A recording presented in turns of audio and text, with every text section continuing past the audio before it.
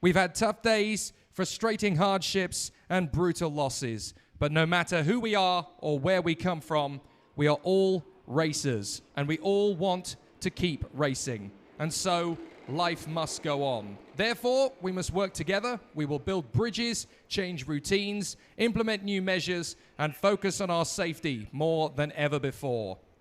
To those who wanted to race with us but are unable to attend due to the travel restrictions worldwide, we miss you, salute you, and wish you health and happiness until you can return to racing.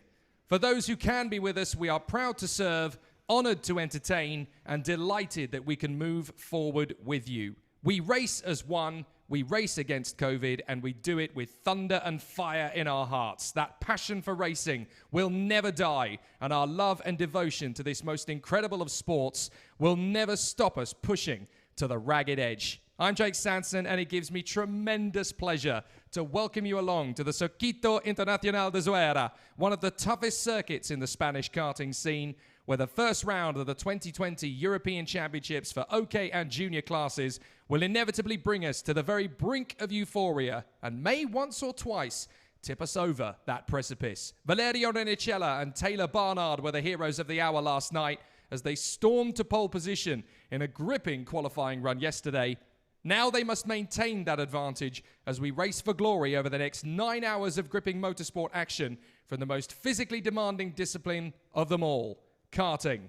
And these are the 9 hours that will set the tone for the weekend and give the drivers a clear indication as to whether they will be strong or whether they will be fighting back. This is one of the toughest race circuits in the world for this discipline, and it's definitely thrown a bit of a curveball amongst the grids in each of the categories as drivers try and find that tiny little gap of allotted time to find across their laps. Qualifying was an interesting one yesterday. A lot of names at the front we were not expecting to see, and a lot of the big names who will be fighting back through the course of supremacy, both in the junior and OK classes. So you should see some rip-roaring racing over the next 9 hours. And that will not even be the final hurrah, because tomorrow is when we will have our pre-final and finals, and that really will be the main event. But the great thing about karting is that racing starts on Saturday morning, and it doesn't stop for another 36 hours. It's going to be amazing to see how these guys continue to battle away, and the racing is going to be frenetic and very, very rapid. So the drivers are getting themselves ready for the first race of the day, and of course that means we will be in operation here at Zuera as we battle for the first encounter. And of course we will start with the junior brigade, and it will be the drivers in groups B versus D that we will greet out onto the circuit first and foremost. The battle is definitely going to be very close, though. After yesterday, we saw a very, very tight run from all of the competitors in qualifying yesterday. Valerio Renicella was the man who snatched pole position by just a fraction of a second yesterday. It's really going to be very exciting indeed to see who progresses forward. But the qualifying heat that is up first is for the drivers in groups B and D, and that puts the Italian star Brando Badoa in pole position in his Kart Republic. The Bulgarian lion himself, Nikola Tsolov, will line up on the front row of the grid beside him, and then we'll have Bruno Del Pino and Tuka Tarpanen on the second row from Alfio Spina and Ian Eichmans, the Belgian, and then the Peruvian Rafael Modanese beside Singapore's Dion Gauda, and then the Emirati Keanu Alajari will line up beside Finland's Luca Samalisto. There is so much talent behind them after the top 10 as well. Timotis Kucharczyk, struggling in qualifying, lines up 11th on the grid. The local favourite, Lucas Flusha, now moving across to the Ricky Flynn Motorsport team for the European Championships, is there on the 7th row. And the likes of new boys Due De Decker and Josh Erfen are in the field as well, along with the likes of Sonny Smith and Gustav Wisniewski. Here is the grid in full. It's Brando Badoa from Nikola Tsolov, then Bruno Del Pino and Tuka Tarpanen, Alfio Spina and Ian Eichmans, Rafael Modanese and Dion Gauda, and then it's Keanu Alajari and Lucas Samalisto, Timotis Kucharczyk and Nico Lemberg, Adam Kowalski and Lucas Flusha, from Ivan Dominguez and Due De Decker, Koskan Erfen and Sonny Smith, then Gustav Wisniewski and Francesco Marenghi, Mickey Magnussen and Nicolas Ambiado complete the grid. 22 drivers in this first heat, 6 laps around the course. And this is a very long circuit, of course, one of the toughest and most intense of the circuits in the category. 1.699 kilometers in length, which is why you only get 6 laps for a heat, because it is very long, very fast. The air temperatures are already up to about 27 degrees Celsius, so it's going to be a very tough day at the office. And the prediction is that it's going to get as high as 37 to 38 degrees by the time we get to the conclusion of the day. And it's certainly hotter in the late afternoon than it is in the morning. So drivers want to make full advantage of this first few races of the day. And they only get one formation lap around the circuit, of course, as well. So Badua and Solov, Del Pino and Tarpanen, then Spina, Eichmanns, Modenese, Gauda, Alajari and Samalisto. They come out of the final turn. Looks like already they are formed up well. Are we going to go racing straight away? Yes, we do, and it's an absolute cracker of a start. No, false start. I do apologize. False start. So a false start is called. Yellow flags around the circuit, and it is full course yellows, of course. So the competitors will go around one more time by the look of it. They're given one formation lap in the European Championships, but obviously we need a second one on this occasion. So just the one formation lap for the competitors, and it will be Brando Badua that forms them up and leads them around in the Cetelar colours of this satellite squad within the Kart Republic awning. There's a fair few of those, of course, including the Rosberg Racing Academy, the Sauber karting team, and there is also, of course, Kart Republic España just round the corner. But there's plenty of great talent within these teams. And of course, we are also going to see the Norwegian star Martinius Stenshorn as part of the Rosberg Racing Academy a little bit later on. And Taylor Barnard for that squad has got pole position in the OK category. So if you're tuning into FIA Karting for the very first time in the European Championships, boy, are you in for a show. Because every single competitor on the current Grand Prix grid, except one or two, I think, have come through this very paddock. So the talent that makes its way through FIA Karting is absolutely sensational. Badua on the inside line, Solov on the outside line, then Del Pino, Tarpanen, Spina, Eichmanns, Modenese, Gauda, Alajari, Samalisto, Kucharczyk and Lemberg in behind, and this time they storm forward. It is an absolutely brilliant start from the front though from Brando Badua. He makes a nice neat work of it as they come up to turn 2. This is the first braking zone on the first lap as the field knits its way through. A couple of drivers running slightly wide, but out in front, no problems at all for Brando Badua in second position behind him. That is one of the Tony Kart chassis. I think that's Bruno Del Pino. Having come through from the inside of the second row. He is right in there for the hunt. And then it is Alfio Spina who has slotted into third position. A good run from the Italian.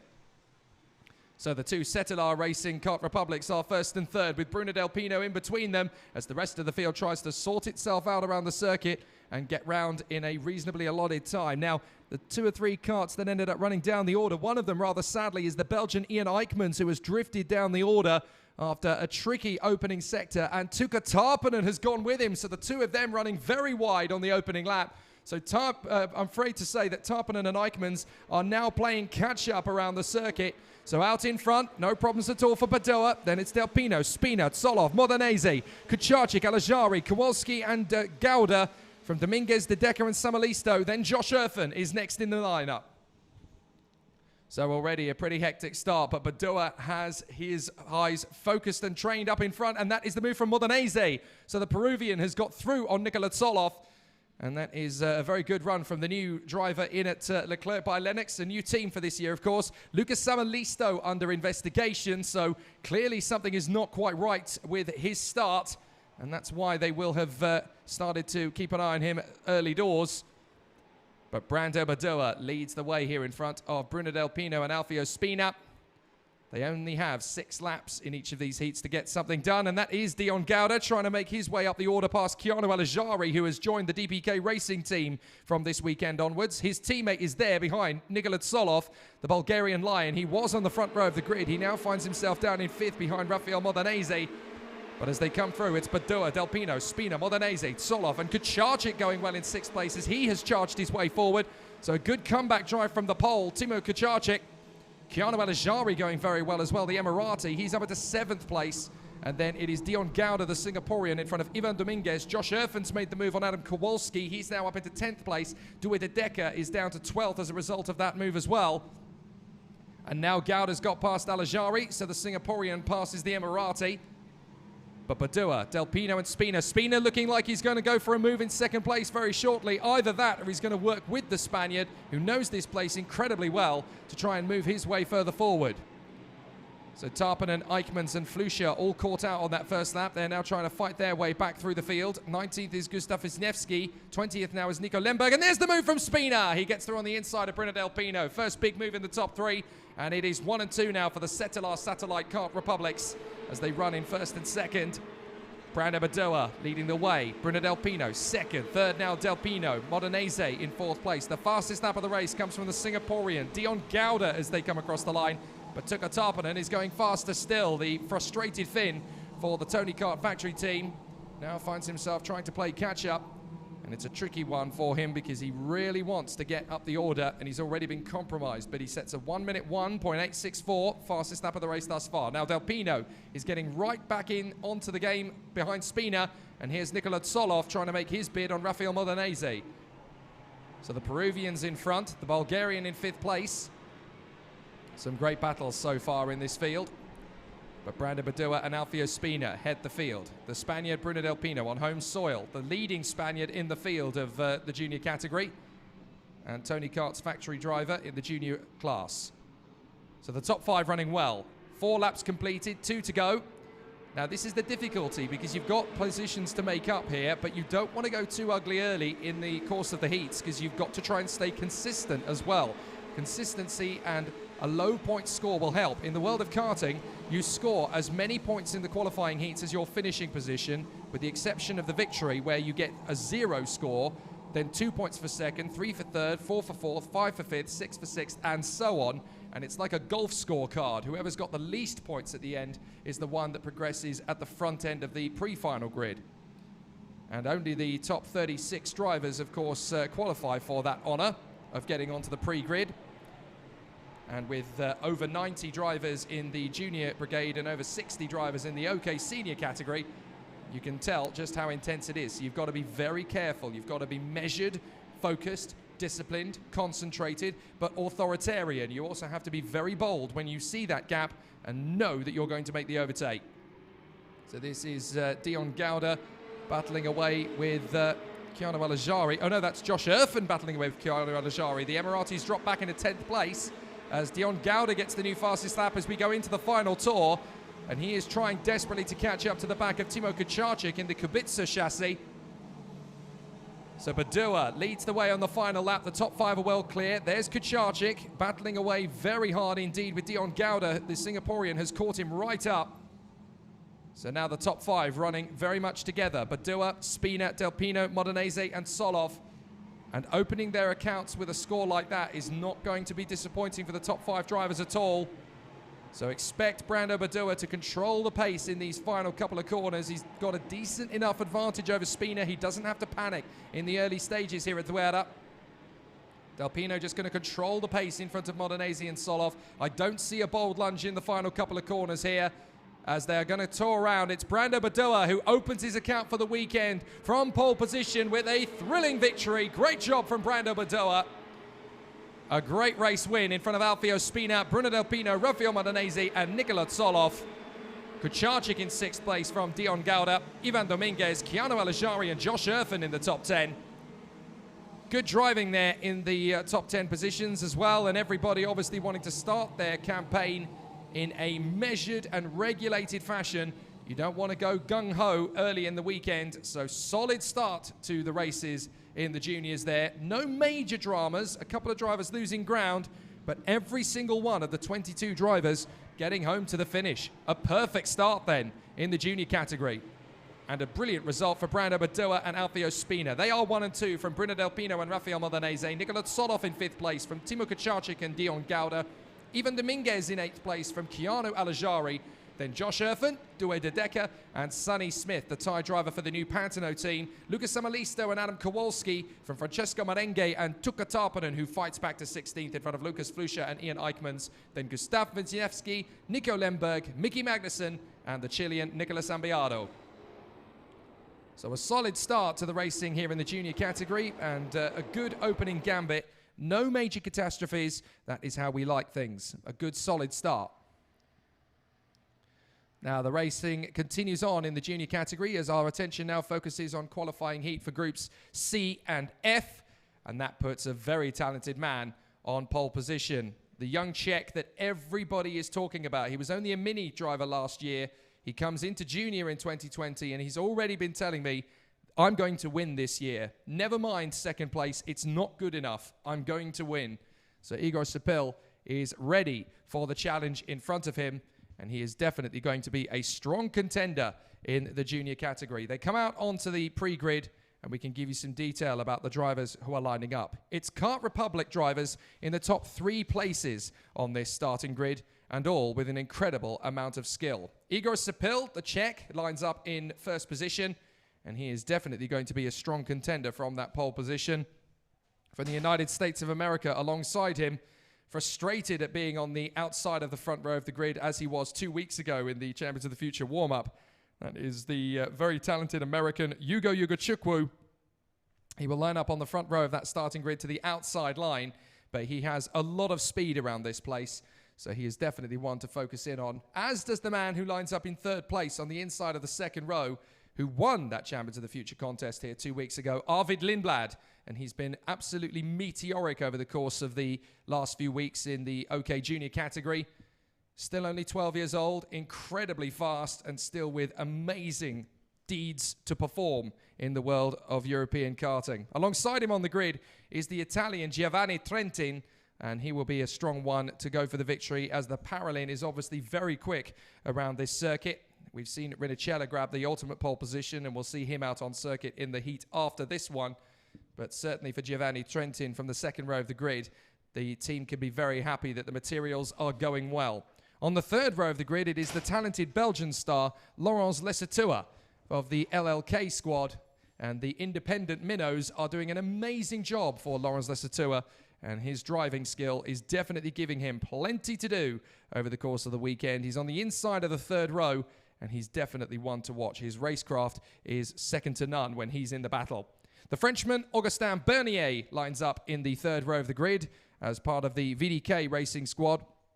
Great to see him in the same place that Victor Bernier was a few seasons ago. And Augustin is making his own very incredible impression on the world of junior racing. In 7th position on the grid, on the 4th row, the rising star from the Xspirit team of France, and that is Arthur Rojon.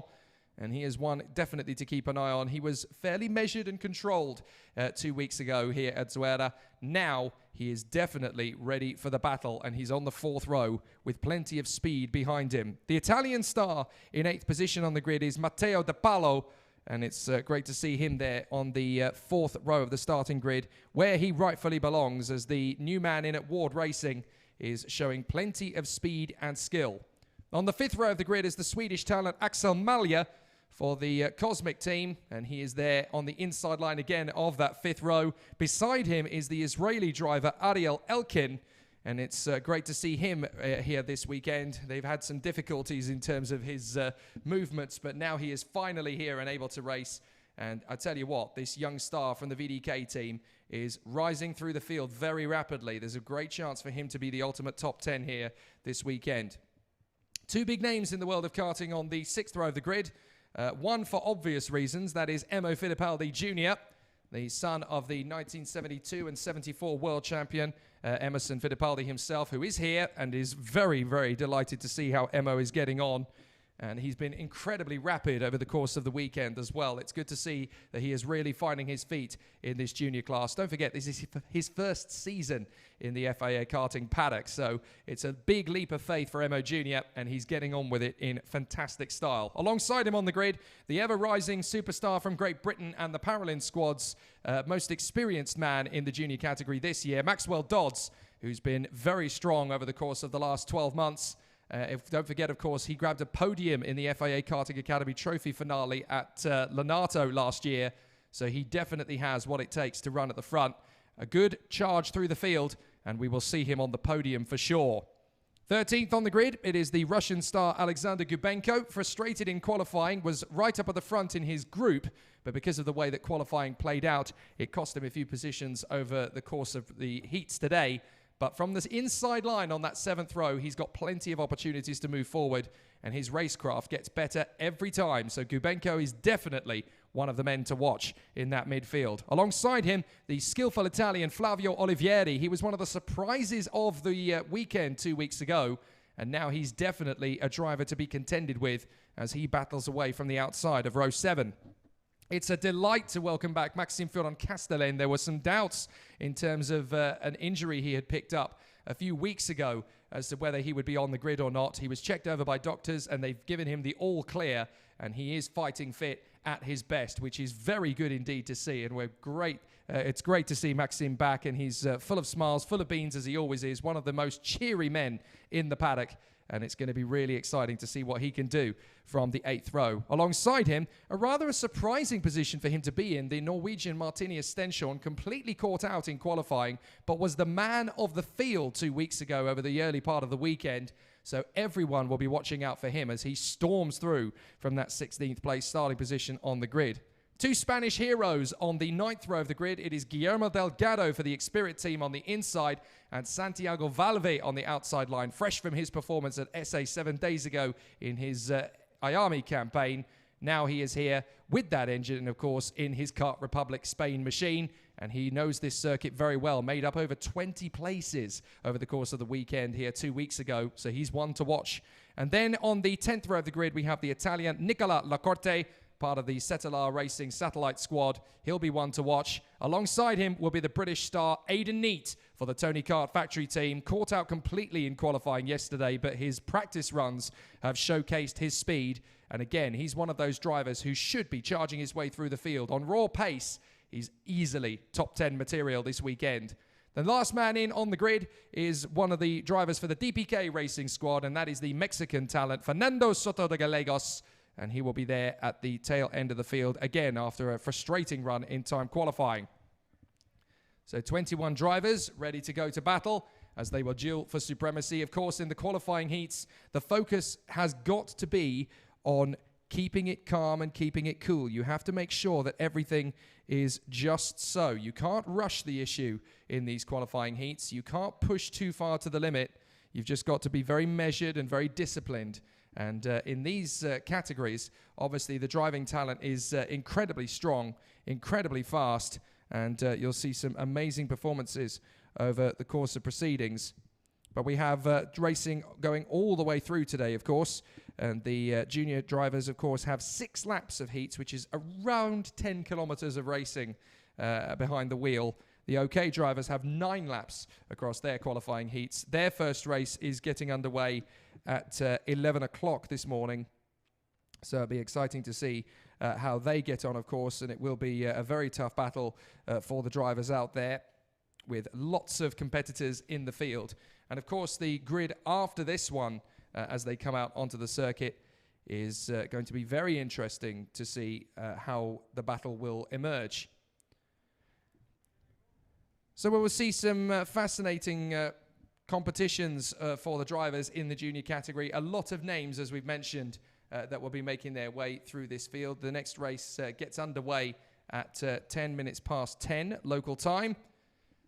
And the drivers are obviously very much chomping at the bit for racing. I've been up and down the paddock over the course of the last 2 days, and it's been great to catch up with old friends, familiar faces, and meet some of the new personalities within the paddock. You get a real sense of the weight of expectation that these drivers carry with them, but also their own personalities. You've got to remember that in the junior category, they are aged between 11 and 14 years old, and they are still developing as people, never mind as racers, during these phases. And you see all sorts of emotions raw and exposed when they're down there in the paddock, and it's fascinating to watch and observe these drivers, these young men and women fighting their way forward. And it's always a very exciting battle. And one of the great things you can say about the FIA karting scene these days is there is a strong increase in the percentage of women coming through. A lot of them have graduated this year from the junior category up into the senior category. and some of them are making their debuts for the first time. You'll see a plethora of strong talent. There are, of course, a vast number of drivers in the junior category who we really wanted to see showcasing their skills out there this weekend, but for various different reasons were unable to. Particularly the likes of Christian Ho, the young Sauber Karting driver. We were rather hoping to have him with us, but sadly it has not been possible. And we know that after his performances last year, not just in the FIA Karting Academy Trophy, where he was the runner-up in that discipline to the Lithuanian Kajas Siksnelis, who is now a senior, of course. Not only that, but he also showcased a brilliant performance at the tail end of the junior category in the European Championships and the World Championship final at Finland last year. But the calendar is still going to be a very strong one. We're really excited about how the FIA karting scene is coming back and just how strong the year is going to be. It will be a sensational battle that the drivers will have over the course of this season. So time to get out your virtual or physical diaries and put the dates in. We're obviously here at Zuera. In 2 weeks' time, FIA Karting kicks off for the Gearbox Brigade, the KZs, the KZ2s, and of course the Academy Trophy, taking place 2 weeks from now in Adria in Italy. A week after that, the OK and OK Junior Brigade continues their journey in the racing scene at Sarno in Italy. So not long, actually, 3 weeks after this one, they return into action once again for their second round. Then it is the first weekend of September that we head to Genk for the second and final round of the Karting's European Championship for the gearbox categories. And then, of course, a week later, we will be at the fantastic Pro Kart Raceland at Wackersdorf in Germany on the 11th to 13th of September for the OK and junior categories. A lot of the drivers really looking forward to that one in a little over a month's time. And that will be the third and final round of the European Championship in this compressed calendar. But it is still incredibly exciting as things currently stand. And it will be fascinating to see how the competitors get on. Then, of course, we go into the latter stage of the season, which will be World Championship time. You can't have an FIA karting season without a run for the World Championship these days. The first of those will be at Lonato, and that will be for the KZ and KZ2 gearbox categories as they return to the scene of the showdown last year, where we saw a fantastic battle and the Dutchman Marin Kramers and Birolart crowned world champions. Will return to that circuit again on the 2nd to 4th of October. And then the World Championship for the OK and Junior categories will take us to the thrilling Portimao circuit on the 6th to 8th of November. So it is a compressed season. Obviously, it's been a long time since we were able to go racing in the FIA karting paddock, but we certainly still have a full and exciting calendar of racing to give you, and it's definitely going to be action-packed all the way.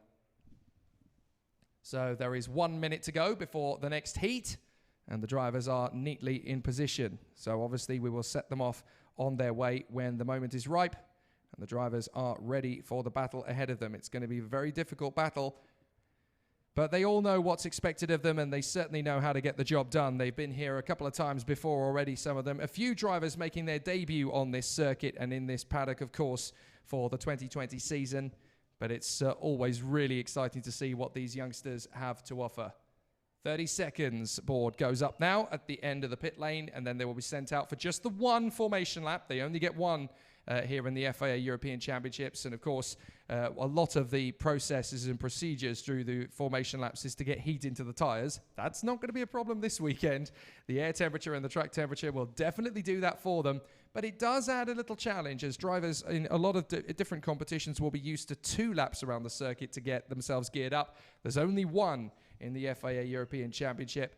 So let's see what they have to produce. Out of the pits they come, and we can talk you through the grid in full. It's Igor Sapil and Yugu Chukwu on the front row of the starting grid. Second row, it is Arvid Lindblad and Giovanni Trentin. Then it is Laurence Lesatua and Augustin Bernier, Arthur Rogion and Matteo De Palo, Axel Malia and Ariel Elkin from Emo Fittipaldi Jr. and Max Dodds. Then Alex Gubenko and Flavio Olivieri, Maxime Foron Castellane and Martin Estenchon, Guillermo Delgado and Santiago Valve, Nicola Lacorte, Aidan Neat and Fernando Sotogallegos.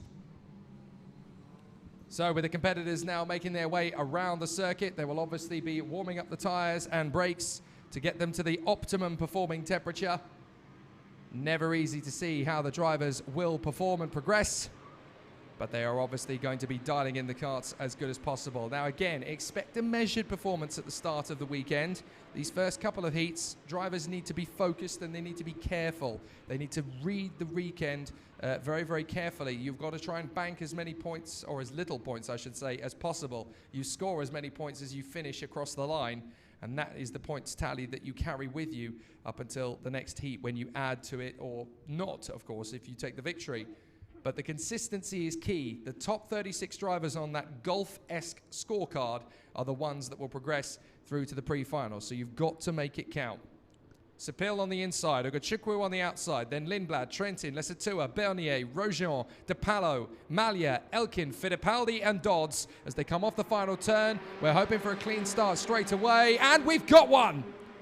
Brilliant start. Sepil goes into the first corner. Lindblad and Lesatua trying to pull past Ogachukwu on pure speed, and they've managed to. Brilliant start from the inside line as always. So the top three is clear cut. Sepil, Lindblad and Lesatua in front of Ogachukwu, and it's a clean start.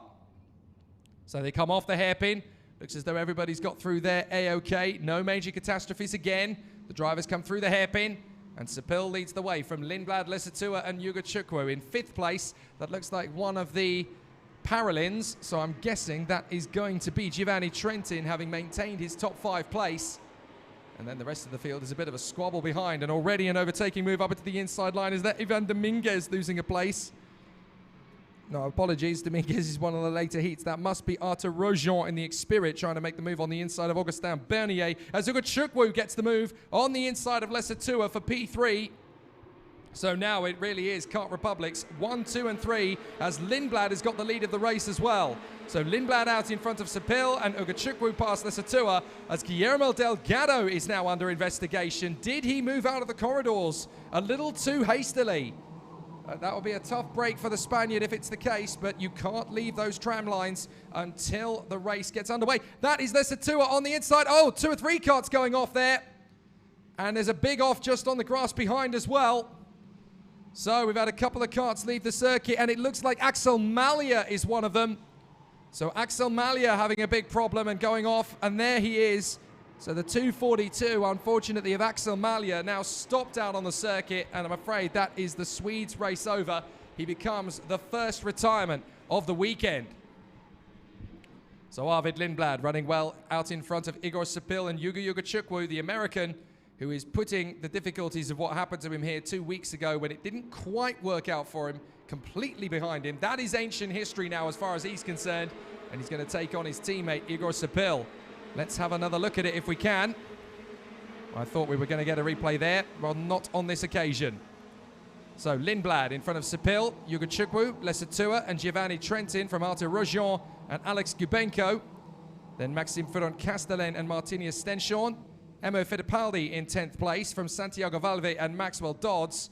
Then it is Ariel Elkin and Aidan Neat from Nicola Lacorte.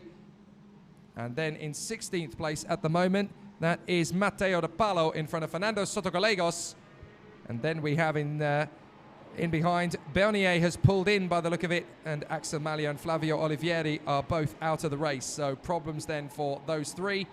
Guillermo Delgado is now out of sync with the rest of the field. He's dropped down about 0.6 of a second off the back of the field. And it's not great anyway that he's already under investigation. So as the drivers out in front, the trio of Kart Republics come off the final turn and complete the half-distance mark. 3 laps done and 3 to go. It's Lindblad that controls the pace in front of Sepil and Ogachukwu. But Sepil's going for the lead on the inside line into the hairpin, and he takes the lead. No problem at all for the young Czech as he moves his way forward. Now Lindblad trying to keep Ogachukwu at bay. It's not going to work. The American storms forward as Alexander Gubenko gets the fastest lap of the race further back. And so Sepil into the lead, Ogachukwu in second, Lindblad down to third. Well, it's clear that there's no team orders, but plenty of rivalries in-house as the Kart Republic trio have a little bit of a squabble between them. Sepil getting through, Ogachukwu getting through, and there is the stranded kart off the circuit there of Augustin Bernier, I believe it was. No, sorry, that was a Tony kart, so that's Flavio Olivieri, but you can see the stranded machine of Axel Malia in the background as well as the field works its way through. Looks pretty neat and tidy through the rest of the field. That's the battle between Fernando Sotogallegos and Guillermo Delgado out of the final couple of corners. But onto the main straight, Igor Sepil leads the way. Ugachukwu and Lindblad are catching him on pure straight line speed, though. It is easier to catch than it is to be catched. So down into the hairpin. Was that a late lunge from Giovanni Trentin to have a look there on the inside of Lesatua? No, actually, it was Arthur Rojon trying to get the move, but Lindblad gets past his teammate regardless, as Arthur Rojon gets the fastest lap. Lindblad gets in a second back past Ugachukwu, and they set off after their Czech colleague. So Igor Sepil continues to lead the way. And they come off the turn on the straight. Oh, and a mistake from Ugachukwu. He drifts wide, and now he's going to have to defend from Lawrence Lesatua, who gets him right on the inside on the switchback. Ugachukwu continues on the inside line, holds the move, and it looks like Rojon trying to get his move on the inside line and gets there. Lesatua is now trying to keep the door firmly shut. Well, that was one way to get through, but it's not quite cricket from Alexander Gubenko. He goes straight over the grass there because he knew that Lesatua was going to hold him at it. So he comes through, and, well, that looked like an overtaking move to me on the grass from Gubenko. So into the final lap, and Rojon is trying to take on Ugachukwu for third, but these two are battling away for the victory. Lindblad and Sepil. It's a rerun of 2 weeks ago as a big challenge now. Gubenko loses out to Lesatua. So Lesatua gets the place back. And Rojon now finds himself in third place as Martinius Stenshorn charges his way into the top 10. Now Sepil defending heavily to Lindblad. This is like a final between these two. But then, of course, there is already folklore between these two drivers. 2 weeks ago at Zuera, they duelled for the victory. And it was Lindblad who got it in front of Sepil. So Sepil is controlling his pace. Lindblad is trying to find a way around the outside. He has to get the switch back to tuck in on the inside line. And there's space. Sepil trying to cut him off. And Igor Sepil holding him at it as they come through the final few corners. I'll tell you what, there's definitely a tight duel between drivers in the same team in the FIA Karting paddock, as Igor Sepil is going to come through the final turn and claim victory in front of Arvid Lindblad. Sepil gets it, Lindblad in second, and in third, it's Rojon just in front of Ugachukwu at the line. My goodness, that was close. And Laurence Lesatua coming through in fifth place in front of Stenshorn, Gubenko, and Furon Castellan, who fights back to 8th position, making up 7 places in front of Giovanni Trentin and another hard charger, Santiago Valve. Absolutely brilliant racing.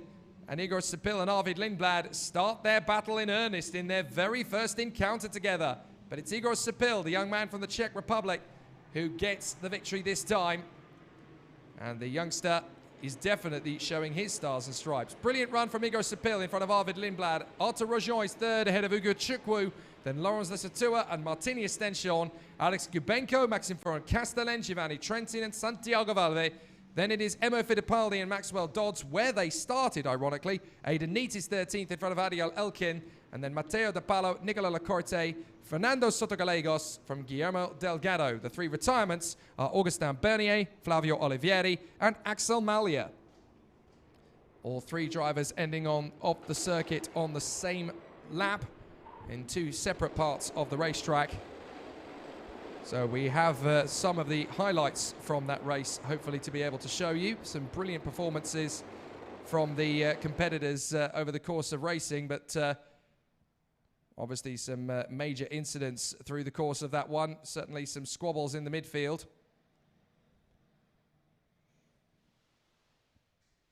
So the drivers will battle for supremacy in the OK Junior qualifying heat. So let's have a look and show you what was taking place in the final stages of that last heat. Some brilliant performances from a handful of the drivers towards the sharp end. Let's take a look at the replay of some of the action from the previous encounter. This is the moment we saw the rivalry between Sepil and Lindblad get very close quarters. Look at how close they got as Lindblad tried to squeeze through, but Sepil absolutely authoritarian, not allowing any moment of gap or weakness to creep in. So absolutely fascinating stuff between those two. And that really was quite spectacular how they managed to get that one done. So Sepil versus Lindblad got very close at the end of the race there. But how about that with Rojon and Ugachukwu as well? They got very close to the line. So fantastic performances from the drivers. And we had some totally exceptional performances. So the drivers continuing into the next encounter. The next heat is going to be very interesting indeed from the junior perspective because it lines up the drivers from groups A and E, and they will go to battle. And what a front row. The youngster who is brand new to the FIA karting scene, who grabbed a brilliant pole position in yesterday's time qualifying, Valerio Rinicella, takes his place at the front end of the field after pole position yesterday, and the new star for the Paralin team is hoping to carry on the mantle left at the squad by Gabriele Mini in the past. Valerio Rinicella could well be their new Italian star. Alongside him on the grid is the very talented British ace William McIntyre, who is very strong now, having made the switch across to Leclerc by Lennox. He made the switch in the last week and a half, and it's been great to see him put on some fantastic speed with that team, and is already up at the sharp end. And unlike a lot of the other drivers in the field who quite carefully obviously wear their branded thermals or whatever it was, Will McIntyre has a bit of a habit of wearing his beloved Liverpool FC shirt under his racing overalls. Very, very proud and passionate fan of the team. And he absolutely adores his football. And it's great to see him put on such a fantastic show at the front end of the junior field. Karol Pazovic, the Polish driver, is back after frustrations 2 weeks ago where time qualifying did not go according to plan. He had to spend the entire weekend fighting back through the field. Now he's at the front end of the field. Qualifying went beautifully for him, and now he can do what he does best: march forward with plenty of confidence. And he is definitely one of the favourites now for this weekend. Alongside him on the grid, the very talented Frenchman Evan Guilter, who is now the Lone Ranger within the Sony Kart squad. And it's always very difficult to be basically a lone star within a squad. You don't have teammates to compare data with. You don't have anyone to help you out in terms of time qualifying or gaining a tow. It's always very tricky. But Evan Guilter is one of those very strong forces who can make the difference count. Third row of the grid, the very talented young star from Jamaica in the Kart Republic squad. That is Alex Powell, who was one of the most impressive minis over the last 3 years that I've ever seen race.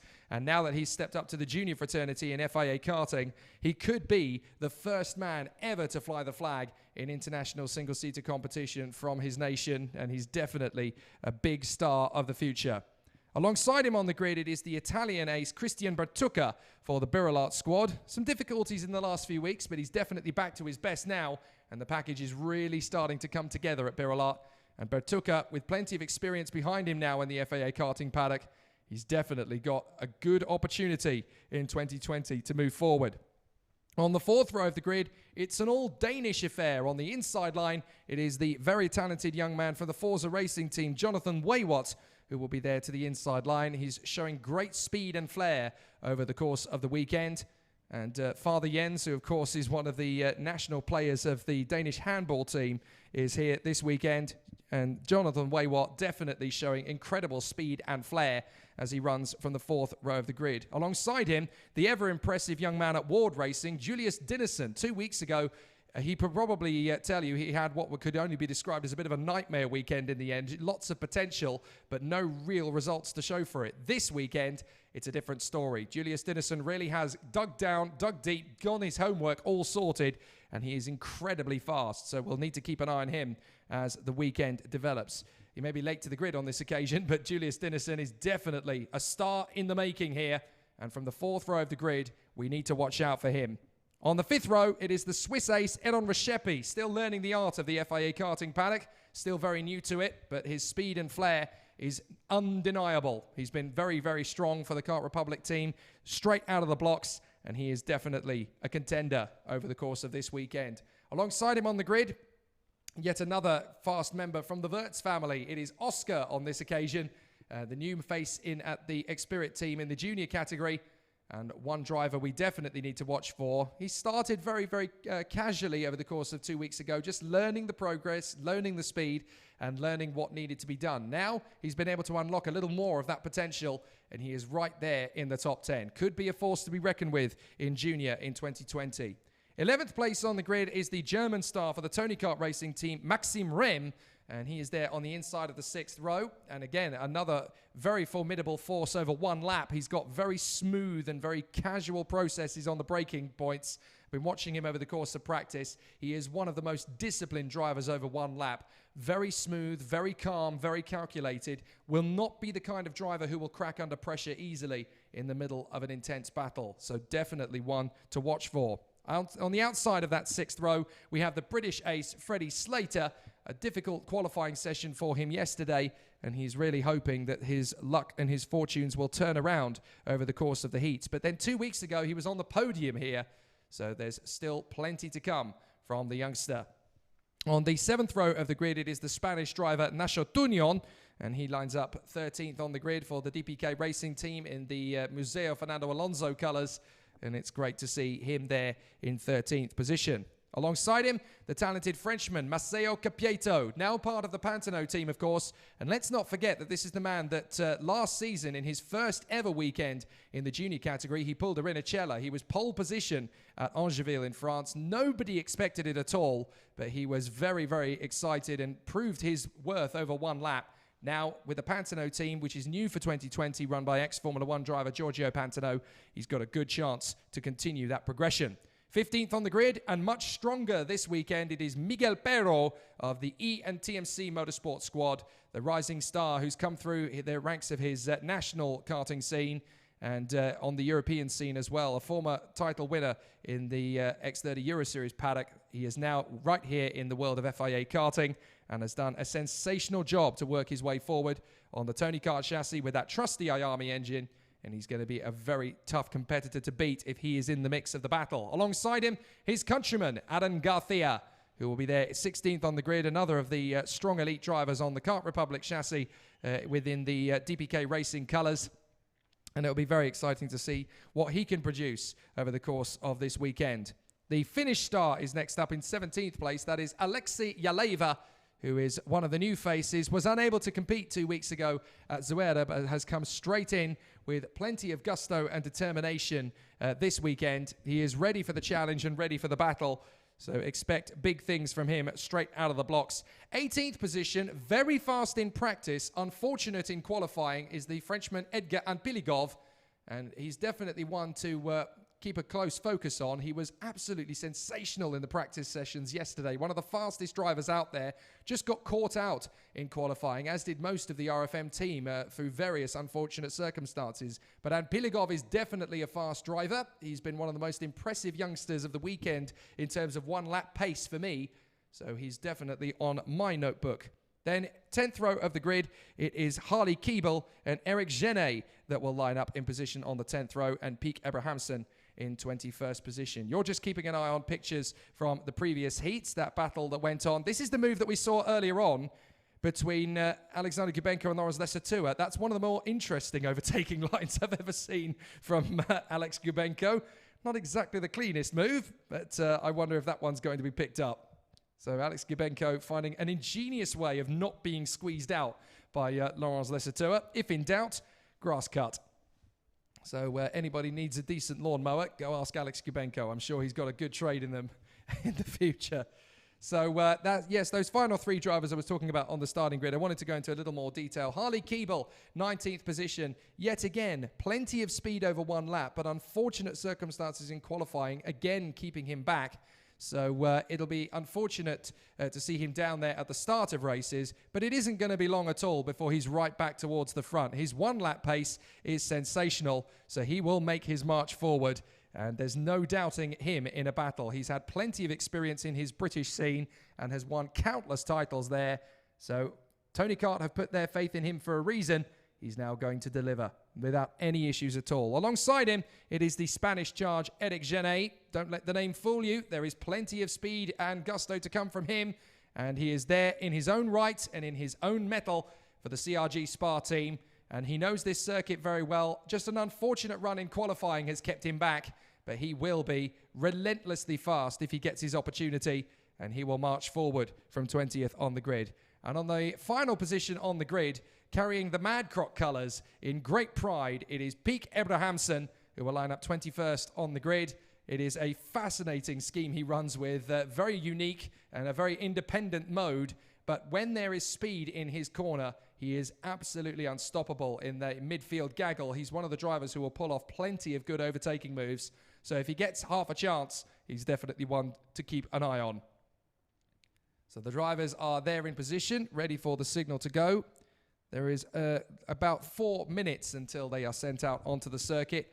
Long gaps, unfortunately, between each of the races, but obviously there is a slight concession that needs to be explained about this, because obviously we have to make sure that everything is correct in terms of procedure. We're obviously keeping an eye on things like mandatory mask wearing, social distancing, sanitization. The processes are a little bit different, of course, in 2020, and it just means that the timetable has to be a little bit further extended between races. But what it does give us is still the racing in the style and the mode that we have come to expect. It's a small price to pay, in my opinion, because the racing is still legendary, the driving standards are still high, and it's still the sport we love. Why do we love karting as much as we do? Well, because there's nothing else like it. There's a reason why all 20 drivers on the current Formula One grid, 21 if you count Nico Hülkenberg returning, have all made their way through the worlds of karting, whether it's in their national, regional or domestic scene, or in the international paddock right here, as many of the current F1 drivers did in this very paddock. The reason is because it teaches you everything you need to know about racing any form of racing car you're ever going to get. Or, of course, it's going to start you on that journey to become the king of the sport. So many have come through the world of karting, and it has proven to be the toughest test. It's no mistake why Ayrton Senna, the great Brazilian world champion, named a karting rival, Terry Fullerton, as the greatest driver he ever raced against. It's not by accident, it's on purpose. These guys really do race harder and tougher and more physically and mentally demanding challenges ahead of them than you're going to face in any car. It's very, very tight. You've got to take into consideration, in this class in particular, these guys are aged 11 to 14. They are millimeters off the ground, and they are strapped into a car that power-to-weight ratio is about the same as a Formula 4 car. So these things are incredibly quick, and these guys obviously have to push pedal to the metal. They're dealing with G-forces, extreme battles. Every time you turn the wheel, every time you hit the brakes, your body is taking an intense pounding. The physical training regime is frightening if you're somebody like me who genuinely doesn't get in for that sort of thing. But these guys, aged 11 to 14, it's their day-to-day. It's their bread and butter. And why? Because there's no greater thrill and no better experience than being flat out to the limit in these machines. It really is the most exciting thrill that a lot of drivers cope with. I was actually speaking to one of the top drivers within this paddock last year, Kobe Powells. He was telling me about a car test he did, and I said, "Did you enjoy it?" And he said, "Not as much as karting, I'll be honest. It wasn't anywhere near as much fun." And that's the thing, you know, drivers really do get the ultimate experience in the world of karting, and it starts right from day one when you're in a Mini 60 or even a smaller kart than that. And these guys have risen through their local, regional, domestic, national competitions, and they've come through to the world stage, and there is a reason for that. They've worked hard, they've pushed for it, and they have deserved their place on the grid. They don't just represent their team or their families when they come out here to the FIA European Championships. They also represent their country, and they do so with great pride and great thrill. For a lot of these drivers, this is their first major test out of their little comfort bubble that they have back home. So this is a big opportunity. And when you consider that there are names on the grid that carry all the way through the worlds of Grand Prix racing, sports cars, Indy cars out in America, and through the various forms of motorsport, the names that they watch week in, week out on their televisions in various forms of motorsport worldwide, they came through this very paddock. So the weight of expectation is obviously high, but also the opportunity to showcase their skills to the world is exposed for all to see. So the drivers will get out onto the circuit, and it will be the pole position sitter from time qualifying, Valerio Rinicella, that leads them out. 6 more laps around the Circuito Internacional de Zuera await them. And it's Valerio Renicella and Will McIntyre on the front row of the grid, from Karol Pazovic and Evan Gilter, Alex Powell and Christian Bertucca, then Jonathan Waywat and Julius Dinesen. Then it is Aaron Rescepi and Oscar Wirtz, from Maxim Rem and Freddie Slater, Nasha Dunion and Maceo Capieto, Miguel Beiro and Aaron Garcia, Alexei Yeleva and Edgar Anpiligov, Harley Keeble, Eric Genet and Peik Abrahamsen. So as the drivers make their way back out onto the circuit, this time for their first race of the week, the drivers know what's in store. 6 laps, intense high temperatures as it continues to climb up. It's currently at about 26 degrees Celsius air temperature, which means the track temperature is going to be about 41, 42, which is about what the air temperature was at the end of yesterday. So you can just imagine how intense the heat has been for everybody. I've seen more bottles of water drunk than there is in the entire Pacific Ocean over the course of this weekend. Almost an exaggeration, but nearly. So a battle for Valerio Renicella and Will McIntyre from that front row of the grid. Only one formation lap, of course, in the FIA European Championships this weekend. So the battle is raging right from the get-go. Renicella and McIntyre on the front row. Then it's Pazovic, Gilter, Powell, Bertucca, Waywat, Dinesen, Rescepi, Wirtz, Rem and Slater as they come off the final turn. Let's see if this is going to be a clean start straight away. It is! We're racing straight for the first corner, and it's a big bold lunge from Will McIntyre to cut across on Gilter, and right in behind him comes Karol Pazovic. Bold start from McIntyre though, straight into second place. He's not going to lose out from the outside line. He pulls right across and maintains his position. And now he's going to protect the inside line to ensure that Pazovic can't get through. So a nice defence, but out in front, Renicella has already struck gold and got a decent advantage as McIntyre defends valiantly to Pazovic. The field squabbles its way through that long sweeping hairpin which shuts down on the exit. And now they get back on the power. McIntyre already defending that second place in the Leclerc by Lennox. So he holds his line all the way throughout. Good squabbling further back in the order as well as drivers continue on their way through. 4th position, that is one of the Kart Republic chassis. That's got to be the Jamaican Alex Powell, who's made his way through nicely. Now the move comes from Pazovic, and Powell gets there as well. McIntyre struggling to defend it, and looks like he might lose out again to the Birolard behind. But on this occasion, he's able to hold it as Christian Bertucca cannot quite pick up the slack. So Renicella, Pazovic, Powell, McIntyre, Bertucca now trying to make his bold lunge on the inside line. Several drivers swarming around there to protect. And McIntyre is absolutely desperate to keep Bertucca and Gilter at bay. Manages it for the moment into the hairpin. But you can tell that Bertucca's getting frustrated. Now comes Evan Gilter. He tries to get up the inside line. Can't get there. John Waywat, the young Dane, is next in line. And then it's the Swiss, Aaron Rescepi, who's made a terrific start in front of Julius Dinesen and Maceo Capieto. Then Maxim Rem, Freddie Slater. Peik Abrahamsen has made up some places and then lost out again, with Eric Genet falling down the order as well. But it's Nasha Dunion, Harley Keeble and Miguel Beiro that are making good moves through the field. As Bertucca now gets past McIntyre, Gilter's trying to get stuck in as well, so too is John Waywat. So the field squabbles away in the final section of the lap.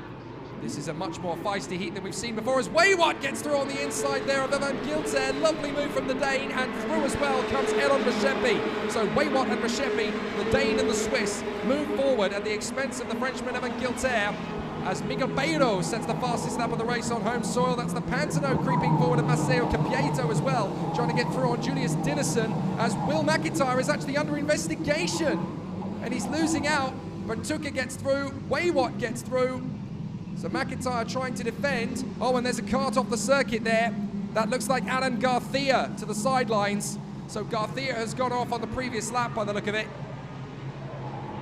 So an unfortunate set of circumstances there, but a bold lunge on the inside of McIntyre. That's the move again from Waywat, who finishes the job, and Gilter gets through as well.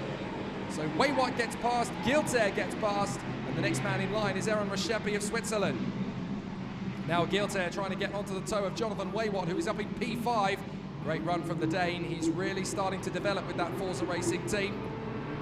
And in 3rd place, that is Alex Powell, who has got right onto the toe of Karol Pazovic. This young Jamaican in 3rd place, definite talent to come. There's Aaron Garcia. His day is already very much compromised as he is out of the race. But watch out for Alex Powell here, tucked up behind Karol Pazovic. He's set the fastest lap of the race, the young Jamaican. And Now he comes up to the hairpin. Is he going to get his bid to come through? Not quite yet. Karol Pazovic is still nice and firm in position. John Waywatt's lost a few places now. The Dane has ended up losing ground. Giltair, McIntyre, Reshepi, Dinesen and Slater have all managed to get through. So that's the Dane down to 10th position for the moment at the half-distance mark. There's still some good squabbling through the pack as drivers are trying to make up place after place. So Alex Powell still working hard behind Karol Pazovic, looking for that elusive second place. That's going to put him on peak with his teammates from the previous heats. But Rinicella controls the pace in the parallel up front. That perfect start has really given him a good bit of a gap in front of Pazovic and Powell.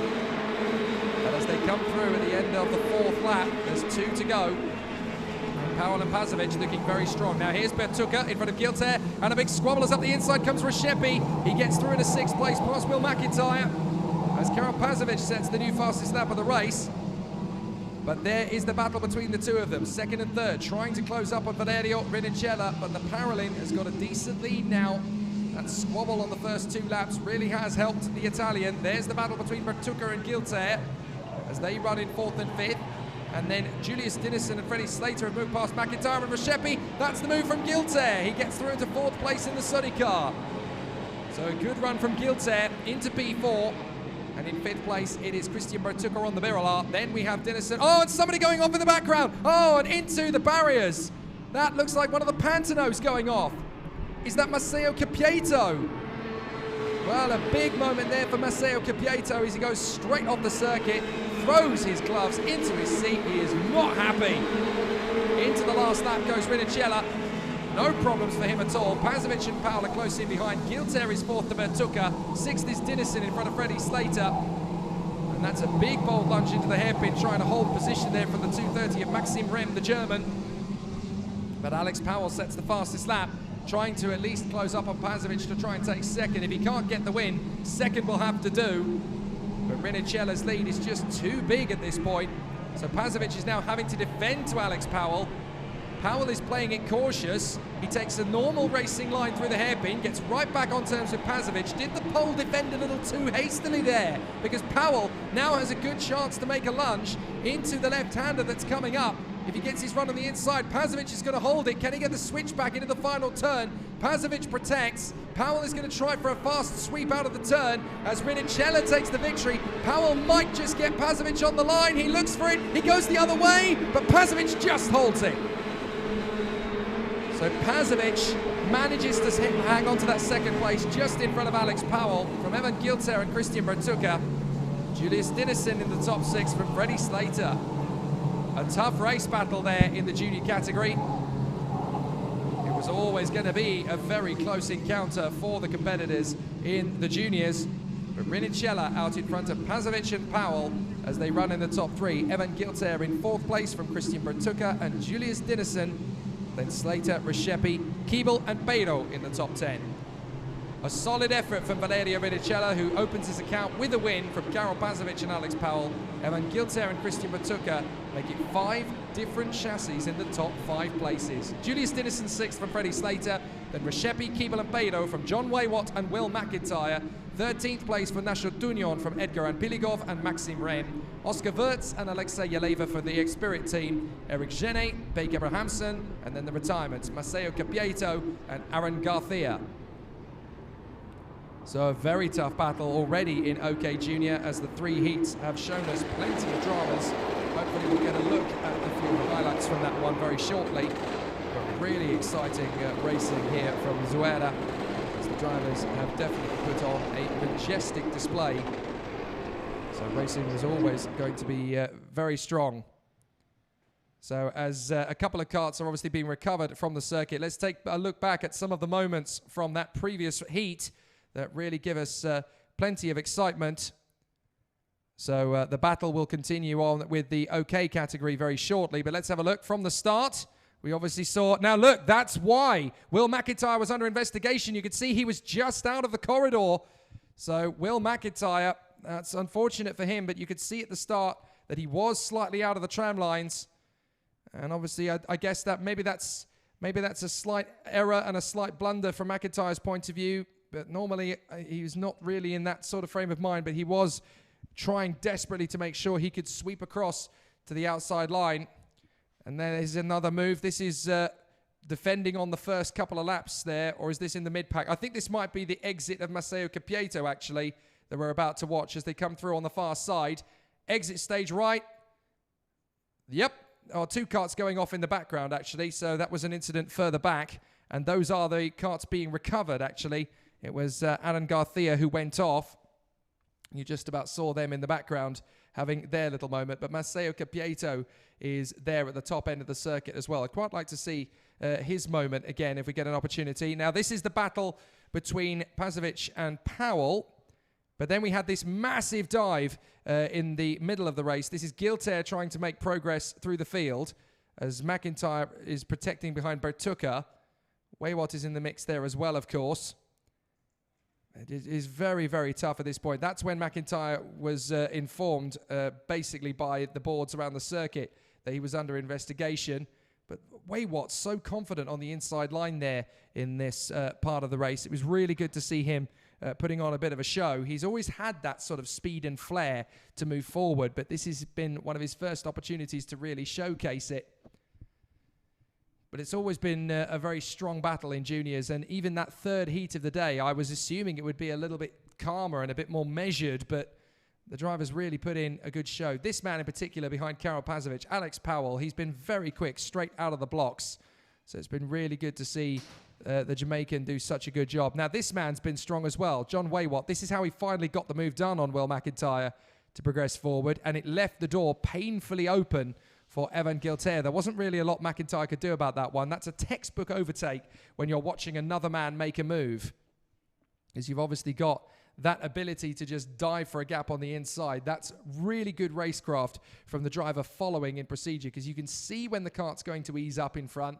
You can see also when the kart's going to go wide. You just need to keep the throttle open, blip it just a little bit to gain track position, essentially. Now, I think we're about to build up to the moment where essentially Matteo Capieto ended up getting spat out of the queue. This is when you've got so many drivers battling for a decent position. And the difficulty is as well, you're looking at 4th and 5th place here, Bertucca and Gilter. They have stretched out a gap. They've pulled away from the karts in behind. Gilter is able to get his move done on Bertucca with no pressure at all from the drivers behind, because he's got space to make that conviction of a move. So it's nicely done. But you've got this queue of drivers developing behind of Dinison, Slater, McIntyre, Reshepi, Waywat, Keeble, Beto, Rem and Capieto. And it was Capieto that got spat out of it, essentially because it got so close and so tight in the middle of that gaggle. I'd quite like to be able to see Capieto's exit again, because it's at a very fast point of the circuit as well. You don't really have any control over that particular moment. This is where he lost it. Look, you've got the karts coming towards you, and all of a sudden, the photographer's going to have to make a pretty quick move from that position as well, which they did, because all of a sudden, a kart is coming straight for them, passes the position, and goes straight off, almost goes straight into Aaron Garcia's kart, but Matteo Capieto's reaction is instantaneous. He clearly feels he's been hard done by somebody in the pack, and he's straight away, well, I wouldn't repeat that one, ladies and gentlemen, but in the intensity and the adrenaline of the moment, he probably isn't aware that there's a camera on him. I know it's a family broadcast. I do apologize on his behalf, and I'm sure he will later. But a very angry Matteo Capieto, and if he feels hard done by, then it's easy to justify his emotions on that one. But it was very, very tough, as it always is, of course, in the FIA karting scene. It's never easy to run at the front in these competitions, and this is the last real bid you can see there from Alex Powell. He has a really good go at getting past Karel Pasovic at this point. Pasovic is the defender. He's trying his best to hold his line. Powell is holding all the cards here, because Pasovic is desperately trying to protect. Look, he's trying to look around. Where's Alex Powell going to go? Is he going left? Is he going right? And he's second guessing. So if in doubt, he just holds the kart to the inside line. He's not going to allow Alex Powell any gap on that inside, because that's the easiest route through. So everywhere Alex puts the kart, Karel is there ready to protect it. This is what he learned 2 weeks ago from being in the middle of that gaggle as well. He learned from having to fight his way back. So it was well protected. Even though they managed to go side by side at the line, Pasovic knew by that point that he had that 2 or 3 kart lengths advantage that was just going to guide him to the finish line. Very nicely and measured, very nice and measured from the pole. He did a really good job of keeping that one together.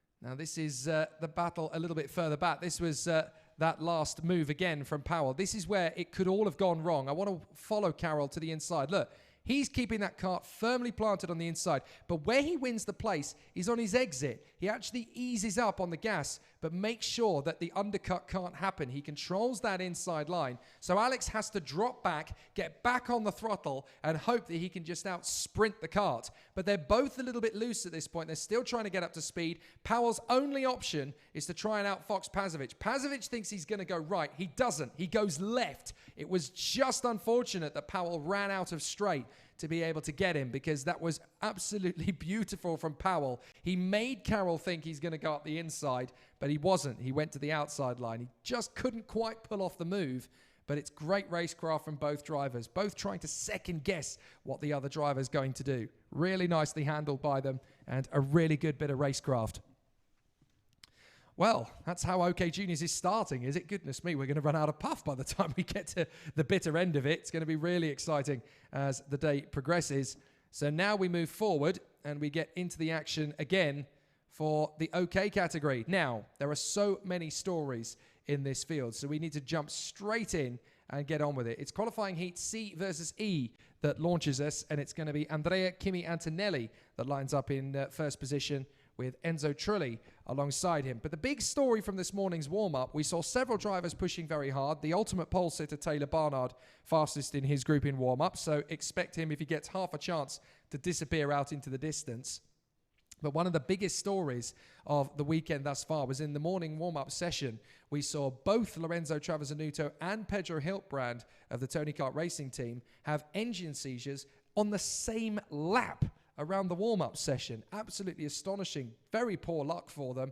And it means that essentially now the team, to a certain extent, is on the back foot, because they now need to figure out, you know, why the engine seized at that moment, at the same time for both karts, especially considering that in the same session, Joe Turney suffered no issues like that at all, their teammates. So it's an interesting one, and it's just the worst possible kind of luck, especially when you consider that Pedro Hiltbrand has already had his fair share of bad luck in the 2020 season. His campaigns have already been plagued by misfortune, and he's carrying a little bit of discomfort from an earlier rib injury sustained this year.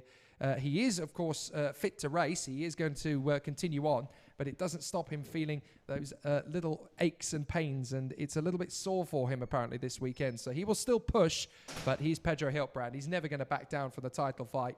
And he really wants to make sure that his move to Tony Kart gives him the chance to take back that glory he had 4 seasons ago when he became European and world champion in the same season, which is, of course, something Lorenzo Travasanuto did very nearly 12 months ago.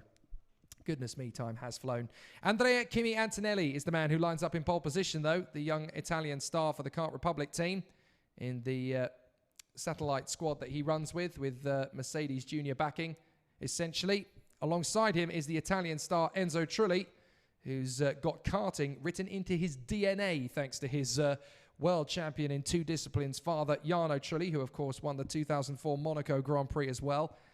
Nikita Bedrin, the Russian, lines up in the second row of the grid on the inside line. The Russian on his Tony Kart, part of the Ward Racing team. He made the switch from the factory team, actually, at the end of last year, and he seems so much more confident, so much more calm, more settled in the team, having stepped up to senior. He looks really, really fast out there. He was always quick before, but now he seems to have taken on a much more chilled and laid-back attitude to bring with it, and it's made him a more rounded athlete. I'm really excited to see what he can do in 2020. Alongside him is the Italian Luigi Coluccio, who has made the switch across to the Cosmic team for 2020, and it certainly seems to be serving him well. He's very fast, incredibly rapid, and right up at the sharp end in the first weekend of the season here in Zuera. Now, 2 rising stars with Formula One connections now in the third row of the grid. Lorenzo Patrese, who's been one of the stars of the Italian circuit in years gone by and is now really establishing himself as a big name in the world of senior OK karting. He's there in the third row on the inside line. And then on the outside line for the Sauber karting team, that's where the Formula One connection comes from, is the Polish driver Oli Pilka, brand new in the team and very much enjoying European and domestic competitions in X30 prior to this. Got the chance to jump into Sauber in seniors for 2020 in the OK category and jumped at it. And he's already been able to showcase incredible speed and flair. And we're all, of course, still waiting for that second pole in Formula One after Robert Kubica. Is Ollie Pilker destined to be that man? You never know.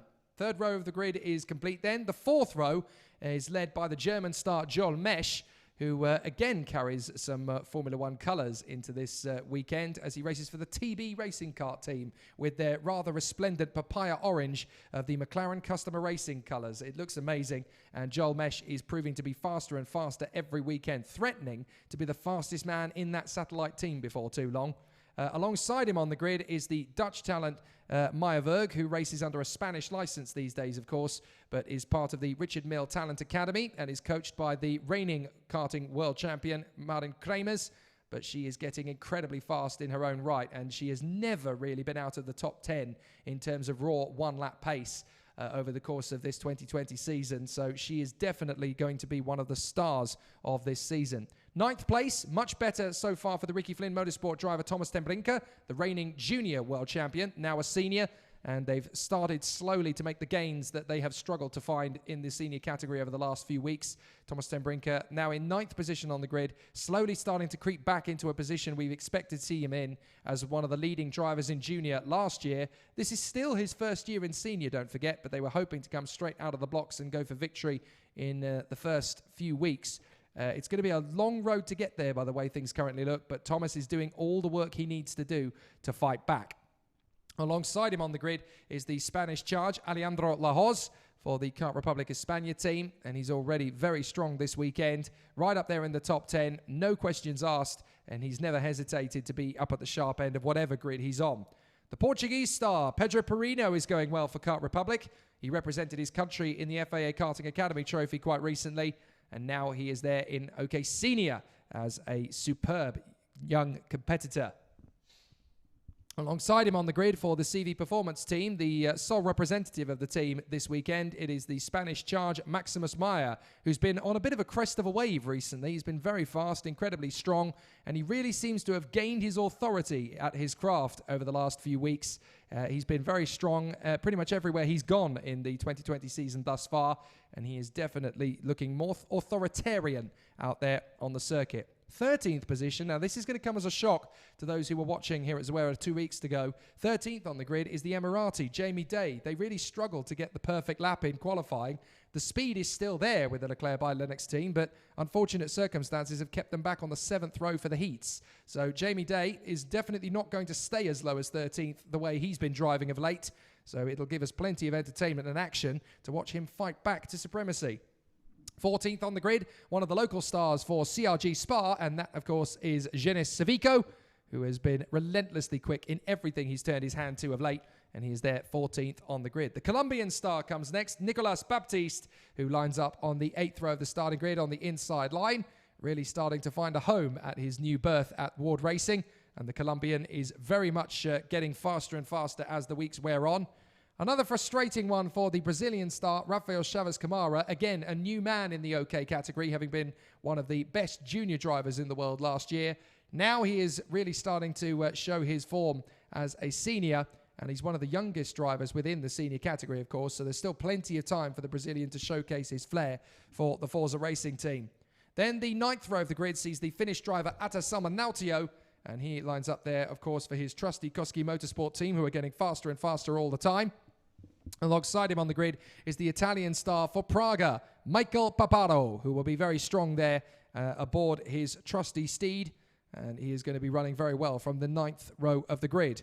Then, to round out the top 20, it is a pair of Finns, Emili Koivisto in the Koski Motorsport team, and alongside him on the grid, it is Rasmus Jutsemis on the CRG. Great to see him having made the switch, and he looks very much at home in the new berth.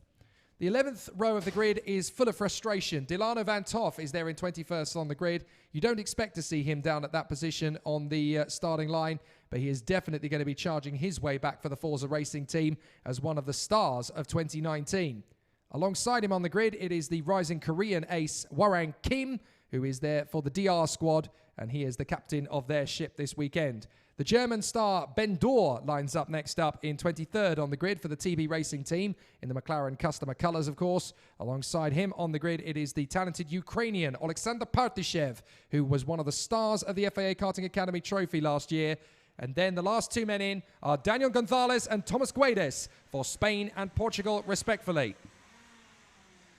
So the drivers head out onto the circuit, and it's Andrea Kimi Antonelli from pole position, Enzo Trulli in second place from Nikita Bedrin and Luigi Coluccio, then Lorenzo Patrese and Olli Pilka, Joel Mesh and Maya Werg, and then it's Thomas Tembrinka and Alejandro Lahoz from Pedro Perino and Maximus Maya, Jamie Day and Genis Vico, Nicolas Baptiste and Rafael Chavez Camara, Atasama Nautio and Mikko Paparo, Emily Koivisto and Rasmus Yudsemis, Dilano Van Toff and Warren Kim, Ben Dorr, Alexander Partyshev, Daniel Gonzalez and Thomas Guedes. 26 drivers, 9 laps of the course, approximately 15 kilometers of racing. These are the guys who are the kings and queens of the sport as they will rise to supremacy. Direct Drive Elite are here this weekend. They will all battle for the victory. Up at the front end, some very big names. Antonelli, Trulli, Bedrin, Coluccio, Patrese, the new men in as well, Pilka and Mesh. And then you've got the established talents of Maya Werg, Thomas Tembrinka and Alejandro Lahoz, all with points to prove. Maximus Maya and Jamie Day wanting a decent result from just outside the top 10. And of course, watch out for the charge forward from Dilano Van Toff and Ben Dorr, who are towards the tail end. Alexander Partyshev should have a strong run as well in the Ward Racing team after such flair in 2019.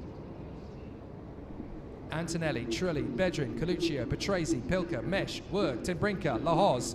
They will come out of the final turn with only one formation lap, and we are hoping for a successful and clean start. The drivers will be waiting for the line, and it's a good start. Away we go. The outside line charges to the inside line to get a good start, and as they sweep through turn one, Antonelli holds the advantage. Patrese trying to creep through to third position, and he's done it.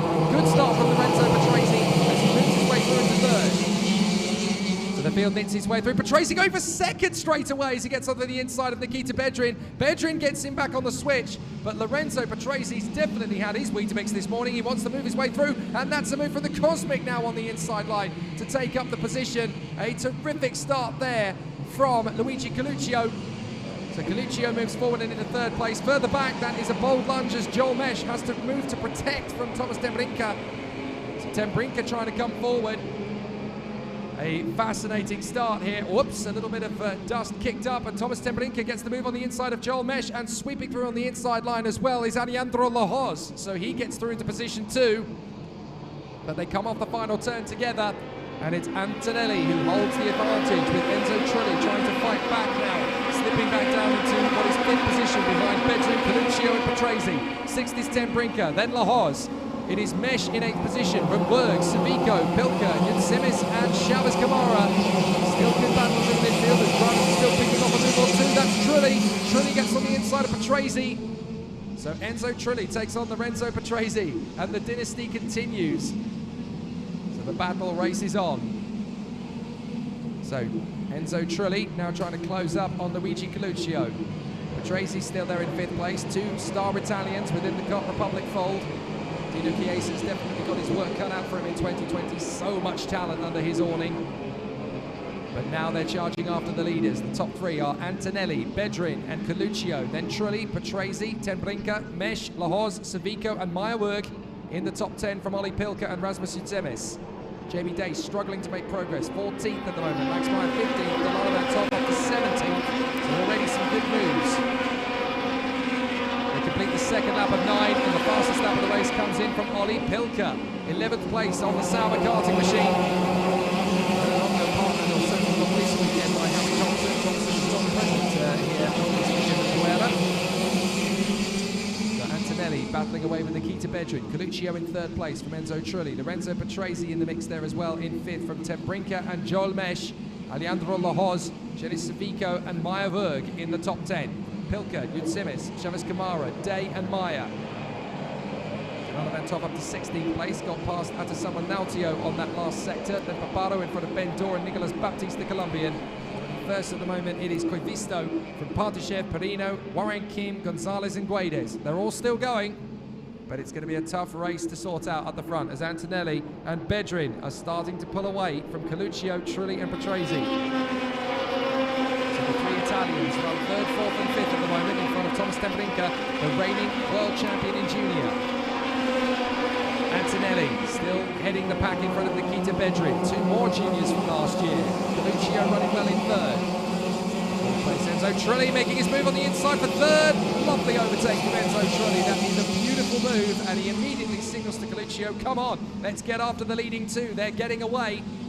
So a great start for Enzo Trulli. 2019 was a tough year for the youngster.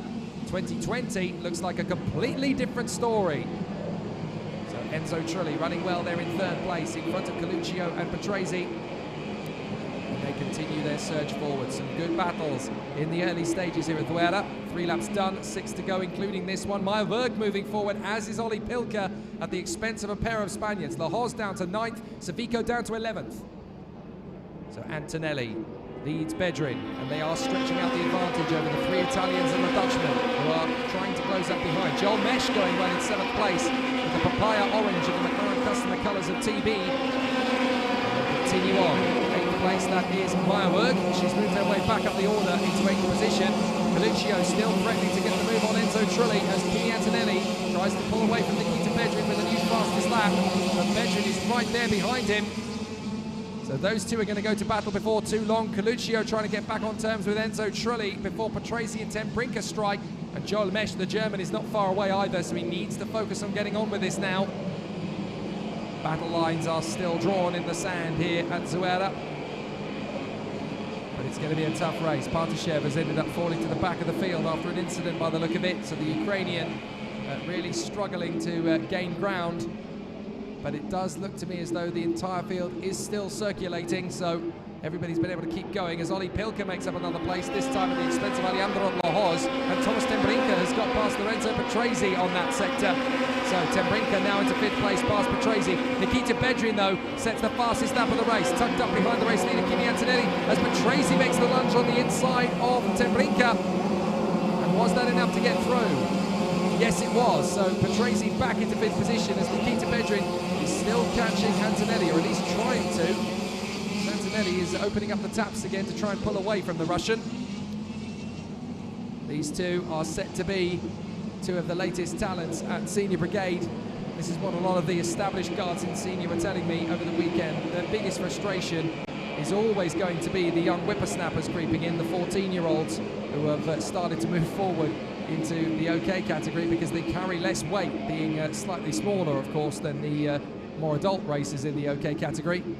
But that's what you take in the world of motorsport. You have to take the pinch of salt with the difficulties and turn it into a really nice slice of pie. So Trulli, 3rd place, Coluccio, 4th, Patrese in 5th position in front of Ten Brinker, then Mesh, Werg, Pilker, Spica, Chavez Kamada, Lahoz, Kinsemis, Dave, Maya, Mantov, and Paparo in front of Salonen and Dor. Salmanotio and Dor, I should say. There is sadly no Matthias Salonen this weekend. Wasn't able to race with the CD Performance Group here at Zuera. We wish him all the best. And no doubt when he returns, he'll be fighting fit and full of speed.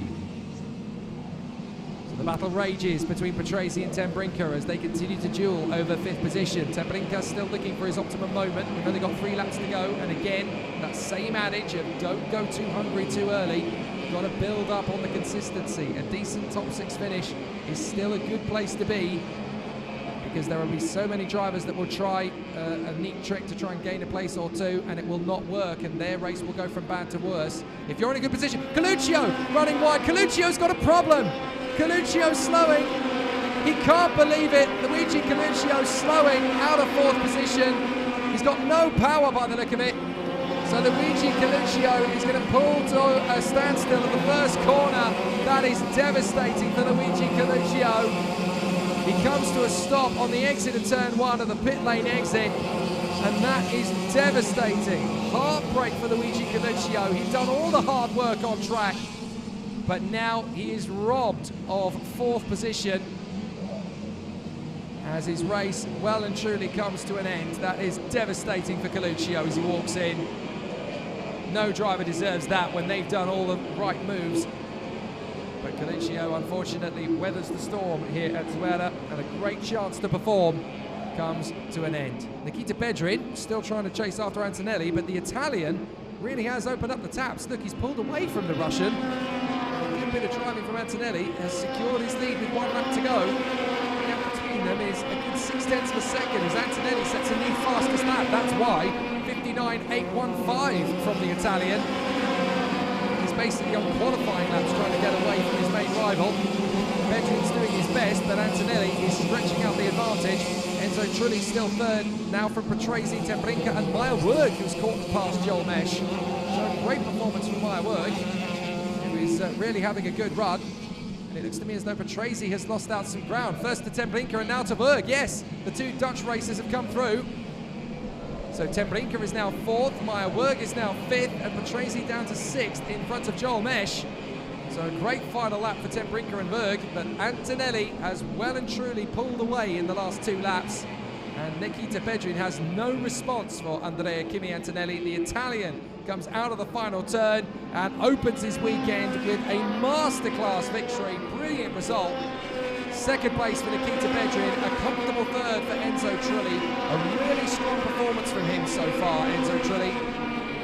Thomas Tembrinka in fourth place for Meyer Werg and Lorenzo Patrese in the top six for Mesh, Pilka, Chavez Kamara and Civico. Some fascinating racing, but from Antonelli, who knew he had that kind of speed left in the can? Some brilliant performances there from the Italian in those last two laps, just pumping in the qualifying times essentially for the remainder of the race. And the tyres still had enough life to give him the grip he needed to pull away. So Andrea Kimi Antonelli takes the victory in front of Nikita Bedrin and Enzo Trulli, then Thomas Tembrinka and Meyer Werg. Lorenzo Patrese is sixth from Joel Mesh and Olli Pilka. Then Rafael Chavez Kamara and Jenis Civico complete the top 10 ahead of a frustrated Jamie Day. Rasmus Utsemis in 12th position for CRG, then Alejandro Lahoz and Michael Paparo. Dilano Van Toff fights back to 15th ahead of Max Meyer and Ben Dorr. Emili Koivisto and Pedro Perino from Atas Samanatio and Alexander Partashev. Warren Kim, Daniel Gonzalez, Nicolas Baptiste, and the last man home after all of that is Thomas Guedes. Luigi Coluccio dropping out with 2 laps to go in very cruel luck. So the Italian robbed of an easy top 5 place that was going to be before his kart crawled to a premature halt at the first corner that was started way back at the final turn as he just tried to get some power out of the machine. And rather sadly, having missed the pit lane entry as well, nothing really happened. So let's have a look at some of the moments from that previous heat. That is obviously going to be some good talking points because we have these gaps in between races. Let's fill them with content and action as Andrea Kimi Antonelli opens out the gap over Nikita Bedrin.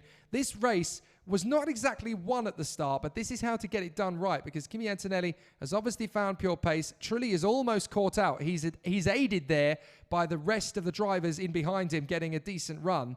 But it was a solid start from Antonelli, a little bit of squabbling and jostling down to that position. This is where it can get very messy very quickly, but the drivers did a fair job of keeping themselves nice and tidy.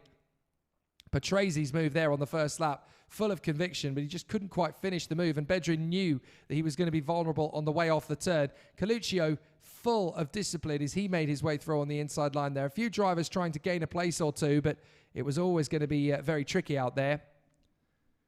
But there was some really good overtaking moves in that first lap. I was very impressed as well with Joel Mesh, actually. There he is in the McLaren Papaya Orange. He did a very fair job in the early stages of this race. Didn't quite have the mettle and the might to battle away with the guys in behind. That was really good racecraft from Thomas Tembrinka and Alejandro Lahoz to carve their way into a strong position. And Tembrinka, I have to say, is looking much more composed at the wheel of the Ricky Flynn machine. But it was always really exciting to watch these guys duke it out. The nice little Italian battle we had in the middle of that race as well. Coluccio, Patrese and Trulli. That was really nice to observe. And that's the definition that what we saw there of a clean first lap, but a very exciting one. There's that move again from Thomas Tembrinka. Look, he just takes full advantage of the drift wide, powers on the throttle and is able to make the gap open up. But Lahoz is also there to make use of it as well. He gets enough of a gap on the inside line to pounce on the maneuver. It was really, really nice to see the lightning reactions of the drivers. They have to respond to any gap that comes open, and they need to do so with conviction and confidence. Great moves in the middle of the field as well. Jamie Day in there, frustrated, trying to make moves on drivers that normally he would be running rings around. It's not been the easiest of weekends for Leclerc by Lennox, but Trulli was another great driver in this race. Look at his discipline there, getting past Lorenzo Patrese and then setting off after Coluccio. Some really good racecraft at the front end of this field. There were some strong performances all the way through. The biggest blow for me, and I'm sure for everybody else watching the race, though, the final retirement of Luigi Coluccio. He had some really good efforts. Now, this showcases just how tough it is in the hairpin. You can see drivers taking slightly different approaches and different lines into that braking zone. Some are just looking for a gap up the inside and then changing their mind last minute as they make that decisive move. It's never easy to hold on to either, because you've got such little grip when the air temperature is high, because the tires, I'm told, are not so good at sticking to the road surface. It slides a lot here because there's so much surface rubber, but it's the heat kind of keeps it almost liquefied on the top surface. So you're sliding around all over the place. It's really, really tricky. The drivers were telling me that the dusty nature of the environment here as well definitely makes it very hard to gain ultimate grip. Now, this is Enzo Trulli in behind Luigi Coluccio. This is how confident he is. He knows he can get right in behind Coluccio and just allow the driver in front to do all the hard work, and then he can make his move. That's the art of a good kart racer. It's just being able to pursue the driver in front, not getting panicky about when to make the overtaking move, not allowing that uncertainty to creep in, just discipline, control. And that's how you get these ultimate overtaking moves. So we're watching a few of these moments in the early stages where drivers are still at this point trying to build a little bit of rhythm in the kart. It's not really until lap 4 or 5 that you really start to get the best out of the kart in terms of rhythm, because you're so busy trying to sort the kart out and get that metronomic grip, that metronomic pace. You're still working so hard in the early stages. It's never easy to really get that pure focus. And even in a quiet race like this, you're still doing an awful lot of hard work out there to just try and keep the kart under control, to maximize the grip potential in the surface of the tire. There's so much hard work going on. This is Formula One levels of discipline and control from the drivers. Just look at the way that Trulli lines up and then nails Coluccio to the inside line. He's drifting through the left flick that builds up to the braking zone for that corner. He's almost on the lock stops, and he's straight on the air in his finger to Coluccio. Come on, we're losing the guys in front. You're letting us get away. You're letting them get away. And all the guilt is then thrown at the driver you've just overtaken. That finger says, come on, you've held us up. We need to go after the leaders now. You've put us in this position. Now you need to help me get out of it. And it's such conviction from the drivers as they gesture in that one finger. Come on, you're too slow. Let's get on with it. And it's always a fantastic dynamic that you're watching with the drivers in the field. Now, this move, this is the nail in the coffin for Luigi Coluccio's race, and certainly a massive hammer blow to his weekend. He knows it's done by here. He knows he's got no power. His hand is in the air. He's still second-guessing, can I get the kart going? Because he had a chance to come into the pits there, and he's just wondering, what do I do at this point? Can I get back into the line and get my foot back on the power? He puts his foot back on the power, but there's nothing. There's no power at all. He can't believe it. He's in a good position. He's still trying to edge the kart with his body. Look, he's nudging the kart forward, just trying to jinx some more fuel into the engine or whatever it is that he might need to do to get it going. But he knows by this point there's no hope, and the kart is just going to slow down to a crawl. It's such a devastating end for Luigi Coluccio because he had done everything right out on circuit. But that doesn't matter. If you do everything right, you can still lose it just by misfortune. It's never easy when you're basically trying to convince Lady Luck every time you go out onto the circuit that this time it's my turn for a bit of fortune. So let's talk you through the grid for the next heat, because obviously the drivers are there and ready to go racing in the senior category for the next heat out on circuit. And this one is going to pitch the drivers in qualifying heat for the groups B and D together. And there's a bit of a story on pole position. Norton Andreasen, the Swedish driver, in qualifying yesterday, set an identical lap time to Taylor Barnard in yesterday's qualifying, only separated by the second fastest lap times they did. Just a refresher from what we saw in the first OK Senior Heat, the conclusion as Antonelli comes through to take the victory. That's an important one as far as the day is concerned, because he's opened his account with a 0-point score. It's like a golf scorecard. You want as few points as possible through the weekend. Bedrin carries 2, Trulli carries 3, Ten Brinker carries 4, and so on. But now we have Norton Andreasen on pole position, who set, as I said, the same lap time to the 1,000th of a second as pole position sitter Taylor Barnard. but the second fastest lap is what separated them. So Andreasen will still line up pole position for each of his heats in the B battle. Hannes Janke, the former European champion, lines up alongside him on the starting grid, and back in the traditional black and German flag colours of red and yellow of the TB squad. And he's gone back to tradition from the front row of the grid. And ever since he's done it, I don't know whether he's superstitious or not, but it certainly seems to have worked out for him because he's right back at the front again. Third position on the grid is the new man in at Leclerc by Lennox. That is the Dutchman Laurens van Hopen. And he lines up beside the Tony Kart factory driver from Great Britain, Joe Turney. Two men who can really make a big play over the course of this weekend and are very fast and very relentless. Levi Revej, the Hungarian, will line up in fifth position on the grid for the Kart Republic squad. Certainly the fastest driver to come out of his country for many a year in the karting scene. And he lines up alongside the Danish driver Noah Denbol as part of the Ward Racing outfit. Seventh and eighth, two superstars from the junior category in 2019, now both seniors in 2020. The Australian James Wharton, who carries an entire nation on his shoulders here in the international brigade of the FIA Karting Championships. But now he is the senior man in at Paralin and is learning very quickly how to get the job done at this level. Alongside him is the reigning FIA Karting Academy trophy winner, Kaja Sixnelis of Lithuania, and he is there for the Xspirit Racing team on the outside of the fourth row. The reigning European junior champion, Marcus Amond, lines up ninth position on the grid for VDK, another driver who's really showcased his skill as a senior early doors. And alongside him on the grid is the Spanish ace, Miron Pingazov, who is now in, of course, in his new berth at the Kart Republic squad and doing a very fair job with it. On the sixth row of the grid, it is the lead driver at the Pantano squad thus far, Juho Valtonen, who's been very strong indeed and almost got the victory in the final here 2 weeks ago in Champions of the Future. Alongside him on the grid, it is Charlie Wirtz, the Xspirit driver for Austria, and he lines up there on the outside of the sixth row. Lorenzo Rosico, the Italian, is 13th on the starting grid, teammate to Juho Valtonen, so they share that side of the grid together on the sixth and seventh rows. And alongside him on the grid, it is the Dutchman, the Flying Dutchman for Energy Course, Robert De Haan, who lines up in 14th position on the grid, finding a lot of speed over the course of the last couple of weeks. One of the taller drivers as well, of course, in the OK Senior category, which he's not letting count against him at all. He's using relentless determination and speed to character his movements. On the eighth row of the grid, it is the German and the Spaniard, Hugo Sasa of the Paralin, and then Josep Marti, the Spanish talent, who is there once again, and he will battle away for the DPK Racing team. Alongside Matias Morgato is his countryman, Ricardinho Gracia. The two drivers will be together for Paralin and Praga, respectively.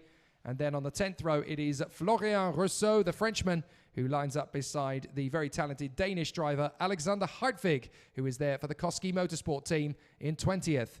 Then behind them, we have a pair of French racers, Hugo Besson for the VDK Racing team, a very fast driver there, making his run in the OK Senior category, and a new face to the FIA Karting European Championship bill, and that is the French racer Lola Lovinfoss, who races for the Ward Racing team these days, a very strong and challenging competitor. We'll see what she can do behind the wheel of her Tony Kart. On the 23rd position on the grid, it is the Thai superstar Sutumnu Thanapongpang, in the Birolart once again. It's great to see him out here once more, pushing in a very determined style. And another of the fast females in the OK category grid, Tony Nauder for the Xspirit team. She will line up in 24th position on the starting grid.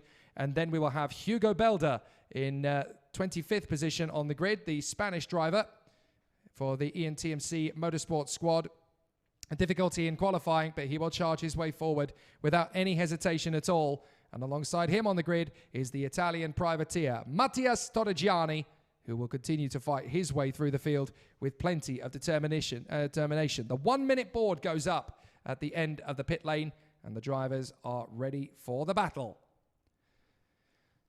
So it's going to be interesting to see who will follow into the winner's books here, because Andrea Kimi Antonelli got the benefit from pole position, but Nikita Bedrin, third on the grid, managed to follow through and essentially push him all the way to the victory. It's not necessarily going to be the identical story for Norton Andreasen. He's got a heck of a lot of drivers to try and take that position away from him, especially Hannes Janke, who really has turned the corner in terms of speed and pace of late, and he's back to his best up at the front end of the field. And just to think, at some point last year, he was thinking maybe I should stop. Definitely not. Hannes Janker still very quick and incredibly fast and has plenty more to do in the world of his karting journey in motorsport. The green flag flies. Let's see how their campaigns are going to start up in 2020 here at Zuera. Norton Andreasen and Hannes Janker from the front row, from Laurens van Hopen and Joe Turney, Levi Revege and Noah Denbol, from James Wharton and Kaya Sixnellis, Marcus Amond and Minon Pingajov, from Juho Valtonen and Charlie Wirtz, Lorenzo Rosico and Robert De Haan, then Hugo Sassa and Joseph Marti, Matthias Mogato and Ricardinho Gracia, Florian Rousseau and Alexander Hartwig from Hugo Besson and Lola Lovenfoss, Danapong Pangsatunnu and Tony Nauder from Hugo Belda and Matthias Torrigiani. So as the drivers work their way around the circuit, 9 laps go back on the lap counters once again, and of course it is just one formation lap. So the drivers are there in position, trying to get the best that they can out of these opening heats. The challenge is always going to be there to measure yourself very carefully. We will have this second OK senior heat, and then we will have 3 junior heats before we go to our lunch break, but there is still plenty of amazing racing before that. Who's going to get the jump at the line, Andreasen or Janker? We have seen it in the past here before, as drivers try and get that line around the outside, and certainly Norton Andreasen is going up against the incredibly experienced Hannes Janker, 2018 European champion. So let's see how this is all going to play out. Van Hopen, Turney, Revege, Denbol, Wharton, Sixnellis, Amond, Pingazov, Valtonen and Wirtz are giving chase. As they come off the final turn, this could be an interesting start. Is it going to be a false one? Yes, it is. I thought it might be. So it is a false start on this occasion. In the midfield, it wasn't quite settled. It wasn't quite in a decent position. So the drivers obviously have to wait for their opportune moment to move forward. But it was always going to be a very exciting battle. So this is going to be a very exciting battle. Let's see if the contenders continue on their way forward. But now they obviously have one more formation lap, as the drivers will obviously get themselves into a decent position. So now the drivers obviously still working their magic as they continue in formation. But the drivers need to be very measured and very focused in this first formation lap, well, second formation lap now, of course, because you need to be very controlled. You need to be very measured as you come out of those final couple of corners. This is never an easy task. You've just got to be very, very reserved and cautious at the start to make sure that you're in those 2 rows. The onus is on the drivers at the front, obviously, to control the pace of the 2 rows. So they need to be very aware of the situations that present themselves. So let's have a look and see how the drivers get on. Norton Andreasen and Hannes Janker on the front row, from Van Hopen, Turney, Revege, Denbol, Wharton, Sixnellis, Amond and Pingazov. And the drivers will come out of the final turn in their 2 rows. They cannot leave the corridors. It looked very close there for a moment between the 2 leaders. And it is a go! Janker trying to sweep across. Tony Card got piled up there. Hannes Janker's actually been swept as they come through to the first corner. He's been swamped by a few carts as they go into the hairpin, into turn 2.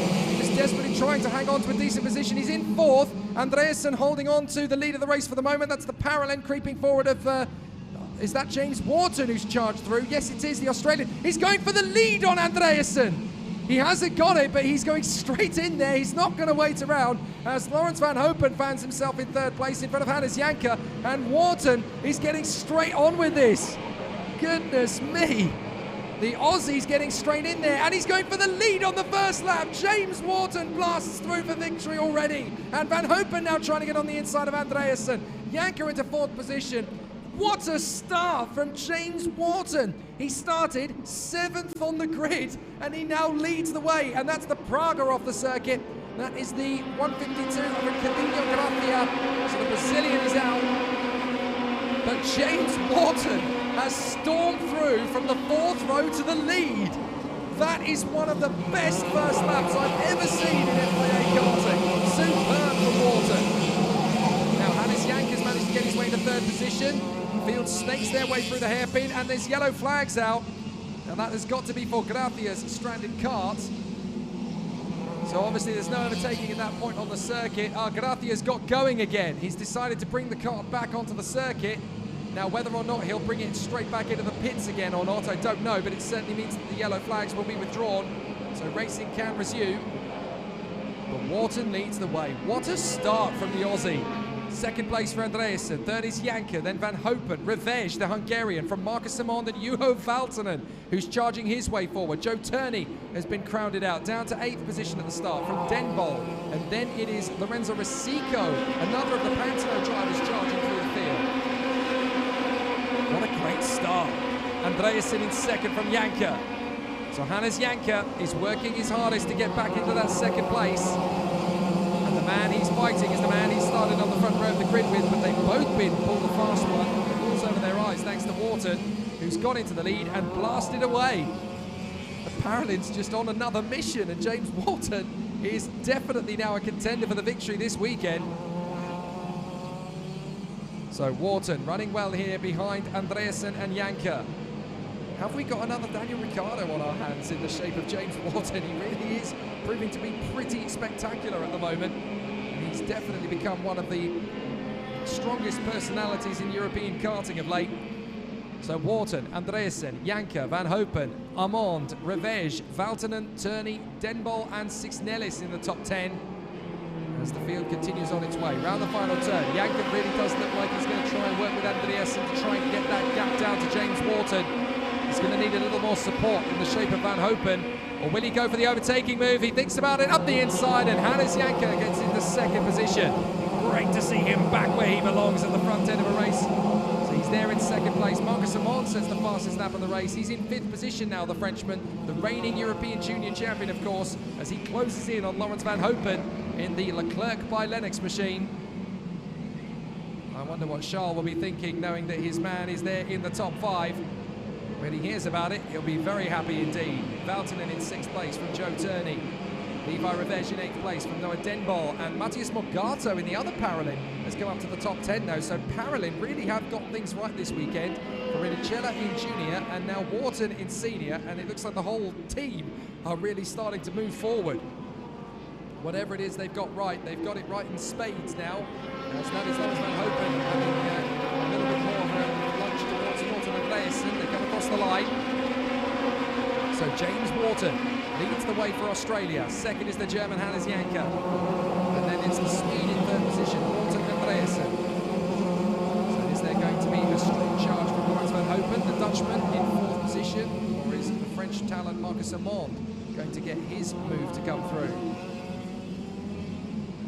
Very strong performance already from the drivers up at the sharp end of the field, but there's some good battles everywhere you look. This is for 6th position. This is Joe Turney in the factory Tony kart in front of Juho Valtonen for the Pantano squad. They are tight in front of Levi Revege, the Hungarian, one of the new faces in the team, of course. Noah Denbol running well as well, the Ward Racing driver. He had a great weekend 2 weeks ago in terms of raw pace. He almost nudges the back of Revege there. He has to bail out of it. Now he gets the move on the inside. He commits to the inside line, finds the pace, doesn't even brake by the look of it, just flips the throttle, and that's enough to get through. Good move from Noah Denbol. It's a hard one to pull off on that corner. And behind Revege, we've got Matthias Morgato, the Brazilian, trying to move his way forward. 11th place, Robert De Haan. 12th is Lorenzo Rosico. Some great challenges from some amazing talents. And up the inside, that's a big battle going on as Revege continues on his way. Let's have a look at that move again. Just blips the throttle and charges through on the inside line. Lovely bit of conviction from Noah Denbol. Really made that one stick in fine style. And now they're getting close to Matthias Morgato. The Brazilian has got through and made his own moves. So now they're battling again, Revege and Denbol. It's back to basics again for those two drivers. And Robert De Haan is in the mix there as well, in 11th position in front of Lorenzo Rosico. Hugo Sasa coming through the field very well. And the 130 in the mix there, of course, is the rising talent of Josep Marti. Lola Lovenfoss going well, having got past Anna Pompaxatunnu now. So Lola Lovenfoss charging her way through to 15th. And it looks like Tony Nauder has made up some places as well. We've had some retirements through the fray though. Charlie Wirtz and Milan Pingasov have both retired from the race. We haven't seen why or where that's happened. Oh, and that's a spin out of the first corner. That is Hugo Belder. Goodness me, that's a dizzying moment for Hugo Belder. He must have spun at least 3 times there. It's a big moment. He pulls the kart off the circuit, but that is a big moment for Hugo Belder, and he is very lucky that nobody was there to clatter into him. So easy, just dropped one wheel on the grass, and it just pirouettes him around like a top of the fairground. So James Wharton out in front of Hannes Janke, who is catching along with Norton Andreasen. Marcus Simon's now made the move on Laurens van Hopen to get into 4th position, but the leading 3 have 2 laps to go, and they are very close together. Janke's actually got the run on James Wharton, so Janke's coming at it. Is he going to get his opportunity? We'll have to look back at the replay of the incident a little later. Here comes Janke on the inside. We didn't want to miss it, and Janke takes the lead. Hannes Janke is back. Brilliant move up the front end of the field from the German. And he is into the lead of the race. Joe Turney sets the fastest lap, and he moved his way up into 6th place now, ahead of Valtonen, Morgato, Revege and Denbol. Wharton trying to get back into the lead, but don't mess with Hannes Janke. When he's on it, he really is on it. So now Norton Andreasen has a chance to get into 2nd place past the Parolin, but it is a welcome sight in 2020. Hannes Janke is in the lead once more. So Janke, Wharton and Andreasen from Marcus Simon and Laurens van Hopen. Turney is in 6th place in front of Valtonen, Morgata, Revege and Denbol. 11th place for De Haan, Rosico in 12th place. Oh, and the 2 cars behind have come together! Andreasen and Wharton tangle! I wasn't sure if that move was going to work, but Andreasen and Wharton are tangled together, and that one's going to be talked about for a while. Amand is now 2nd, Van Hopen in 3rd, trying to defend. 4th position, Joe Turney now trying to get his way into the top 3. Hannes Janke is on his own in the lead of the race now. Amand in 2nd, Van Hopen defending valiantly from Turney. This race has turned on its head, but Hannes Janke has grabbed the initiative. It looked as though it was going to be James Wharton having a fairy tale. Now it's suddenly changed hands, and Van Hopen is desperately trying to keep hold of 3rd position in front of Joe Turney. Boy, have we got some highlights to bring you after this one. One of the most exciting races of the weekend so far. I know we've only had a handful, but this one's going to be remembered for a while, particularly by this man, Hannes Janke, who struggled at the start, dropped down into about 4th position. Looked like it was going to be worse than that at one stage, but what a fight back as Hannes Janke takes victory. He opens his 2020 account as the top dog in the heat. Brilliant. Marcus Simon is 2nd. 3rd is Laurens van Hopen. What a dramatic start to the season in the FIA Karting paddock as the junior European champion from 2019 passes the 2018 senior European champion Hannes Janke on the road, but he didn't do it in the race. Janke is victorious to open his account in fantastic style for 2020. The German reigns supreme, and he's back in business. Excellent. Hannes Janke returns to the top as a victor in the European karting scene. Marcus Simon is 2nd from Laurens van Hopen. Joe Turney is 4th from Juho Valtonen. From Morgato, Denbol, Revege, Rosico and Norton Andreasen, who did get going again, but recovers to 10th. De Haan is 11th from Josep Marti in 12th. Hugo Sasa and Nola Lovenfoss ahead of Kaya Sixnellis and Florian Rousseau. Then Alex Hardwig and Thana Pongpak Saturno, Tony Nauda and Matthias Torregiani. Hugo Besson, James Wharton out of the race, as too was Hugo Belder, Ricardinho Gracia, Miron Pingasov and Charlie Wirtz, all retiring from the race. But there's so much drama to unravel now. But Hannes Janke is a race winner. It's great to see him back at the front. A lot of hard work has gone into that TV Kart team, and it looks as though the recovery crew have got a bit of work to do. Quite a few moments to go over. Let's have a look at the start. I thought Hannes Janke's race was pretty much curtailed at this point. Look, he almost got nudged out of position. Let's have a look. Look, he's ended up being nerfed there, and he's lost a good 3 or 4 places in that moment. But what he does here around the outside is he keeps his kart firmly placed and carries the throttle, manages to force his way back into 4th position. That's how he got himself into the battle. Wharton, by this point, is already into 2nd place, challenging Andreasen. And watch, he doesn't even wait around for the moment. He goes for the inside line. He's not going to get the move there, but he's going to get his opportunity again later in the race. Charlie Wirtz, you can see in the background, is actually breaking down at that point. So Wirtz is left at the back and clearly has damage from an incident in the middle of the field. But here's Wharton. Look, he doesn't wait around. Just bang, on the inside. First opportunity. Thank you. I'll take the lead. And Van Hopen very nearly squeezing by Andreasen for second place. What an opening lap that was from James Wharton. And he's so cruelly defeated by that incident. That was the exit of Gracia in the Praga. He managed to get going, but he didn't go very much further. Both Wirtz and Pingasov were involved in incidents in the early stages as well. They kept going for another 2 or 3 laps or so, but it wasn't really going to be their day. But this race had so much drama, none the least of which it was the return to form of Hannes Janke, who stormed back to the victory before anything kicked off between Andreasen and Wharton. So a fascinating return to form. This is the move on Andreasen from Hannes Janke that got him up the order. This is when I think he realised he genuinely had a chance to go for the victory. Andreasen tries to cut through on the inside line, but Janke, look, he just storms across the apex. There's no way anybody's going to get a cheap overtake on Hannes Janke when his kart is in good rhythm and good form. So he's able to really make use of the opportunity. And we're going to have a look at a few more of the moments from a gripping race in the qualifying heat. B versus D, definitely going down in the memory as one of the more exciting and more intense races. So some fascinating battle, a really exciting battle. I want to see a few more of the dramatic moments. Certainly, of course, the big one between Wharton and Andreasen again, but the Australian was doing such a good job up to that point, and what an opening lap from 7th to 1st. It really does showcase what you can do once you've got it all right and all neatly together. But there's a couple of incidents worth looking back over. The Hugo Belder spin is one I'd quite like to analyse again if an opportunity arises, because obviously all it takes is one wheel to get on that dust, and especially when you're going through that first corner, because you are flat on the throttle through turn 1. You're barely blipping at all, so it's never easy. Let's have a look. This is the move from Andreasen. Oh, no, sorry, that's Denbol. That was such a sweet overtake on Levi Revege, because he just kept the throttle wide open. Revege didn't even know an overtaking move was happening until it had already happened. So it was a lovely bit of driving there from Denbol. Really made it look sweet out there on the course. And hopefully we're going to see a few more of the incidents out there. But that overtake from Denbol in particular, definitely a highlight, because he came from so far back. I'm not even sure he knew an overtaking move was on there. Was there a hesitation from Revege, or did something happen going into that corner? Whatever it was. But the gap was wide open and left in there for Denbol to make an attack.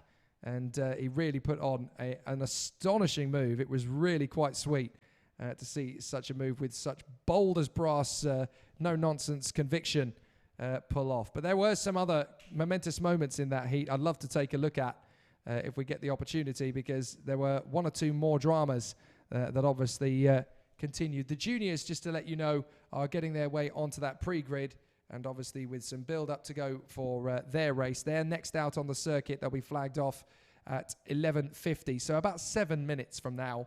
So we'll be able to talk you through the grid for that heat very shortly indeed. But of course, there are 2 big moments, 2 or 3 big moments actually, I should say, from that previous heat that are definitely worth having a look back over when we get an opportunity.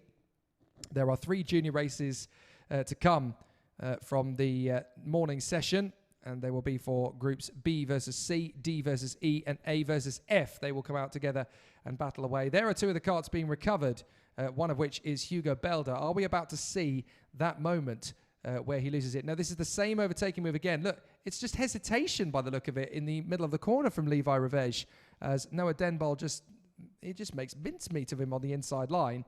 That's such a rare style of overtake, because the driver in the middle of the course at that point is obviously heavy in defence, but is also trying to focus on his own racing line. But it was just a nice sweep through from Denbol. Now, there are a few other incidents from the race. Let's have a look and see if we can take a look at... this is the moves in the middle of the field. That's Amond. That's Amond getting the move. And there's the spin from Belder. Look, he's already lost it by that point. But all it takes is one wheel on the grass, and you are basically just sent spinning around. And it's there was nothing he could do about that one. Absolutely nothing. And poor Hugo Belder, essentially a passenger in that particular incident. It was never going to be easy, but it certainly ends up causing a little bit of a headache for him. And that was very much a race-ending moment for Hugo Belder. Once you've spun that much, that quickly. I think it was a good 3 or 4 pirouettes by the look of it.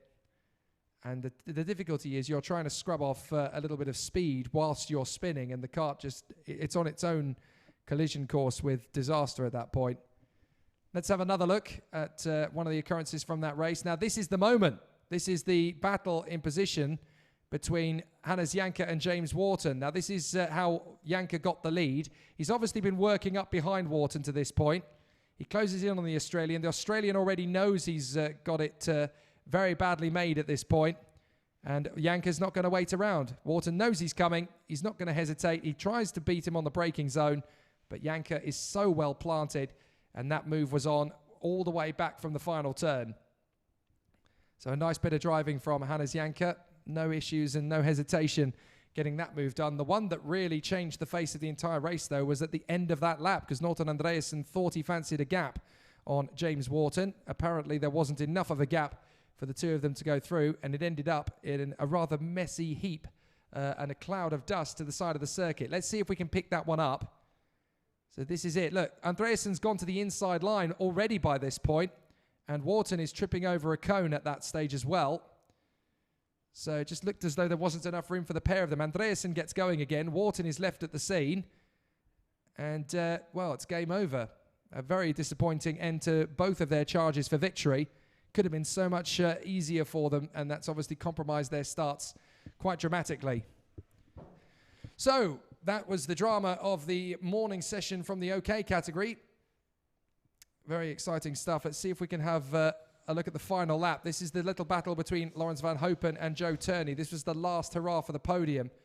This is how to defend well, because you're defending without even trying to here. Van Hopen knows that he's got Turney on his back, but he doesn't change his line at all there. That was the crucial element. You know that the driver behind you isn't close enough to defend, so why let him get closer by coming off the racing line and going through slower to give him that opportunity? That was well defended from Van Hopen to hold on to third place.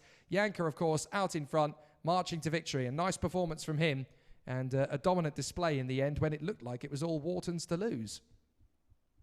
So fascinating. Always really, really interesting and intriguing in the qualifying heats of the FIA Karting Brigade. Next up on the track, though, it is qualifying heat B versus C for the juniors, and it puts Brando Badua versus Igor Sepil on the front row of the grid. Bruno Del Pino and Arvid Lindblad on the second row. Alfio Spina and Laurence Lesatua on the third. Fourth row, it is Rafael Modanese and Arthur Rojon.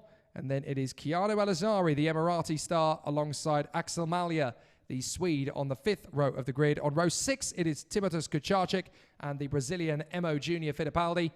And then it is the 13th and 14th places on the grid for Adam Kowalski and Alexander Gubenko. Then on row 8, it is Maxim von Castellan and Ivan Dominguez. Row 17, it is Josh Erfen alongside Guillermo Delgado, Gustav Wisniewski and Nicola Locorte. And then to round out the grid, it is Mickey Magnussen and the Mexican star Fernando Sotogalegos.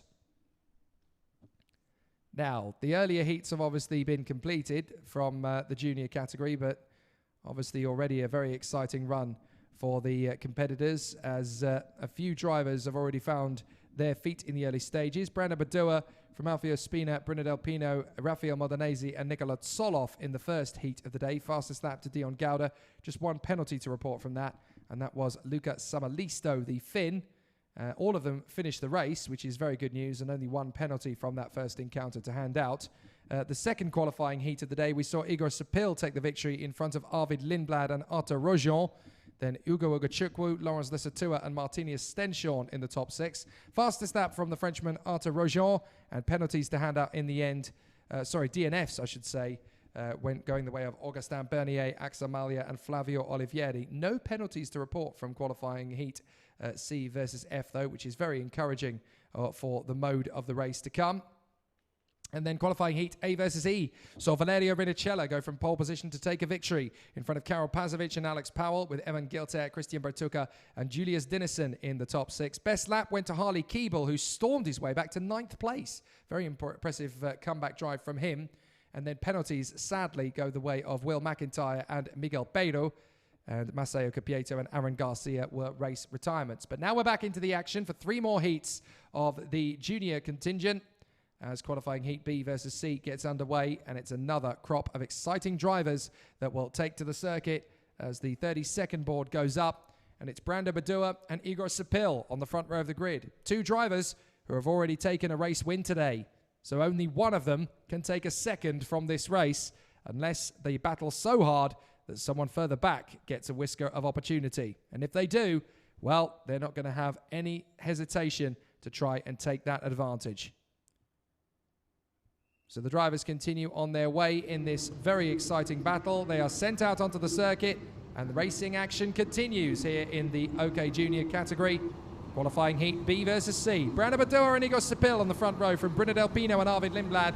Alfio Spina and Lawrence Lesatua from Rafael Modenese and Artur Rojon. Keanu Alajari and Axel Malia from Timothus Kucharczyk and Emo Fittipaldi.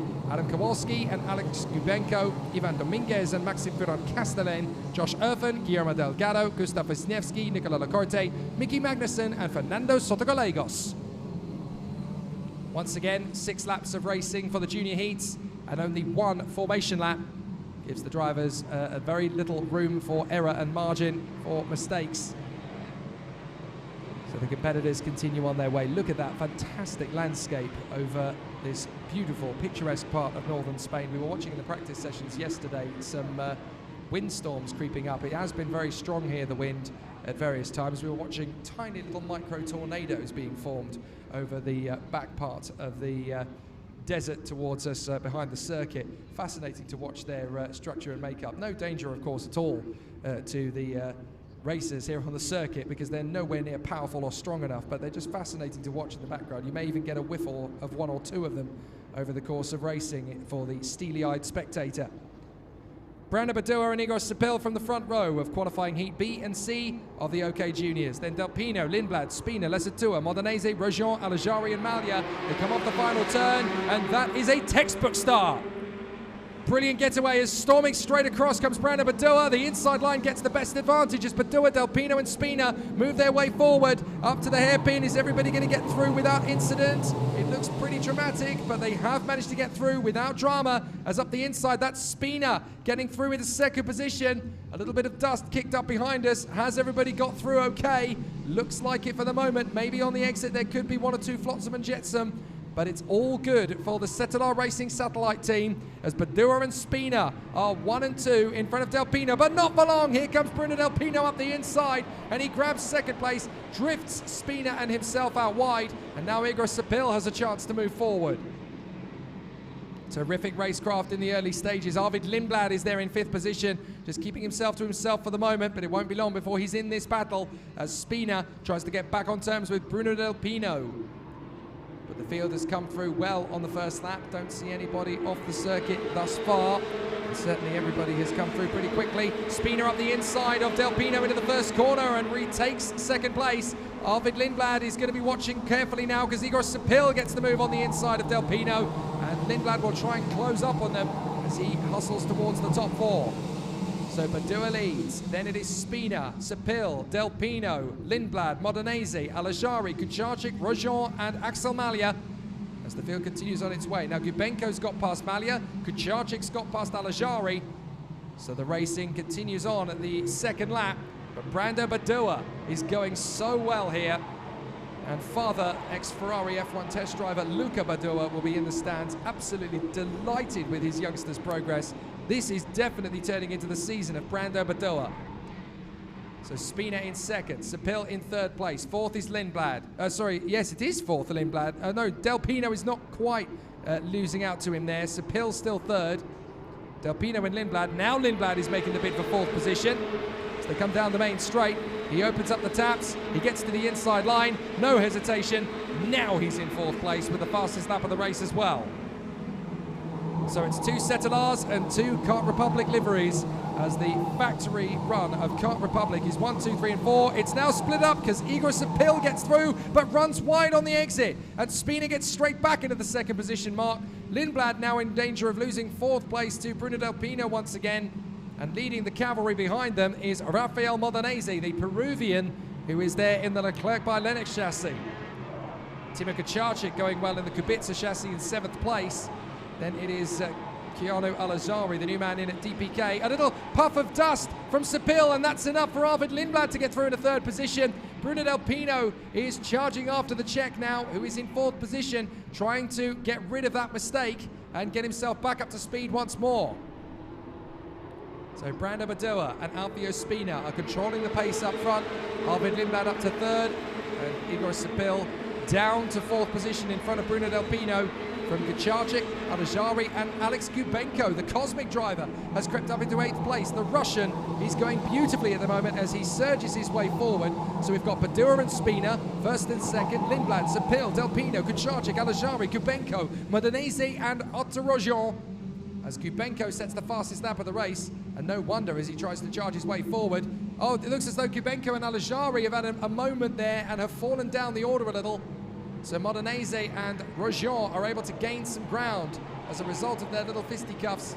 And in fact, Rojon has actually started to make grounds on Modenese, and it's allowed Kucharczyk to try and close up on the top 5 drivers up front. So Badua and Spina still controlling a good race. Lindblad is 3rd, Sepil is 4th, back into a rhythm again. Del Pino in 5th place for the Tony Kart team. And then in 6th it is Kucharczyk. A little bit of a gap back now to Modenese and Rojon. Then Gubenko is 9th, Alajari is 10th, and in 11th is Lawrence Lesatua in front of Emo Fittipaldi and Josh Erfen. Up the inside, that's the battle for the victory as Spina and Lindblad both get past Brando Badua now. So Spina goes for it, and out to the lead comes Lindblad. Lindblad with the fastest lap, he gets through on the outside. There's still a challenge from Alfio Spina, but Spina's got problems of his own now because he's going to have a big threat. Sepil comes up the inside of Brando Badua. It's all changed now at the front of this junior heat as Lindblad takes the lead of it, and down to 4th position from what was the lead is Brando Badua. Oh, and a slight twitch there from Igor Sepil. Did he get too close to the back of Alfio Spina and had to get on the brakes there to avoid the contact? So now Badua is going to try and get on the inside of Sepil. He can't get by. So it does look as though neither Badua or Sepil are going to get a second victory this time. As Lindblad holds it, Del Pino gets on the inside of Badua, and Kucharczyk is now there for a taking as well. He's going to try and make the move with Badua. They pull across. Del Pino holds the position for the moment as we go to the final lap. And Lindblad is trying to hold the pace in front of Spina. Down to the braking zone. Del Pino and Badua both managed to stay in front of the Polish driver Timo Kucharczyk.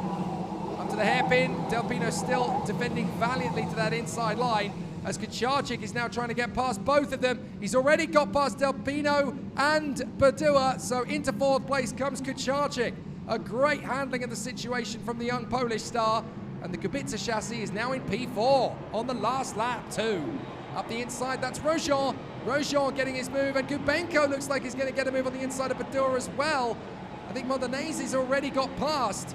So this is terrible news for Badua. He's just going backwards through the field now as Keanu Alajari gets the bid on Alex Gubenko. But Arvid Lindblad is going to take his first win of the weekend. A great performance from the Brit as he comes onto the main straight. Arvid Lindblad takes the victory from Spina and Sepil. Brilliant bit of racing. Great action and great drama here at Zuera, and Lindblad is pretty happy with his lot.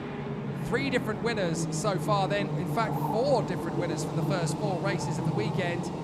It's gonna be close in this particular contest because so many juniors have come to the front end of the field. They all want a battle for glory. They're all gonna have a crack at the victory.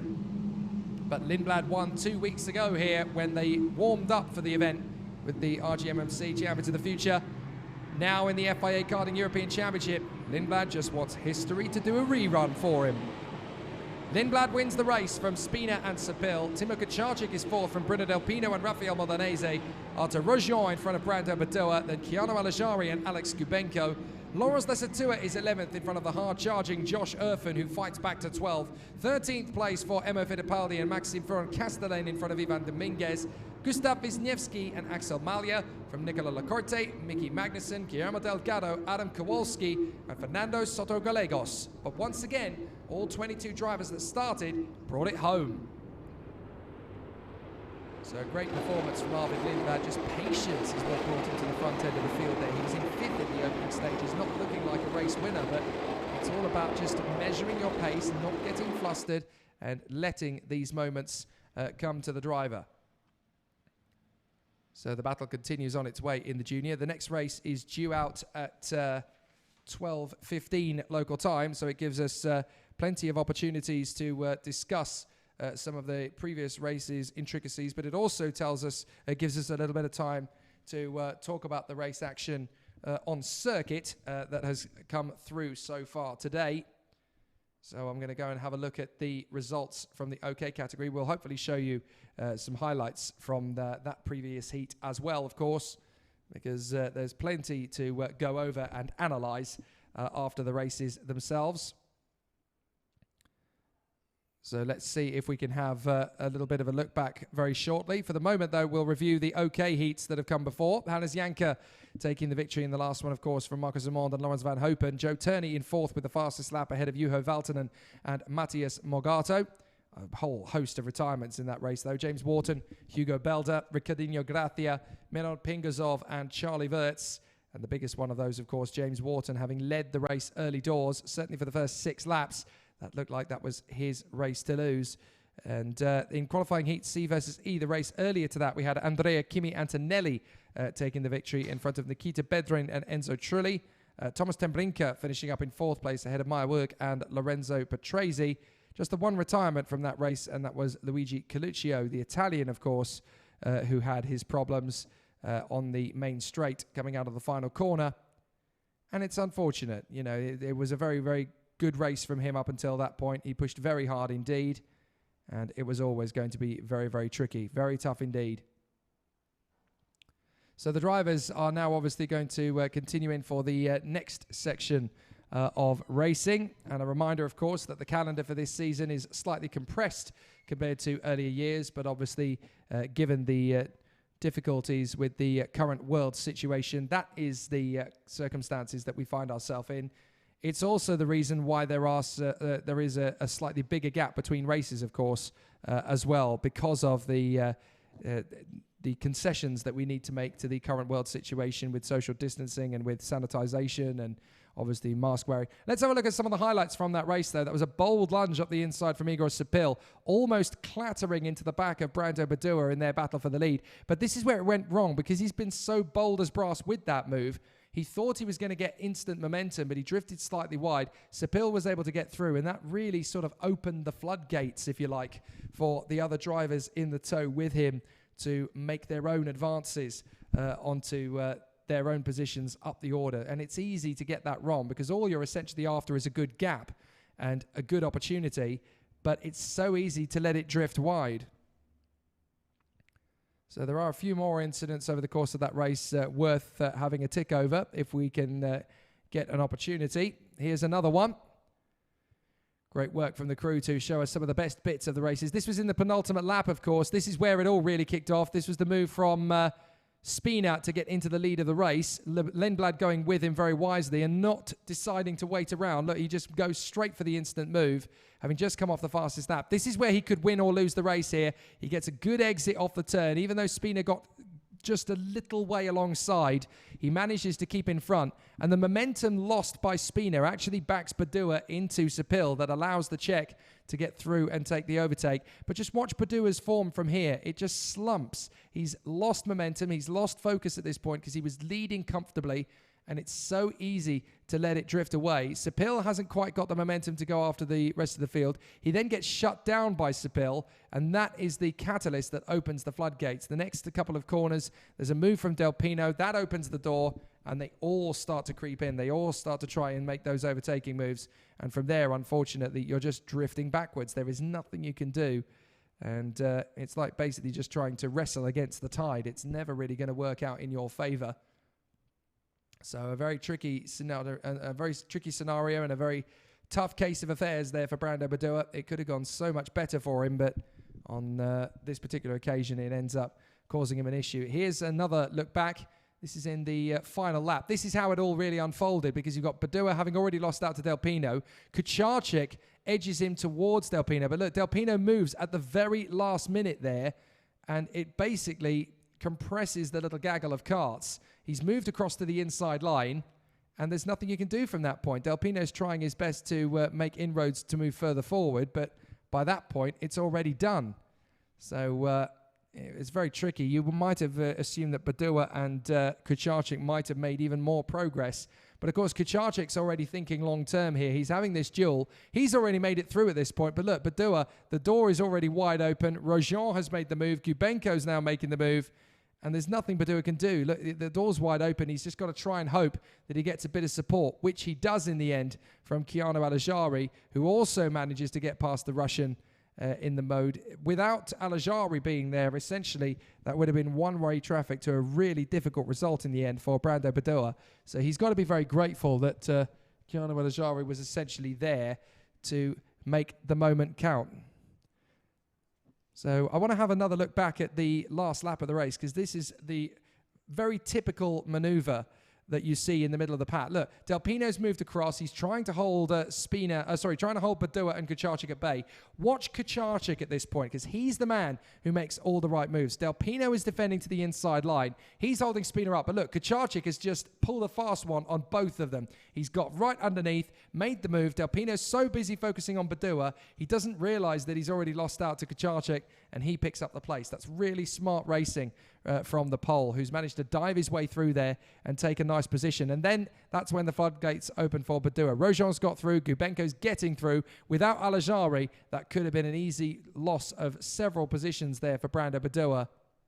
And he ended up falling down to 8th place in the end. But that could very easily have been 10th had it not been for a little bit of support there from the Emirati, who was able to gain his own position up into 9th place.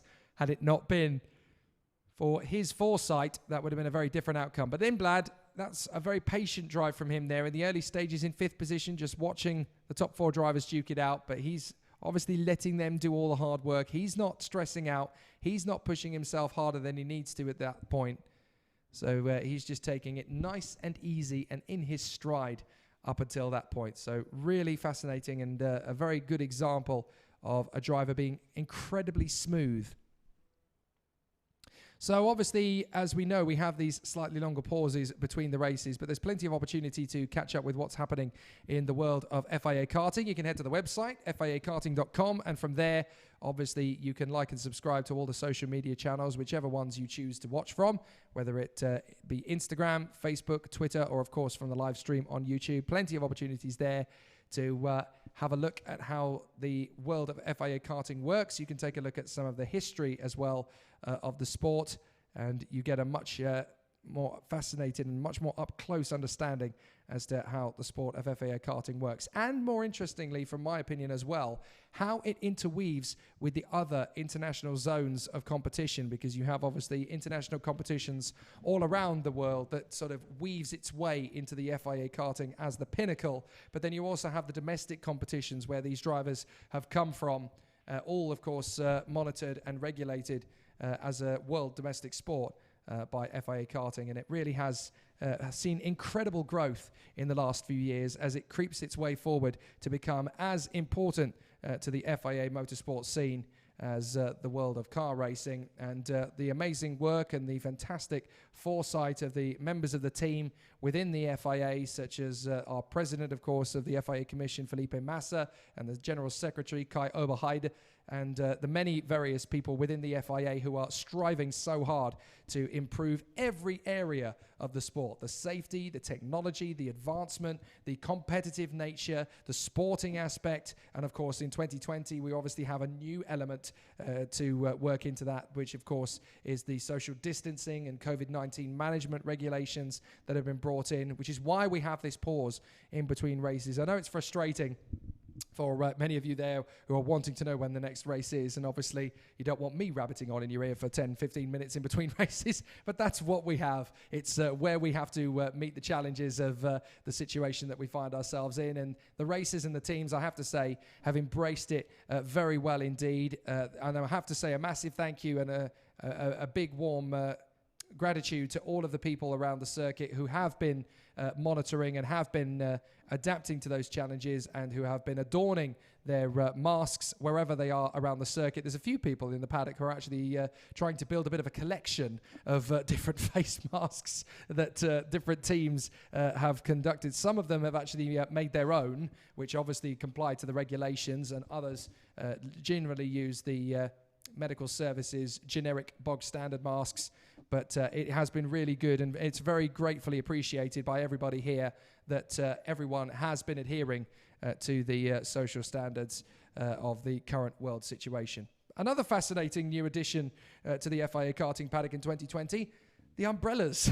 They definitely are needed in 2020, and it's not for rain, it's for protection from the intense heat that is here in Zuera. They've been present since yesterday, and I have to say it's an excellent addition. You've got to remember that as well as everything else that we're trying to manage and keep an eye on, there's also, of course, the intensity of the heat. It is over 40 degrees Celsius at times and has been this week. So obviously that increases your fluid intake, it increases your propensity to sweat, and obviously they need to be a little bit cooled when they're there on the start-finish line or on the pre-grid, getting themselves ready to go. I say start-finish line because that will obviously be the process tomorrow when the finals arrive. But of course, the FIA Karting umbrellas are a welcome addition for 2020, keeping driver and mechanic, depending on how crafty the mechanic is at holding it, of course, safe and sound. And they are keeping a lot cooler down there on the pre-grid as they get ready for the action. Less than 5 minutes to the start of the next heat, but it obviously gives us plenty of drama still to come. We've seen already how exciting the race battles have been here at Zuera. And while there is a slight elongated pause between races, thanks to the current situation, it still gives us plenty of time to soak in the atmosphere. And I have to say, after a long pause of almost 11 months since the final checkered flag flew in the OK category back in Alaharma in Sweden in September of last year, it is really great to be back and racing with you once again. So let's talk about the drivers that will line up on the grid for this particular heat, which is going to be for the drivers in qualifying for groups D and E that will go together. And it's been a really exciting battle all the way through the weekend, of course, but now the next heat for the drivers as they quest out for glory out on the circuit. 12:15 is when they'll be released, and it's the Bulgarian Lion that lines out on pole position, Nikola Tsolov of the DPK Racing Team. Proof that one of the more simple helmet designs really does stand out from the pack. He has adorned the Bulgarian flag on his particular helmet, and it really does stand out from a long way. And on the team's home circuit, DPK Racing's opportunity to get some decent results with the very quick Bulgarian Nikola Tsolov is definitely high. Will McIntyre lining up on the front row of the grid with him. 3 minutes to go till they are released.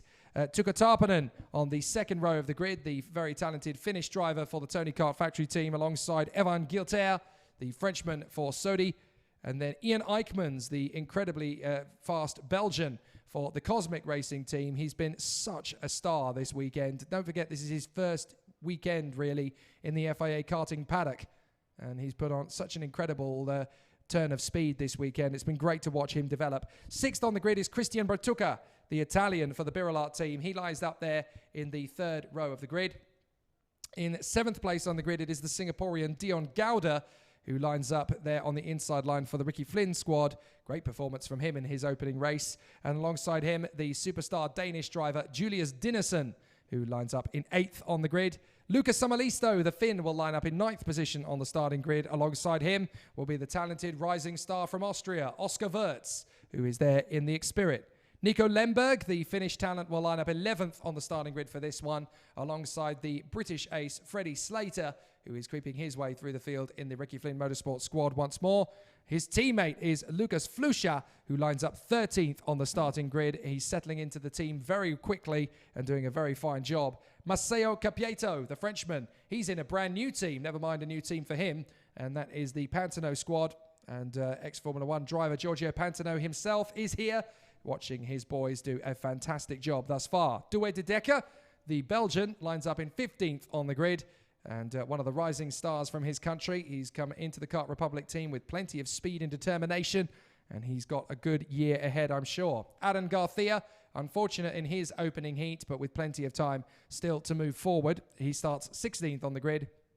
And then the British star, who is half Brit, half Thai, Sonny Smith, there for the Pantano team. He will line up in 17th on the grid with a difficult qualifying yesterday. He will try and charge his way forward.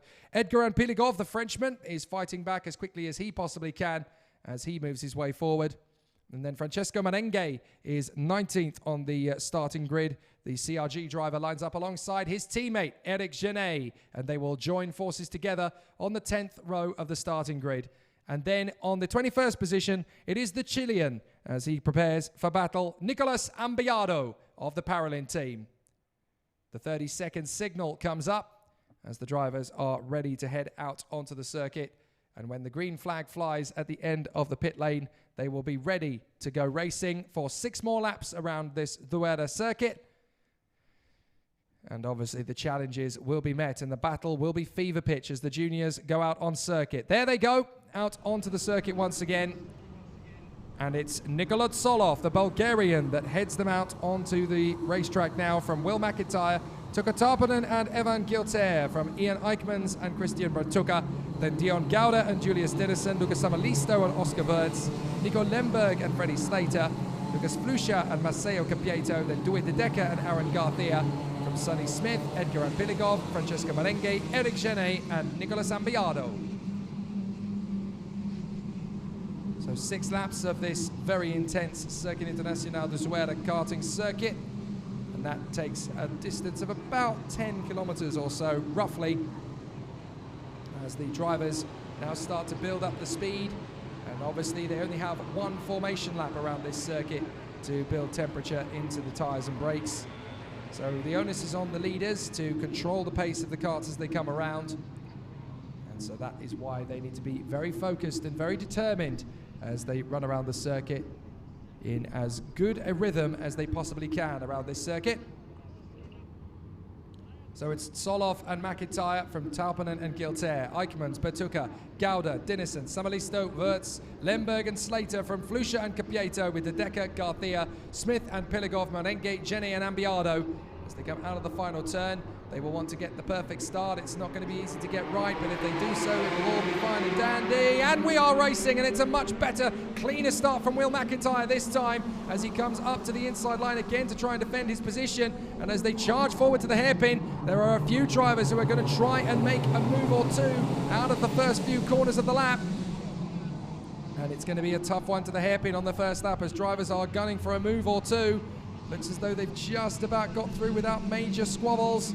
Still a few places being debated, but Nikola Tsolov, the Bulgarian, has held the lead early doors in front of the Finn Tuka Tarpanen. But Tarpanen doesn't look like he wants to wait around. He looks like he wants to get on with this very early. Tsolov just moves the kart across a couple of millimeters to the inside line. That's enough to avert the opening lap challenge from the Finn. But Tuka Tarpanen is going to be charging forward. He wants to make more moves around this incredible circuit. Will he get his opportunity? Tuka Tarpanen now in with the Tony Kart Factory team, in behind Nikola Tsolov, the Bulgarian Lion, who leads the way out of the final turn. Will McIntyre going well in third in front of his former teammate, Evan Gilter, who's in 4th place, and that looks like Dion Gauda making a good move there on the inside of Ian Eichmans, the Cosmic, who was in, oh no, Cosmic is there in position. Gilter battling to try and get through Will McIntyre, and that's going to allow Ian Eichmans past both of them. Ian Eichmans, the Belgian, gets through into 3rd position. McIntyre power slides through the turn. Oh, and that's a spin further back. That's one of the Pantanos going right off the circuit. That's the 284 of Sonny Smith. He almost clattered off to the circuit across to the other side where the drivers were battling for the lead.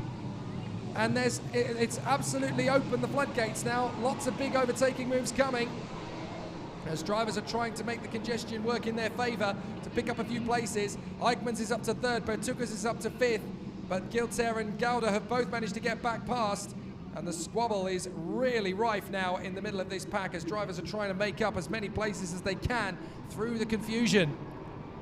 But Ian Eichmans, the Belgian, absolutely textbook to get past, as McIntyre and Gilter are squabbling in the 2nd corner. He just dives up the inside and says, well, fine, you guys can have fisticuffs all you want, but I'm going to have 3rd place, thanks.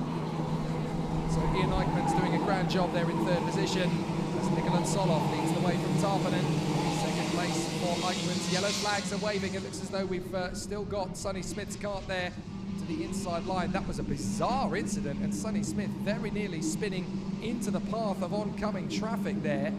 So that could have been very difficult, but manages fortunately to stop in the sand dust in the middle of the runoff, on the grass on the far side. Soloff and Tarpanen out in front. Eijkmans is third and actually getting away from McIntyre and Giltair. The Belgian is doing a grand job in P3 as Giltair has now got past Will McIntyre in their duel over fourth place, and Dion Gouda is there in sixth position. Definitely carrying the torch at the moment for the Ricky Fleet Motorsport team, but his teammate is now up to seventh, Freddie Slater, having just got past Christian Bertucca, and now Gouda making his move past McIntyre, down the straight, side by side, and Gouda gets through into turn one, into the lead of that little squabble. So Gouda up to fifth, Slater up to seventh place, and Lucas Fluscher's up to 12th, so all three of the drivers battling forward. Tarpanen for the lead. Tuukka Tarpanen takes the lead from Nikola Soloff. So the Finn gets to half distance and says, enough of this, it's lap 4, I'm going for the move. And the flying Finn takes over the lead and moves out to the front. So the Tony Kart comes forward, Nikola Soloff in second place, trying again, but now the roles are reversed and Soloff just wants to chase in behind Tarpanen. He doesn't want to lose too much ground to the Finn, but if he just sits behind him, he's got a decent run to come, as the marshals are going to work to rescue Sonny Smith's kart out of harm's way. Dewey De Decker and Lucas Fluscher have now both got past Masayo Capieto in the second of the Pantanos. But Tarpanen leads the way from Soloff, and that looks like it's going to be a two-lap battle between those two in the final stages of this race. Soloff getting right in behind Tarpanen. So let's see if he's going to make his ultimate bid to come through. Soloff is still working hard in here behind Tuukka Tarpanen. Will he make the overtaking move into the hairpin? No, Tarpanen holds the line quite neatly as Dion Gouda sets the fastest lap, 62.304. So Dion Gouda running a good race here, up in fifth position, past Will McIntyre. Soloff is not letting Tarpanen get away with this lead though. They come down into the second sector, still pushing very hard into the hairpin. And Soloff has got good speed, but hasn't quite got the exit. Tarpanen still controlling the pace in front of Soloff. Eijkmans is being caught now by Giltair, Gouda and McIntyre. Slater is there in 7th place as well. Bertucca is 8th, Dinesen is 9th, De Decker in 10th place. We come off the final turn and into the final lap. What has Nikola Soloff got to do to get past Tuukka Tarpanen? Well, he's got to keep smooth and steady through this first corner. Tarpanen will know he's going to be there to try and make the bid, and Soloff is going to go for it. Tarpanen let it happen. Tarpanen kept the door wide open there for Soloff to go for the move, and now Soloff is going to park his car on the inside apex. The Bulgarian has come up to the lead once more as Dewey De Decker holds the fastest lap, and Gouda's trying to get his way past Giltair into 4th position. He's done it! Brilliant move from the Singaporean as Giltair drops back down the order. He's lost ground now to a couple of other drivers as he drifts wide, and there's a bit of bodywork on the hairpin left there. Can't quite make out what that is or who it's been left there by, but Giltair has been crowded out behind Dion Gouda as now he duels away with McIntyre and Slater. This could be an interesting final couple of corners as Soloff is parked permanently on the apex with Tarpanen. Watch out for Eijkmans. He might steal a place off one of them as they come out of the final turn. Soloff is trying to protect the line.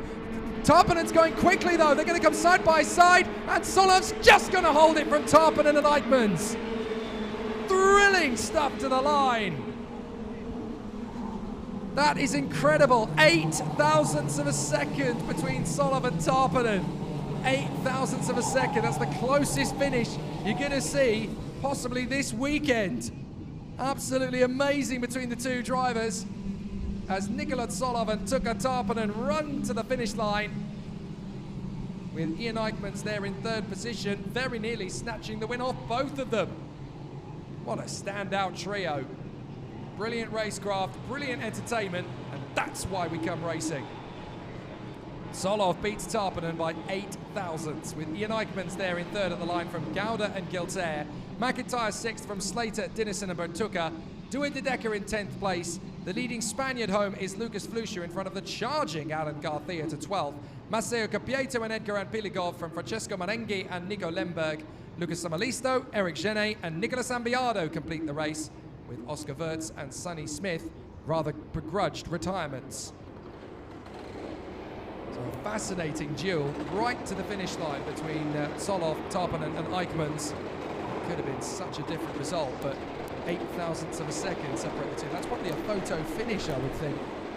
for the cameras, and they've obviously got a camera trained on that finish line in race control. I would love to see that snapshot.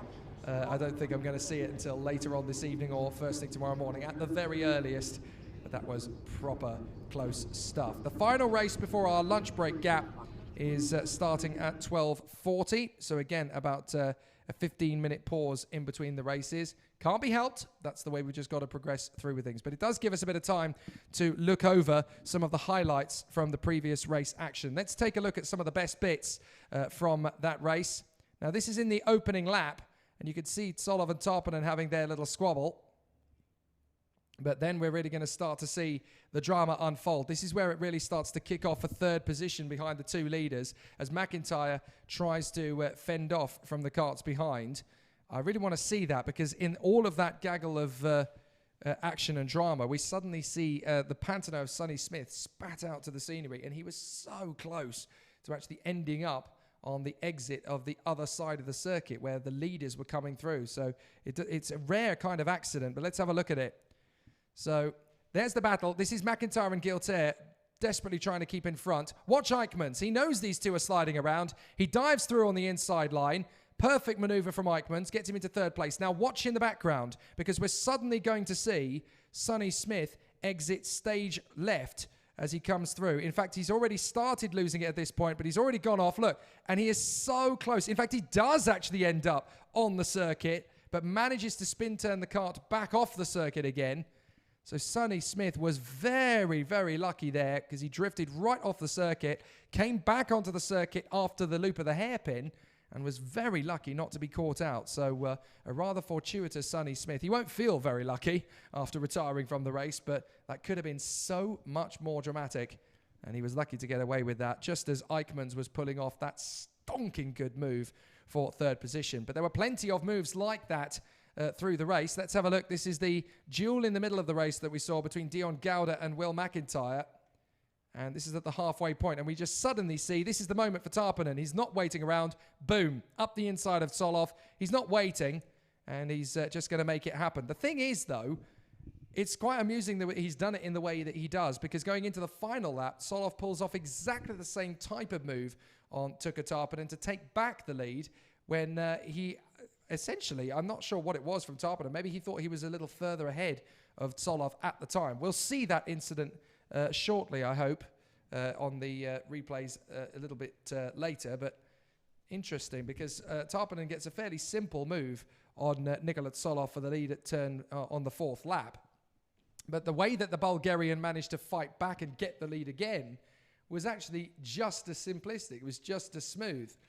Now, interestingly, Sonny Smith is being brought back in and onto the recovery truck with Oscar Wirtz. So Wirtz's incident happened 2 laps after Smith's. So he obviously ended up off the circuit at the same place. But 2 laps later, we didn't see that incident because we were so busy keeping an eye on the battle between Tarpanen and Tsolov. But there are the 2 karts on the low loader you can see. Now let's have a look back again. This is how the race was won by Tsolov. Look, Tarpanen has just left the gap open for him. He's just decided, right, he's obviously going to give me an open door. I'm going to go for it. And Tsolov obviously pulls anchor, holds the gap to the inside line. But watch, because he's defending so relentlessly, you've got Giltaire and Dion Gauda having their battle. Now watch, because I think there's a piece of bodywork that comes off at this point and drops off onto the road somewhere. There's a little bit of a nudge going in between Gauda and Giltaire, but certainly at that point, out of view of the cameras, you guys can't see this, but there was a piece of bodywork that was deposited on the circuit at the hairpin at that point. But now the focus has to switch to the front because Tsolov is so valiantly defending that Eichmanns is getting closer and closer all the time. And if that race had run for one more lap, it's not a silly suggestion to consider that Eichmanns could have won the whole thing. But this is how he does it. Look, Tarpanen's come from a long way back. Tsolov is still technically defending, but he's lost time covering the inside line. And this is how close it is at the line. That's how tight it was. Ridiculously close. That's what 0.008 of a second looks like in FIA karting. A brilliant run to the line and a very tight photo finish there for the drivers. It was always going to be very difficult. It was always going to be very close, but that's what we like about it. And that's what makes the FIA karting scene such a tough challenge for our drivers. So Tsolov the winner in that one from Tarpanen and Eichmanns, and that's a really solid effort from the Belgian, to be fair. finally got to meet him for the first time yesterday, and there was some great conversations that we had, and he seems to be a really clued up, very, very positive, very disciplined and focused young man. And we just saw that in action behind the wheel. He really seems to have found his feet in the Cosmic Squad, and he's obviously got up to speed very quickly. So it's always great when you get to see these young guns in the European paddock for the first time, really starting to showcase their form and proving to people without any shadow of a doubt in the middle of a tough battle like that what kind of skill they can bring to the table. So always really good to see that kind of battle showcase. 10 minutes until the next race is out on circuit. Obviously, these slightly elongated pauses between are something we can't really do anything about under the current world situation and circumstances. But the whistle has gone, and that means that the teams will now be allowed to come into the pre-grid, and they will hide under their customary umbrellas as they get their way to the grid. We've got ourselves a little bit of time to talk about the drivers in the fray, of course, now in the junior category, as they will come out onto the pre-grid, ready for the action and the drama to unfold once again. And it is going to be an interesting battle, this one, because once again we welcome to the front of the grid Valerio Rinicella to the pole position spot on the grid. I love these umbrellas. It's such a good idea. It's a simple idea, but it's a really, really good one. And it obviously keeps the drivers and mechanics nice and cool when they're on the grid. And it's very important that they do, because the air temperature is now over 30 degrees Celsius and it's not even 1 o'clock yet. So obviously it's getting very hot and very warm very quickly. So the drivers obviously have to make sure, as do the mechanics, that they are well hydrated and well looked after, because in this heat, you have got to stay focused and you've got to stay healthy above all else. And it's very important at this stage of proceedings. So the drivers getting ready for the action. Valerio Rinicella back at the pole position spot. The youngster, who was a mini category driver in various disciplines last year, has come straight into the FIA Karting paddock, first time out this weekend in the Paralin squad, and has gone straight to the front. A very impressive performance from the youngster. And it happens occasionally from time to time. Drivers put on a bit of a show. Sorry, I don't mean to be giggling, but I'm watching a few of the drivers down there who have been given the umbrella. And I think we've got a bit of Mary Poppins 3 auditions going on down there as they twiddle. Some of them are just twirling umbrellas just because they, honestly, you give these kids a gadget and they want to have a bit of a play with them. 11 to 14 years of age, you give these kids an umbrella and they want to have a muck about, honestly. Valerio Rinicella on pole position from Yugo Yugachukwu, second on the grid, the American. He's going to be very quick in this one. He was very fast in the early part of the heat earlier on. And it's good to see just how well he has performed as the competitors continue through the weekend. But Yugachukwu really has emerged as a potential favourite as they continue. Karapazovic very strong in his earlier heat. He now finds himself third position on the starting grid on the inside of the second row once again. Giovanni Trentin will now go to battle with his teammate 3 places ahead of him on the grid, but only just 1 row forward and to his right. Giovanni Trentin, he'll be there in 4th position on the grid, so plenty of action to come there. Alex Powell, the Jamaican, will once again be in the battle, and we saw how well he drove in the previous heat to fight his way up into what was eventually 3rd position behind Karapazovic. So he's going to be trying to go and do the same thing, if not better again, in this one from the 3rd row.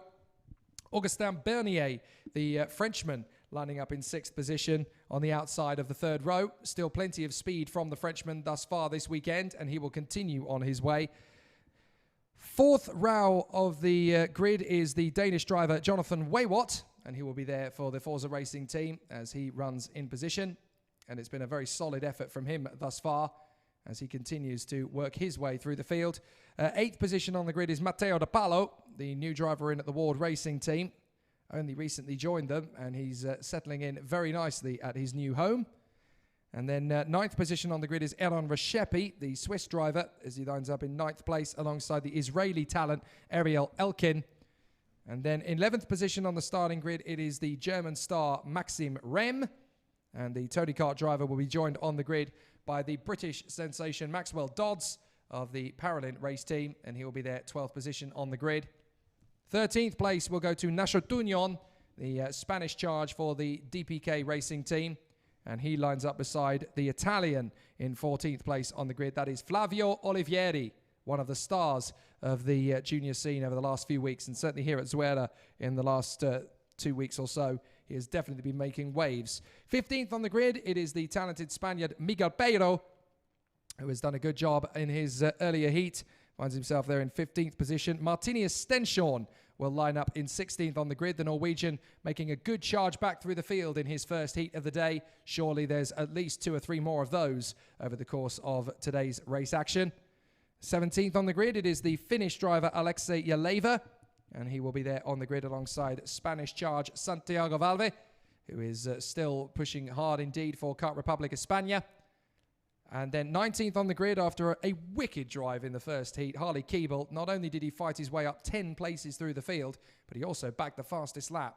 If you needed any more convincing as to how good this kid can be, just take a look at that result and then watch the 2 or 3 more that follow it.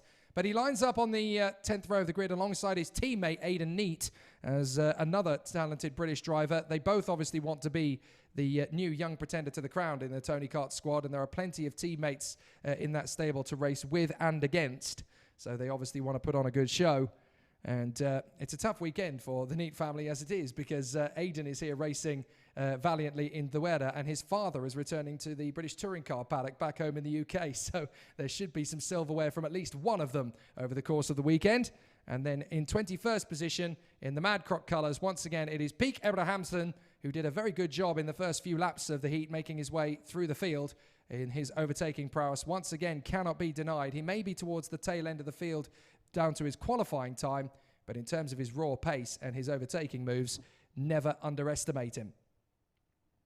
So there is about 4 minutes to go until the start of racing as the drivers quest their way through.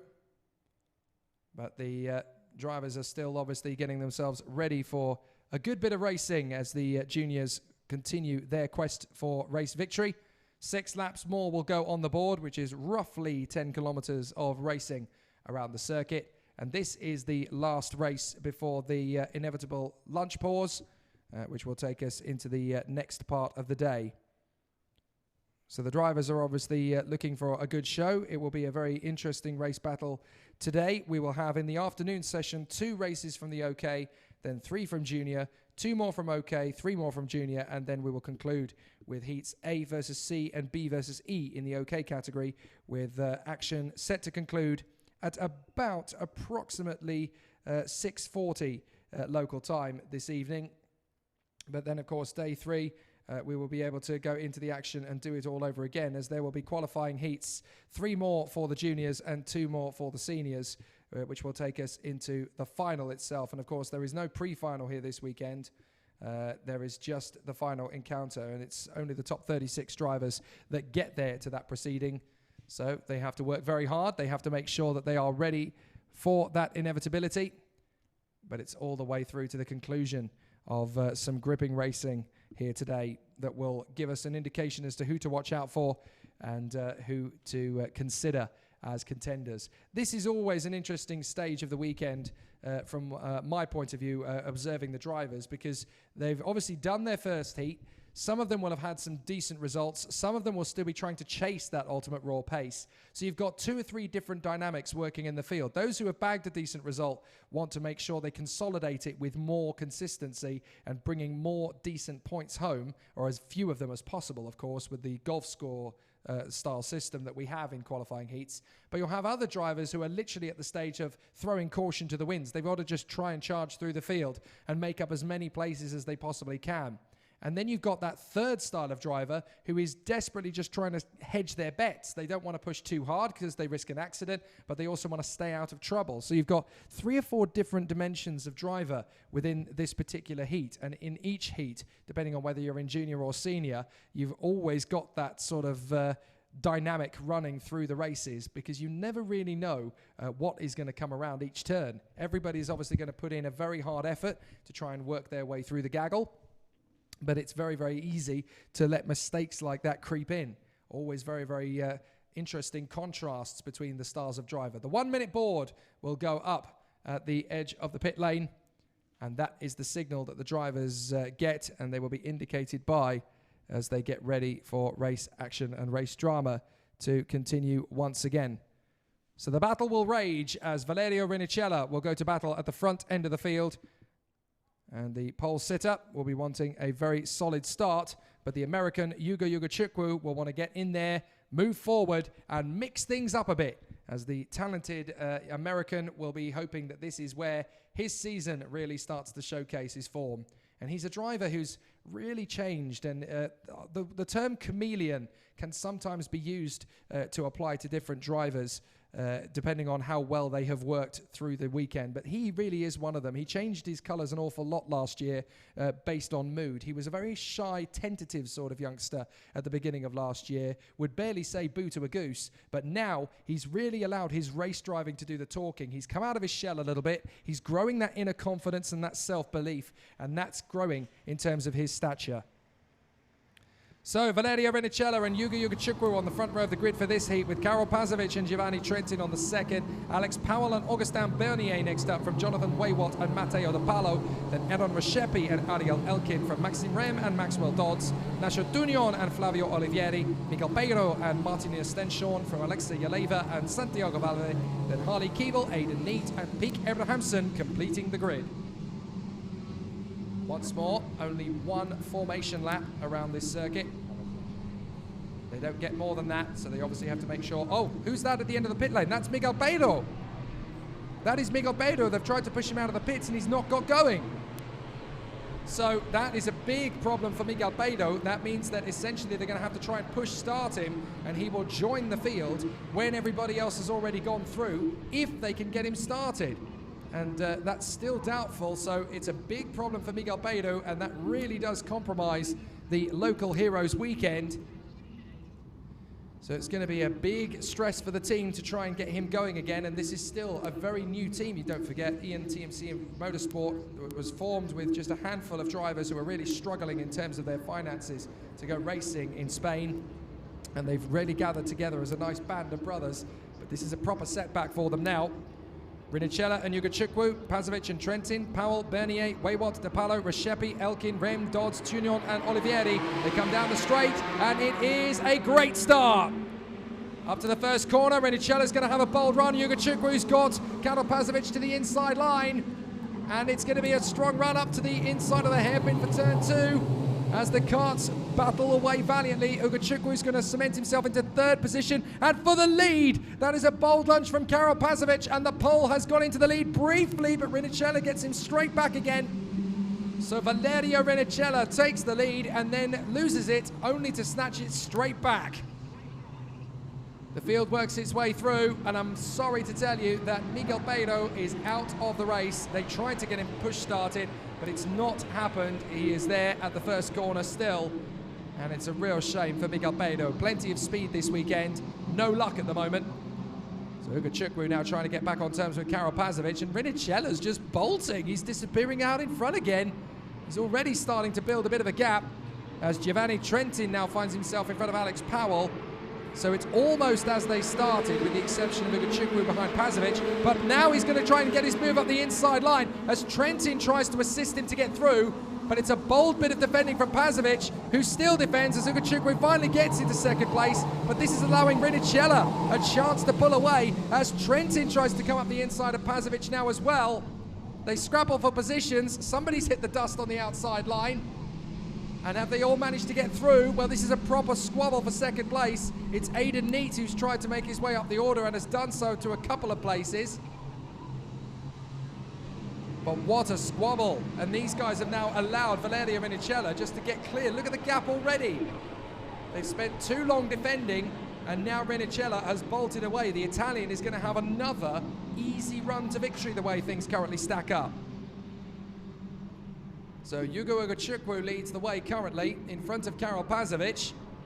And then it is Alex Powell who has moved his way forward into fourth place past Giovanni Trentin.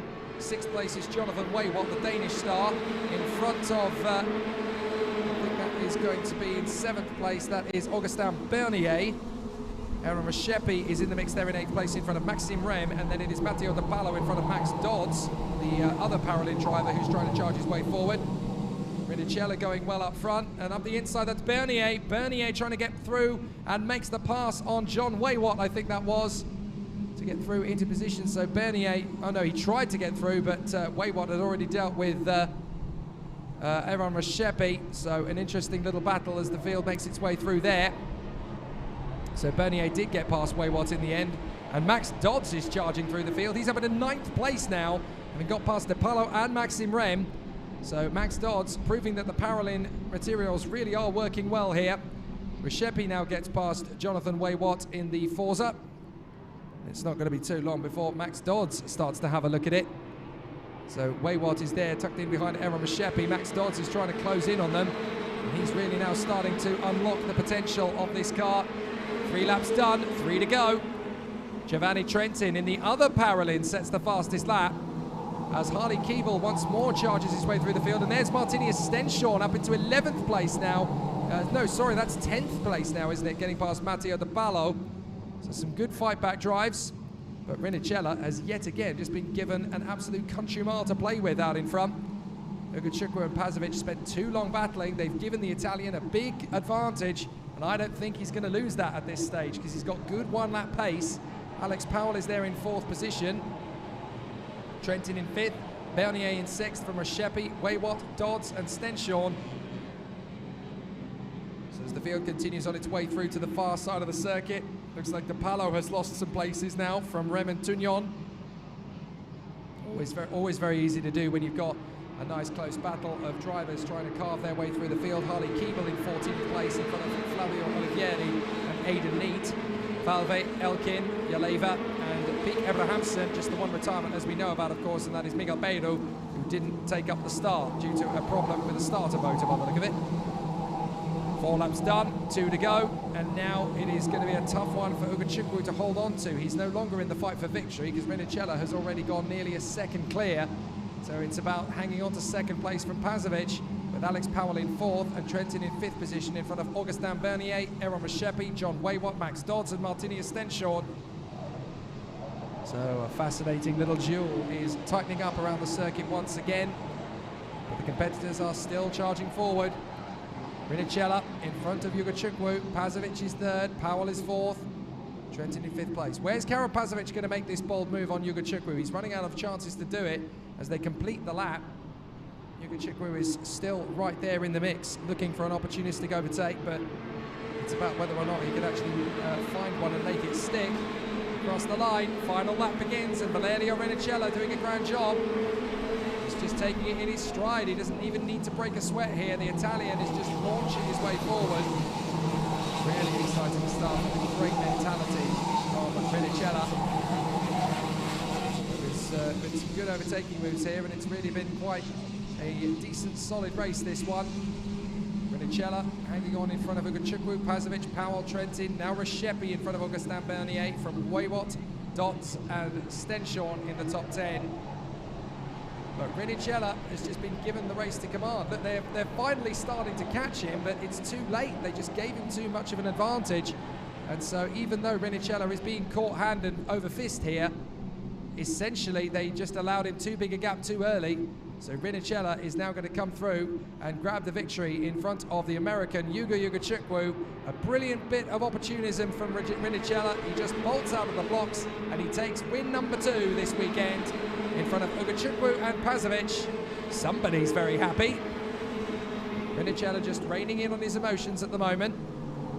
Doesn't need to push too hard, too much at the moment. So a very good performance from the Paralin driver, and the Italian who took pole position yesterday remains at the top of the standings at the moment, having taken 2 convincing victories. There's Yugo Ugachukwu, the man who's come closest to beating him. If it went for the start line shenanigans, he might have had a better crack at him. But it is Valerio Rinicella of the Paralin squad that leads the race going away. So Rinicella takes the victory in front of Ugachukwu and Pazovic. Powell is in 4th place from Giovanni Trentin. Aaron Rashepi in 6th ahead of Augustin Bernier and John Waywat. Max Dodds and Nasho Tugnon managing to finish up in the top 10. Martinius Stenshorn fights back to 11th in front of Maxime Rem. Matteo De Palo is ahead of Harley Keeble and Aidan Neat, who fight their way forward. Santiago Valve in 16th. Oh, somebody going off on the final lap there. Alexa Yeleva, Flavio Olivieri, Ariel Elkin and Pete Abrahamsen in the mix. That looked to me like the 237 going off there. It might not have been the 237, but certainly we've had an off on the final lap. It might have been Matteo De Palo actually, 287 potentially. But certainly going off and missing a couple of corners. So an interesting situation. It is now 12:50. The next race, of course, is due to start at 13:45 local time. So we will take almost an hour's break. We will return to the action at 13:40 when the race action continues. Before we do that, let's have a look at some of the replays from the previous qualifying heat, A versus F, to see how Rinicella made it happen.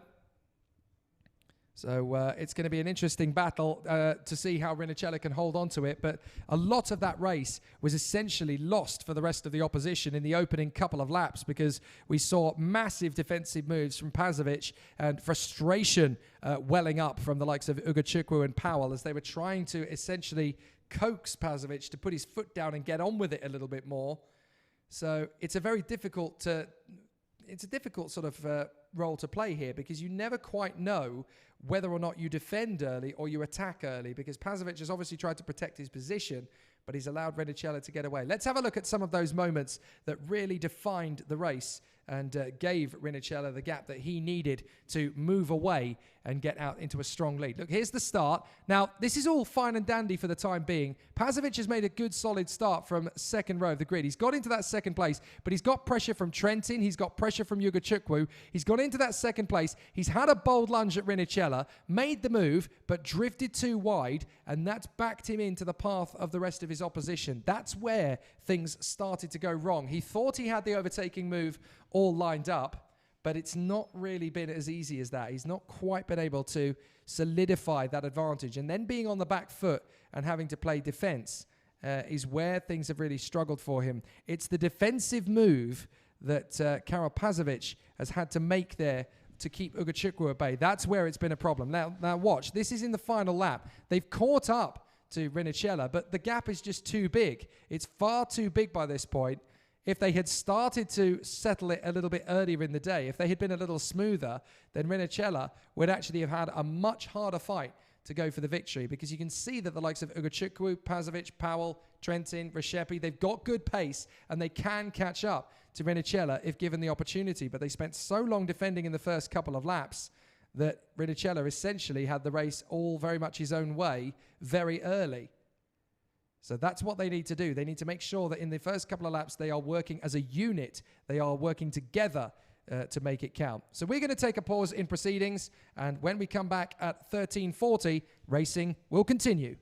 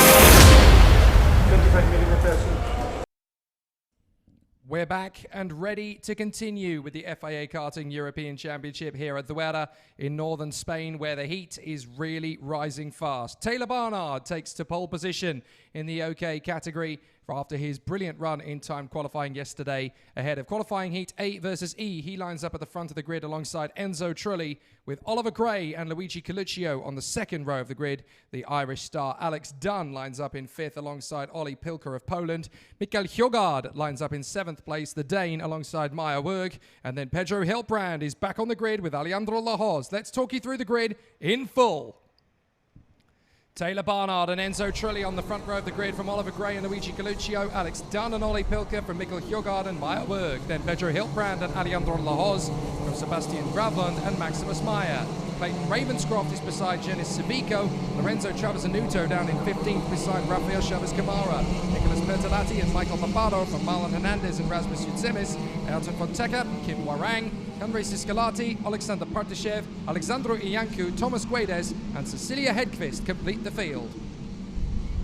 9 laps of this very tough and very fast Zuera circuit. It's very hot, it's very fast flowing, and there's an awful lot of drivers who want to make it onto the grid for the final tomorrow.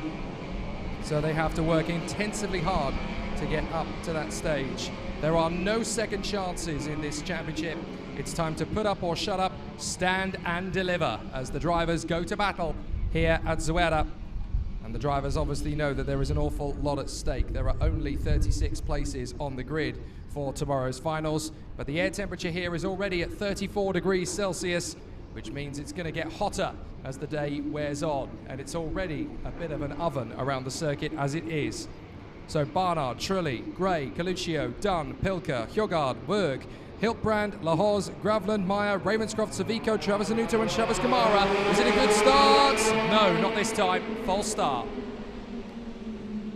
So the field will have to complete another formation lap. They obviously don't quite get the getaway that will satisfy race director Martin Bean, who decides to call it and send them round another time. So obviously they need to make sure they are correct in their formation around the course. They have to be absolutely correct, and they need to make sure they don't jump the gun, they don't leave drivers behind. It's a rolling start procedure in karting that they have to get used to, especially if they want to go into the American or GT scenes, because they'll get plenty of opportunities to showcase the rolling start procedure. But the drivers are now in position as they get ready to charge away from the grid once again in a very tough situation. Battle lines are drawn and the competitors are ready to go to scrap. Taylor Barnard and Enzo Trulli from Oliver Gray and Luigi Coluccio. Dunn, Pilker, Hjogard, Werg, Hilbrand, Lahoz, Gravlund, Meyer, Ravenscroft, Savico, Travasanuto and Chavez Camara. From Bertolatti, Papado, Hernandez, Yudzemis, Fonseca, Kim, Saskalati, Partashev, Iancu, Guedes and Hedqvist. As the drivers are now all in position, and they will form up in their 2 rows, and we can get the race started from that moment on. Can Taylor Barnard sustain the pressure from the front end of the field? It is going to be very tough to contend with as the drivers battle on. Looks like there was a hand in the air to one of the drivers at the front, but away we go as the drivers squabble through to the first corner. Is everybody going to get through neat and tidy as they charge through the first corner, flat on the throttle into turn 2, where you do need to slow the car down. And as they come through, there's 1 or 2 drivers lagging a little behind, but in terms of the overtakes, it looks as though everybody's got through A-OK. As into turn 4, the first major crunch point on the circuit, as everybody got through just about 1 or 2 flicks of dust, but Barnard leads the way, and in second is Oliver Gray. So the field comes through the long sweeping left-hand hairpin into the square right onto the next trajectory of straight. And the drivers continue on their way into the tight left-hand hairpin. A couple of drivers going very deep in the attempt to make up some ground. bit higgledy-piggledy in the field, but Barnard and Gray have definitely bitten the bullet and gone for it as Alex Dunn finds himself in third position.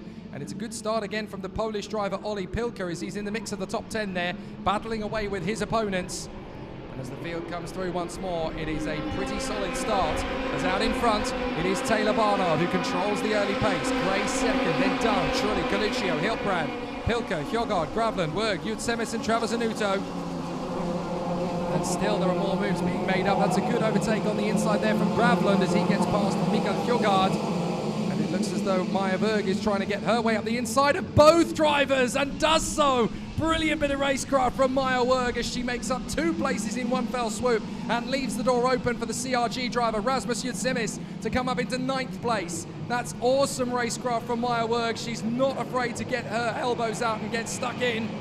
And that is a very defensive Rasmus Jutsemis. I think Mikael Hjogard's going to be quite irritated at the way he's holding the car to the racing line. But there's some proper good scraps already in the early doors proceedings. Taylor Barnard holds the lead for the moment, but Ollie Gray in the Leclerc by Lennox is right in the mix. And Rasmus Jutsemis is actually under investigation as that is Coluccio getting through on the inside of the 107 of Pedro Hiltbrand as they squabble away for position.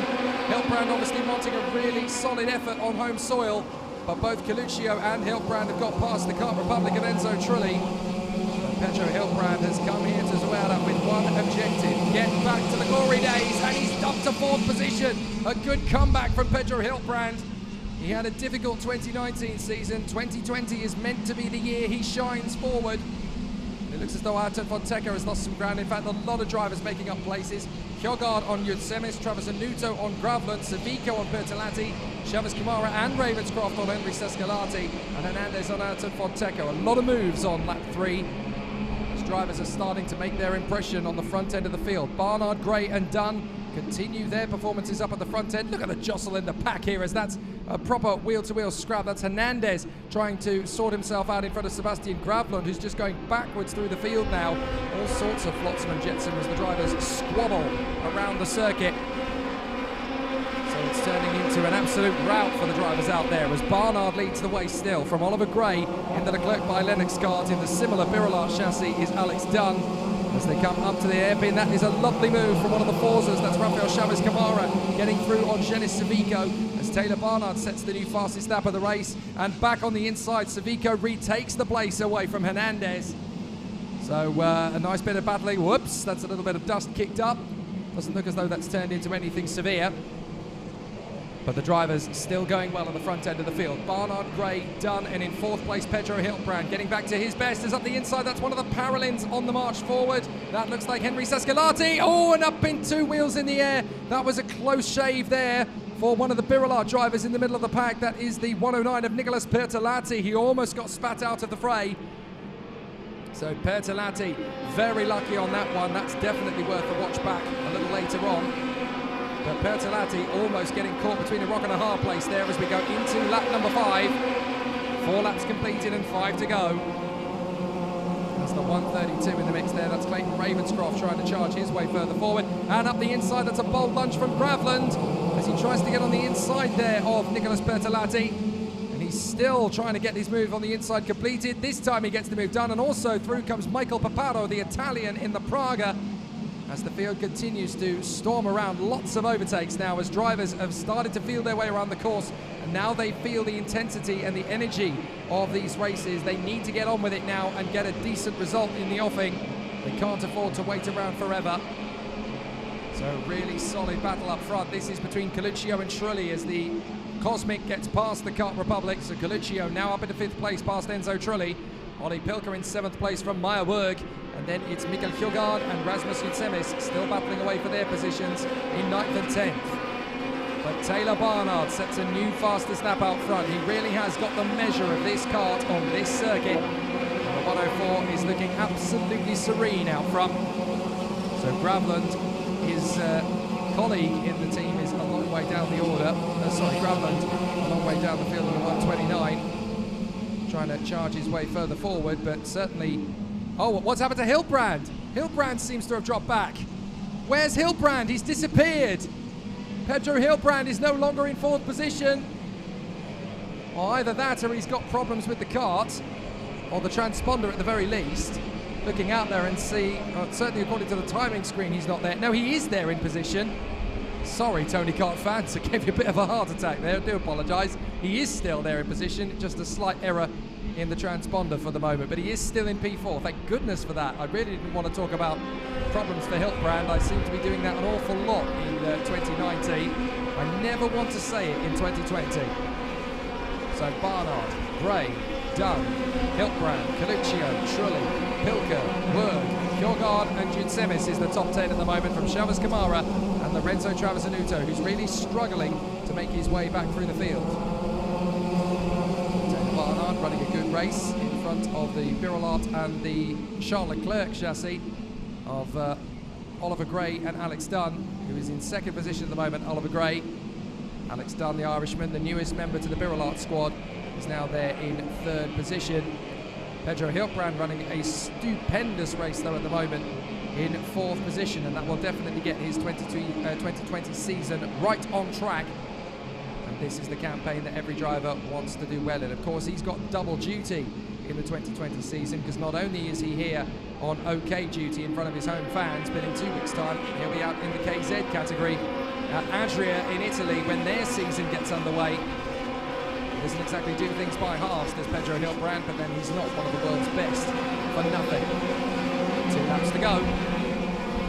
Barnard, Gray, Dunn, Hiltbrand, Coluccio, Trulli. And there's the battle for 7th place. This is Ollie Pilker, along with Meyer Wurg and Mikael Kjorgaard. So let's see who's going to get the better of this one. At the moment, it is the Polish driver, Ollie Pilker, who runs in front of Meyer Wurg. Sauber Karting versus the Richard Mill Talent Academy in that little squabble. And of course, Ollie Pilker is the Sauber Karting's sole representative. Christian Ho couldn't get out of Singapore, and Harry Thompson is not here this weekend. But there is the man who's giving all sorts of people all sorts to talk about. Alex Dunn in third position in the Birolart. What a drive this is for the youngster who was in junior last year. He's now straight into senior and straight up at the sharp end. Really good to see the Irishman putting in a fantastic battle. So here comes the battle. Pilker in 7th place in front of Meyer Wurg. Into the last lap they go. Mikael Kjorgaard is there threatening for a position or two as well. Meyer Wurg looking for his chance. Meyer Wurg looking for her chance, sorry. Ollie Pilker is protecting his line very well. But can Meyer Wurg get her way through into the position? She's trying her best, and Ollie Pilker leaves the door open and up. So Meyer Wurg gets through with some support from Mikael Kjorgaard. But watch out, because here comes Rasmus Jutsemis for an opportunity to come through. So he shuts the door enough to hold Rasmus Jutsemis at bay, but that's beautiful racecraft again from Meyer Wurg to put herself into a solid 7th place. Pilker now back up the inside of Mikael Kjorgaard, and that's the door left open by Jutsemis to get through as well. Rafael Chavez Kamara gets through instead, up into 10th place, but Taylor Barnard is going to come through to open his weekend's account in fantastic fashion out of the final turn, and Taylor Barnard is going to get the checkered flag. Brilliant run, and he dominates the first heat. 2nd place for Oliver Gray, 3rd for Alex Dunn, and 4th place for Pedro Hiltbrand in front of Luigi Coluccio and Enzo Trulli, with Meyer Wurg in 7th. Brilliant stuff, great racing, and perfect drive from Taylor Barnard. That one was never going to be easy to pull off, but he made it look very simple and very easy going. So really good to see just how much hard work and effort goes into trying to stretch that kind of an advantage. But it's already a very tough mission for the drivers out there. They've obviously all put in a very strong run. But this is a very solid effort from the competitors. So the drivers continue on their way through, but it's Taylor Barnard who takes the victory in front of Oliver Gray and Alex Dunn. Hiltbrand, Coluccio, Trulli and Wurg from Ollie Pilker, Mikael Kjorgaard, Rafael Chavez Kamara in front of Rasmus Jutsemis and Clayton Ravenscroft, Lorenzo Travasanuto in front of Henry Seskelati, then Jenis Savico ahead of Sebastian Gravlund, Marlon Hernandez and Michael Paparo from Alexander Partishev and Alexandru Iancu, then Ayrton Fonteca, Alejandro Lohoz, Maximus Meyer, Nicholas Bertolatti in 24th in the end from Cecilia Hedqvist, Warren Kim and Thomas Guedes. But once more, all of the drivers who started have brought it home to the finish. Always a very positive thing that you can say about a race as intense as that one, when you know that they're actually all going to be able to make it through to the finish line. But it was always going to be a very intense battle for the drivers. And they put on a very solid effort through the course of the weekend. But it's going to be a very interesting run from here on in. Let's have a look at the replay from the first lap. This is how it all really started off. Look, Oliver Gray's already got his hand in the air gesturing to, I think, Enzo Trulli he was looking at on the way through, but manages to place himself in position nice and neatly. Alex Dunn to the inside line there, managing to get into third position early doors. A good start from Pedro Hiltbrand really set the tone of the race for him. But you can see here drivers who are just making bold lunges around the outside, hoping the kart will stick in position. And those who are reading each overtaking move very carefully, they're timing their moves to perfection. Hiltbrand getting a nice lunge there on the inside of Mikkel Hjorgaard and managing to make up some good ground. But this is the tough bit of the first lap of a race. You really have to try and just knit the kart on the inside line. Look, drivers here just trying to go deep into the apex, drifting out wide and getting themselves compromised. They even look like a little bit of a revenge swerve in the middle there from one or two of the drivers, just trying to tidy up the move on the exit. So fascinating dynamic at the moment here in the FIA Karting European Championships. But that opening lap really was perfect for Barnard because it cemented his position at the front. Gray and Dunn essentially spent the rest of the race playing catch-up over the course of the remainder of the race. There were, again, a couple of moments within that race, though, that are worth having a little bit of a closer scrutiny on because it does show just a little bit in terms of the desperation sometimes of the drivers. They really start to push themselves into a better situation and try to get themselves a little further up the field, but it's never easy to get that discipline under wraps. And a few drivers there just pushing the limit a little, perhaps more than they might have liked to. And it's certainly compromised them in terms of their race pace. Nicholas Bertolatti, in the end, falling all the way down the field. I think he ended up crossing the line in 24th position in the end. And I think that all started with his little misdemeanor in the middle of the race. Hopefully we'll get another look at it because he ended up going 2 wheels in the air. Let's have a look at another of the highlights from the race. So this is the battle from Maya Werg, getting 2 moves into 1. I wonder who she's learnt that one from.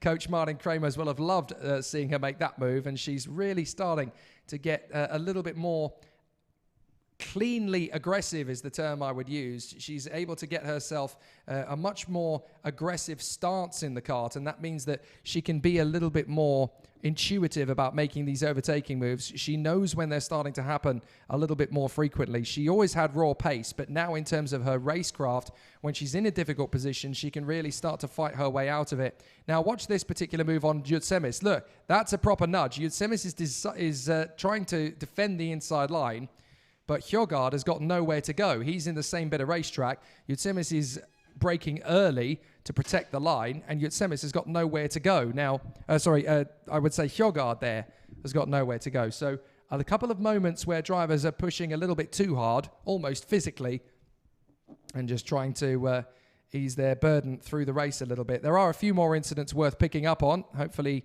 our crew, who are implementing this new replay system for the very first time, can pick up some of the choicest ones. Now, this is the battle between Trulli and Coluccio. Coluccio just sizing up his moment at the end of lap 2, and that is enough to open the door. Look, there's nothing Trulli can do about it. Hiltbrand is already there. That's how quickly you can lose places in the course of a battle. All it takes is for one driver to make an overtake, and the one sat behind thinks, right, well, now they're vulnerable. There's a little bit of a gap. I'm going to make sure that I get through as well. And it's very easy to lose a couple of places that way, as Enzo Trulli unfortunately found out, because Coluccio and Hiltbrand both managed to get a clean run on him. But there's been some monumental battles in this field between these 2 or 3 drivers. Coluccio and Trulli have already come to blows once or twice over the course of the season. Certainly on track, they've had some good battles. But this is Hiltbrand. Look, he's in his element. He feels comfortable at the wheel of the Tony kart. He dives up the inside line of Coluccio. Trulli's there to try and counteract. And again, Coluccio has basically had the same move pulled on him that he and Hiltbrand managed to pull on Trulli about 6 corners before. So it's fascinating the way that the ebb and flow of the performances of the drivers keeps coming back to the circuit. It keeps coming back to the drivers on that part of the road. So it's always particularly fascinating. The drivers are just getting ready in the pre-grid for the OK category, but there's still 1 or 2 choice maneuvers that are worth picking up on from that previous heat. I'm not sure if we were able to get a look back at the Pertolatti incident. He got 2 wheels in the air, and that was basically the catalyst for him then starting to descend down the order. A few drivers were in that same difficulty through the race. I know that Savico and Gravland certainly lost a few places. So too did the Spaniards, Alejandro Lahoz and Maximus Meyer. Nicholas Pertolatti really bore the brunt of it, though. Here's another incident to look at. Now, this is the battle that we saw earlier on with Henry Saskelati. Now, this is where it all develops. So this is the moment. So Saskelati's getting in behind Genis Savico. Savico's defending the inside line. Saskelati goes for the move, despite things being a little bit twitchy. Savico gets the switchback. Now watch Pertolatti. He's trying to get in there around the outside. He keeps his foot in for the move. Savico pulls across, and Pertolatti was very lucky not to get flipped over. He just about gets away with that one, but that's the chain reaction that starts from there. Because the kart is unsettled, he's gone a little bit airborne. That's enough for the rest of the field to start chipping away at that inside line and taking those corners away from him. And he fell all the way down in the end to 24th position. Very unfortunate, but there isn't really a lot you can do about it once the dynamic of your race changes so dramatically. The FIA Karting umbrellas are once again mounted above the drivers on the pre-grid as they are trying to stay cool from the shade, or trying to create some shade, I should say, because there's certainly not a lot of it around here in Zuera. But there is another incident that's worth reflecting back on, and it is, of course, this last lap duel between Maya Werg and Olli Pilker. Now, watch Maya here. She's got Olli Pilker on the breakaway down the straight, but she has to time the move right. She can't just go gung-ho, because she knows that Pilker's going to cover the inside line, which he does. So Maya decides, right, I'm just going to tuck in behind. I know I've got Hjorgaard underneath, but watch this. She just slides for the maneuver, does not say no. Pilker opens up the door. Hjorgaard gets the place, but then later through the lap, Pilker's already got Rasmus Yitzhemis to try and dice away with. Werg is so strong on the inside apex to defend the line, but watch Pilker now. This is where he gets his moment. He gets a little bit of support from Yitzhemis, who's hoping he can open up the door for another move of his own. Pilker commits to it, drifts the kart slightly wide. Hjorgaard then moves to cover across the line of Yitzhemis, and that's enough for Chavez Kamara to pick up a place. Very easy to get that ebb and flow wrong, but they were absolutely timing it to perfection in Pilker's camp there, as Ollie got through into the position. But the significant one, of course, is Taylor Barnard up front from pole position in time qualifying to take the first heat win in front of Ollie Gray and Alex Dunn, with the local hero Pedro Hiltbrand in 4th position. So now we're getting ourselves ready for the battle to resume in the OK category once again. Having had Taylor Barnard sweep a victory, it's now time to see who's going to get the job done in groups C and D. Andrea Kimi Antonelli and Hannes Janker on the front row of the grid. This has got epic contest written all over it. The young pretender and the man charging his way back to supremacy. Behind them, we've got Nikita Bedrin, the Russian, still putting on a good show for the Ward Racing team in 3rd. And then Joe Turney for the Tony Kart Factory team, who is running in 4th position. Then it is the Renzo Patrese, the Italian, who lines up 5th on the grid on row 3, alongside Noah Denbol, the Danish driver. And then it is the German star for TB, that is Joel Mesh, who lines up there alongside the Lithuanian for the Xspirit Racing team, and that is Kaios Sixnelis. Interesting outlet for the Xspirit team this year. They have a new team manager, namely Patrick Hayek, the 2018 world champion in KZ. And that's one of the most major roles he's had since that title victory. We've long been awaiting him back in a kart, but he's taken up a very good mantle as team boss of Xspirit, so I think that will be his future pretty much sewn up for a while, and he's obviously doing a fantastic job because there are so many Xspirit drivers towards the front these days. 9th position on the grid is Thomas Tembrinka, the reigning world champion in junior, alongside the Spanish talent Miron Pingazov, who ended up out of the race in the first heat and will not want to repeat that scenario. Pedro Perino and Charlie Wirtz will line up on the 6th row of the grid. Jamie Day for the Charles Leclerc by Lennox Racing team lines up in 13th place alongside Robert Dehaan for Energy Course. Then it is Nicolas Baptiste and Josep Marti, the Colombian and the Spanish star, that line up on the 8th row of the grid from Atta Manatio and Ricardinho Gracia. They will be together on row 9. And then on row 10 of the grid, it will be Emily Koivisto, the Koski Motorsport driver, alongside Denmark's Alexander Hartwig, who will be there in 20th position on the starting grid. And then we will have in behind Delano van Toff, the Dutchman, who charged his way through the field very rapidly in the first heat and will be wanting to do the same again in the second.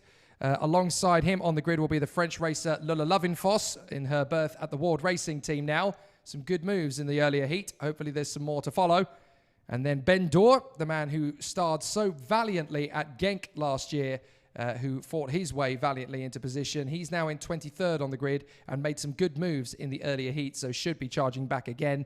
Alongside the Swiss driver Toni Nauder, and she has a good chance to move forward as well from the outside of row 12.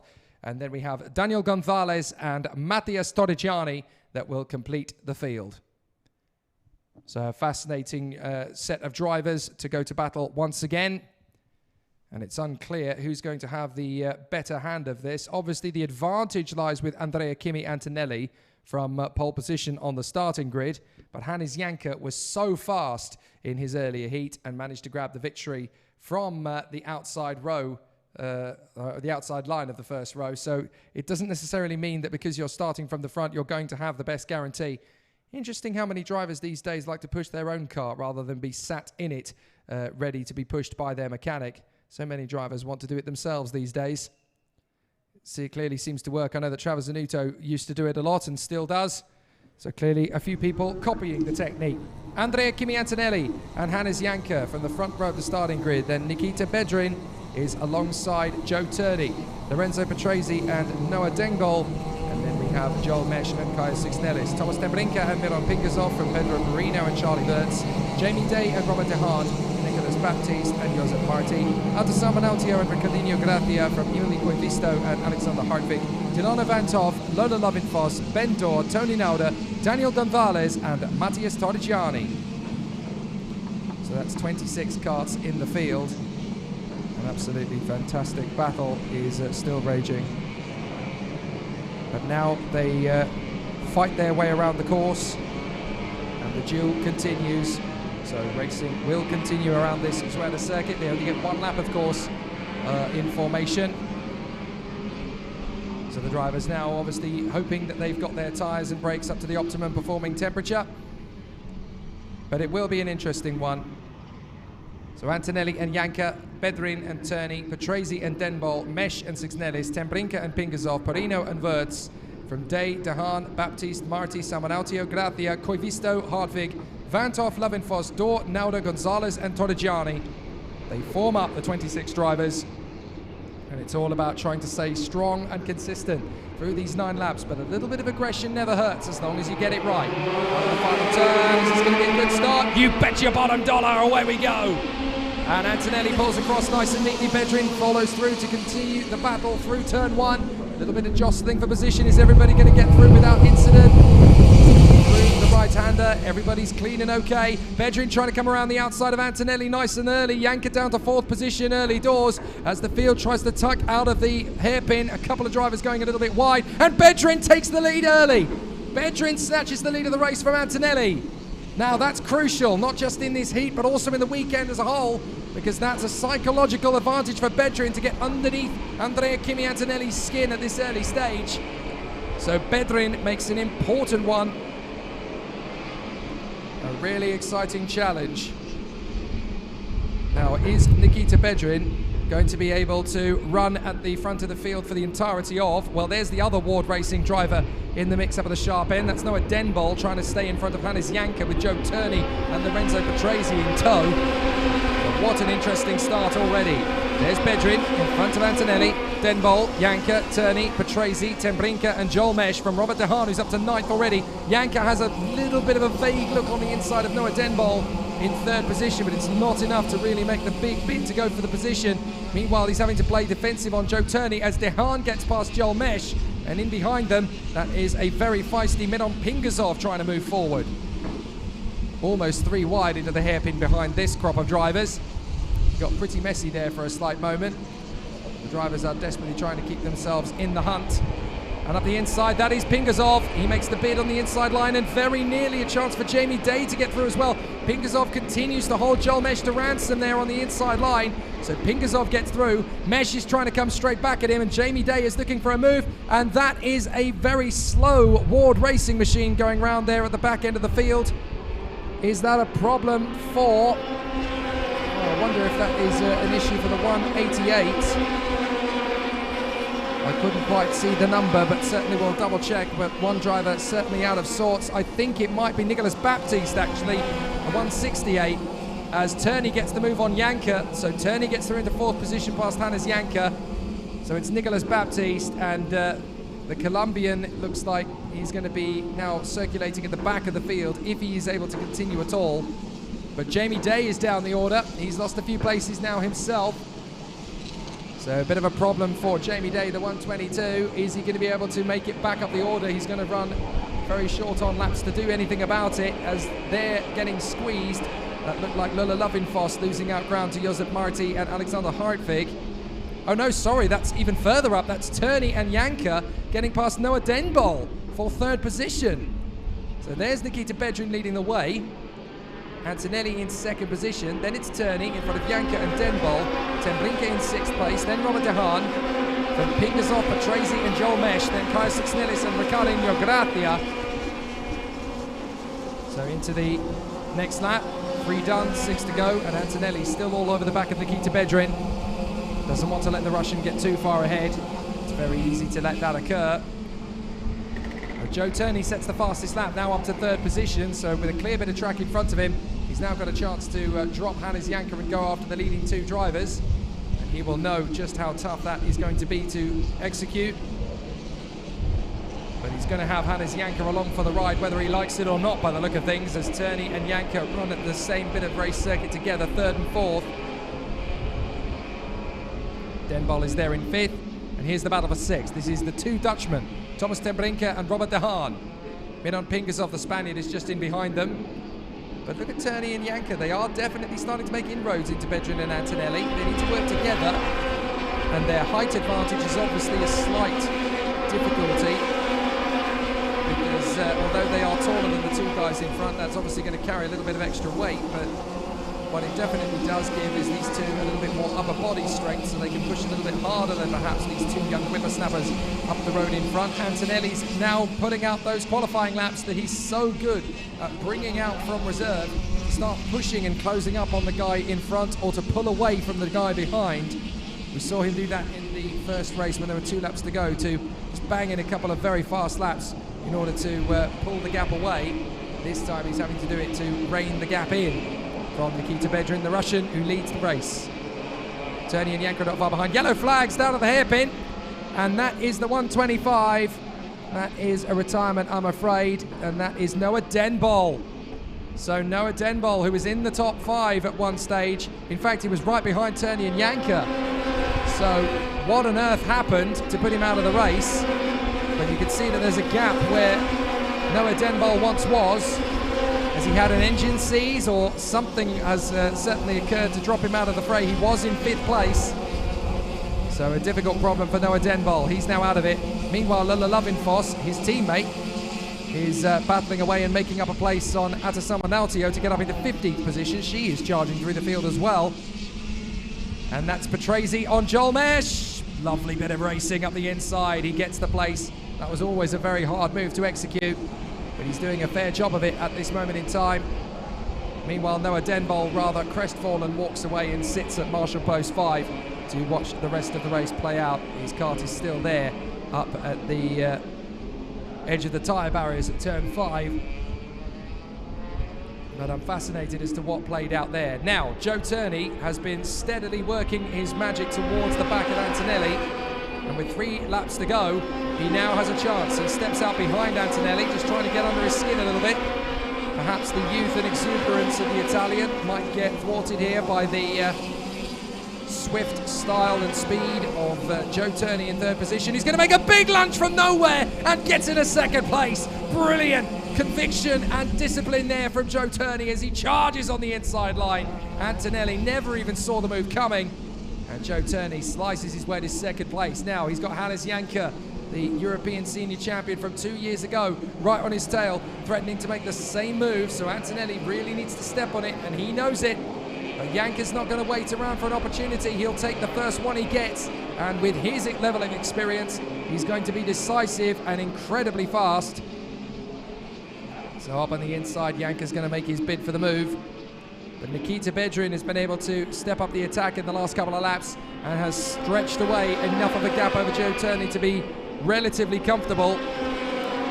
But can Turney go even faster to close up on Bedrin in these last 2 laps? Meanwhile, Janka's got past Antonelli. That seemed fairly straightforward, actually. The Italian didn't put up much of a resistance to it. So Janka through to 3rd place. I wonder if Antonelli is playing the cautious game here and just looking at points, because if he lets Janka go, he already has a win in his pocket. A 4th place would not be a negative result at all. So far so good for Janka, but also so far so good for Antonelli. What it does mean, of course, though, is that these 2 drivers both won a race earlier on, so now they're going to be 3rd and 4th on this occasion. And that means we're going to have 4 different race winners from the first 4 OK races. We'll have Janka, we'll have Antonelli, we've obviously just had Taylor Barnard, and now it looks as though we're going to have a 4th in either Nikita Bedrin or Joe Turney. But it's not done yet, and Bedrin checks out behind him to see where the Tony Kart factory driver Joe Turney is, and the question is, the answer is, only 4/10 of a second back. But can 4/10 of a second be made up in these karts on this circuit? My answer would be only by Joe Turney in the top 4. But it's whether or not he'll manage to, especially now that Bedrin has set a new fastest lap. 1:03.317. So Bedrin is trying his best to protect this advantage that he's got now over the 2nd place man, Joe Turney. Janka in 3rd place and Antonelli in 4th. But I think that's the way it's going to stay. So Nikita Bedrin has managed to just about ease in position. He's never pushed harder than he's had to in this race. He's just held it to what he can manage, as the battle is going to finish up for the moment. But it's a 4th different winner from 4 OK races for Nikita Bedrin as he takes the victory in front of Joe Turney, Hannes Janka, and of course Andrea Kimi Antonelli. The Dutchmen are 5th and 6th for Thomas Temerinka and Robert De Haan, from Pinkersop, Patrese, Jamie Day and Joel Mesh. That's a good race as several drivers lose their way in the last couple of laps to lose a few positions. But certainly from Nikita Bedrin's point of view, the Russian has opened his account for the weekend, and now we have 4 different race winners from the first 4 races. That doesn't happen often, but when it does, you know you're in for a cracking weekend.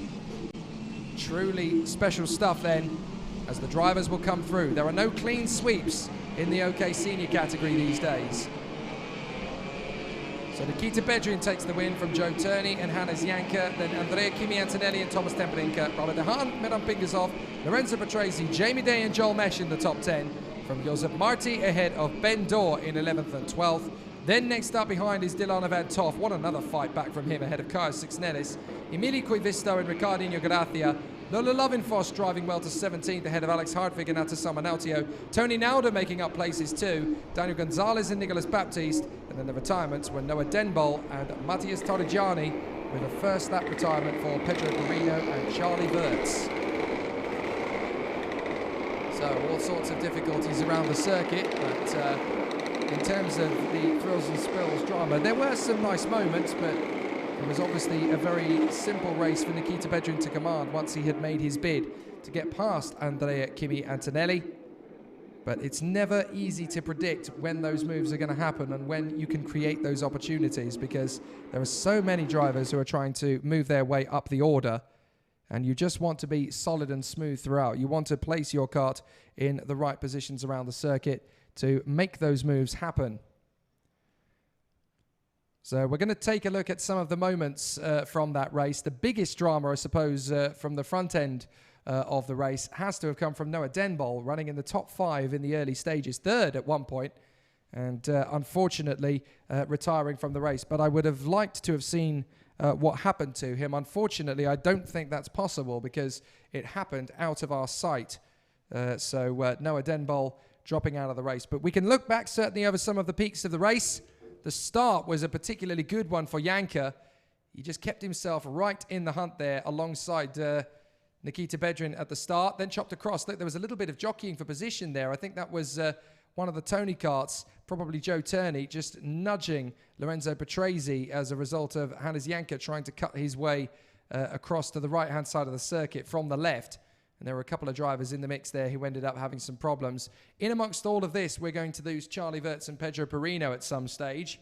Not entirely sure where they retired, but certainly they had an incident on the very first lap. I wonder if they just picked up some damage somewhere, and that was enough to curtail their running. For the moment, at least, we've certainly got nobody out of position down the order, but then it certainly started to be a pretty dramatic race early doors because Hannes Janker and Joe Turney were trying to cut their way past Noah Denbol.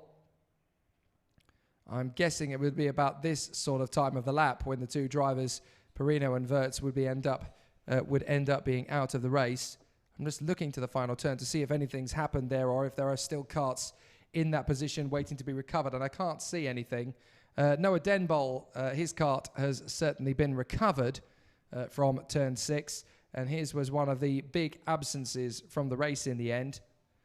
But there were some very solid drives in that one. Ten Brinker, Dehaan and Pingasov all managing to make up places. Ben Dorr rising all the way to 12th from 23rd on the grid, so a very good performance there from him. And the German usually gets that sort of race done. Delano van Toff coming up 8 places as well. Now, this is the incident between Denbol, Turney and Janker. This is how Turney sized his opportunity. He just makes the slice for the move up the inside. This is a clinical textbook overtake from the Brit. Lines him up. Knows that he can take as much space on the inside line as he needs, but he keeps that door wide open, and there's millimeters of gap there as Janker slides through. That's how close it was to a little bit of a rub there with Noah Denbol. And that was only lap 3 that they were making moves like that. So to be fair to Janker, he really does slice his way through the meat very accurately, doesn't he? Because that was so close to the bone. But a very, very tight run all the way through the race at the front end of the field. Turney actually managing then as well to close up on the likes of Andrea Kimi Antonelli to manage to move up the order. And that was a really bold lunge as well, because it's moves like that from a long way back that you really have to believe you can pull off. It's an inner faith that you have in yourself and in your own levels of self-confidence. Let's have a look at another incident in the race. Now, this is that moment, I think. So with 3 laps to go, Turney's obviously swarming around behind Antonelli, but he's building up to the move here. He's basically keeping Andrea Kimi Antonelli guessing. And he thinks at this point, well, he's nowhere near close enough to make the move. And that's when he's able to make his ultimate bid. Look, he's come from so far back, but he hasn't braked. He's just rolled the kart in off the power and then just drifted it into the inside apex. There's nothing Antonelli can do about that one. He has to let him go. And thanks to the loss of momentum, you're about to see Hannes Janker pull off the same trick. So Janker now feels, well, clearly Antonelli is passable, so I'm going to make it work. He waits for his moment. Here it comes on the inside. He gets the opportunity. Oh, he's a little further on that he actually made the overtaking move happen. But we've seen some clear conviction from Turney and Janker in that one. Great to see them at the sharp end. There is, of course, more still to come. There's another one of the moments. This might be the move, actually, of Janker on Antonelli. No, it's already happened by this point, but it's an important one in terms of the way that the race is playing out, because Bedrin is able to control the pace of the race. 4 different winners from the first 4 OK races. It certainly opens things up. We've had Antonelli, we've had Janker, we've had Barnard, and now we've had Bedrin. So it definitely starts up the weekend for the OK category in the best possible manner. And I think we're going to be in for some rip-roaring races over the course of this afternoon here at Zuera.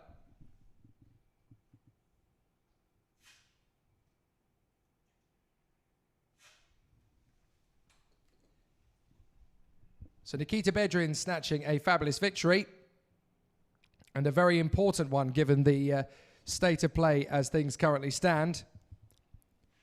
Let's have a look at this incident out on the circuit. Now, this is a bit deeper into the race. This is lap 7. This is how Janker got through on Antonelli. So he's biding his time. He's waiting for his maneuver. He's going to wait for the gap to open up. But all of this time, Turney's getting away, so he knows that he just needs to get on with this now. Janker's got the speed and he's got the experience. Antonelli's got the youth and the lightweight factors on his side, but once Janker's got a bee in his bonnet, he's going to go for that overtaking move. He sets it up all the way through turn 1, and that move is over before they even start braking. Such conviction, again, from Hannes Janker. Full confidence in the equipment, full confidence in the material. So he's able to move his way forward. And now the battle will rejoin with the juniors. We're now going to have 3 races for junior and 2 races for OK. We'll do it one more time, and that will conclude the day's running. But there are more heats tomorrow, of course, so we can only talk about an interim leader after these races, because we won't know the exact grid order until the heats tomorrow are completed, and there'll be 5 of those early in the morning for us to run through. First of all, though, we are going to continue on with today's action. There are no major changes to report within the junior brigade. We'll just try and double check. But Badua is still running a great race at the front end of the junior field. He took the victory in the first race from Spina, Del Pino, Modenese and Tsoloff. So a very solid effort from him in the first encounter. Igor Sapil holding on in front of his teammate Arvid Lindblad and Arthur Rojon from Yuga Yuga Chukwu and Laurence Lesetua. Always a fascinating battle when they get onto the circuit. Rinicella then grabbed a victory from Karol Pazovic and Alex Powell, with the top 5 completed by Evan Gilter and Christian Bertuca. And then we had Arvid Lindblad take a victory in front of Alfio Spina and his teammate Igor Sapil. And I would love to point out that during the lunch break, Arvid Lindblad did actually come and find me. He said, "I just wanted to correct you about something." I went, "Oh, really? I make mistakes often, but what do you want to correct me about?" And he said, "Well, Igor Sapil was here last year." And he's like, "Oh, yes, of course he was." And so Arvid Lindblad making sure that the team that he's racing with obviously getting the correct amount of promotion, and that I get my facts right. I have a feeling that Arvid's going to be one of those people. When he's in his later years, he'll be in the commentary box with me going, "Jake, no." Looking forward to those days, mate. I'll obviously get some championships out the way first, though, once you've won a few of those. Timo Kucharczyk was 4th in that heat behind Lindblad, Spina and Sapil, and then Bruno Del Pino completing the top 5 on that occasion. And then the race after that one saw Nikola Tsoloff pick up a very handy victory over Tuka Tarpanen and the young Belgian star Ian Eichmans ahead of Dion Gouda and Evan Gilter. There were no penalties to hand out in that one. I have to say, a very clean start to the meeting as the way things currently are. Valerio Rinicella then grabbed his 2nd win in front of Yuga Yuga Chukwu and Alex Powell from Giovanni Trentin and Eron Reshepi. Only 2 penalties to hand out in that race, and that was Karol Pazovic, who ran right up at the front end of the field, and Aidan Neat, who both ended up getting penalties in that particular race, and they were both for incorrectly installed front fairings, so they obviously got loose during the course of the race action, which of course carries with it a 5-second time penalty, which is not appealable. Unfortunate for the drivers involved in that one, because it could have been much easier for them to get away with that sort of problem, but unfortunately, if you get your front fairing nudged, that's it. You get the 5-second penalty if it comes out of position. Now, qualifying heat C versus E is next up, and it's Igor Sapil, the very talented Czech star, who lines up in pole position once again. Already a race winner this weekend. Was a race winner 2 weeks ago in Zuera as well, so obviously has the measure of this place. William McIntyre lines up 2nd on the grid alongside him for the Leclerc by Lennox team. Arvid Lindblad lining up 3rd alongside the Frenchman Evan Gilter. And then on the 3rd row of the grid, it is Belgium's Laurence Lesetua, who lines up alongside the Italian Christian Bertuca. And then on row 4, it is Arthur Rojon and Julius Dennison. And then to round out the top 10, it is Axel Malia and Oscar Wirtz as they run together in the top 10. Emo Fittipaldi and Freddie Slater will share the 6th row of the grid. The 7th row will go the way of Alex Kubenko and Maceo Capieto. Then on row 8, it is Maxim Furon Castellan and Aaron Garcia. From Guillermo Delgado and Edgar and Piligov, then Nicola Lacorte, Eric Gene, and Fernando Soto Gallegos. So the 21 drivers are in position. They will obviously be pushing very hard from the first opportunity. And the drivers obviously working very hard to move their way forward. It's always a very intense start. There are 64 drivers in total in the OK Junior Brigade. So they all want to be up at the sharp end of the fray. They all want to be putting in their best and solid efforts. But it was always going to be incredibly close quarters between the junior drivers. And there are only, of the 64 drivers here, there are only 36 places on the starting grid for the final tomorrow. So if you're not in that top 36 by the end of the day, by the end of the heats tomorrow, I should say, that is your race done. So they obviously want to be in the best positions they can be, and they want to progress and continue to move further forward.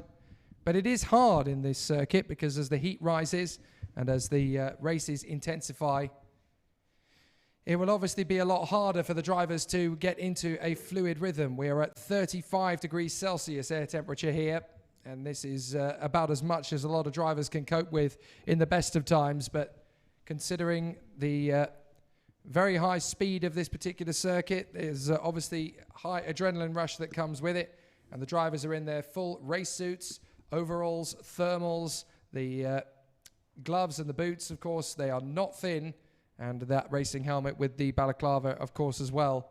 It is a full kit, and when you are sitting there in 34 degrees Celsius heat and you are feeling the intensity of that onslaught from the weather, it can be very, very difficult to keep concentration and focus. So the drivers continue their run around the circuit, and it will be Igor Sapil who leads them out of the pit lane for this one, with William McIntyre alongside, Arvid Lindblad and Evan Giltair giving chase. 4 drivers who all have the chance to take a victory in this particular heat and will all do their utmost to run from the front. So the green flag flies at the front of the pit lane and the drivers head out on circuit. Let's talk you through the grid in full. Igor Sapil in pole position from William McIntyre. Second row is Arvid Lindblad and Evan Giltair. Then Laurens Lesatua and Christian Bertucca from Artur Rogion and Julius Dinesen. Then Axel Malia and Oscar Wirtz, Emo Fittipaldi and Freddie Slater, Alex Gubenko and Maceo Capieto, Maxime Ferrand-Castellan and Aaron Garcia from Guillermo Delgado and Edgar Piligov, then Nicola Lacorte, Eric Genet and Fernando Soto Gallegos. Now, once again, there will be 6 laps of the circuit. Oh, is somebody in trouble? Has somebody come off on the formation lap? Yes, indeed. Is that a wheel come off? Goodness me, it looks as though a wheel has come off the Leclerc by Lennox chassis. And that is William McIntyre, would you believe, from the front row of the grid. I can't believe it.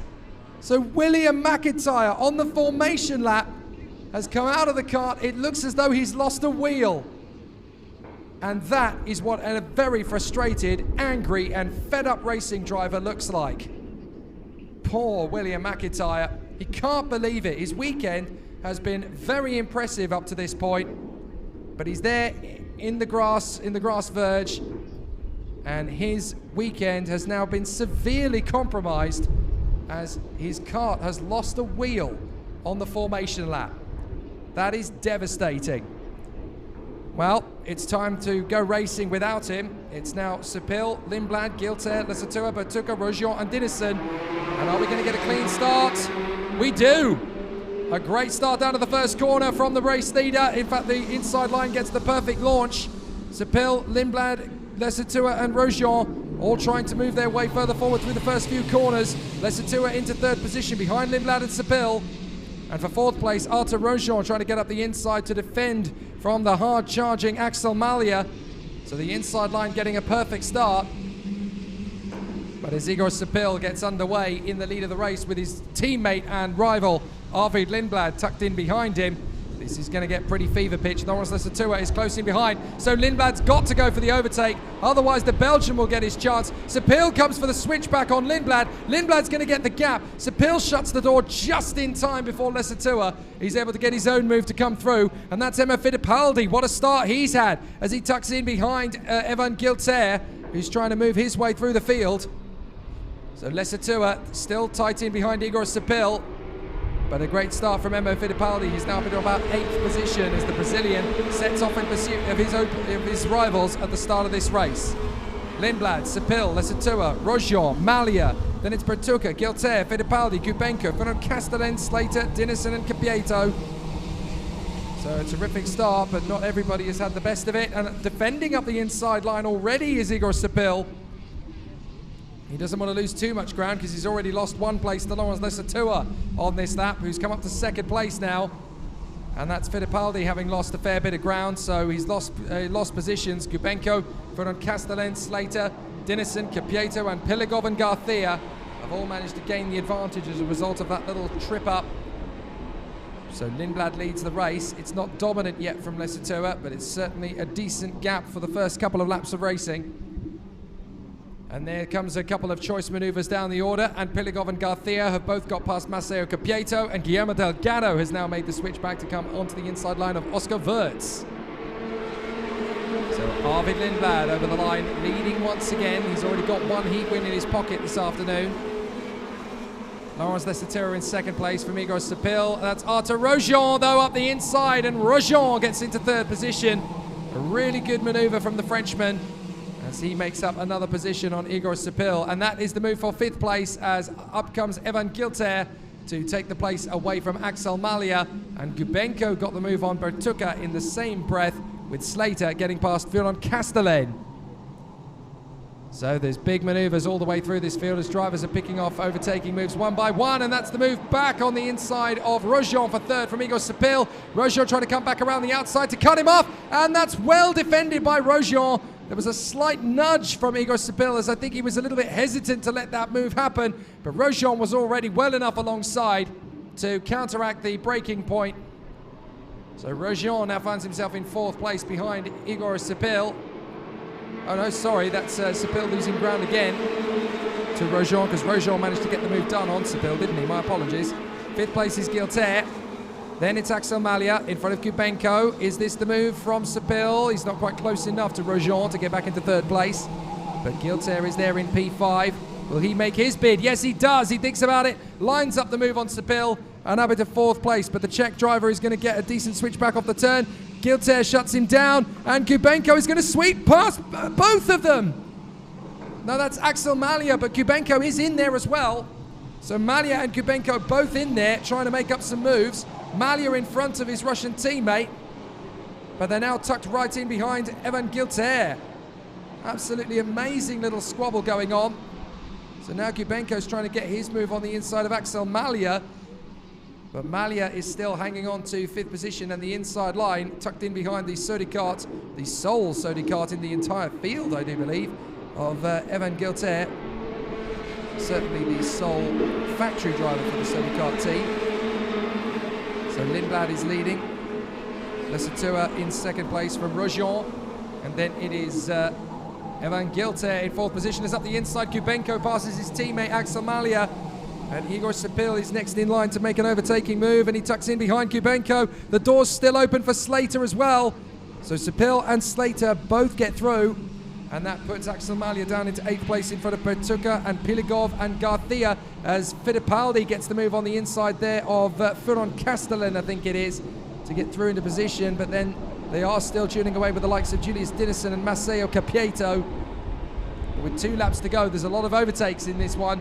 Nothing majorly malicious, as Lindblad leads from Lesutua and Rojon. Gilter in fourth position from Gubenko. Look at the shuffling of the deck here as Viron Castellan tries to get back on terms with Emo Fittipaldi. Wirtz is there in 16th, Delgado in 17th from Gene Lecorte and Sotogalegos. But as we come into the final lap, Lindblad has done everything he needs to do to hold on to the advantage here. Lesutua is going great guns in second place, ahead of Arthur Rojon. So Evan Gilter runs in fourth position in front of Alexander Gubenko. And then Igor Sepil in the Kart Republic is next up. That's a lovely move from Freddie Slater to get past Igor Sepil into the top 6. So Slater now working his magic into the top 6 and hoping to stay there as he continues to move forward. It's not been as plain sailing as Freddie Slater would have liked, but he's now fighting his way back into contention and keeping Igor Sepil at bay. So Slater doing everything he needs to do to now approach the top 5, but I think he's going to run out of laps. He certainly hasn't run out of discipline, as he keeps himself very much up at the sharp end of the field. And he is going to make the move on the inside to defend from Sepil. Sepil got back through. Slater manages to defend his line, but the checkered flag comes out for Arvid Lindblad. He wins the race up front. A great performance from Lindblad. And second in the line, it's just Lesutua from Rojon. Gilter is the fastest man of the race as he sets the fastest lap on the final tour around. And Alexander Gubenko is fifth in front of Slater and Sepil. Wow, fascinating race action then from Zuera.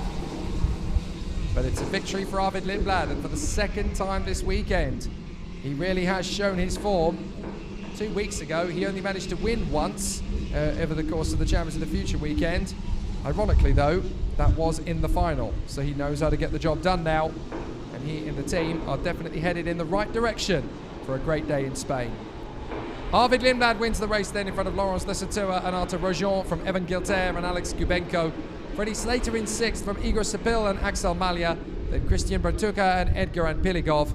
Aaron Garcia and Julius Didderson just outside the top 10 on this occasion. Then it's Maceo Capieto and Maxime Ferrand Castellin from Emma Fittipaldi, Oscar Wirtz, Nicola Lacorte, Eric Genet, and Guillermo Delgado ahead of Fernando Sotogallegos with only one retirement, also coincidentally a non-starter. And that is rather tragic for William McIntyre, losing a wheel on the formation lap. Well, a very difficult day at the office for Will McIntyre now, because that drops him down to the back end of the field. He can't quite believe his misfortune. I don't think anybody in the team can, because he's only just joined the team. He's one of the newest faces within the squad, and he was going great guns over the course of the weekend. That's now really severely compromised his efforts this weekend, because whatever comes his way in terms of result, he now has to try his best to get himself back into a competitive position once again.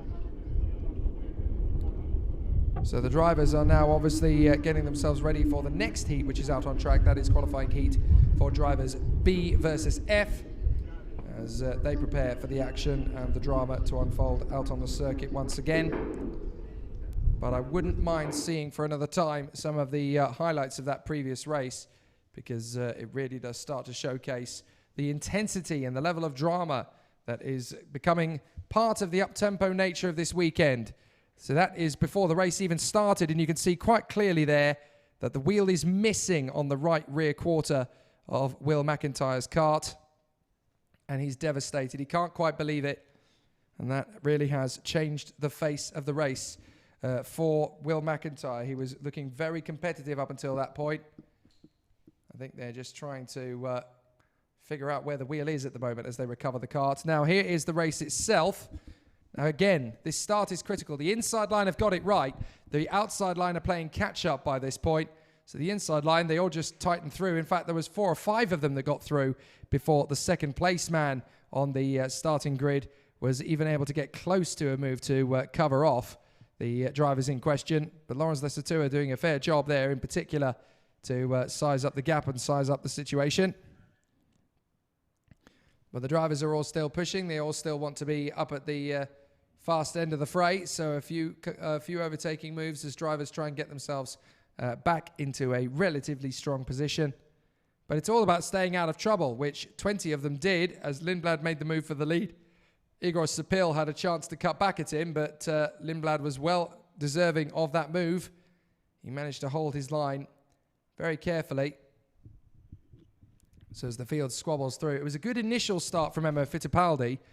He seemed to make up some good places, and then rather sadly in the middle of the race, he ended up getting caught out with somebody else over the course of the race. But I would like to see a few of the choice moves, particularly the struggles for Igor Sepil in terms of defending, because he was really working hard there to try and keep himself very much in the hunt. I'm just watching the recovery truck come around the circuit now when they have identified the location of that missing wheel. Now, this is the battle up front in the race. You can see that Rojon is having a good scrap with Sepil. This is lap 3 of the 6-lap race. Now watch Sepil in this process, because he's desperately trying to get back on terms with Rojon. He makes a late lunge, but he carries way too much speed into the corner, and then he clips the curb. So Rojon is able to come across, and there's not enough room for both drivers to run together. So it's Sepil that has to back down. And as a result of that loss of momentum, he then eventually ended up slipping down to 7th at the finish behind the likes of Gilter, Kubenko, and Freddie Slater. Another incident to look back on from the race. And this is heading into lap 4. So we're just past halfway point. I think that's Freddie Slater making a move or two through the field behind. But this is Evan Gilter going to battle with Igor Sepil. Now this got properly ferocious. Look, here comes Sepil to battle out to try and hold Evan Gilter at bay. But then it gets properly dicey into the inside of the next hairpin, because Gilter opens up a gap that Sepil genuinely doesn't think is on at this point. But Gilter drifts across. Meanwhile, further back, you've got Malia and Gubenko battling away, and Slater's made up another place there on Christian Bertucca, all in the same breath. And it's never easy to protect when you've got a whole fleet of drivers behind you. So I think the back was always going to be to the wall there of the French team driver. It was always going to be a very challenging one. But considering how close and how tight it was, we had some really exciting battles out there from the field as the drivers continued to work their magic, whether they be on the circuit, trying to fight for supremacy, whether it be in the pre-grid, just trying to get those last-minute adjustments in position, or whether it be off-circuit, just training and working with the rest of the team. Now, here is another moment from that race. Now, this is the battle between the two Cosmics and Igor Sapil. So watch Gubenko. He's the one who's second in the line. He gets his run here on Axel Malia. It's always hard to make an overtake on your teammate because you have to rely on the fact that they are about to lose a place to their own teammate. It loses them face to a certain degree. But Gubenko has just dabbed a little bit on the brake, and the back end has caught out just the tiniest bit, but it does help the kart to carry more speed on the inside apex that drifts the kart through the corner and allows the driver to gain the position. So it's always very hard as life in the OK Junior fraternity continues to be very tough and very disciplined. But the battle rages as the race continues on with 10 minutes to go to the start of the next OK Junior heat. Now, what's this action we're going to watch? This is, again, more dramas with the Cosmic Twins and Igor Sapil, as joining the fray is Freddie Slater from the previous race. Now, Gubenko holds the line here. Axel Malia is trying to get his position. Now, watch this further back, because Igor Sapil finds his moment on Axel Malia, and the door is still open as Freddie Slater now wanders into the battle. And he nudges the curb just the slightest bit on the inside line. Now, that actually settles the kart out. It pushes it further to the left-hand side so he can finish that overtaking move without even having to worry about the placement of the kart, because the kart itself will naturally drift to the outside line where Axel Malia was driving at the time. So he has to roll off the power. He has to back out of it. So Freddie Slater making a concise overtaking move there, a very accurate one in his particularly unimitable and very smooth driving style. Now, this is the latter stages of that race, the final lap, and you can see this is where Freddie Slater finally deals with Igor Sapil. It's a late one up the inside, but because Sapil didn't see it coming until the last minute, it actually caught Igor off guard. He had to quickly jut around with the steering wheel because he didn't want to get hit. And Freddie Slater uses that little psychological edge he's got of that lack of fear to his use on the inside line. There's nothing dirty about that move at all. He just places the kart there at the point where Sapil is going to try and turn in, and it just catches Igor out. He then hesitates, turns the kart away to the left to avoid any contact that there probably wouldn't have been anyway, but it just opens the door cleanly for Freddie Slater to make that perfect move on the inside line. And he doesn't even really have to consider the consequences because he knows that the move is made on that one. There's no major disaster, and there's certainly no major difficulty in keeping hold of that position. What are we about to see on this occasion? This is the final lap tour. This is Slater again dueling with Sapil. Sapil has tried to come back up the inside for a maneuver, but Slater's not having any of it, and it's now up to Sapil to go instantaneously from attack to defense because he knows at this point he's got Axel Malia breathing down his neck trying to come through. But it's just placing the kart on the inside line. He knows it's slightly slower, but what's crucial is at this point of the course, he's right in behind Slater. So if Malia does get held up, it leads them into the final corner where they are literally just flat to the throttle trying to get away from their opponent. So it actually blends together and works out very well.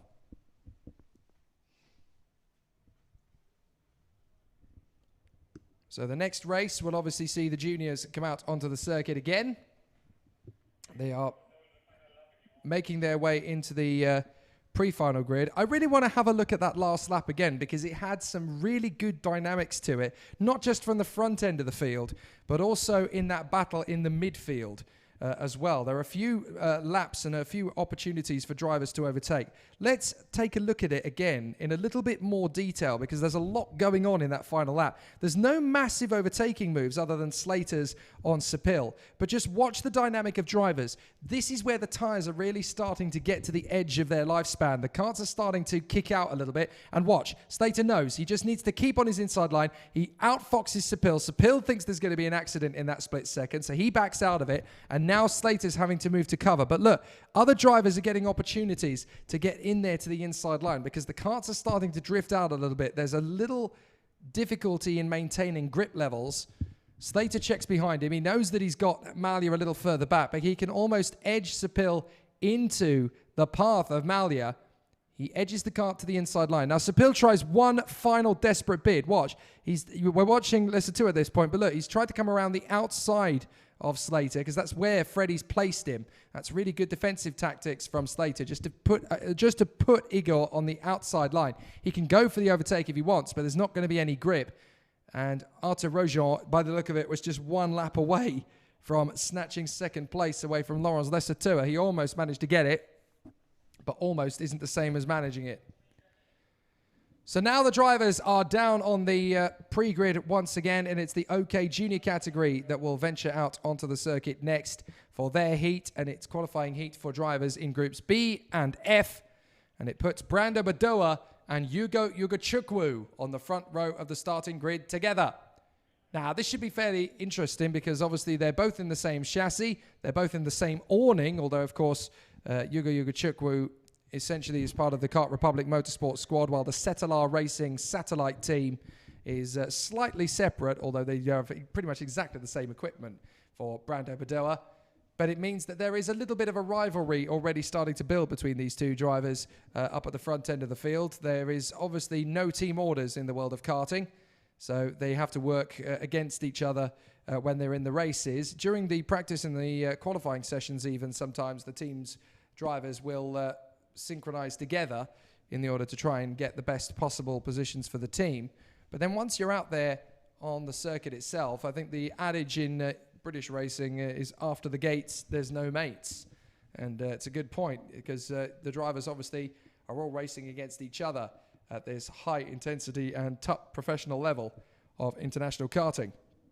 Brando Badoa and Hugo Ugachukwu then on the front row of the starting grid as they run from the head of the field. Then on the second row, it is the Spanish driver for Tony Kart, that is Bruno Del Pino, alongside Parolin's Italian star Giovanni Trentin, who is still having a very solid run in his position. Then on the third row of the grid, it is Alfio Spina, the Italian, also for the Cetelar satellite squad, alongside the French star Augustin Bernier.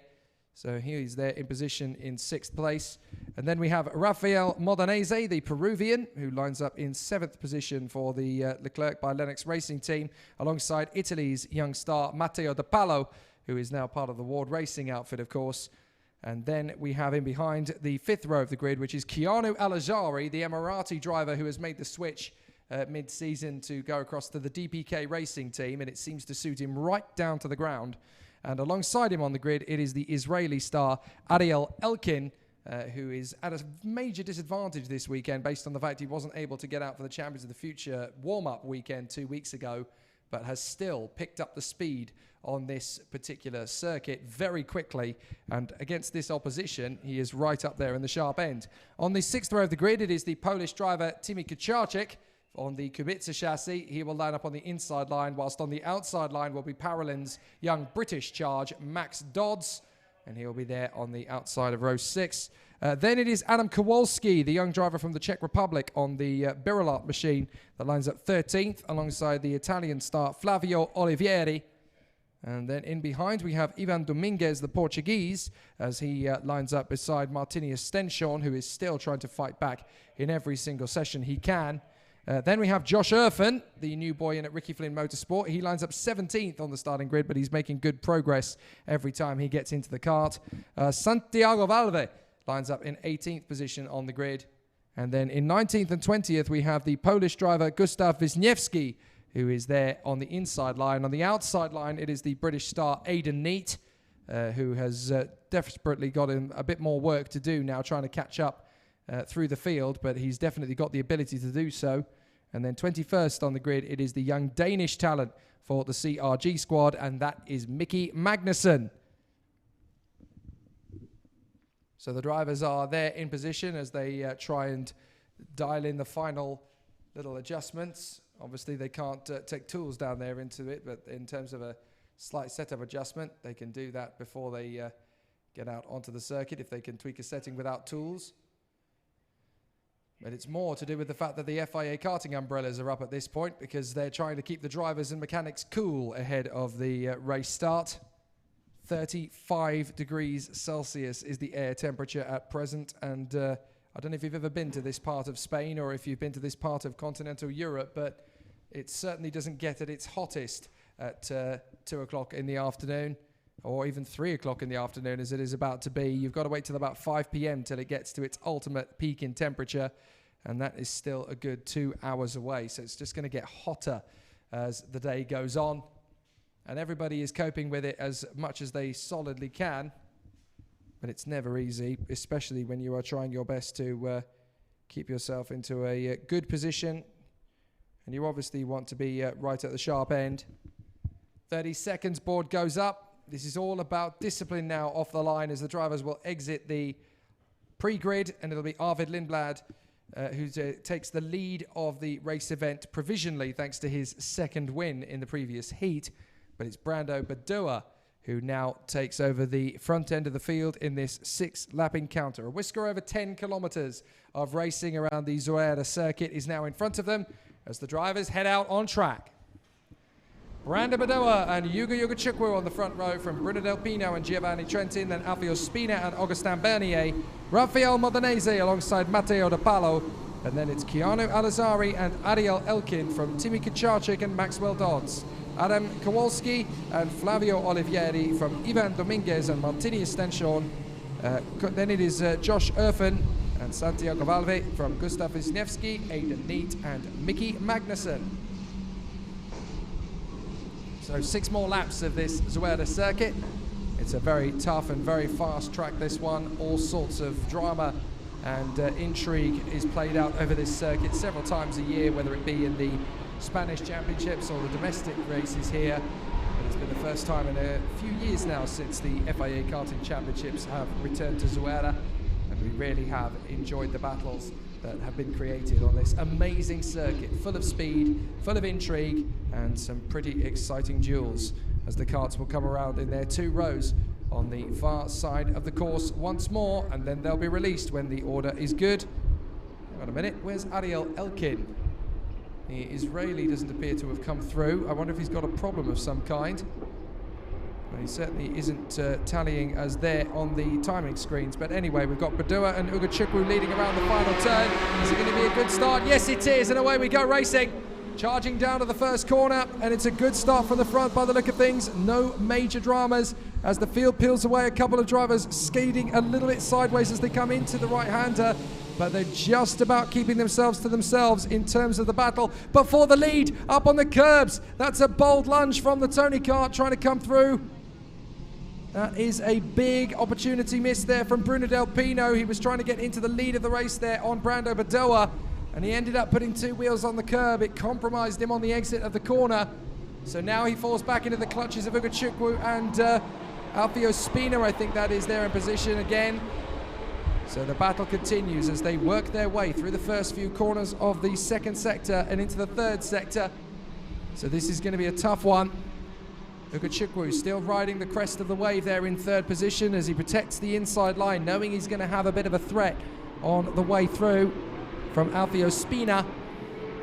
But it's Brando Badua who heads the field in front of Bruno Del Pino, Ugo Chukwu and Alfio Spina at the front end of the field. Then it's Trentin from Kacharczyk, Modenese, Alajari, Dominguez, Dodds, and then it is Santiago Valve in front of Matteo De Palo. So some good race action. Ugo Chukwu still hanging on to that 3rd position spot, but for how much longer? Because there goes Spina, there goes Trentin, and there goes Kacharczyk. Ugo Chukwu losing 3 places in one fell swoop. So easy to do. All it takes is the door to be open enough for one to get in, and they all fancy a crack at it. They can carry a bit more speed through the exit, and it's enough to see you tumble down a quarter of a dozen places. There's the move on the inside line for the next overtake. That is Raffaele Modenese. So Modenese has got through. Ugo Chukwu down another position, but they've both managed to get past Giovanni Trentin at least. And that puts Trentin down to 6th, but it puts Kucharczyk and Ugo Chukwu up another place to 4th and 5th respectively. So Badua going well in front of Del Pino and Alfio Spina, then Kucharczyk in P4. But it will be a very tough one to call between these 2 or 3 drivers, because Alfio Spina is very quick around here. Has a look to the inside line, does he? No, Del Pino remains in 2nd place. It looks as though he's going to have to try and work with him if he wants to get that overtaking move sorted. Only Ariel Elkin not showing up on the timing screens at this moment in time, and that is obviously because of his failure to take the start of the race. Not sure what it is that has kept the Israeli off the circuit on this occasion. We'll have to look into that one, but certainly from the point of view of the race battle, oh, Max Dodds is under investigation. Well, that is not good. I don't know whether he's just crept out of the tram lines ever so slightly, but certainly on lap 3, it is Max Dodds that's under investigation. And that is unfortunate. When you're battling there for position, you're obviously trying to focus on getting the best start possible. It's easy for your eyes to drift away from the positions that you find yourself in at the first corner, or the run to the first corner, I should say. But it is Badua who leads from Del Pino. Kucharczyk now through into 3rd place past Alfio Spina. So the pole is into 3rd. It won't be long before he goes for 2nd on Bruno Del Pino, though, because he's definitely looking quite rapid at this point of the race. Will he make the lunge? Yes, he does. There's room as well for 2 more to go by. Spina and Ugo Chukwu both get past. So Del Pino is down to 5th. And now in the clutches of the Italian star Giovanni Trentin, with Modenese, Alajari, Dominguez and Santiago Valve all in the mix to try and close up. So a very tough battle. There's Trentin. Trentin making the move on the inside line there to get through on Bruno Del Pino. The Spaniard really is struggling, even though he's on home soil. He's just not able to find the optimum grip levels to keep this kart in the hunt to the top 5. And he slips down behind Giovanni Trentin into 6th position, then he falls. So the field continues on its way. It looks as though Adam Kowalski's had a little bit of a sluggish start to action. Ariel Elkin obviously out of the race, didn't even start it, but Badua leads. Kucharczyk in 2nd place. Then it is Spina from Ugo Chukwu and Giovanni Trentin. And up the inside comes Spina. That's enough for 2nd place. It's a Settelar 1-2. But will it stay that way? Because you've got a very feisty Kucharczyk trying to move past the Italian. We're on the penultimate lap, so they clearly feel that Brandon Badua is uncatchable. Here comes Ugo Chukwu trying to get through around the outside. And Kucharczyk is now back into the position. Ugo Chukwu decides to be sensible and just rein it in a little bit. Let these 2 drivers battle away. Meanwhile, Josh Erfen gets the fastest lap of the race. So let's see if Josh Erfen is able to spread away and push into the battle between, I think that's going to be 11th position, so that's Augustin Bernier and Aidan Neat up the road from him. Some more good overtaking moves made then from the Brit and the Frenchman. But Brando Badua leads the race in front of Alfio Spina and Timo Kucharczyk. This is a battle for 2nd place now. Brando Badua has this race almost virtually sewn up at this point. Spina in 2nd place from Kucharczyk, Ugo Chukwu, Del Pino and Modenese. And Giovanni Trentin and Keanu Alajari from Ivan Dominguez. There's the move on the inside from Kucharczyk and he gets there. Oh, Ugo Chukwu's gone around! Oh, Ugo Chukwu, I think he was trying to follow Kucharczyk through on the inside line, and there wasn't enough space for 2 karts, and Ugo Chukwu is out. Oh my goodness, and Spina's lost positions as a result of it as well. Del Pino's up to 3rd from Modenese, Trentin and Spina. But it's Ugo Chukwu who really catches the brunt of it. What a shame for the American off at turn 2. But it's all given Brando Badua an easy run to victory. The Italian has just been superb out front. And there's another off further down the order. We'll try and pick that one up later. But I think it's taken Spina again. Spina and Bernier have had an incident. So Spina and Bernier have come together, and it's Bernier who's stopped out on track. So it's Badua who takes the win. Kucharczyk in 2nd place. Del Pino is 3rd from Modenese and Trentin. Keanu Alajari in 6th ahead of Santiago Valde and Ivan Dominguez. Aidan Neat comes through to 9th ahead of Josh Erfen. Well, unfortunate incidents there at the end of the race, and it's it's really gone wrong for Augustin Bernier on the last lap. He has ended up off the circuit. Alfio Spina has dropped right the way down to 18th. And that was the last man running, essentially, because Elkin didn't start. There is a disgruntled Hugo Ugochukwu. We'll definitely look at that one again very shortly. But it's a victory for Brando Badoa in front of Timo Kucharczyk and Bruno Del Pino. Then Rafael Modenese in front of Giovanni Trentin, Keanu Alajari and Santiago Valve from Ivan Dominguez and Aidan Neat. Then it's Josh Erfan from Martini Stenshorn and Maxwell Dodds. And there's the 204 coming off the circuit. That's Wisniewski and Olivieri, De Palo and Magnussen from Kowalski, and then Alfio Spina with Bernier and Ugochukwu retirements. Ariel Elkin out of the race there as well. So Alfio Spina was being recovered from the first corner. He came to a stop as he crossed the line by the look of it. So the car clattered to a standstill after some damage, and he crossed the line in 18th place. Well, there is definitely some incidents to assess and analyse after that one. That was a very tricky race for a lot of the field to negotiate, and there were some big moments there that need to be looked at on replay, none the least of which is the incident for the American Hugo Ugochukwu. I wouldn't say there was any malicious driving involved in that one, but essentially an opportunity to try and take an overtaking move and gain an advantage, and they just don't think there was enough space for the two karts to get through together. It's a difficult one because you know that the driver's a racing driver. He's going to try and make a move for the overtake, particularly in karting, and we've shown you countless replays so far this morning and this afternoon that show you the ultimate way to get the gap on one driver having opened up an overtaking move on another.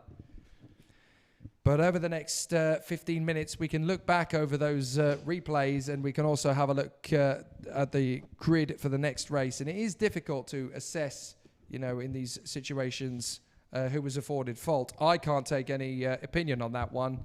It's you guys at home watching who can make up your own conclusions as to who you think is at fault in these individual incidents. And then, of course, the final arbiter is the race officials. But an interesting race nonetheless, and a perfect one for Brando Badoa. He's doing everything he needs to do up at the front end of the field.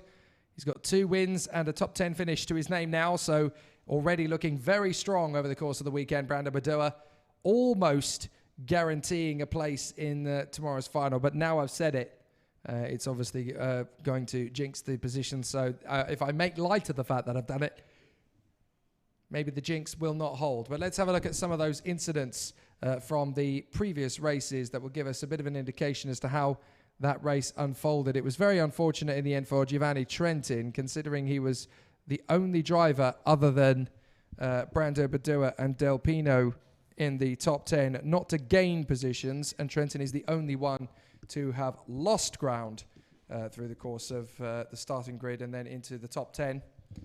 But it is an interesting one because now we need to figure out some of those incidents and see if we can unravel what has happened with those particular drivers to see if we can get a handle on how it has all occurred.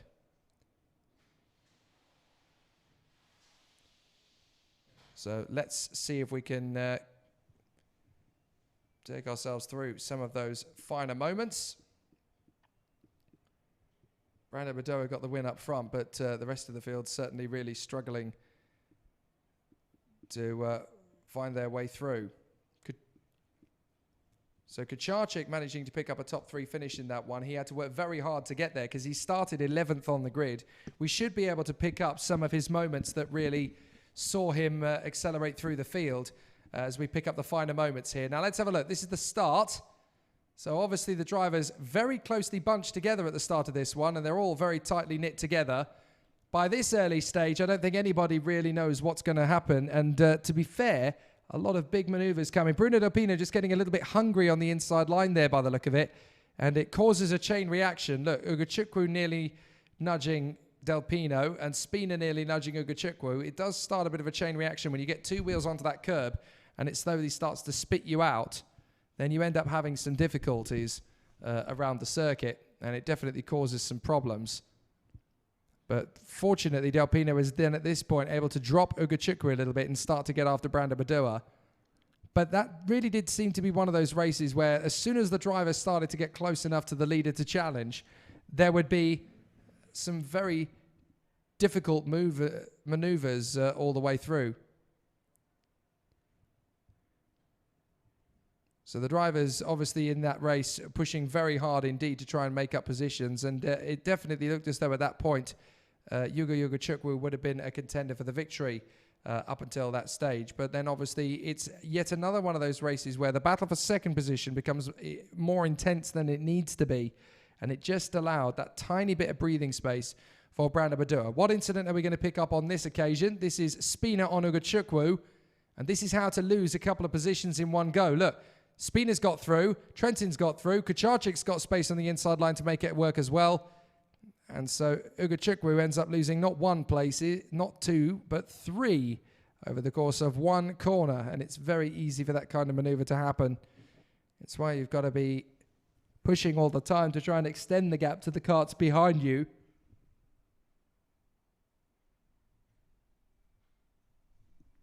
But there are all sorts of incidents that can cause those sort of things to open up. Now, here is the incident on lap 2. This is Kucharchik. He made some bold moves in this race. He started, don't forget, back in 11th place, and he made up 9 places over the course of the race. He's made this move to open up the gap, and Ugo Chukwu feels, well, he's got space to come through on the inside line there as well. So he's not going to wait around for the opportunity to come knocking. But obviously there were plenty of other moves in that junior race where we saw drivers just trying a little bit too hard with the gaps that were afforded to them and the opportunities that came up. Now, are there any other big names that are going to suffer? It wasn't just Ugo Chukwu that fell down the order in that race. You've also got the likes of Bernier and Spina losing some ground. Now, this is a replay on Kucharchik. Now, Kucharchik very nearly didn't make that one stick. Well, apparently that particular clip isn't available, so apologies for that one. But there's now 10 minutes to go until the next junior race. So the drivers are being signalled that they can go into the pre-grid. We'll keep up with them in a bit, but this is the move on lap 4. Now, this is when things, essentially the pace of the race really started to change hands at this stage. As here comes Kucharchik. Look how far back he's come into the inside there of Brino Del Pino. He takes so long about that one, but because he came from so far back, the drivers behind, Spina and Ugo Chukwu, thought, well, fantastic. He's come from a good 2 or 3 kart lengths behind the Spaniard, gone for the inside line, so we're going to go with him. If he can get the overtaking move done, that opens up a gap for us to get through as well. And they really took advantage of an opportunistic maneuver from Timi Kucharchik. And not a lot of drivers would have had the conviction and the confidence and the peace of mind to follow that one through, but he really did have the measure of it over the course of the battle today on circuit. Let's have another look at one of the prominent incidents. I think this might be the lead up to the big one. It's not the move itself, but it's definitely the lead up to it, because you've got a big move coming from Kucharchik onto Spina. Now, Badua's already long gone, but this is where the race really starts to get interesting, because you've got Kucharchik going again from a long way back into Spina. He's starting to make the maneuver happen, but it's not quite there yet. Spina doesn't quite have the same raw pace on that machine that Kucharchik had by that point. But as soon as the move was on for second place, those were the first couple of corners that really set it up. But it was as they came into the final lap, that's when it really started to cook up. And Kucharchik's move left a crucial door open that Alfio Spina wanted to make sure he kept firmly shut, but unfortunately for him, Ugo Chukwu was already alongside by that point. I don't think you can call that one malicious. I think that's more of a racing incident. Here we go. So this is Kucharchik with help from Ugo Chukwu through turn 1 to the inside of Spina. Spina's not quite carrying the speed, so Kucharchik gets the move on the inside. Ugo Chukwu comes through on the inside as well, but Spina doesn't want to keep the door shut, and bang! Look at that. They just spit each other out, and Ugo Chukwu is the one who comes off worst on that occasion. It's a difficult one to call, that one. And I'd actually quite like to see it again, because it's a difficult one to call. You've got Spina there on the inside line initially. Let's have another look at it. So here it is. You've got Ugo Chukwu there basically trying to get the inside line on Spina. That's it in full time, in full race speed. And that, of course, leads Badua onto the final lap. I'd quite like to see that maneuver between Ugo Chukwu and Spina again, only in slow motion, because you get such a better read of just how much work Spina is trying to make there to hold on to the position. So if we get a chance to look at it one more time, it would be very useful. But obviously, I understand that we're obviously working very hard in the tiring heat. But just one more look at that maneuver from Ugachukwu, and Spina slowed down, and that will reveal so much, because Kucharczyk has already got the move done into second place. That's not up for debate, but we've seen so many maneuvers through the course of the day where that gap stays open, and Ugachukwu is there fully aware of the fact that, as far as he's concerned, that gap has stayed open, and he's got enough of a move to get through. However, whether he's drifted wide in the apex of the inside line, or whether Spina has tried to close the door through the corner or not, is irrelevant. Essentially, what it has ended in is the same result. They've ended up rubbing wheels, or whether they've locked fairings or whatever it is, and Ugachukwu is the one who got spat out, and he came off worse. Spina has essentially been afforded his own penalty, if you like, because he dropped to the very back of the field and came across the line in 18th place. So essentially, the man who duelled with Ugachukwu, he's basically had justice be seen to be done to a certain extent, because they both dropped down the order. Hopefully we can get a look at it one more time, because it's Kucharczyk who essentially sets up the maneuver and then disappears. But then there's just so little margin for error between Ugachukwu and Spina that you can't quite resist the move. And Ugachukwu felt, well, I can get that. There's no problem in that one. If he'd have waited one more corner, he might have had the move on. But the thing is, you've got the gap, and it's there, and it's opened up. So there's not a lot you can do about it. So the battle is obviously going to be raging in OK Junior as the contest continues.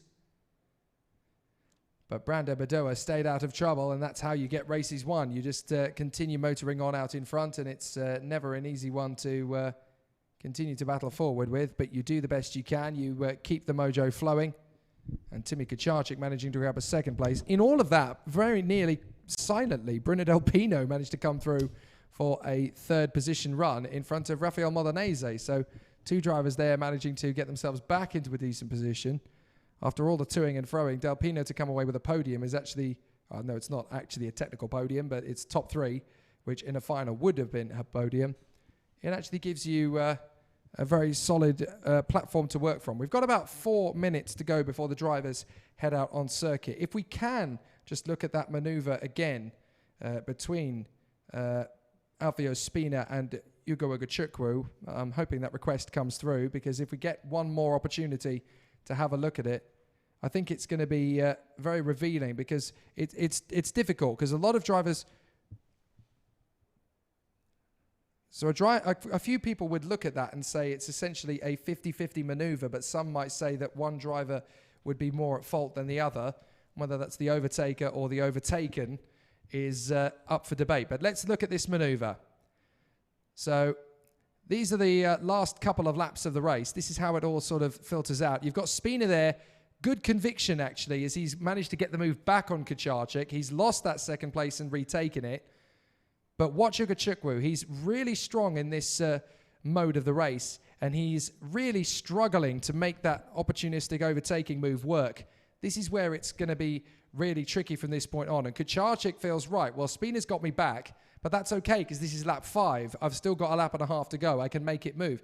Now, the big critical maneuver is going to come into the first corner of the next lap, because Kucharczyk has got the move, and he's got it lined up nicely, but it's what happens at the edge of it.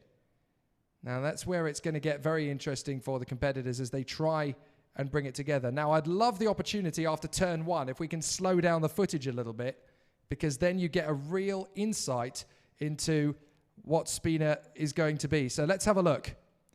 So we're going to watch it in full race time. Here comes Kucharczyk. Look, Ugachukwu is helping him to get there. He makes on and Lucas Flusha, Miguel Perro and Due de Decker from Alexei Yaleva and Sonny Smith, Harley Keeble, Francesca Merengue, Pete Abrahamson and Nicholas Ambiado. And of course, they only have one formation lap as always. So the drivers will be pushing to make sure they are in position at the correct point of the circuit. And obviously the battle is going to be very, very tight and very close between the drivers in these opening couple of laps. But for Valerio Rinicella, he's already had 2 race wins. He could really do with a third if he wants to maintain his position at the front end of the field. So many drivers queuing up now to try and take away that early weekend advantage that he has. And as the time approaches 3:30, we've only got 3 more hours to debate the heats, of course, and the battles that will progress through them in junior and the OK category class. But it's Rinicella from Solov, Pazovic and Tarpanen, Powell and Eichmans, Waywat and Goda. Then it is Rishepi, Samalisto, Rem and Lemberg as they come down the straight. What a start! Perfect! Rinicella comes through to the first corner. And as the field knits its way through turn 1, is everybody going to get through without too much drama? Breaking into the right-hander, a few drivers trying to gung-ho for a maneuver or 2, but out in front, Rinicella is holding himself very carefully and steady as he's got challenge already from Karol Pazovic, and 1 or 2 drivers going wide. Have they all managed to get through without major drama and incident? Looks as though a little bit of dust kicked up, but that's all there is, as Rinicella runs in front of Pazovic, and in 3rd place, that looks like Alex Powell, the Czech Republic, up into 3rd position, as the field sorts its way through the first few corners, and that's a move for the lead already from Pazovic. Pazovic has come straight up to the lead.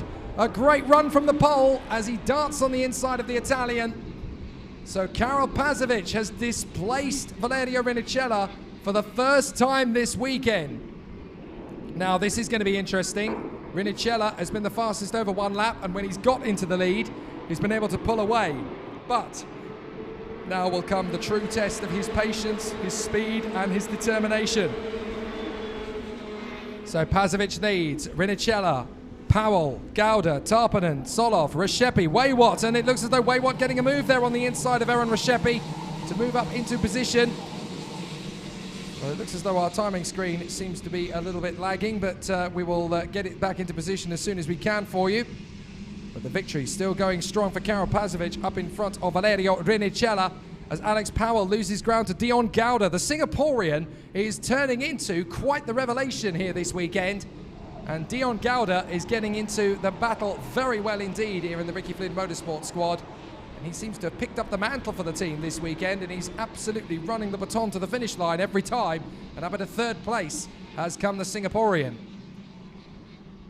So now there is a big test for Valerio Rinicella. Can he get close enough to Karol Pazovic to battle into position? Not long moved up to the juniors, having been a mini driver for the 2019 season. And of course there is no mini category in the FIA Karting European Championship, so this is his debut weekend in the paddock. And always very impressive when a driver can come straight in and be fast, very much in the shade of Gabriele Mini, who has gone on to big things in the single-seater world. Here comes the move on the inside from Rinicella, and Dion Gauda's there as well. So Dion Gauda gets through into 2nd position. A great move from the young man from Singapore as he gets his move onto the back of Valerio Rinicella. Isn't it amazing? You wait years for a talented racing driver for Singapore, and then a whole bunch of them come along at once. Is Gauda going to make the move? It's far too far back on Rinicella, but their battle now means we've got a train developing. Look at how quickly Rinicella is starting to get away. Yet again, Rinicella comes through to the lead, and he's trying to get that gap up. But this is going to be interesting because we've now got Gauda and Powell up into 2nd and 3rd place. The Singaporean and the Jamaican, if they can close up on Rinicella, and the Italian is not going to have a leg to stand on, and they've got time to do this. They come to the end of lap 3, so 3 laps remain. And Karol Pazovic is in 4th place in front of his teammate Tuka Tarpanen now.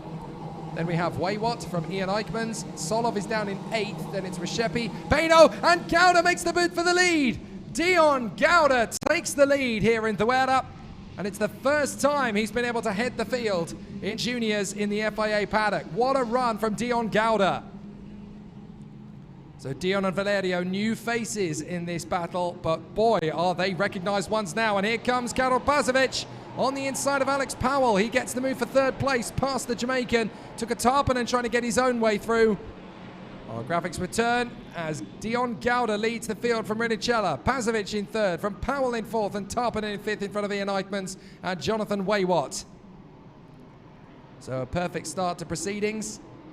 Dion Gauda and Valerio Rinicella still dueling away for position.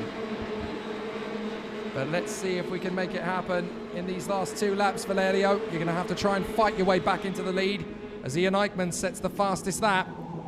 What can Valerio Rinichella do? That's a big lunge from further back as well. That looked to me like Aaron Rashepi trying to get the move on Miguel Beto. And that's Powell on the inside of Pazovic. Back into 3rd place for the Jamaican star. But is there going to be a run from Karol Pazovic now when his teammate took a top? Because Pazovic has lost out in, and in 6th place there is the Belgian Ian. So Ian Eichmann's trying to get through onto the position, but he can't quite make it stick, and behind them is the Danish star John Waywat. So Waywat is going to try and come through into the top 6 if he gets a chance, and Nikola Tsolov is there, the Bulgarian, of course, in 8th place. He's a race winner from earlier on, but up the inside, storming through, comes Miguel Beto. So Miguel Beto fighting back after failing to start his earlier encounter. Now to make up for lost time. And Miguel Beto, one of the wild cards in the fray, has charged his way forward. Last lap, and Gauda's got to try and defend from Valerio Rinichella and Alex Powell in 3rd. This is not going to be an easy last lap for the Singaporean. Rinichella's won twice already. Can he snatch back the victory on the last lap? But Dion Gauda and the Ricky Flynn Motorsport team would dearly love a victory. It would really motivate them in this second half of the weekend, as Rashepi now gets back on terms with Miguel Beto and gets through ahead of Dewey de Decker and Nasho Tunion. Keeble has come up to 13th again. More great overtakes from the Tony Kart youngster. But is Dion Gauda going to be able to hang on to this lead up front of Valerio Rinichella? It certainly looks that way, and the clean sweep may finally be broken for Rinichella, because Dion Gauda leads the race here in the final 4 corners of the lap. And this is going to be a terrific victory for the Singaporean, and they've got plenty of motivation to come for him as he comes out of the final turn. A brilliant bit of racing. Dion Gauda gets his first win of the weekend, and his first win in the FIA Karting paddock as well. Brilliant drive from Dion Gauda, and the Ricky Sport team can be very happy indeed about that one. Their young man really stood up and paid attention this weekend, and Dion Gauda is a now new star in the making of effort, and he is the man who breaks the deadlock of Valerio Rinichella's form. And so the Singaporean has done exactly what he came to do. Brilliant effort from Alex Powell, of course, managing to come home in 3rd place is very good for the young Jamaican talent as well. And took a Tarpanen in the mix there as well in the top 5 ahead of his teammate Karol Pazovic. So there's some good battles within teams as well as within various heats and classes. And several drivers obviously trying to make their presences felt within the field. That was a great fight back from Miguel Beto in particular, making his way into the top 10, having failed to take the start rather tragically in the previous heat to this one. Or so I should say his previous heat to this one, because he did do some strong races earlier on, but it was just before the lunch break. He was unable to get out and start the races. So a difficult situation for him in that one. Of course, the next race on the circuit is going to be the OK category, but we will be racing for the OK battle again very shortly.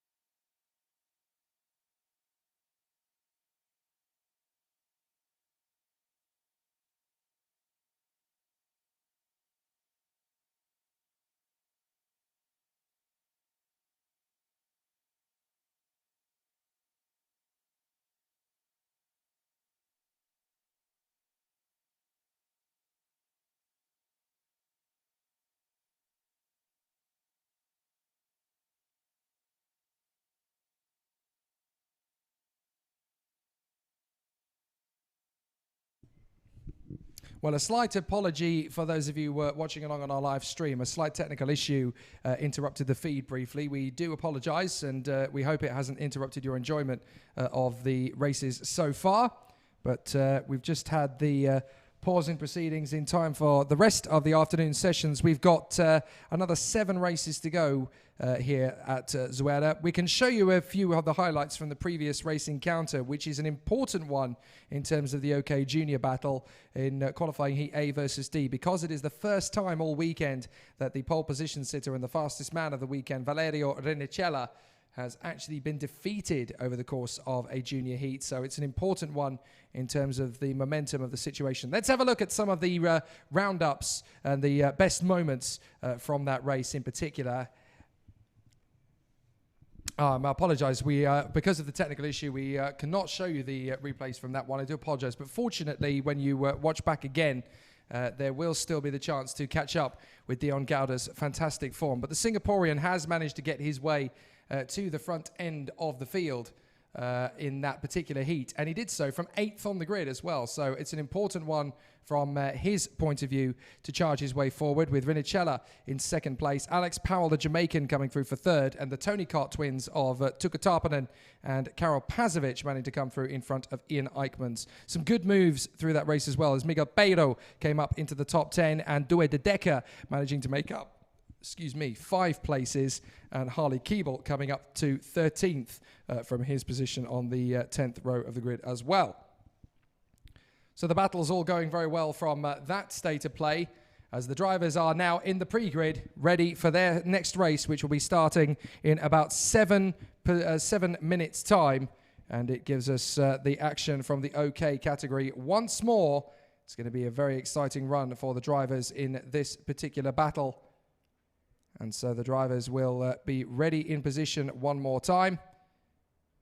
But obviously now it's about the man in pole position, Taylor Barnard, alongside Norton Andreasen on the front row of the grid, as it's groups A versus B. And these two drivers will get to meet on track for the first time after an unbelievable incident in time qualifying yesterday. Saw the two drivers set the same lap time to the 1,000th of a second. I never thought I'd ever see that in the FIA Karting Championships before. It's been very close in the time qualifyings before, but certainly not to this same time to the 1,000th of a second with Taylor Barnard and Norton Andreasen. The only thing that separated them in timed qualifying in the final reckoning was the fact that the second fastest time lap from Taylor Barnard was also a sub 60-second lap, and Norton Andreasen's was just a whisker over. That's the only thing that separated them in time qualifying, because otherwise their lap times were dead equal. They will be joined in the grid by the two Leclerc by Lennox drivers on the 2nd row of the grid. That is Oliver Gray on one side and Laurens van Hopen on the other.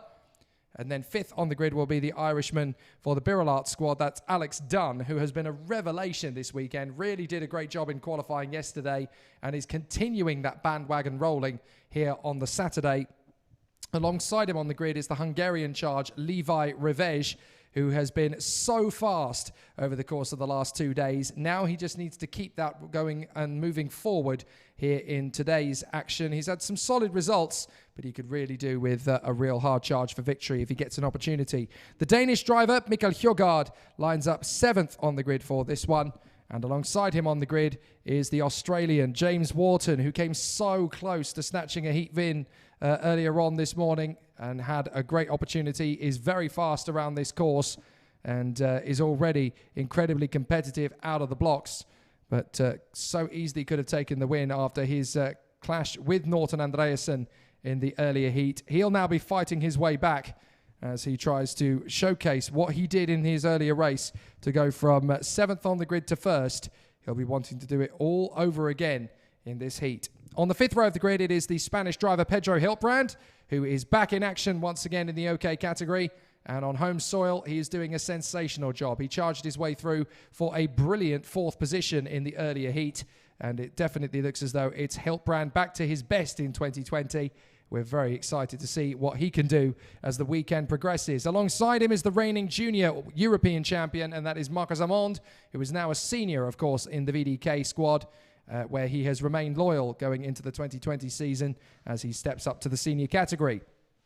Then it is the Danish driver Sebastian Gravlund for the Ricky Flynn Motorsport team. He is there in position on the inside of the 6th row alongside Juho Valtonen on the Kart Republic chassis in his new berth at the Pantano team.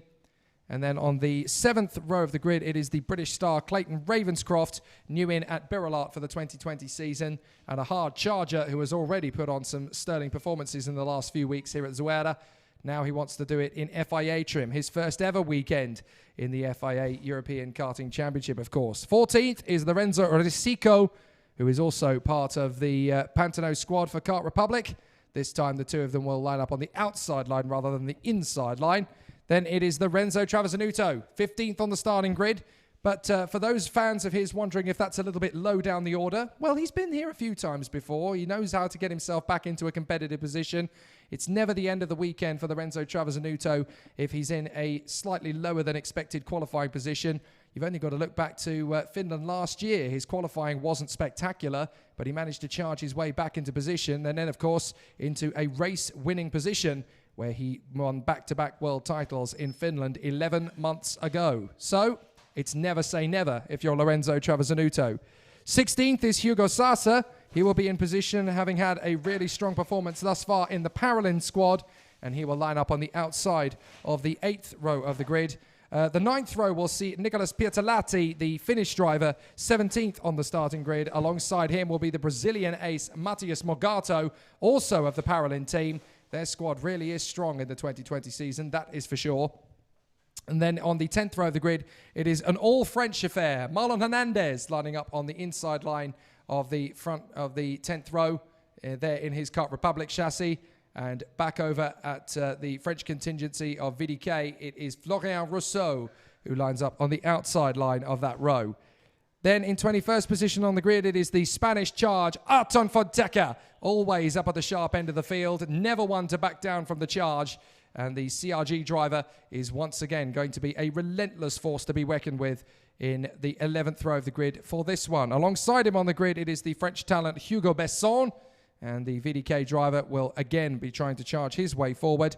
On the 12th row of the grid, on the inside line, it is the Finnish driver for the Paralin squad, Henri Saskelati, and he will be edging his way towards the front as much as he can. Danapompang Satumnu, the Thai star for Birolart, lines up alongside him on the grid in 24th position on the grid. 25th on the lineup for this one is the Romanian superstar Alexandru Iancu, who lines up there in the Xspirit.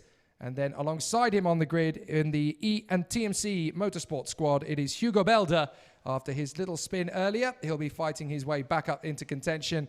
And then at the back of the grid in the Cosmic chassis, the Swedish star Cecilia Hedqvist for the Ward Racing team. She'll be making her impression on this field as she deems to make her way through the field.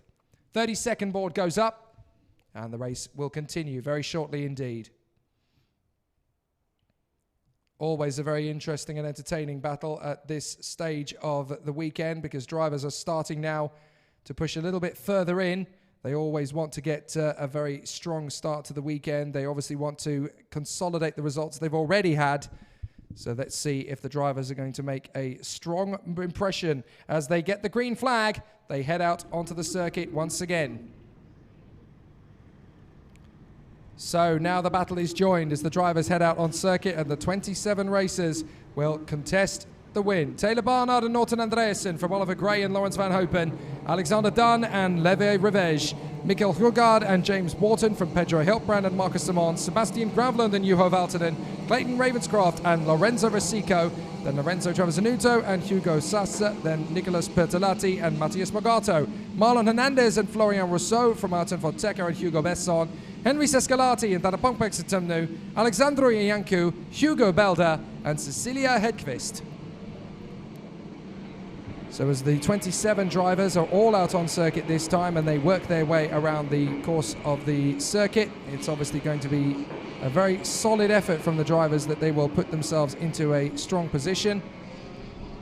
But Taylor Barnard and Norton Andreasen finally get to go to battle on the same bit of racetrack, having duelled in time qualifying in separate sessions, but both coming up with the same lap time to the 1,000th of a second. It'll be interesting to see how they are separated in race trim. It's never perfect, but the first lap out on circuit is always going to be a true test, and racecraft is very different to qualifying. Let's see if this one is a clean start for the OK Senior category. The lights are on. Are they going to go out? They do, and we're racing. Good start from Taylor Barnard into the first corner. They storm through the right-hander. They will charge up to the tight right apex, and they're all trying to get through in fairly decent fashion.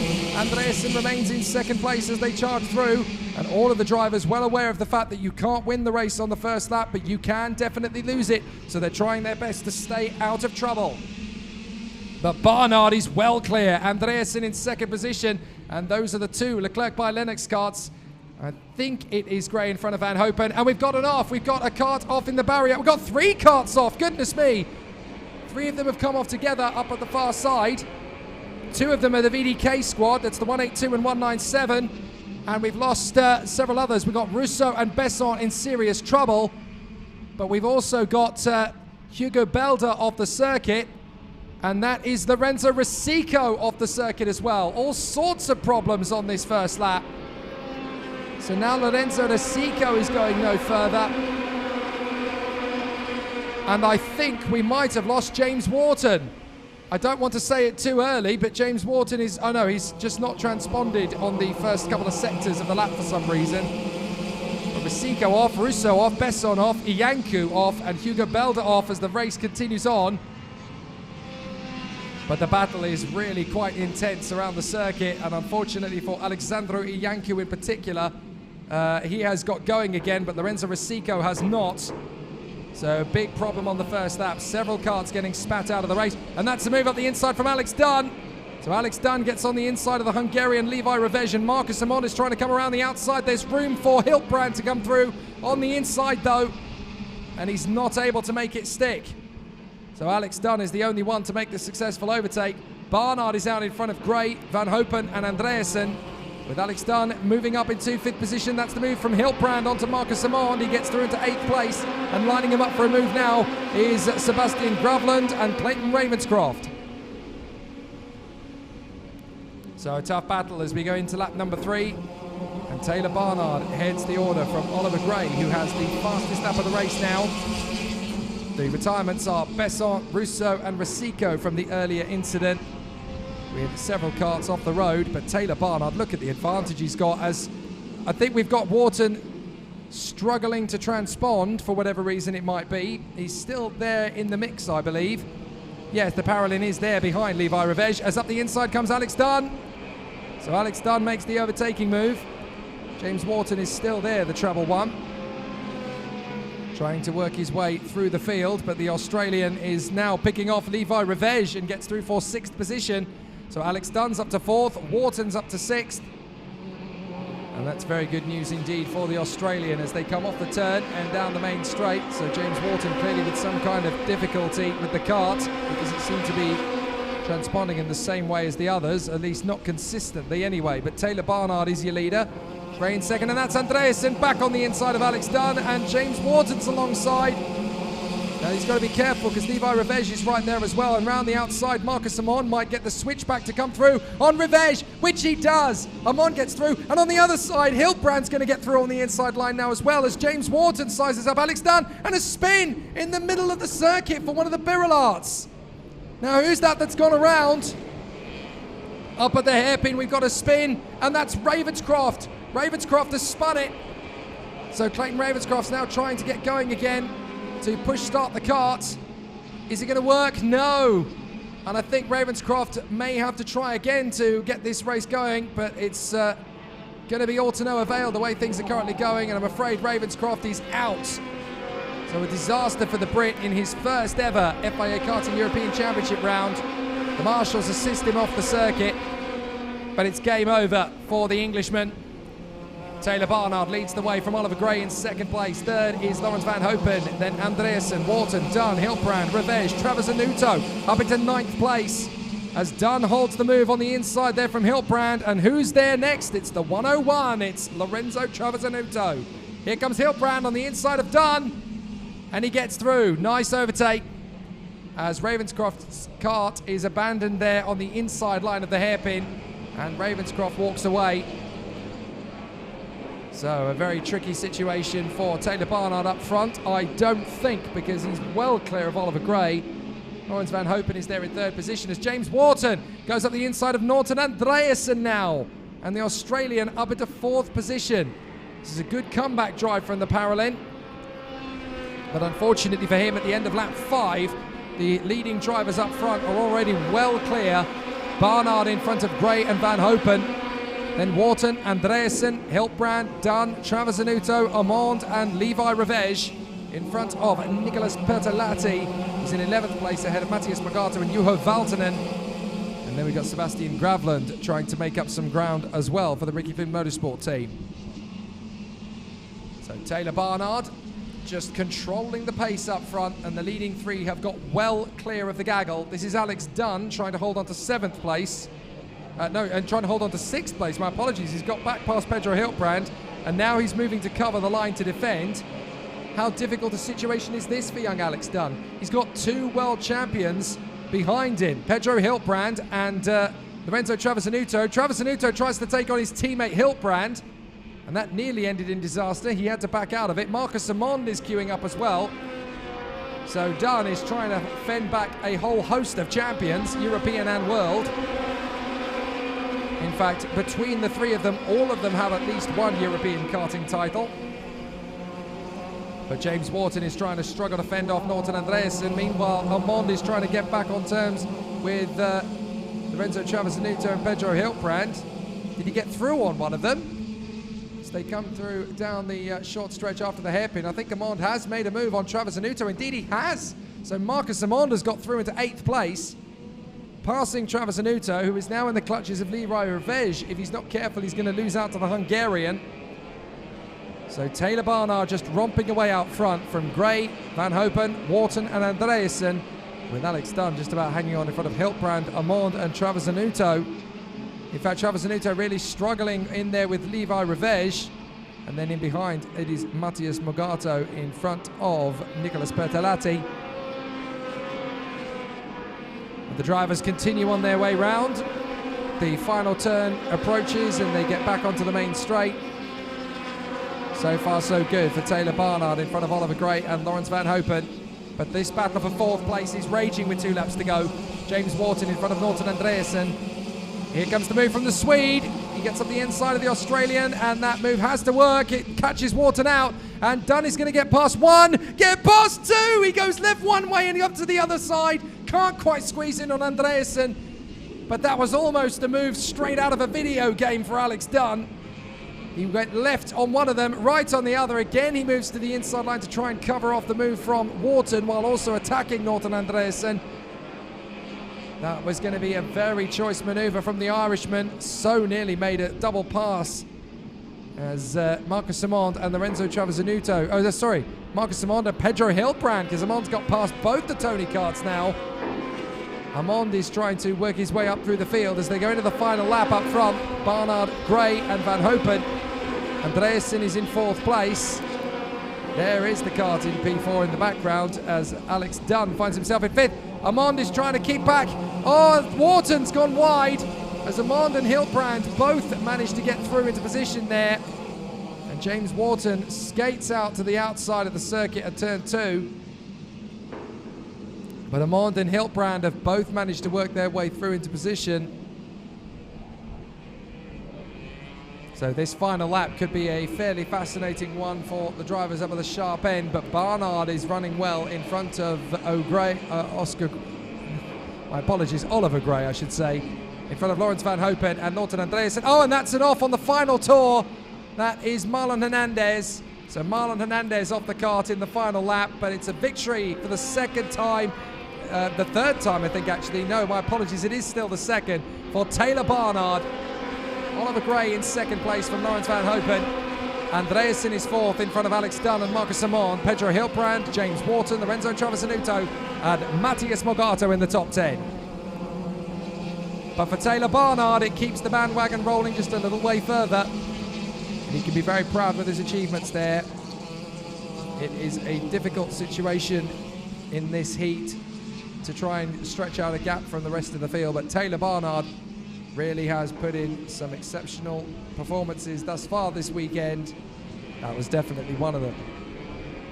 So with a win for Taylor Barnard, it is Oliver Gray in second position from Laurens van Hopen and Norton Andreasen.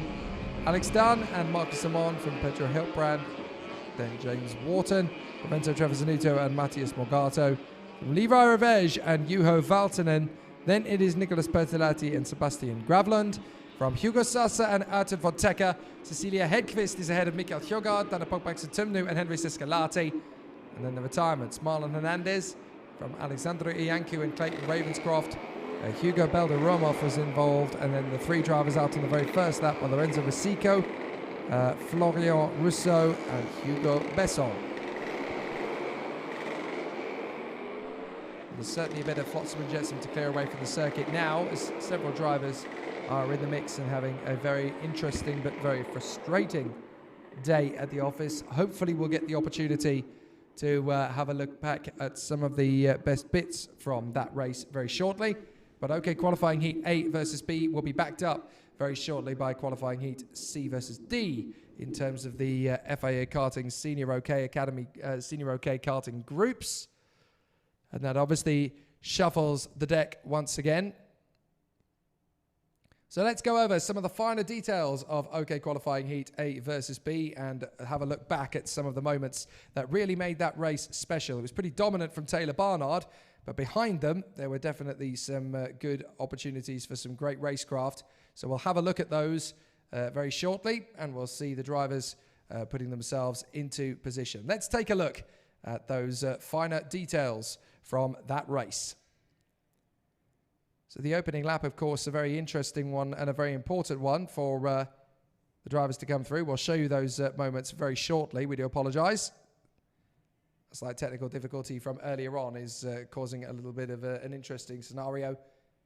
But Taylor Barnard unbeaten at this point is very important. Oliver Gray and Laurens van Hopen able to overhaul Norton Andreasen definitely works in their favour as well, because over one lap he seems to be one of the fastest drivers in the field, but during the race itself it's not as easy to negotiate. Now here is the tussle on the first lap. We saw the three drivers having problems there, and only one or two of them are able to actually get going again after this point.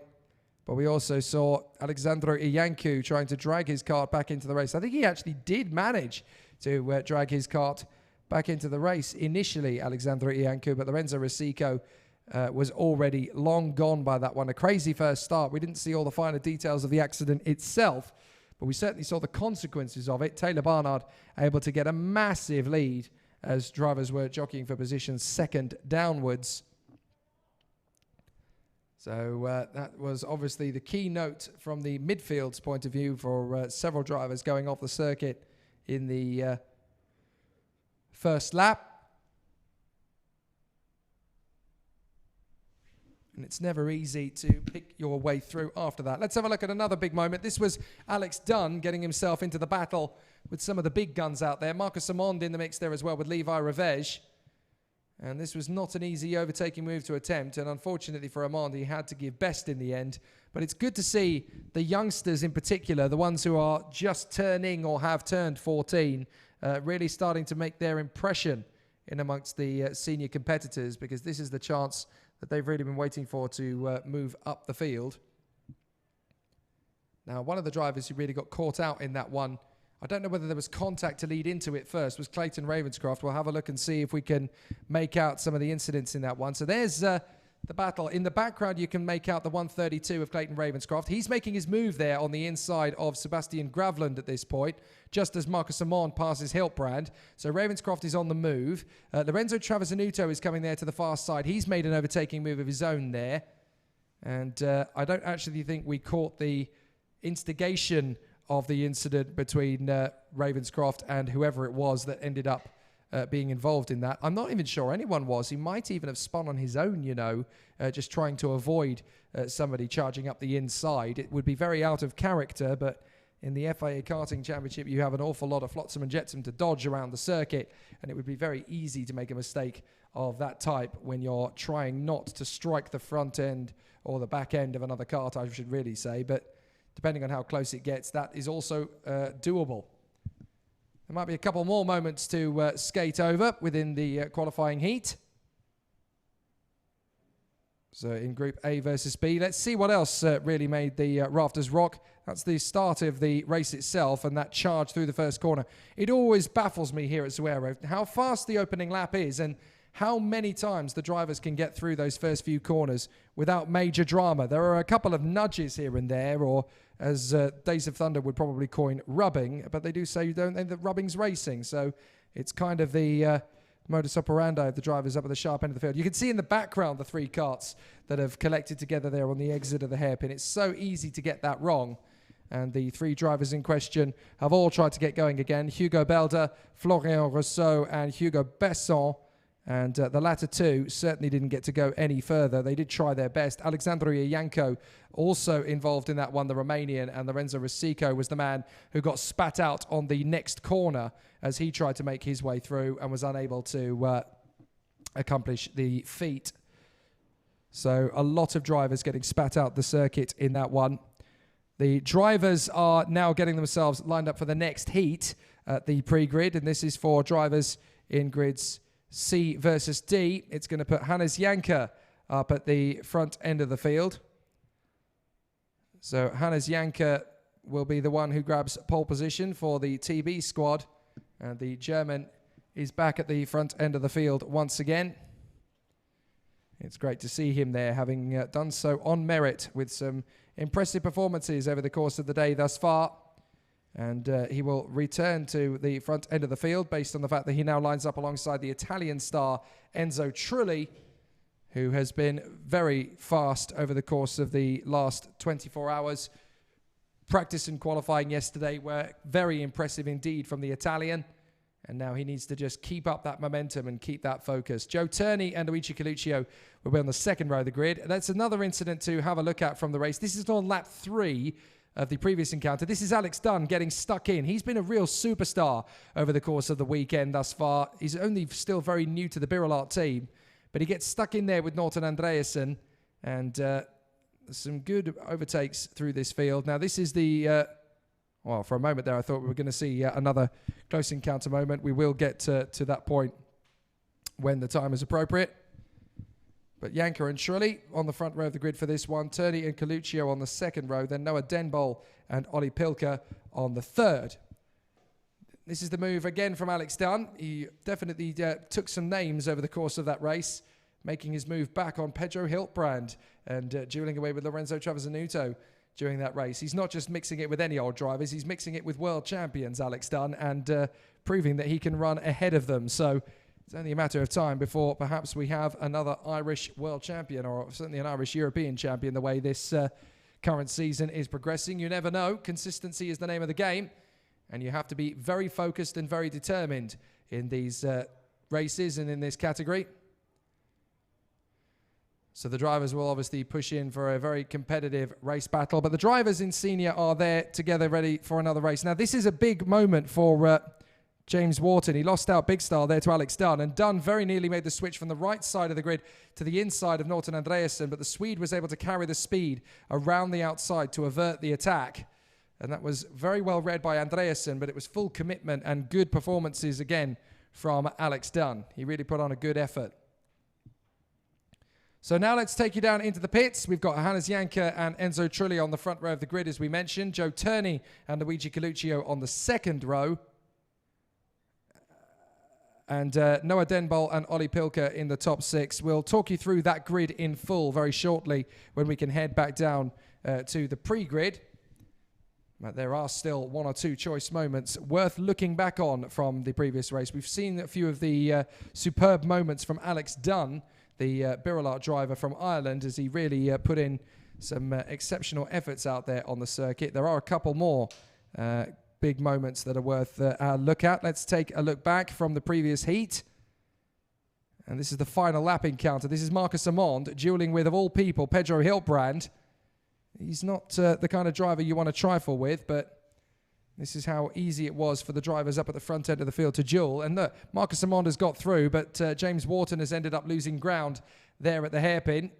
And so Amond and Hiltbrand are able to sweep by and get the position. Now, I don't know what the cause of that was for James Wharton, whether he just missed his braking point due to the duel that he had there, or whether something was wrong with the kart or whatever it might have been. But certainly James Wharton having a big moment and ended up running deep in the second corner.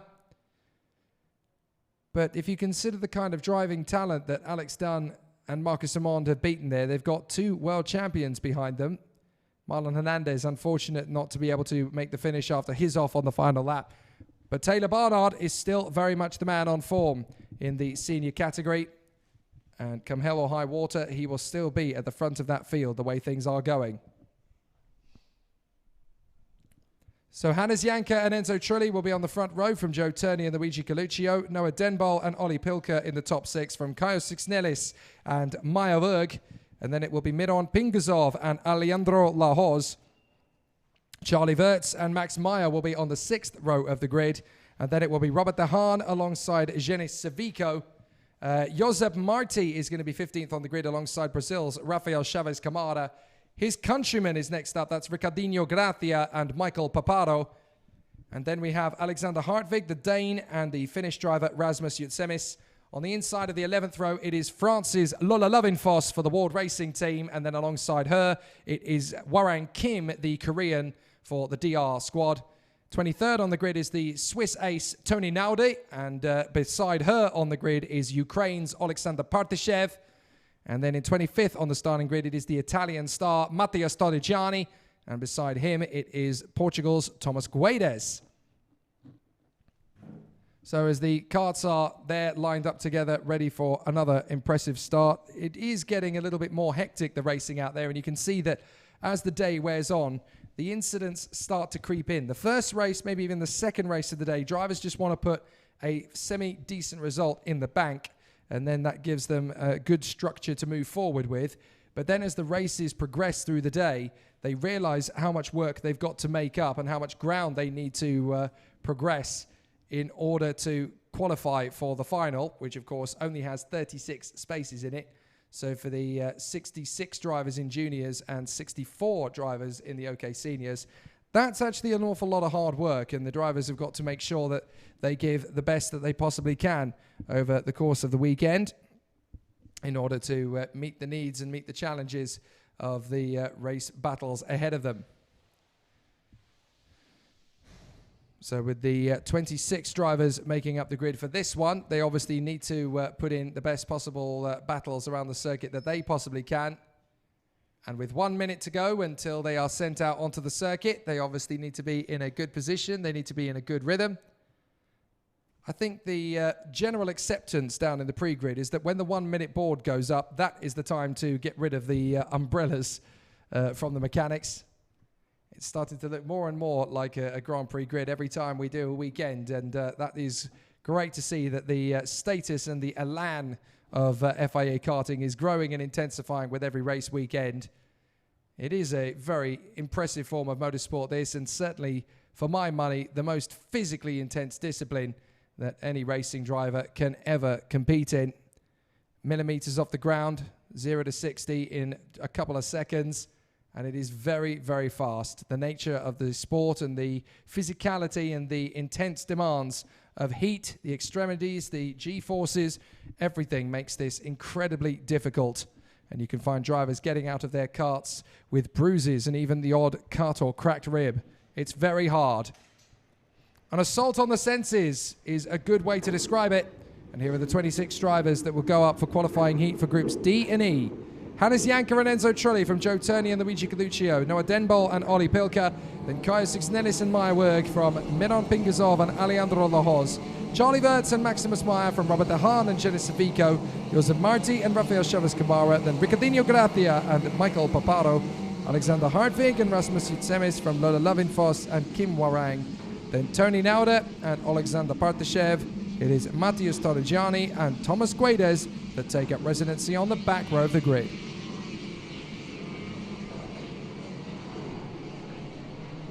Nine more laps of this Circuito Internacional de Zuera. It's a whisker over 15 kilometers around the circuit. One of the fastest in the entire sport of karting, and certainly easily and arguably one of the fastest in Spain. And it's great to return the FIA European Championships back to Spain once again after a little bit of an absence of a few years, but it really does have a welcome place here once again at the Circuito Internacional de Zuera. Janka and Trulli on the front row of the grid from Turney, Coluccio and Denbol, Pilka, Sixnelis, Berg, Pingasov, Lahoz, Wirtz, Meyer, Dehaan and Civico. As they come out of the final turn, is this going to be a good start? No, it's a false start. Called very early there by the clerk of the course, Martin Bean, who saw the situation for what it was. The karts in the midfield were not quite right in position. So the race is stopped, or at least not started, I should say. And then they will go around for another additional formation lap.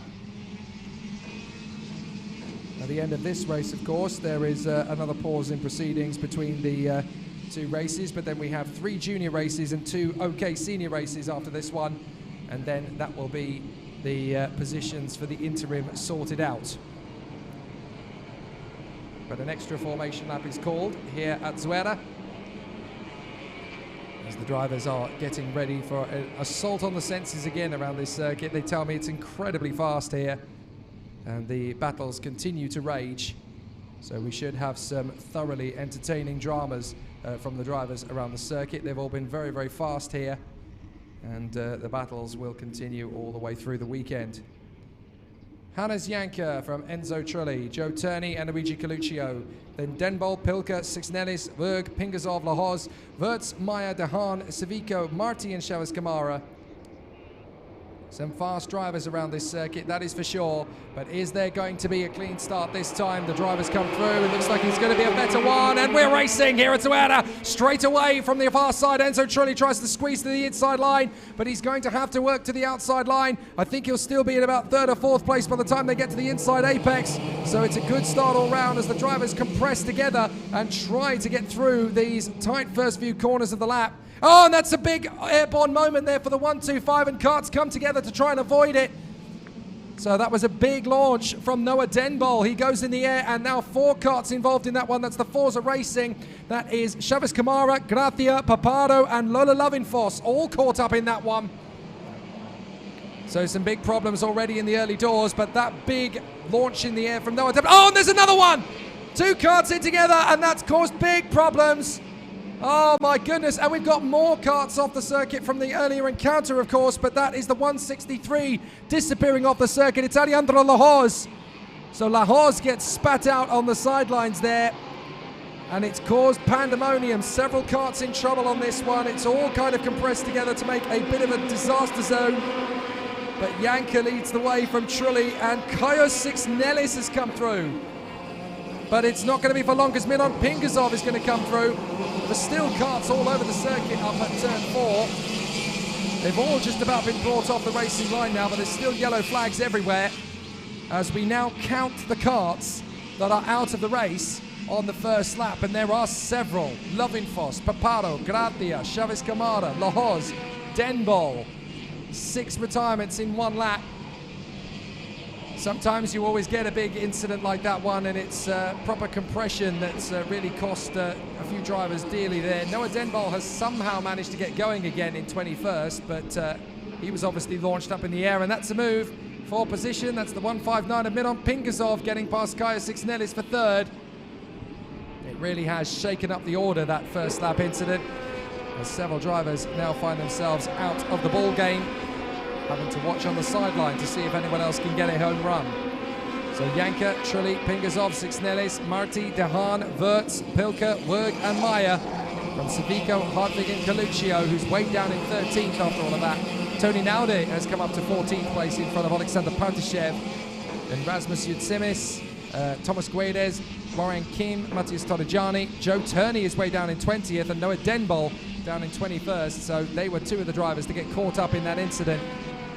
And for Joe Turney, it's definitely hampered his chances, as the drivers involved in the first lap incident now walk away from the wreckages of their karts, and they will obviously now go to battle in the next race after this one. You can see the wreckages of drivers, and they're walking away from the scene. Meyer Werg, by the way, has got past Charlie Wirtz now to move up into 8th position, and that's a big lunge on the inside from Robert Dehaan, as Dehaan now battles away there with Kaios Sixnelis. History repeating itself between these two. They duelled for position in juniors last year. Now they're at it in seniors, still together as they battle for supremacy. And Dehaan up the inside. Surely he's going to make that one stick on this occasion. And Ollie Pilker looks as though he's got some damage to his kart. I wonder if it was his kart that Noah Denbol vaulted over, because that Sauber machine does not quite look as straight and narrow as it should be. Meanwhile, further up the road, Josep Marti has got past Miron Pingazov. There they are, DPK versus Kart Republic España. And Josep Marti has got through into third position. And it's incidents like that that can really open up the playing field and give an opportunity to an underdog to put on a good show and perform. So Janka, Trulli, Marti, Pingazov, Dehaan, and then Kaius Sixnelis in front of Ollie Pilker and Maya Werg. And then in ninth place it is Charlie Wirtz from Max Meyer, and that's the move on the inside from Maya Werg. She gets through on the rather dented front end of Ollie Pilker. So Maya Werg now up at the 7th position, but Pilker's not done yet. He's still going to try and make his bid through on the inside. 9th place for Charlie Wirtz. Looks like several drivers had to take avoiding action for the incident on lap 1. As several karts have picked up some damage there. But there's, as far as I'm aware, as long as the front fairing isn't out of position, you're okay in terms of the maneuvers you can make out on the circuit. But Janka is your leader in front of Trulli, Marti, Pingazov and Dehaan. Then Sixnelis from Werg, Pilker, Wirtz and Max Meyer. As the drivers complete lap 5, still getting pretty hectic out there for them as they continue to battle away for position. But Hannes Janka completely leads the charge from Trulli, as Josep Marti has now made up a dozen places to come from 15th on the grid to 3rd. Really one of the drivers gaining the best benefit out of the incident there on the first lap, which we will look at again, I'm sure.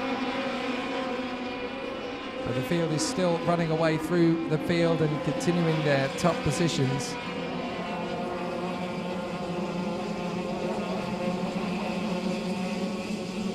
But Hannes Janka is leading the way comfortably here from Enzo Trulli. Josep Marti in 3rd from Miron Pingazov, Robert Dehaan and Kaius Sixnelis, then Werg, Pilker, Wirtz and Meyer.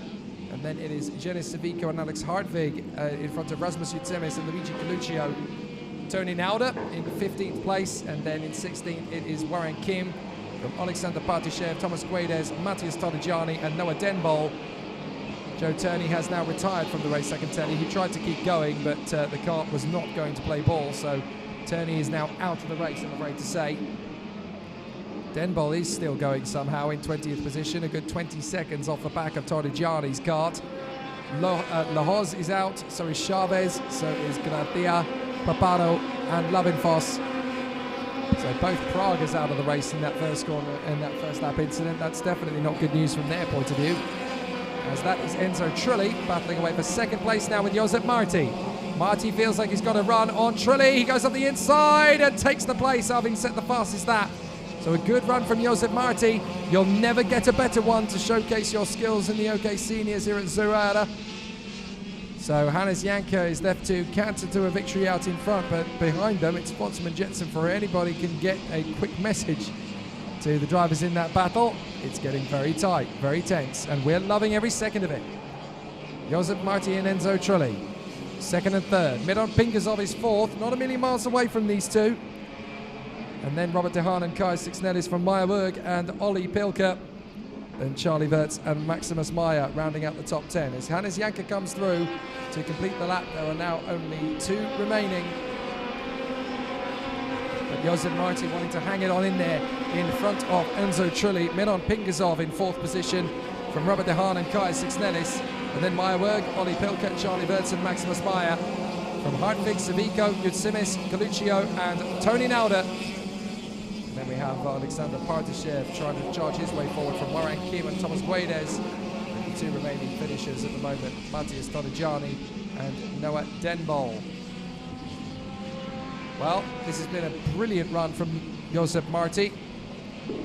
And he's still there in position, trying to continue his charge forward. Running in 2nd place as he is. There are sometimes races where as long as you stay out of trouble and you keep charging forward, you can make up some ground on your opponents. And Josep Marti is definitely getting a couple of good results here in the bag. certainly a second place finish will do him no end of good in his pursuit of getting through to the main event. Into the final lap goes Hannes Janke, untouchable in this particular heat. So Hannes Janke still running well from Josep Marti and Enzo Trulli. They're dueling over second place still. But Janke is just invincible in the lead of the race. No major stresses for the German as he comes down towards turn 5. Takes the car through the hairpin, tightens on the exit into the square right at turn 6. But Hannes Janke really is enjoying his life out in the front end of the field. A place he had started to get a little accustomed to. Last year he really struggled. Now he is back where he rightfully belongs, up at the front end of the field. And Hannes Janke is going to lead home Pepe Marti and Enzo Trulli. But it's a great run for the German, who comes through to take his second win of the weekend, just as we saw earlier on from Taylor Barnard. Now it's done again for Hannes Janke. He comes through for the win. And that's again a very important moment in this weekend for the German. He is very much a factor in this 2020 season opener. Josep Marti finishing a great second in front of Enzo Trulli. Milan Pingasov in 4th place from Robert De Haan, and Meyer Werg, who catches and passes Kaya Sixnelis in the closing stages ahead of Olli Pelka. Well, some of us didn't quite see this one coming, and certainly the first major incident to take out several drivers claims a few victims out there on the circuit, but those who dodge it are able to benefit and reap the rewards. Hannes Janke clinches win number 2 today in front of Josep Marti and Enzo Trulli. From Milan Pingasov and Robert De Haan, then Meyer Werg and Kaya Sixnelis from Olli Pelka, Charlie Wirtz and Maximus Meyer. The CRG drivers just outside the top 10, Jelis Savico and Rasmus Jutsemis of Finland. Then we have Alex Hartvig and Luigi Coluccio ahead of Tony Nauda and Alexander Partashev. Then Warren Kim and Thomas Guedes, with Matthias Torrigiani in front of Noah Denbol. Joe Turney retired on the second lap of racing, and 5 drivers stopped moving before the first lap was completed. Alejandro Lohoz, Rafael Chavez Camara, Ricardinho Gracia, Michael Paparo and Lola Lovinfoss. So some good race battles and some great drama from the seniors once again. A little bit itchy feet in those first couple of laps. It'd be nice to see if we can get some replays of what transpired over the course of the OK qualifying in heats D versus E. Let's look back over some of the memorable moments. Obviously, that start was very frenetic, so we'll have a look at the incidents that took us through to that fourth corner incident. They come off the turn, and obviously this is the bit where they're forming up in their rows. But it's good to watch this bit because there are a couple of drivers trying to make a good start from the middle of the pack. The outside line is obviously going very well, but a couple of drivers now charging their way forward. And this is where it's really difficult to see what happens around you because everybody's bidding for an overtaking move. And it kicks off at this point here because we get Noah Denbol suddenly launched up into the air in the battle with Joe Turney. So those two collect, and then drivers are just essentially trying to avoid the incident and get caught up in their own collision. The two Pragas get together. So too does Rafael Chavez Camara and Lola Lovinfoss, 2 drivers that have really put on a good show this weekend, unfortunately.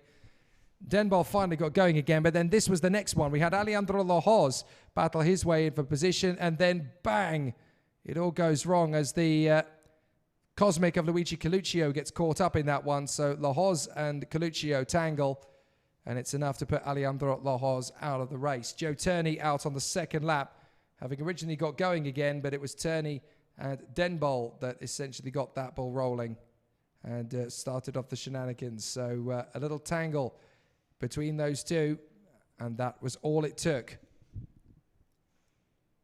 Plenty of other incidents through the race, though. Once the carnage and the dust had settled, we actually got some really decent and juicy battles in that one with some good overtakes through the field as well and some very opportunistic driving. You've got to remember that if you're not one of the drivers caught up in those first lap incidents, you can really make some big gains. So we'll take a look at some of the highlights from the point after the first lap because there are a few decent incidents to go over.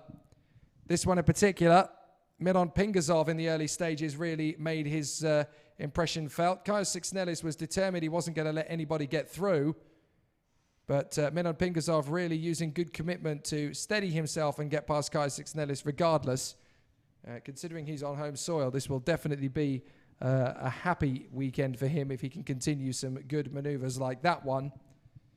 But there were some good shuffles of the deck over the course of that race. Let's not forget that Milan Pingasov ended up 4th place in the end behind Enzo Trulli. So in order to get to that point, there obviously needed to be some pretty exceptional moments, right? So I'm sure that the drivers will be reflecting over a few of them. We can reflect over it now. This is Josep Marti's charge through the field. Made light work of Kai Sixnelis, the man in front of him. Obviously, Milan Pingasov, a lot harder for him to try and overtake, but that particular move on the inside line looked particularly effortless, considering the interesting scenario the drivers find themselves in at that sort of stage. Now, this is an interesting one to watch in slow-mo. This very nearly ended in tears, actually. The 127 trying to come through. This is Maya Werg. That's the narrowest of narrow gaps that she's created there with Ollie Pilker. How about that? That's threading the eye of the needle at about 40 kilometers an hour there, trying to make sure that that kart is definitely going through on the inside line without too much drama. That was really well nailed by Maya Werg. And her performances this year really are putting her in the frame as a title contender in the European Championship. She's got such gusto now. It's really great to see. Now, Josep Marti, of course, fighting his way through to 2nd position in the end. He really put on a good show as he fought for supremacy. This is the move on Enzo Trulli that really put Josep Marti onto the podium for definite. Once you were in 3rd place chasing after 2nd place, you just get a very big stomach and a massive appetite, and you want to go for it. So this is where hunger strikes for Josep Marti. He seizes the chance. He knows he's quick on the outside apex. Enzo Trulli is not going to defend to the inside line as he might have expected him to, but he darts up the inside line, controls the pace of the kart on the acceleration out of the corner, and is able to place the machine in such a way that there isn't a lot Enzo Trulli can do about it.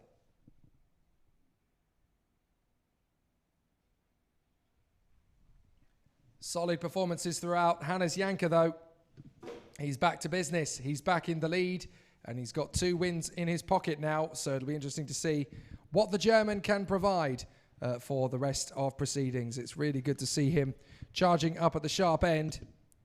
And there are several drivers in the field, obviously, who will be wanting to know how it is he's able to find that incredibly exceptional quantity of speed.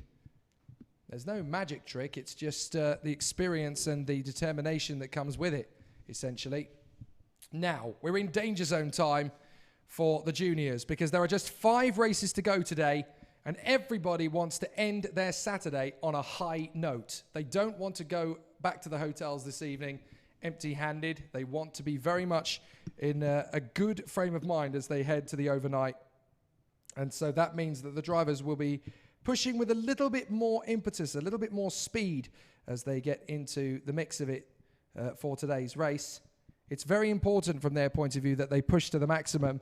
They don't want to get caught out or left behind. And for those drivers who have had a struggle, this is their chance for redemption.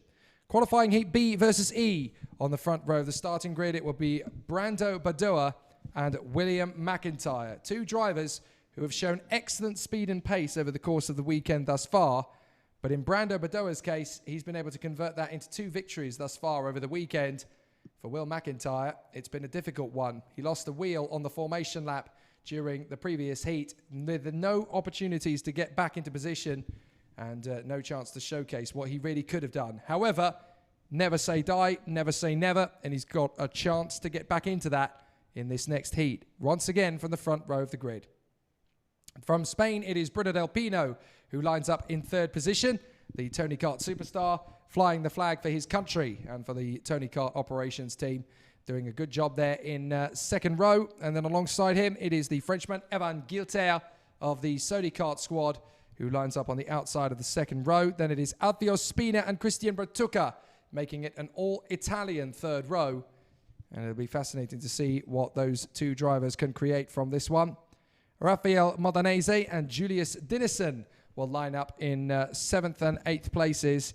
And then in 9th on the grid, you have the Emirati youngster Keanu Alajari, who is there in 9th place on the grid for this one with the DPK squad. And alongside him, it is Oscar Wirtz, who continues to fly the flag for Austria here this weekend. On the 6th row of the grid, it is Timo Kucharczyk, the Polish driver, who lines up in the Kubica chassis in 11th place. And he is there alongside Freddie Slater, who has had a good weekend so far, but they want a little bit more from it. So Freddie Slater will have to dig deep and find something magic, which he usually tends to do when the chips are down. Adam Kowalski, the young star from the Czech Republic, lines up 13th on the grid in his Birolart, and it'll be interesting to see how far through the field he can charge back. Alongside him on the grid, it is the Frenchman Maceo Capieto of the Pantano team, and we will see how well he can fare from 14th on the grid. Then it is Ivan Dominguez, the Portuguese driver for the Birolart team. 15th position on the starting grid for him on the inside of the 8th row. So we'll see what he can produce from this one.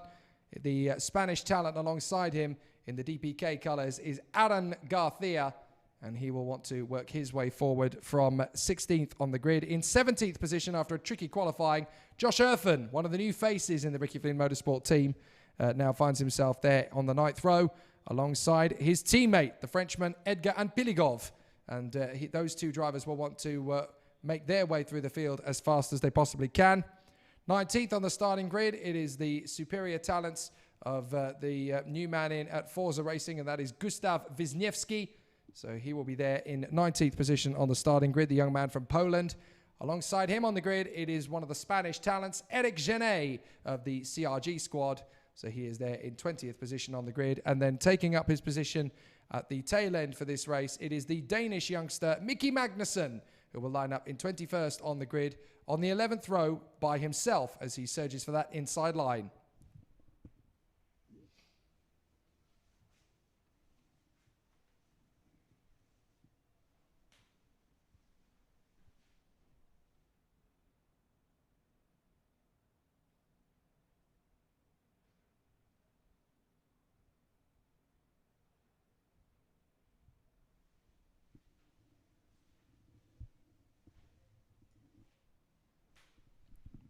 There's been some really exceptional work from the track staff here at Circuito Internacional de Zuera.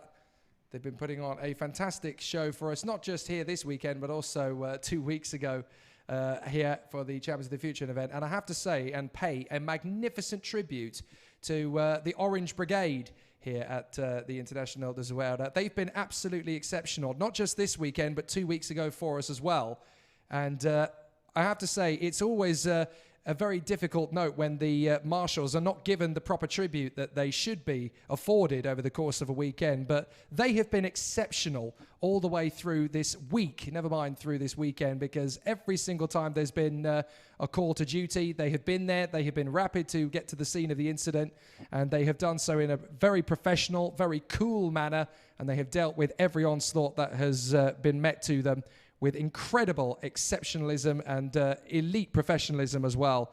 So muchas gracias to the Orange Brigade around the circuit. You are so fantastic, and we are indebted to you.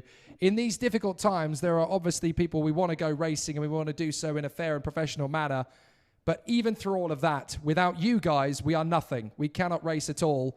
And it is wonderful to have your help and support in order to do that. So we are very grateful indeed to the marshals around the circuit here. Fantastici. Thank you very much. So the competitors are going to get green flagged out onto the circuit, and as they do so, the juniors will have their final 3 heats of the day, with 3 heats remaining tomorrow that will set the grid for the final and the big first race of their 2020 European season. It's Brandon Badua and Will McIntyre on the front row of the grid from Bruno Del Pino and Evan Gilter, Alfio Spina and Christian Bratuca from Rafael Modanese and Julius Dennison, Keanu Manajari and Oscar Wirtz from Timo Kucharczyk and Freddie Slater, Adam Kowalski and Maceo Capieto from Ivan Dominguez and Alan Garcia, Josh Erfen and Edgar Anpiligov from Gustav Wisniewski, Eric Genet and Mickey Magnussen. So the 21 drivers are on the grid in fine style, and they will make their way around this lap in a very fortuitous fashion and manner. So we will see the drivers all competing in fantastic style as they push for supremacy around the circuit. But of course, they only get one formation lap in the FIA Karting European Championships, so they will make sure that they are formed up in their correct grid order. And it's Badua that'll be on the inside line of the front row. McIntyre alongside him on the second position slot.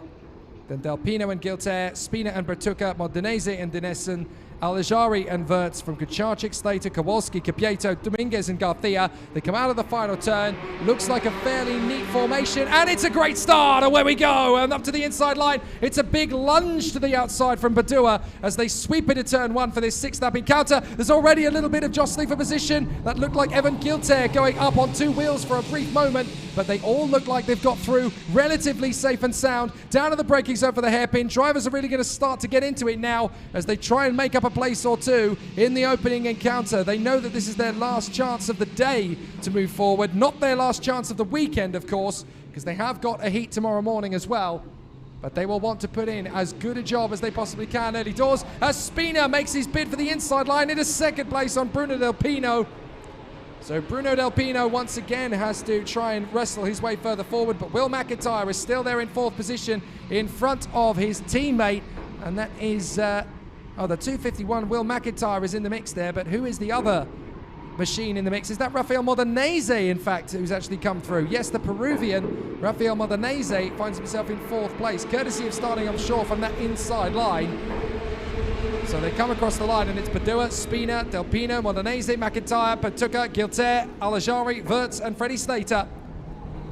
And as they come through the first few corners of the lap, it's going to be a very intense battle. All the way through, Del Pino gets up on the inside of Spina to take the place as McIntyre gets through on his teammate Modenese.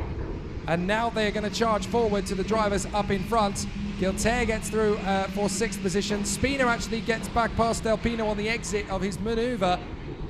So Gilter passes Bertucca further back. Slater, Dominguez, Kucharczyk and Dinessen all managed to get past Oscar Wirtz after an incident. Kowalski's lost 3 places as well down the order. So some very entertaining first couple of opening gambits.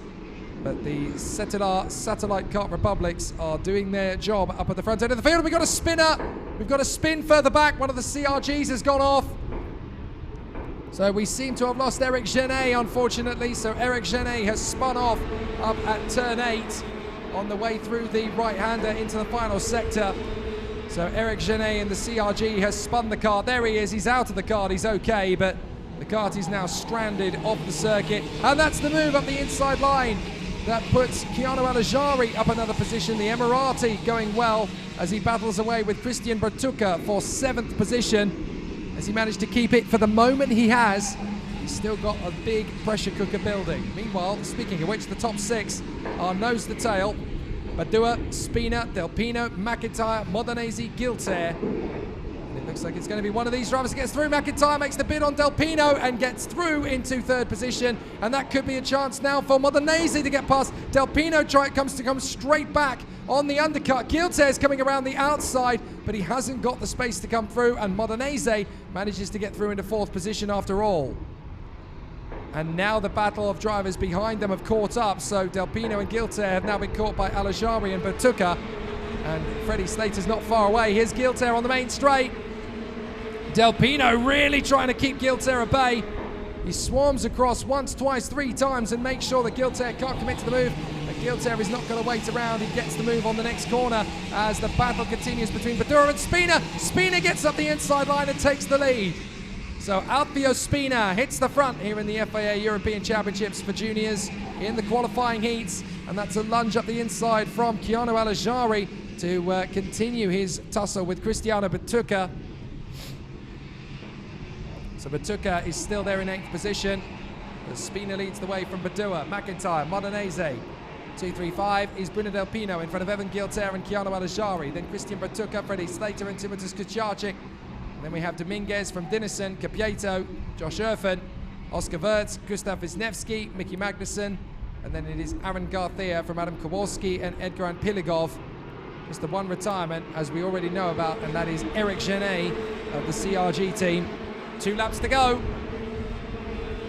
And it looked to me as though Alejari was making his bid to get back through on the inside of Christian Bertucca, which he does. Gilter's not waiting around on Bruno Del Pino, and Slater's not waiting around on Bertucca.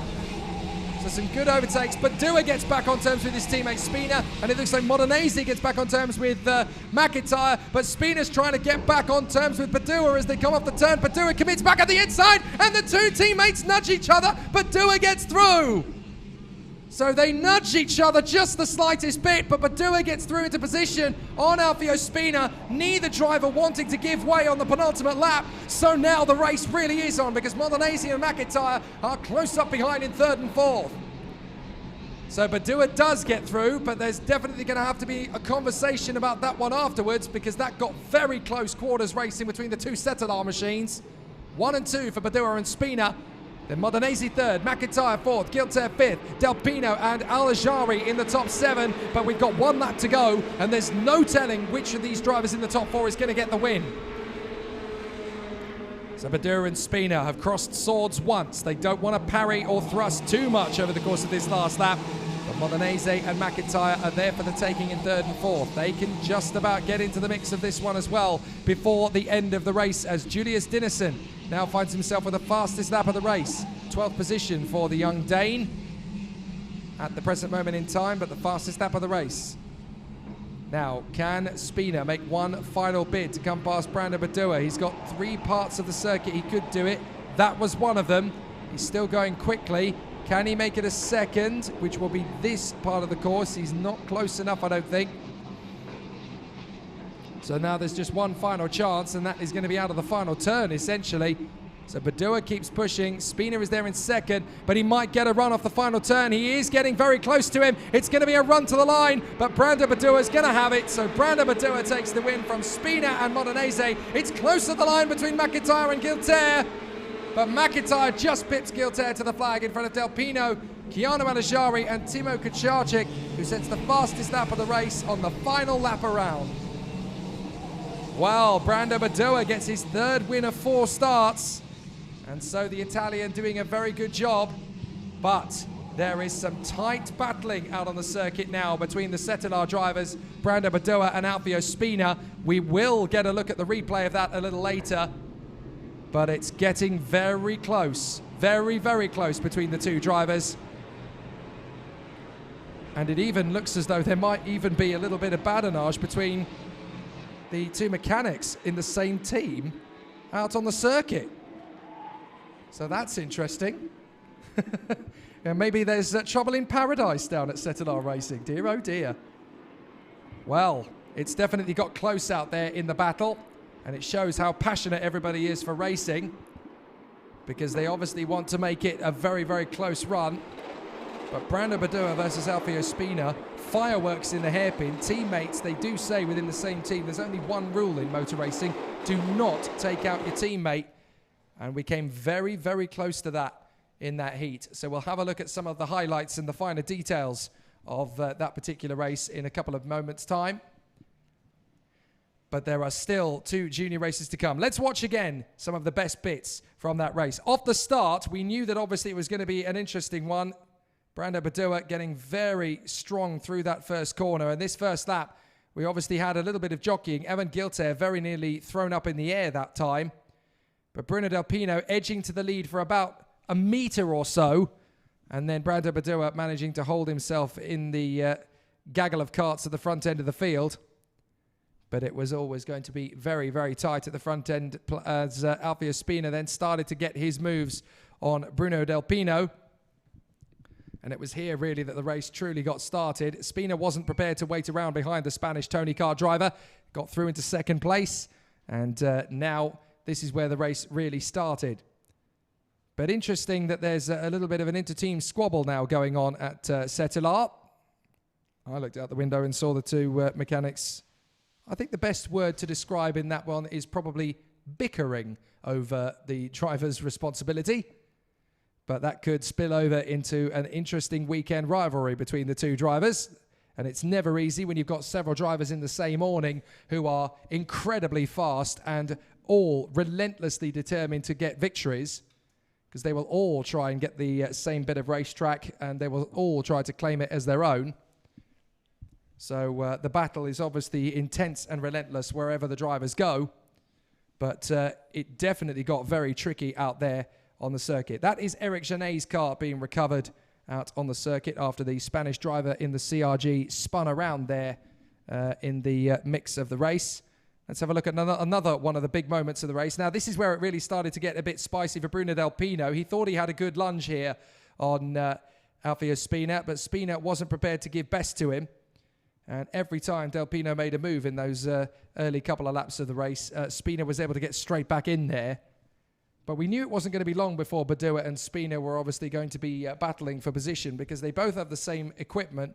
They're both in the same awning. They have the same groups of mechanics around them. They obviously have their individual mechanic each, but it's always going to be very fever pitch as the battle intensifies. Now, this is a little earlier into the race. This is on lap 3, and we start to see the Leclerc by Lennox drivers really starting to make their impression on the race. This is McIntyre's bid to come through. Makes his move on the inside line. Pretty textbook, but Del Pino was not prepared to give best, and he ends up just nudging McIntyre's kart as the Leclerc by Lennox driver comes through. Guilter feels like he's got a good chance of this. Modenese squeezes through. Del Pino tries to get the switch back, which is the conventional maneuver.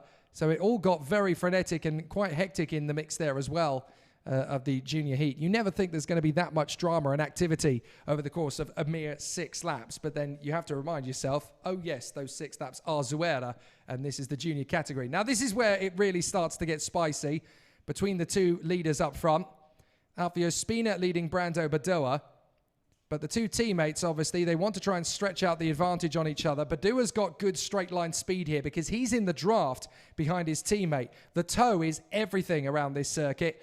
And so Badua is absolutely eating up the gap of Spina in front. The two Leclerc by Lennox drivers are trying to keep it nice and tidy. Modenese in behind McIntyre, but they're losing precious time to the Leclerc by Lennox drivers. Guilter's sizing up his overtaking opportunity here on Del Pino, and Slater's getting a nice juicy move on Kucharczyk at that point. He would eventually lose out to him, but that's not the bit that we all want to see again. The bit we want to see again is when Spina and Badua decided that neither driver was prepared to yield in their battle for the victory. That's the real highlight of the race, and that almost caused absolute chaos in the battle for the victory. We had 4 or 5 drivers then in the fight to the flag, but fortunately Badua and Spina managed to sort themselves out enough that it wasn't a problem. What it does mean, of course, though, that little duel, which we'll hopefully be able to see again in a moment, is that tussle could spark some fireworks emotionally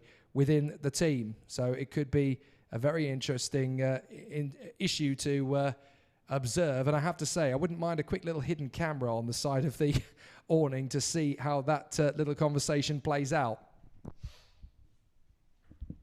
So here is that little tussle. You've obviously got the drivers coming through the first corner. It's a little further on from this, but this is the lap.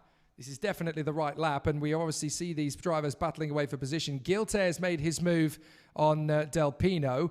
Slater's made his bid on Bertucca and Kucharczyk, and this is where it really kicks off. So Badua gets his run on Spina. He gets the move on the inside line at the hairpin. This is perfectly okay, but he's just drifted slightly out. Spina has seen the move develop. He's seen that come around. But then on their approach to the next corner, I hope we get to see it again, but on the approach to the next corner, Spina obviously manages to draw level with Badua up to that point, and that's where neither driver going into the left-hander, the long hairpin, is willing to concede. Now, this might be it. Here it is. So this is the start of the overtake. So Badua gets the move on Spina. It's a perfectly okay overtaking move, and Spina has reacted to it spot on. He's eased off the throttle, got back on the power on the inside apex. They run side by side. At this point, neither driver's prepared to yield. Spina is in front at this point, but watch for this. Now, onto the inside line. Brando's committing, Spina's committing, and bang, they hit each other. But it's an interesting one because Spina loses ground. They both lose momentum, but Badua has to take the place. Now, that was critical. A very close run. Trouble in paradise is never something you want in the battle for a race win, especially when you've already got 2 very feisty drivers who are very excitable and very committed. They want to run at the front end of the field, and they don't want to back down from the challenge. It's always a very scary little moment, and I certainly wouldn't want to be in the Cetelar Racing awning after that race, where the two mechanics who, down here in front of me, when the mechanics were going to collect the drivers, they ended up having a very interesting one. So we will now move on to the next race, and that is going to be the groups for D versus F, and that will obviously put two more groups of drivers next to each other. And that is going to be a very close call for the competitors in this one. The race gets underway in a little under 10 minutes' time. It is Nikola Tsolov and Yugo Yugachukwu, the two Kart Republic drivers that line up on the front row of the starting grid for that one. So the Bulgarian and the American on the front row of the starting grid. The drivers are just coming out onto the pre-grid now. There is obviously a bit of time before they will be flagged out onto the circuit. But Nikola Tsolov is the driver that lines up in pole position. The Bulgarian Lion for the DPK Racing team. He will be there on the front row of the starting grid. Yugo Yugachukwu, second position. The American will line up there. And he's already made some big movements from the outside of that second position of the grid on the front row. It's never easy to make progress from there because it's so easy to get compressed out to the outside line as the field makes its way through to that first corner. And that inside line is always traditionally the better place to be. But 2 weeks ago, if you were watching along with us in the Champions of the Future, in the senior category of the pre-final, Jamie Day was able to prove beyond any measure of doubt that you can still make a bold start from the outside of the front row as he forced his way across the circuit. Valtonen had to react. There was no contact between the two on that occasion, but he did manage to force the issue and get himself into the lead at the first corner. So you can make that bold move from the outside of the front row, but it is obviously consequently a lot harder and a lot tougher to achieve. So Nikola Tsolov and Yugo Yugachukwu on the front row of the starting grid. Tuukka Tarpanen and Giovanni Trentin on the second row. The Belgian Ian Eichmans and Augustin Bernier are together there on the third row of the starting grid in the Cosmic and Kart Republic respectively. And of course, Augustin Bernier's case, he is with the VDK Racing team. And then on the fourth row of the grid, it is now a race winner, the Singaporean Dion Gauda, who's put in an exceptional performance over the course of the day thus far. And he is there alongside the Italian Matteo De Palo. And he put in a very solid effort to get where he is, and he's still trying to remain there. Luca Samalisto is next up on the grid in 9th position.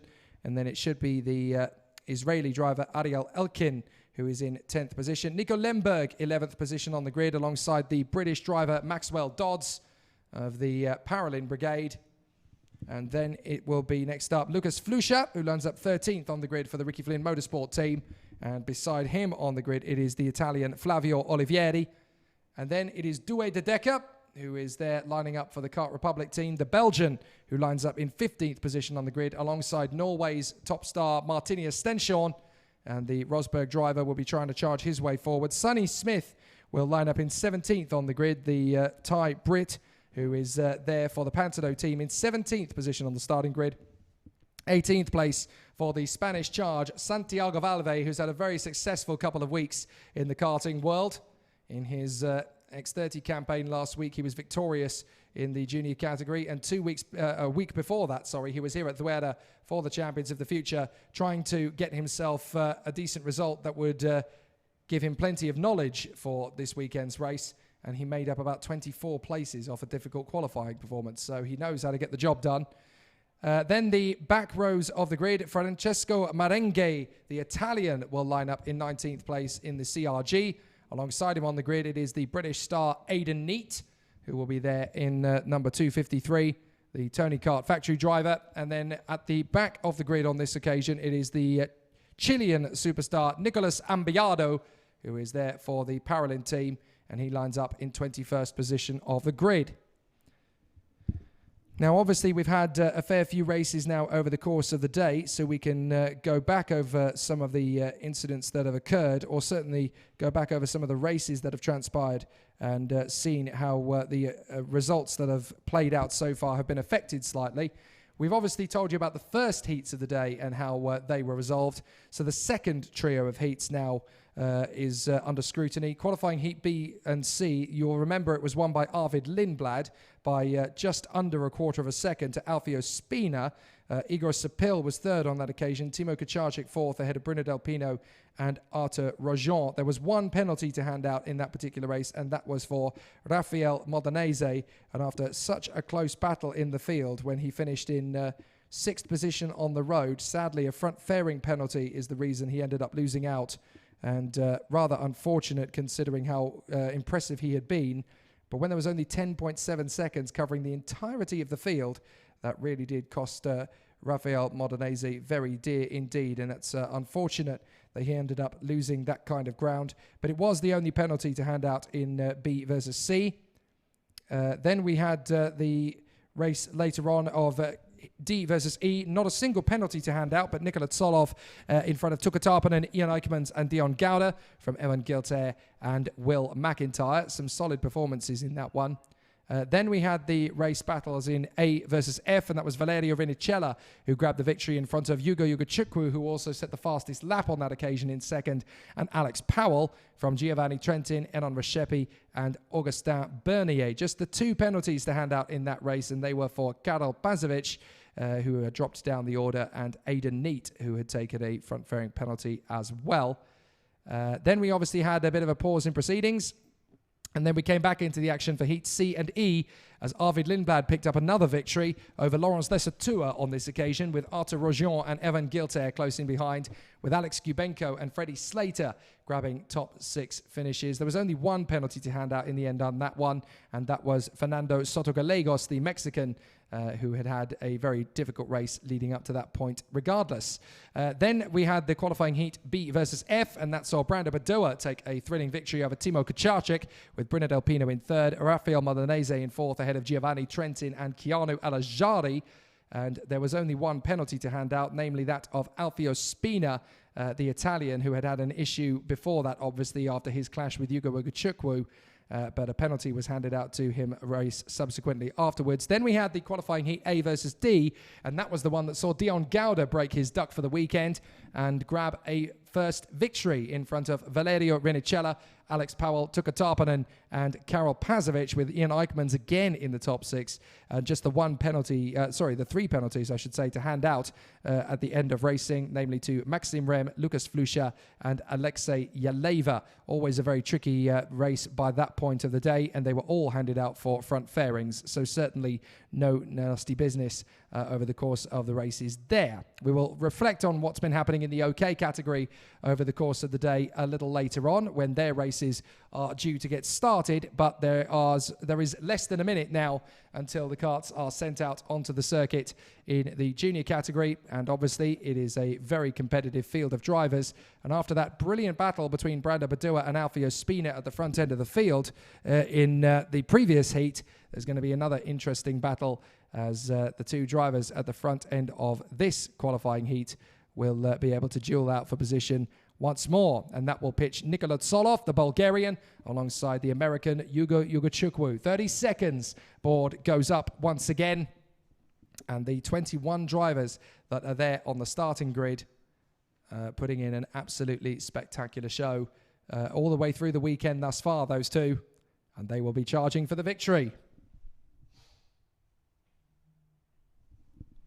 So as the drivers line up for qualifying heat D versus F in the FIA Karting European Championships opening weekend of 2020 here at Circuito Internacional de Zuera, the juniors head out on circuit, and it's Nikola Tsolov on pole position from Hugo Ugochukwu, then Tuukka Tarponen beside Giovanni Trentin, Ian Eichmans and Augustin Bernier from Dion Gauda and Matteo De Palo, with 9th on the grid Lucas Samalisto, and in 10th place Ariel Elkin.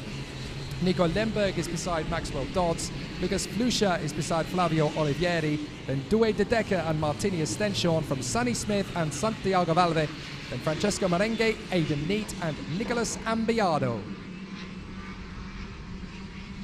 So the drivers continue on their way as they run through the grid of the circuit. All 21 drivers are out on track, getting heat into the tyres and brakes and getting them into the optimum temperature, ready for great racing. And obviously the drivers want to be in the best possible position for racing at the front end of the field. That means they need to be ready and prepared on this formation lap to get into a solid battle. But the drivers know just how much the pressure is going to be on for this last race of the day for them. Obviously, it's not our last race of the day, but there are 4 races to go, including this one. And for the drivers out on circuit, this is certainly their last encounter before they have the early morning qualifying heat tomorrow, which takes us into the latter stages of the meeting. Nikola Tsolov and Yuga Chukwu on the front row of the grid. From Tarpanen, Trentin, Eichmanns, Bernier, Gauda, De Palo, Samalisto, Elkin, Lemberg and Dodds, with Flusha, Olivieri, De Decker and Stenshorn coming through the final turn with them. Is this going to be a perfect start first time? Yes, it is! And we charge forward. Who's going to make the lunge into the first corner? Uga Chukwu keeps the kart nice and stable on the outside line and into third position. He's only lost 1 place to Tuka Tarpanen as they go through to the right-hander. Looks as though everybody is clean as a whistle through the right, then up to the hairpin. This is where things can get a little bit more difficult. A lot of drivers hanging it to the inside line to hold on to their positions on track, and 1 or 2 drivers running deep there on the exit. Looks as though we've got 2 drivers down the order, but they have kept going. That's the crucial factor. So Tsolov leads Tarpanen and Yuga Chukwu. 4th place, that is Ian Eichmanns. The Belgian has made another terrific start in front of, I think that's Dion Gauda. As for the lead, Tarpanen gets the move on the inside of Nikola Tsolov. So Tuka Tarpanen, the Finn, hits the front here at Zuera. So the Tony Kart factory driver from Finland leads the way. Tuka Tarpanen in front of Uga Chukwu, Eichmanns and Gauda. And that is a very bold start to proceedings as the drivers really start to knit their way around the circuit. But the Tony Kart leads the way with 2 Kart Republics next up in 2nd and 3rd from different teams, DPK and the Kart Republic Motorsport factory squad. 4th place is Dion Gauda on the Cosmic, and in 5th place it is Dion Gauda on the same chassis but in a different team, and Tsolov's going to make a late lunge to Tarpanen, who does not let him get the place. Brilliant defensive driving from Tarpanen. You shall not get through. Oh, and Tsolov has run wide. As a result of all that, Tsolov has run deep, and it's Uga Chukwu and Eichmanns that take the upper hand, get into 2nd and 3rd positions. So that's really paid dividends for Uga Chukwu and Eichmanns. Trentin's through into 4th place. Bernier is through into 5th place now in front of Dion Gauda, who has dropped down the order, as has Nikola Tsolov. And Eichmanns gets the move on Uga Chukwu. Uga Chukwu mounts the curb, and that prevents him from making a retaliation run. Goodness me. Oh, we've had a spin in the field, and 3 karts going off as a result in total. And that is Lemberg, De Decker and Dodds. Oh, what a shame. So Nico Lemberg, Due De Decker and Maxwell Dodds have all gone off the circuit together. And that drops them right down the order, I'm afraid to say. Now, Dodds has got going again. Lemberg is trying to. De Decker walks away. But a very frustrated Due De Decker. His race is over. And that is Lemberg. Is Tsolov out of the race now as well? I can't see Nikola Tsolov. I wonder if he's got damage. Has he brought it into the pits? I think he has. So Nikola Tsolov, the Bulgarian, has brought it into the pits and is out of the race by the look of it. As Tuka Tarpanen continues to lead, Uga Chukwu has got into 2nd place now past Ian Eichmanns. So some big maneuvers in this race. Not all of them have worked out in good favour. But certainly for the Bulgarian, Nikola Tsolov, he's in the pits and out of the race after some damage through that incident. But Tarpanen leads. Yuga Chukwu in 2nd from Eichmanns, Trentin, Gauda, Bernier, Samalisto. Aidan Neat is up in 8th position. What a charge back from the Tony Kart. That is an exceptional fight back. 9th place is Stenshorn. 10th is Olivieri. 11th is Flusha. 2 more drivers making good comebacks. So some absolutely exceptional driving then in the early doors of this one. Tarpanen trying to stretch the gap out to Uga Chukwu and Eichmanns. Giovanni Trentin going well in 4th. Dion Gauda sizing him up already for 5th position, the young Singaporean. And in 6th is Augustin Bernier. So here's the move. Gauda on the inside of Trentin. And that's for 4th position. No problem at all for the youngster from Singapore, as he now makes it to P4. That's the move further back. That's Samalisto trying to get through on the inside of Augustin Bernier. And Samalisto makes the place. So good racing from the Finn. But watch out, because here comes Aidan Neat. He wants a piece of it in 8th position. He wants to see if he can make up a move or 2. And Martinius Stenshorn leads the charge further back from Olivieri, Flusha, Elkin and Valve, as they're all trying to get themselves into a neat position around the circuit as well. But Lucas Samalisto takes on Augustin Bernier, and Samalisto is the one who gets into P6. But Tarpanen leads the way comfortably here with 2 laps to go now. So Tarpanen runs well from Ugo Chukwu, fastest lap of the race from the American. Eichmanns, Gouda, and I think that's Giovanni Trentin still there in 5th position. He's held on to that top 5 place resolutely throughout. But Augustin Bernier gets the move on Lucas Samalisto in the Xperiot, and Aidan Neate is sat there in 8th position, ready for a counter-attack of his own. Meanwhile, further up the road, we've got Augustin Bernier, Lucas Samalisto battling away. Samalisto finally gets past Bernier, but Aidan Neate is working his opportunity to try and move further forward, and that's not going to happen just yet. So Aidan Neate remains in 8th position. Still a little frustrated, perhaps the weekend still playing out in a difficult manner for him, but he is able to make up the places he can. And 8th position is a much better place than he was looking at heading into this one. When you start from the back of the grid, it's very hard to keep your resolve and maintain your focus. But he's done very well all weekend. Final lap, and Tuka Tarpanen holds on in front of Ugo Chukwu and Ian Eichmanns.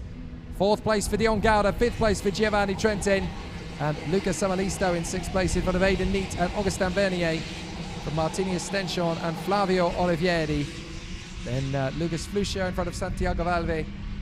Francesco Merengue's made up some good places as well. He's 13th in front of Matteo De Palo, Sonny Smith and Nicolas Ambiado. Then it is Ariel Elkin and Maxwell Dodds who will not give up. He's got the racing driver mentality. He may be at the back of the field, but do not give up because you never know what's going to happen. But Tuka Tarpanen is going to come through for a thrilling victory in his Tony Kart factory machine. He will complete the lap in fine style. Ugo Chukwu will bring home another 2nd place finish. All positive for him at the moment. But it's the man out in front who has held on to the race throughout. Tuka Tarpanen will take the checkered flag, and he gets the victory. The Finn is in charge here. Ugo Chukwu 2nd, and Dion Gouda in a brilliant 3rd in front of Ian Eichmanns, Giovanni Trentin and Lucas Samalisto from Aidan Neate and Augustin Bernier. So some truly inspiring driving from the competitors up at the front. Tuka Tarpanen very much the star of the show in this particular heat, as qualifying heat for Group D versus Group F. Plays out in fine style for the Finn. He makes light work of the difficulties around the circuit. A few drivers in dire straits, but not Tuka Tarpanen, the leading seed for 2020. And he is there at the front when it counts. So Tuka Tarpanen wins it from Ugo Chukwu, then Dion Gouda in 3rd position from Ian Eichmanns. 4th is Giovanni Trentin is in 5th from Lucas Samalisto. Aidan Neate, Augustin Bernier, Martini Estension and Flavio Olivieri come next. Then Lucas Fluscia and Santiago Valve from Francesco Merengue and Sonny Smith. Matteo De Palo and Nicolas Ambiado from Ariel Elkin and Maxwell Dodds. Nikola Tsoloff and Nico Lemberg. And then Douwe De Decker in 21st position. Tsoloff, Lemberg and De Decker all out, of course, within that first couple of laps of racing. It was the 2nd lap when it all really came to blows. So a difficult one for the drivers as they all tried to continue the race battle.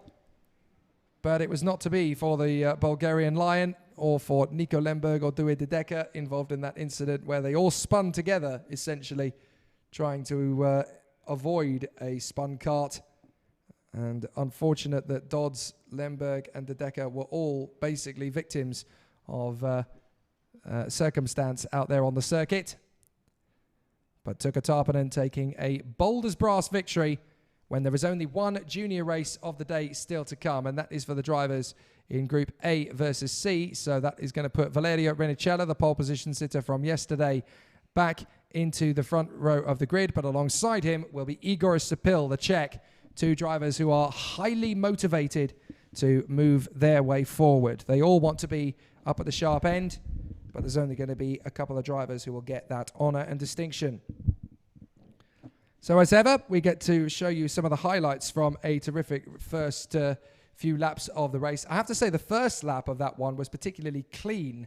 It was very fast and frenetic and some good overtaking moves at the front end of the field, but in terms of a start, it was actually a very clean one from the drivers as they came through that final turn. Let's watch Solov on the inside line. He disappears from the fray by the end of the second lap, but you can see just the motivation and the determined stance he has going to the first corner. as the field are now underway with starters' orders. But look at the squabble in the middle of the field as they all try and get through on the inside line, trying to get that ultimate overtaking move done. Tarpanen wants the lead early doors, but Solov is just glued to the inside line. You defend too early, too soon, and you do run the risk of irritating the drivers in the field behind to the extent that they will essentially try to force the issue if you're not going to make it particularly easy for them to move forward. But Tuukka Tarpanen was patient here. He waited for the opportunity to open up. Halfway round lap 1 it did, and he stormed up the inside line. Ugo Chukwu was waiting in the wings with his chance to try and get past Nikola Solov, but he's not the easiest driver to overtake. That kart he has underneath him is a very quick one, of course. They are now part of the Kart Republic squad, the team at DPK Racing, but it's really good to see him continue to charge his way forward. And the Bulgarian really has been very impressive over the course of the weekend thus far. A neat and tidy and clean first lap, but it's lap 2 onwards where things really started to get interesting. And the unfortunate thing about the crash that took out the 3 drivers on the circuit there was no one driver to blame for that. It was just drivers there are victims of circumstance at that point. Let's have a look. This is lap 2, and this is where Solov really starts the ball rolling. Ugo Chukwu is trying to come through for the inside line. Solov is keeping it nice and lit on the inside. There's a little bit of a nudge there between Gouda and Eichmanns, I think, and Solov accidentally gets nudged. Now, I think that actually started from the 2 or 3 karts behind Ugo Chukwu. I don't think that was the Americans' intention. Solov ran wide, and we had a couple of drivers running out of position as a result of that one. That's the one I wanted slowed down. So Nikola Solov obviously edged away from his second position through no fault of his own, but I think that was one of those weird incidents where a driver misses his braking point 3rd or 4th in the field, and it ends up causing a little bit of drama. But further around the lap, we obviously had a bigger spin, and it was the 2 drivers trying to avoid the incident that ended up getting caught out in it. Now this is it, a little further around the lap, and we're going to see the aftermath of this essentially. I mean, I saw out of my window a fair body of the race action, but it's about to come up. Here's Eichmanns getting his move on Ugo Chukwu. Ugo Chukwu is determined to keep the Belgian at bay. He moves across, but he's done it too late, and so Eichmanns is able to get his move done. But Ugo Chukwu is wise to this. He knows that Eichmanns will be carrying a lot of speed to pull up the inside, but he catches the curb on the inside line. That changes the argument there, because if he hadn't have caught the curb, if he'd have stayed to the white line but off the curb, he would have had plenty of traction out of the left-hander to sweep back past on the inside, because he had basically lulled the driver in question that he was racing with into a false sense of security. He hadn't quite given him full confirmation that he was going to come through and take that position away. It was very tough to negotiate between them through those 2 or 3 corners. But here is another big moment from the race. This is beyond the halfway point. And this is obviously Dion Gouda battling away with Augustin Bernier. The battle really got pretty intense at this moment. This is now the battle in the braking zone. And the run down to that long sweeping hairpin. That's Dion Gouda in 4th in front of Trentin. And you've got Augustin Bernier about to lose out to Lucas Samalisto. The Finn did a great job in that race, to be fair. And he very much deserves to be up in that position at the end of it. I mean, he didn't quite manage to sustain the move all the way through, because there were some gripping maneuvers throughout it. But he did come across the line in 6th position. However, spare a thought for Aidan Neate, who crossed the line in 7th place, having started 20th, making up 13 places through the entirety of that heat. So a really exciting performance. That's all we have from the replays on that particular one. All of the best bits we showed you. And it's really exciting to see the replays now in the 2020 season. A massive congratulations and a warm hearty thanks to all of the production crew here within RGMMC. It'll be a really exciting 2020 season now that we can see this little added extra part of the drama and the battle unfold. Because sometimes you do want to analyze things a little bit closer after the fact.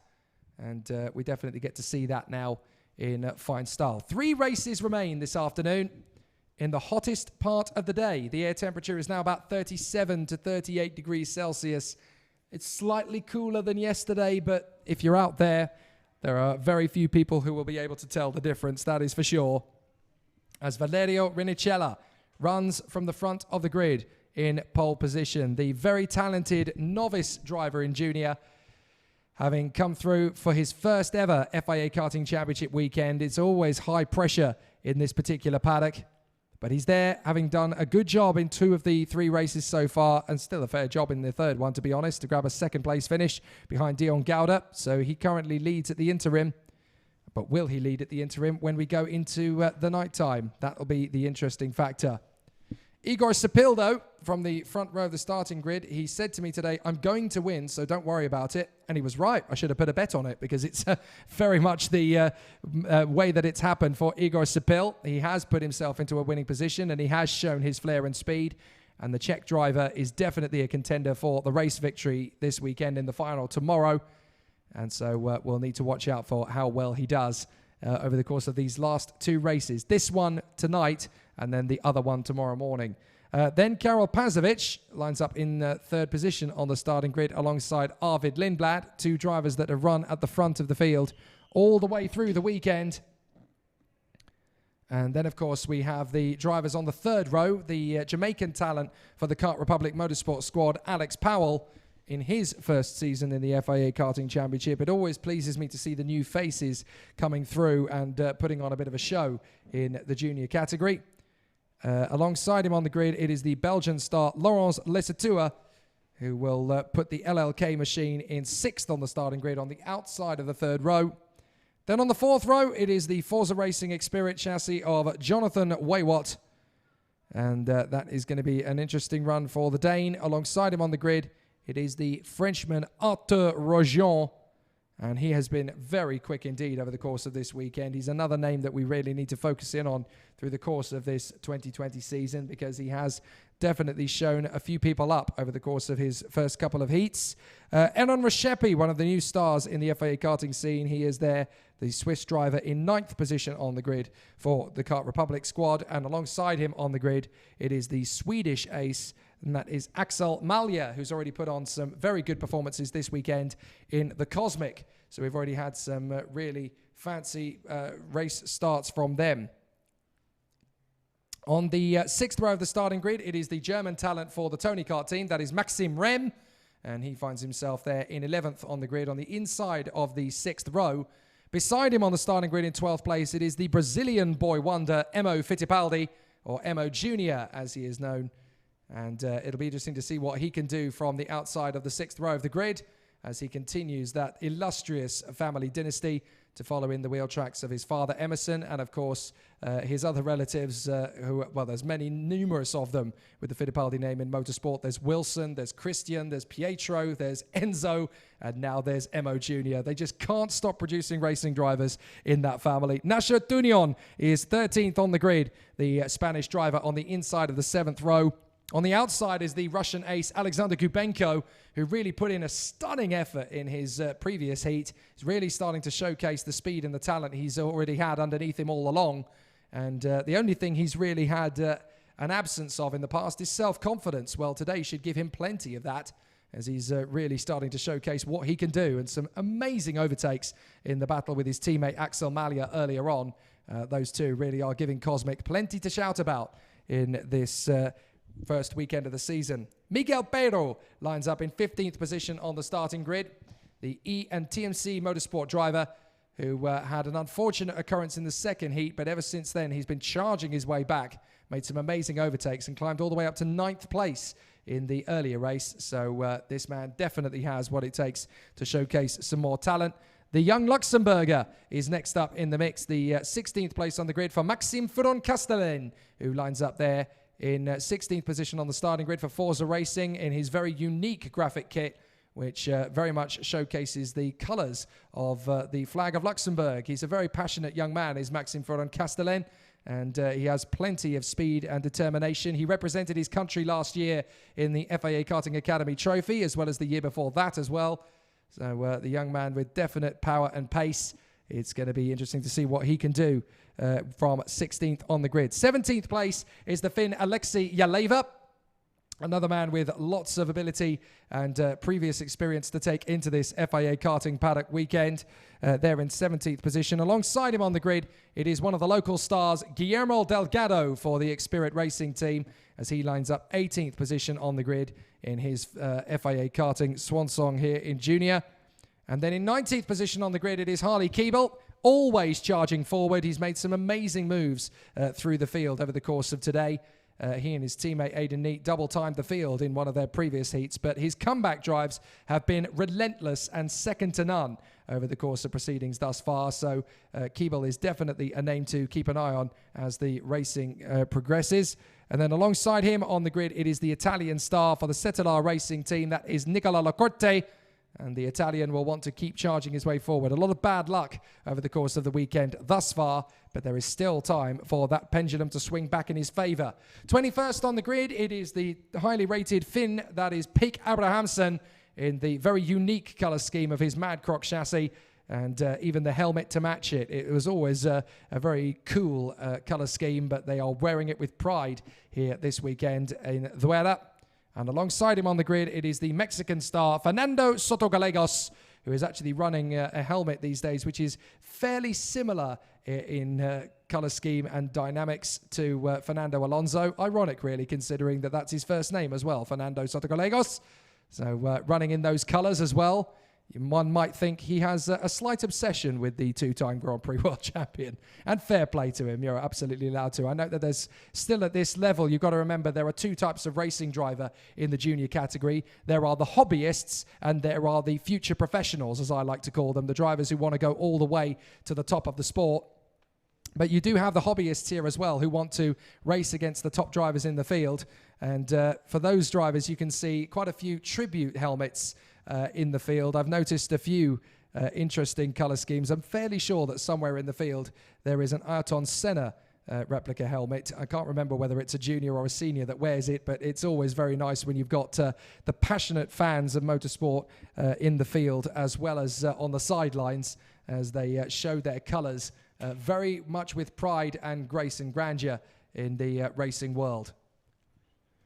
So the drivers have brought their karts to the pre-grid. They have about 90 seconds or so before they go racing. And this is the last junior heat of the day before we obviously take it into the evening break. And then tomorrow morning, they will be back for 3 more intense qualifying heats. And those are the 3 races that will decide the 36 drivers on the starting grid. Now, you often tend to get a very fascinating final race on the early morning of Sunday in these categories because drivers will bang on a fresh set of tyres and go for glory to try and work their way up through the field. But you might see a couple of drivers in this race doing it as well as they try to rise up through the ranks and get a little bit more progression through the field. It's never easy to make it work on pure speed. You sometimes have to go for something a little bit more interesting in terms of strategy and take advantage perhaps of those few drivers in the field that will actually be using this race to burn off an old set of tyres, knowing that they've got some good results underneath them. All they need is essentially a reasonable top 5 or even top 10 result to keep them in the hunt. So it always fascinates me this stage of the weekend as drivers are realising they've only got 1 more race or 2 more races at most to get themselves into those final positions. But it's always incredibly feisty by this stage of the weekend. Drivers are definitely getting out their elbows. They are rolling up their sleeves and getting stuck in. You can't afford to wait around or rest on your laurels at this point of the weekend. It's time to dig deep and find something special to keep the weekend rolling. So the green flag will fly at the edge of the pit lane, and when it does, they will head out onto the circuit. And it is going to be the last junior race of the Saturday, the first weekend of the FIA Karting European Championship for 2020 here at Circuito Internacional de Zuera. A welcome return to Spain for the European Championships. The green flag flies, and we are out onto the circuit once more. It's the last junior race of the day, and it's Valerio Vinicella and Igor Sapil on the front row. Karol Pazovic and Arvid Lindblad on the second. Alex Powell and Laurence Lesatua next up from John Waywat and Arthur Rojon. Then Aaron Reshepi and Axel Malia, Maxime Rem and Emo Fittipaldi, Nasha Tunion and Alexander Gubenko, from Miguel Beiro and Maxim Ferron Castellin, Alexei Yaleva, and then Guillermo Delgado from Harley Keeble and Nicola Lacorte, Peak Abrahamsen and Fernando Sotogallegos. 37 degrees air temperature. That means the circuit is probably going to be in the low to medium 50s. So it's obviously a very tough circuit now for the drivers as they will cope with the pressures and the circumstances that are afforded them. It is always a very, very difficult state of play as the drivers progress around the circuit to warm up for this one and only formation lap. And then when they are in their 2 rows, they will come out of the final turn, form up in the corridors on either side of the circuit. And when the race director, Martin Bean, is satisfied that they can go racing, he will push the button, the lights will go out, and the race will get underway. However, if the contrary to that is the case, then the repeater lights will come on and they'll go around again for a second formation lap. So the onus is on the drivers at the front to control the pace. That's Rinicella and Sepil. But these are the 2 drivers who will finally get to battle on track for the first time. Both men who have a tendency to fight tooth and nail. So let's see what can happen as they come around the final turn. Is this going to be a good start? It is! And we are racing. It's a brilliant start from the inside line. Sepil's going to get support, though, through the first corner. He's up to second. He's immediately making his bid for the lead of the race with Rinicella. Oh, they've actually nudged each other, and there's contact between the 2. And it looks as though Sepil has dropped down to about 3rd position as a result of that. But there was definitely a little bit of a nudge with the front fairing of Sepil's kart. And it flicked up in the air on the right-hand side, his left-hand side, I should say. And that's one of the Cosmics going off the circuit. A little bit of contact and 2 or 3 karts going up in the air. And now 3 karts going off the circuit in the hairpin. And that's Emo Fittipaldi is one of them. Yellow flags are there at the hairpin then as the race to the field battles their way through. That is one of the expirits out of the race. That is the 248 that's gone, I'm afraid. So that is... the 248, it's Arte Rojon, and that's Maxime Ferrand-Castellan trying to get started again as well. No, it wasn't Emma Fittipaldi, my apologies. It is Nasher Tunion who's got caught up in that one. So Nasher Tunion, Arte Rojon, and Maxime Ferrand-Castellan all out of the race on this occasion. But out in front, it's Arvid Lindblad who's run away up at the front with Valerio Rinicella and Igor Sepil getting too close together on the first start. And so Arvid Lindblad now breaks his way through to the front, and that's Alexander Kubenko getting past John Waywat. And we've had an off at the first corner as well. Looks as though we've had one of the Paralins going off the circuit, perhaps.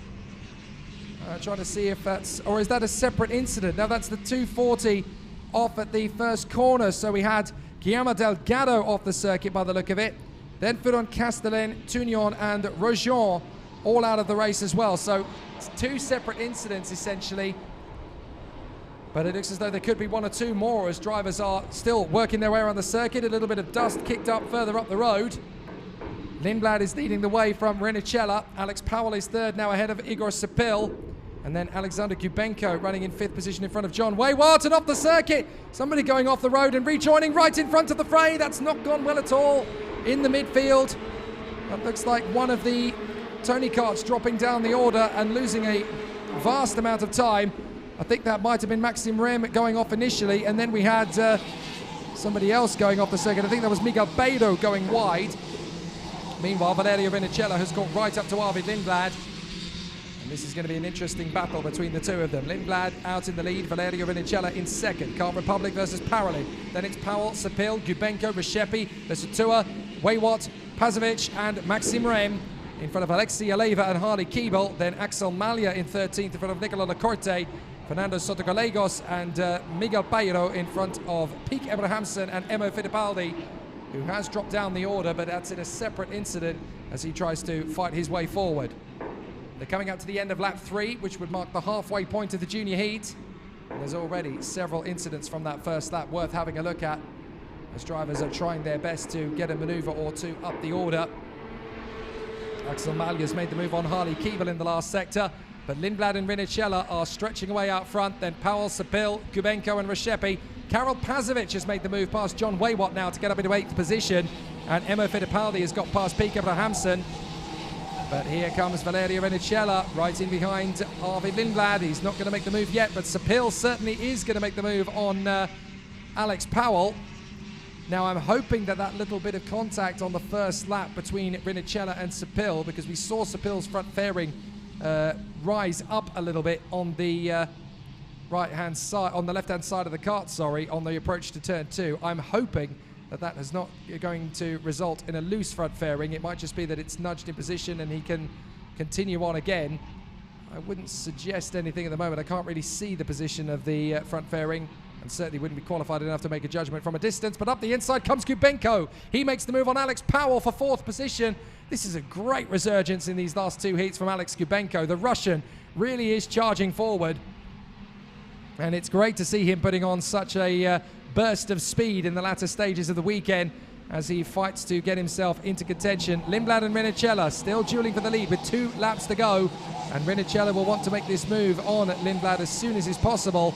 He doesn't want to hang around here. He wants to get the move and start to stretch away from Lindblad with a lap and a half to go, but he might have to wait until the last lap. Lindblad isn't going to give him many opportunities to make a pass for the victory.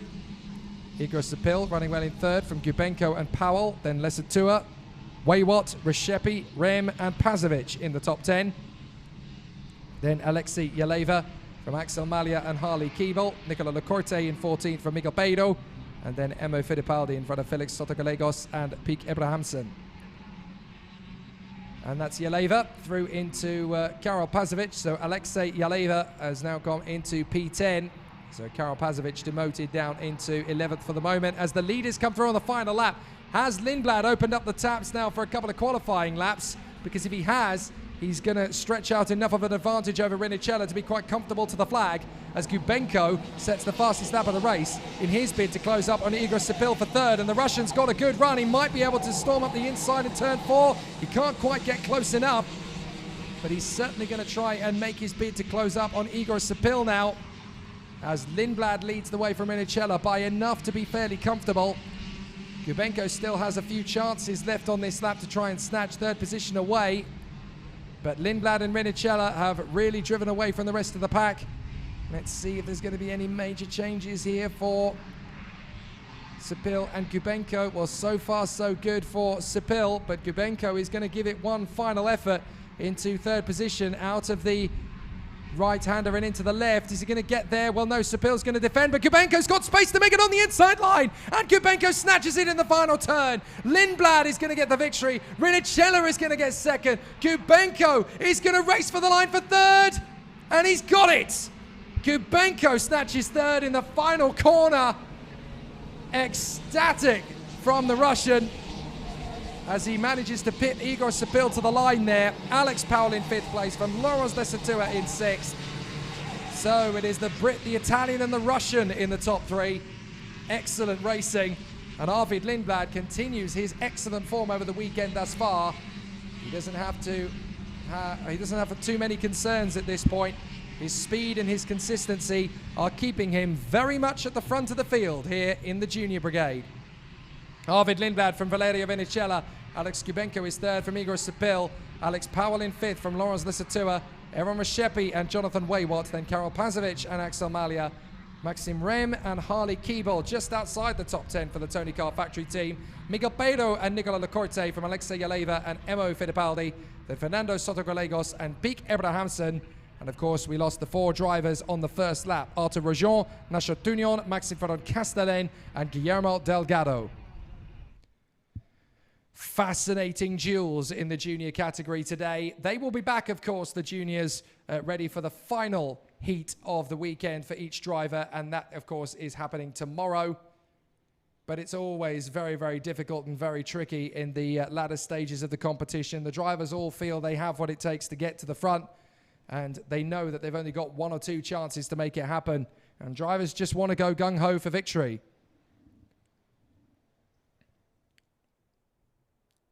So let's see if we can catch up with some of the drama a little later on. So we will obviously come back to the action for the juniors tomorrow morning as their battles will continue in earnest. But it gives us a chance to review how the juniors have played out over the course of the day's activities. They've obviously had plenty of races over the course of today. And it's been a long time since qualifying when Valerio Rinicella managed to grab the top spot. And it's been a busy day at the office for the juniors. We opened the phase of racing with Brando Badua taking the wing from Alfio Spina and Bruno Del Pino, ahead of Rafael Modenese and Nicola Soloff. That was all the way back at 9:45 this morning. That race kicked off. Igor Sepil then grabbed the second win of the day from Arvid Lindblad and Artur Rojon. Ugo Ugachukwu and Laurence Lesetua grabbing top 5 finishes in the second of the junior heats. The third one was won by Valerio Rinicella in front of Karol Pazovic, Alex Powell and Evan Gilter, with Christian Batuka and Julius Dennison just missing out on a top 4 position. Then we had the OK drivers come out and showcase their skills, giving the teams and drivers from the juniors a little bit more time to sort out their current setup. Arvid Lindblad then went out and grabbed a victory in front of Alfio Spina from Igor Sepil, Timothus Kacarczyk and Bruno Del Pino. And then the heat after that saw Nikola Tsolov take a win in front of Tuka Tarpanen and Ian Eichmans from Dion Gauda and Evan Gilter. Great to see those two drivers making their way up the order. And then we had the heat from groups A versus F. Valerio Rinicella in front of Ugo Ugachukwu, Alex Powell, Giovanni Trentin and Eron Reshepi. Then we had, of course, the races after the lunch break, and that took us Arvid Lindblad to another victory from Laurence Lesetua with Artur Rojon, Evan Gilter and Alexander Gubenko close up in the reckoning. And then Brando Badua getting a win in front of Timo Kacarczyk, Bruno Del Pino with Rafael Modenese and Giovanni Trentin in tow, just a whisker in front of Keanu Alajari. And then we had Heat A versus D that saw Dion Gauda become the first driver to vanquish Valerio Rinicella in the weekend, with Alex Powell third in front of Tuka Tarpanen and Karol Pazovic. Then in the most recent races that we've just completed, of course, we managed to see some truly exceptional performances from the drivers. They, of course, are still being confirmed, the results of those races. They are unofficial for the time being, of course, but Brando Badua crossing the line ahead of Alfio Spina with Rafael Modenese, Will McIntyre and Evan Gilter in the top 5. The heat after that was, of course, for D versus F, and that saw Tuka Tarpanen take the victory in front of Ugo Ugachukwu, Dion Gauda, Ian Eichmans and Giovanni Trentin. And now we are where we are at, having had the victory for Arvid Lindblad for the third time today ahead of Valerio Rinicella, Alex Gubenko in a brilliant third ahead of Igor Sepil and Alex Powell. And that is your lot from the junior heats today. They will all have one heat more tomorrow to see who will go through into the top 36 finishing positions that will bring them their first final of the 2020 European FIA Karting season.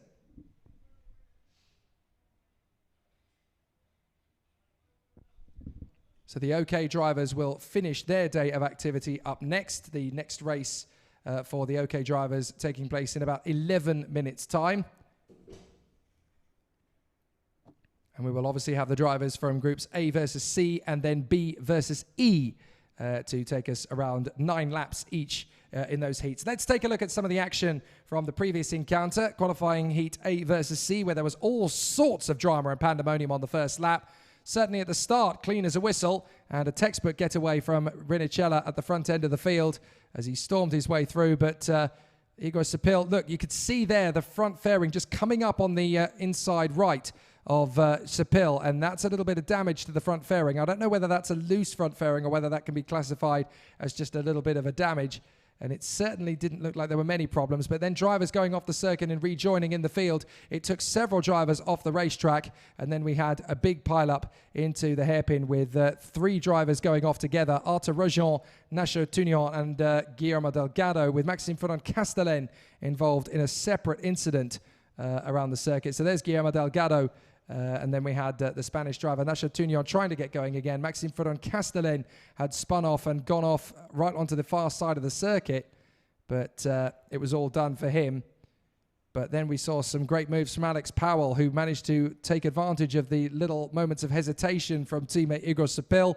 And the Jamaican, once again, managing to put himself into a very strong position. A crazy first lap, but Arvid Lindblad getting the job done with his move on Valerio Rinicella. And Alexander Gubenko, the real star of the show, fighting his way up from 14th on the grid to 3rd. Let's have a look at a few more of the moments from that race. This is Gubenko getting a little bit of a move. Now you can see that Powell is actually getting quite loose there on the far side of the circuit. And I wonder if that's because essentially Gubenko has already lined up the move for 3rd position, I think it was. 4th position at that point. And Alex Powell didn't really see it coming until the last moment. They're on lap 4, so they're getting close to the end of the race at that point anyway. And it was definitely a tough move from Gubenko to pull off, considering the way that the race plays out in that third sector of the course. The circuit is not very grippy there at all, especially during a windy day, of which we are currently in the middle of. So it was never easy, but Gubenko really put on some choice overtaking moves. Let's have a look at some of the other moments. This was the final lap move. This is the one that got Gubenko up into third position. Watch, Sepil is absolutely glued to the inside line. He's cautious, he's careful, he doesn't want to pick up any more problems. So Gubenko realizes, right, well, he's running a little bit slow here, so I'm going to make my move. I'm going to keep my foot planted to the floor, and I'm going to get through on the inside line. So Gubenko manages to squeeze through on the inside line, and Igor Sepil instantly reacts to it. He's instantly devastated. He's got his hand in the air as if to say, oh, I'm not sure I liked that. So he must obviously believe that there was some contact involved. I didn't see any, to be perfectly honest. And Valerio Rinicello even puts his hand up as Arvid Lindblad beats him. He can't quite keep up with Arvid Lindblad on raw pace in that heat. So frustrations now starting to creep in for the drivers as they all want to do the best job they possibly can. But it's easier said than done. They're at the end of the day. It's very hot. It's incredibly tense out there. So obviously the drivers are putting in a good show, but it's not just enough to be in a strong position for most of the race. You've got to be there when you come across the line. So now here is the battle for the supremacy once again in the OK category. Just 2 races to go. And we can keep you up to speed with what has happened over the course of the heats today. There have been an awful lot of them. We started the day in the OK category at 11 o'clock with a victory for Andrea Kimi Antonelli, the Italian, who grabbed a victory in front of Nikita Bedrin and Enzo Trulli. Then Thomas Tembrinka and Maya Werg were able to get themselves into the top 5. The shape of things to come, I'm sure, over the course of the weekend. Then in qualifying heat B versus D, we saw the German Hannes Janke return to the front end of the OK senior field with a stunning victory over Marcus Simond and Lawrence Van Hopen, with Joe Turney and Juho Valtonen in the mix there. A whole host of penalties to add to the retirements. All for front-fairing penalties in that one, but it didn't really affect any drivers in the top 5. Qualifying heat A versus E saw Taylor Barnard start his first race and sprint away to the victory in fantastic fashion. He grabbed the win in front of Oliver Gray and Alex Dunn, with Pedro Hiltbrand in a strong 4th ahead of Luigi Coluccio. And then we had a small pause in proceedings, and then into heat C versus D, we saw Nikita Bedrin challenge for the victory in front of Joe Turney, with Hannes Janke in a solid 3rd place ahead of Andrea Kimi Antonelli and Thomas Tembrinka, who was just a whisker in front of his countryman Robert De Haan. Then in qualifying heat A versus B, Taylor Barnard got back into action and again grabbed a victory in front of Oliver Gray and Lawrence Van Hopen, the 2 Leclerc by Lennox karts, with Norton Andreasen in 4th place ahead of the Irishman Alex Dunn for the Birolart factory team. And then in qualifying heat D versus E, it was all about Hannes Janke, as several drivers behind ended up having all sorts of shenanigans which caused chaos in various points of the race. Josep Marti, though, was able to fight through to 2nd place and set the fastest lap to keep the home fans happy in front of Enzo Trulli. And then Milan Pingasov and Robert De Haan completing the top 5, just a whisker in front of Myers 6 Nellis. So the 6 races, obviously giving us plenty of drama. This is the 7th race of the weekend, and it will give us plenty of drama and entertainment once again, as in about 5.5 minutes' time, the drivers will be released onto the circuit to race the 7th of 8 races today in the senior category. And it's a pair of Kart Republics on the front row of the grid. Taylor Barnard for the Rosberg Racing Academy lines up in pole position, where he has been all weekend long after his run of superb speed in time qualifying. And he lines up on the grid alongside the man in the same awning, the Italian star Andrea Kimi Antonelli. And the Italian charge, who has already taken a victory this weekend, will be right up there in the mix, trying to battle for another win. 3rd on the grid, it is the British star Oliver Gray for the Leclerc by Lennox driver. And he is there in 3rd position. Nikita Bedrin is 4th, the Russian, who has put in some exceptional performances of his own this weekend. Then on the 3rd row, the man who just keeps ticking off overtakes and taking names with it, it's Alex Dunn, the Irishman, who has been absolutely exceptional all weekend long his first weekend in the senior category. And he is really putting in a spectacular effort. The Irishman in third row of the grid on the inside line. Could be third position by turn one. Lorenzo Patrese, the Italian, lines up on the third row on the outside line. And he finds himself there in sixth position on the starting grid. Son of the legendary Formula One race winner Riccardo Patrese, who was in Formula One from 1978 through until 1993, and one of the many teammates of Michael Schumacher. Mikkel Hjorgaard were seventh position on the starting grid. The Dane, lining up on the fourth row of the starting grid on the inside line, and he lines up beside the German talent Joel Mesch, who is in the TB Kart squad with the McLaren Customer Racing colours in pure papaya orange. On the fifth row of the grid, it is the Spanish superstar, Pedro Hiltbrand, 2016 European and World Champion, and he is ready to get back to the glory days on home soil here. He has already put on some exceptional performances in his first couple of races. It should be no different from the man who is putting on a bit of a stinker here in this weekend's race at Zuera. Alongside him on the grid is Thomas ten Brinker, the leader of the pack for the Ricky Flynn Motorsport squad in the senior category, and fresh off the back of winning the World Championship 11 months ago in the junior category at Aljarma in Finland. Then on the sixth row of the grid, we have his teammate, Sebastian Gravlund, who is there in 11th position on the starting grid. So hopefully for the team, it will be safety in numbers as the two drivers can charge their way through.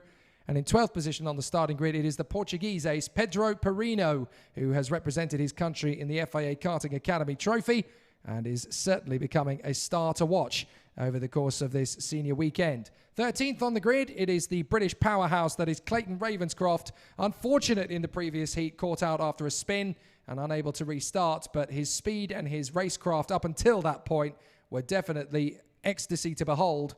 So he will continue to charge his way forward from the 7th row of the grid. Alongside him, it is the winner here 2 weeks ago in the warm-up to this weekend, and that is Jamie Day, the young man from Dubai in the United Arab Emirates for the Leclerc by Lennox Racing team. He's still going to try and charge his way forward. He's not having as much fortune as he had a fortnight ago, but he still has the ability and the speed to make it count when it matters. On the 8th row of the grid, it is the two-time world champion and European champion from last year, Lorenzo Travasanuto, who is there in 15th position on the starting grid. The Tony Kart sensation is there, the Italian, on the 8th row of the grid on the inside line.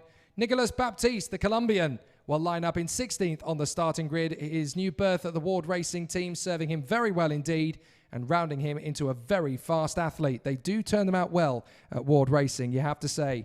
On the 9th row of the grid, it is the two Finnish drivers, Nicolas Pertolatti for the Birolart squad on the inside line, and he will have a strong charge ahead of him. On the outside line, it is the Koski Motorsport ace, Atta Salmanautio, who will line up on the 9th row on the outside line. And then on the 10th row of the grid, it is the Frenchman Marlon Hernandez, who will be there for the Kart Republic Motorsport team. And alongside him on the grid will be another of the talented Finnish drivers in this field, and that is Emili Koivisto, who will line up on the outside of row 10.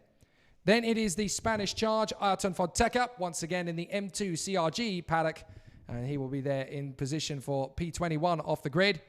And in P22, it is the Dutchman Delano van 't Hoff, who has been charging his way through the field as quickly as possible, having had a difficulty in qualifying.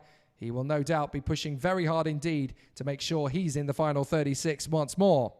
Henry Sescalati comes next, the Finn for the Paralin squad. He lines up on the 14th row of the grid, the 13th row of the grid, I should say, alongside the German Ben Dorr of the TB Racing squad.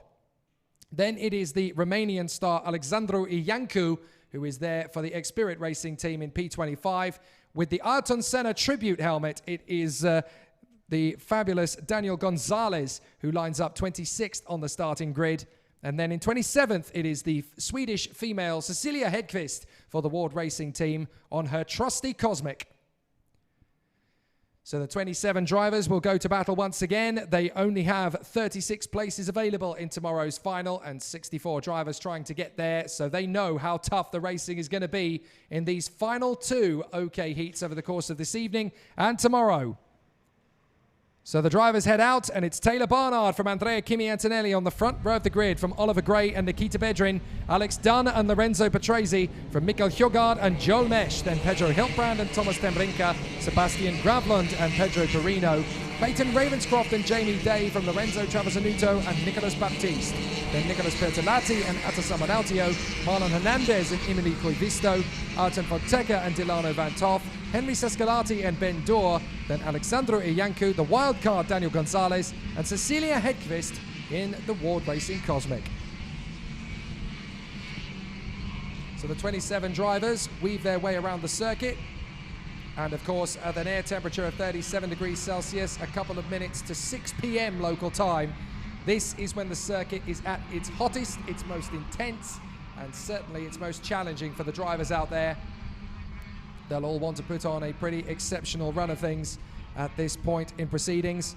And of course, at the end of these two races, there will be one more race for each of the OK drivers tomorrow, but they have to keep their form up here this evening in the toughest of circumstances. Let's see who will progress through. Barnard, Antonelli, Gray, Bedrin, Dunn, Patrese, Hjorgaard, Mesh, Hiltbrand, Tembrinka, Gravlund, Perino, Ravenscroft and Day, as Travasanuto is in the mix there as well. Is this going to be a good start? It is, and away we go racing. Antonelli trying to pull right up across into Taylor Barnard's path, but he can't quite get alongside, and it's a cracking start from Oliver Gray, who moves up early doors into second place, has a look at Barnard for the lead, can't quite make it stick, has to back down off the throttle, and as the field knits its way through the left kink, they come up to the hairpin for the first time, and it looks as though they're all going to just about get their way through without too much danger or drama. But out in front, it is Barnard who holds the advantage from Gray. He will not let anybody get the move through on the inside line. And as the field sweeps through the hairpin on the first lap and up into the square right hand of a turn 6, a few drivers making some bold lunges through the field. But it's a good lead for Taylor Barnard as he holds station in the early end of the race. So Oliver Gray in second place, Antonelli is third from Patrese. Oh, and there's an off! Further back, that's one of the Tony karts going off the circuit. That is the 146 that has gone off the track there. I'm afraid that's Mikael Hjorgaard, and it looks as though he's got some damage. So Mikael Hjorgaard, I wonder if that was just gravel coming off the kart or if there is something more to it than that. But certainly Mikael Hjorgaard drops to the very back of the grid after his exceptional qualifying run. He has really been struggling to maintain his position this weekend. The field continues to storm around here at Zuera. And this is the move for second from Antonelli. He gets through on the inside of Ollie Gray. So Gray is down to P3, but he's coming straight back at Antonelli, and they're going to mix it up into the hairpin, and Gray comes through. Patrese's going to try and get through on Antonelli as well. Antonelli has nothing he can do in response except try and dive back down the inside of Alex Dunn to protect at least 4th position. Nikita Bedrin is there in 6th position, trying to come right round the outside of Alex Dunn, and he keeps it together, but he runs wide, and through past both of them comes Pedro Hiltbrand. So amazing bit of racecraft as Hiltbrand makes his way up into 4th position, dodging the flotsam and jetsam around the circuit. Well, that was a nice move from Hiltbrand. That puts him right up into P4 in front of Antonelli and Dunn. Tembrinka is now 7th, and Bedrin has fallen all the way to 10th place and is now cannon fodder for Travasanuto if he gets a run on him. So Barnard, Gray, Patrese, Hiltbrand, Antonelli, Dunn. Then it is Tembrinka from Gravlund, Travasanuto, Mesh, Hernandez and Nikita Bedrin from Fonseca and Bertolatti. Now Hiltbrand is going to try and defend his craft from Antonelli. Antonelli gets through on the inside line though. The Italian makes his way into P4. And Hiltbrand is trying his best to now work with the Italian star as they try and close up on the drivers up front. But Alex Dunn wants a piece of the former world champion as well. So this is the chance for Alex Dunn to get through on Pedro Hiltbrand. Dunn gets through and makes the place up into 5th position. The 3 drivers up in front, Barnard, Gray and Patrese, are genuinely becoming an issue now because they're starting to stretch away from the 3 karts behind, Antonelli, Dunn and Hiltbrand. And in 7th place is Tembrinka, in front of Sebastian Gravlund, Lorenzo Travasanuto and Joel Mesh. Well, it was Joel Mesh, now it's Marlon Hernandez, who's made up 9 places to get up into the top 10. So some incredible performances through the field. Joel Mesh has had a real struggle on this one, as has Delano Van Toff, and also a bit of an issue there for Henry Sascalati, as they are struggling to make up places through the field. Van Toff has made a few, but he's also lost some ground in the last couple of sectors. So dropping back down to 18th again, having worked his way up into about 16th position initially.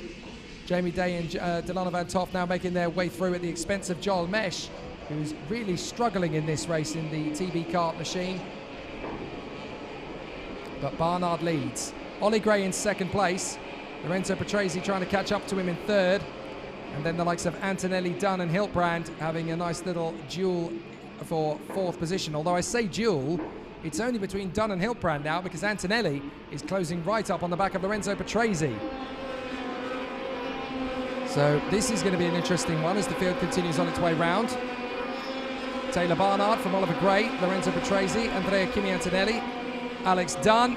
Here's Antonelli on the inside of Petresi. Antonelli gets through, and that puts him up into third position on the Italian Lorenzo Petresi. So Antonelli gets into P3, and he's definitely one to keep an eye out for Andrea Kimi Antonelli. Nikita Bedrin sets the fastest lap as he makes his way past Hernandez for 10th place. Ravenscroft has passed Fonteca for P13, and Ben Dorr has moved up past Henry Suscalati for 20th. Very talented young man is Andrea Kimi Antonelli. As far as I'm aware, he's the only driver in the field who has made a movie cameo appearance. He was in the Italian motorsport film Veloce come il vento back in 2016 as a youngster. I bet not many people are aware of that one. But he's certainly put in some good performances back then, and he's been making some amazing waves in motor racing ever since. So Taylor Barnard in front of Oliver Gray and Andrea Kimi Antonelli. From Lorenzo Petresi and Alex Dunn. Then Pedro Hiltbrand and Thomas ten Brinke are in the mix there as well from Gravland. But this man is still the force to beat here at Zuera. Pole position in time qualifying. He's won every race he's started. He's in the fastest lap in this one and is leading as Nikita Bedrin passes Lorenzo Travasanuto. That's a proper feather in the cap for the Russian as he comes up to 9th position. And Taylor Barnard leads the way from Oliver Gray. Antonelli still third from Petresi and Dunn. Hiltbrand is there in P6. He obviously needs to think about the safety in numbers issue. The two Ricky Flynn drivers have made good progress. Ten Brinke and Gravland are now 7th and 8th. And it does appear to be as though they have almost worked in unison to get to that point. But there are still several drivers through the field really struggling. Joel Mesh, Mikael Hjorgaard and Pedro Perino have all lost ground, as of course as Nikita Bedrin, down 6 places. The other 3 have all lost at least 10 positions through the field though, but Taylor Barnard is just cruise control out in front at the moment. All 27 drivers still racing in this one, as Lorenzo Travasanuto is now currently locked in a battle with Marlon Hernandez and Nicolas Bertolatti as he tries to close up on the Russian Nikita Bedrin, but he can't quite get close enough to do it.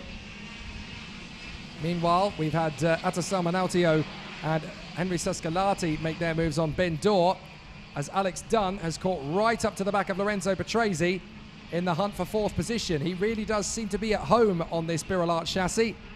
As Alex Dunn closes up to Lorenzo Petresi, is there going to be a movement for the victory? He's got to time it right. He doesn't just want to leap in there and hope it's going to stick. He needs to know that it's going to stick. As he comes out of the final turn, he also doesn't want to concede a place to Pedro Hiltbrand, who is giving chase behind. There is Oliver Gray. 2nd place for the Leclerc by Lennox Racing team. And there is Petresi in the background there in 4th position, trying to fend off from Alex Dunn and Pedro Hiltbrand. Always tough when you've got a couple of feisty racers on your tail. And is that Alex Dunn getting through now into 4th place? I think I saw in the background Dunn making the bid on Petresi, and he has done it. So Alex Dunn is now in P4 in front of Petresi and Hiltbrand. So that puts the Irishman into P4, a good move. But Antonelli in 3rd place is trying desperately to close back up to Oliver Gray, but he lost an awful lot of time trying to get into that 3rd place spot once more. So Taylor Barnard has just been absolutely supreme out in front. 3 wide as, Dunn has lost out to Hiltbrand and Petresi, and those 2 bang wheels. Dunn slots back into position, and then ten Brinke and Bedrin are close in behind.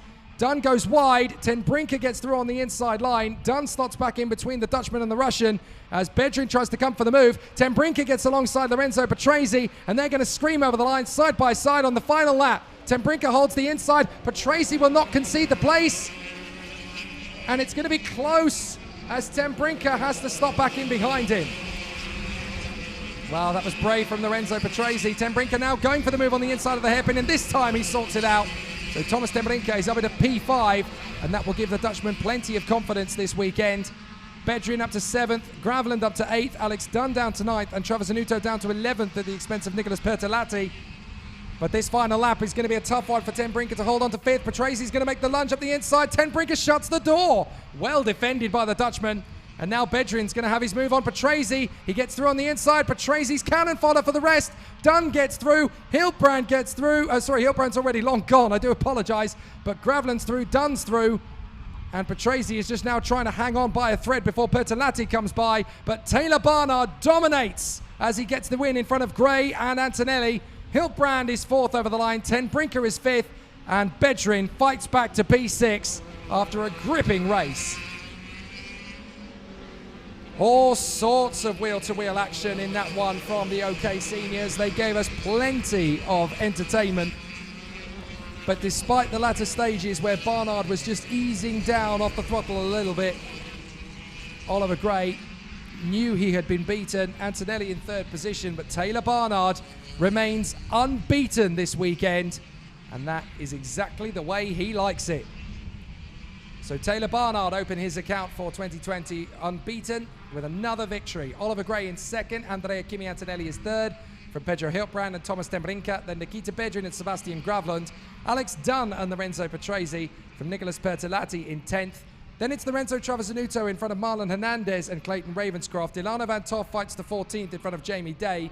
Joel Mesh and Henry Sescalati, Fonteca Salmanautio and Dor, Nicholas Baptiste and Alexandru Iancu from Pedro Perino and Mikael Hjogard. And then it is Daniel Gonzalez, Cecilia Hedqvist and Emili Koivisto as all 27 drivers that started see the checkered flag fly.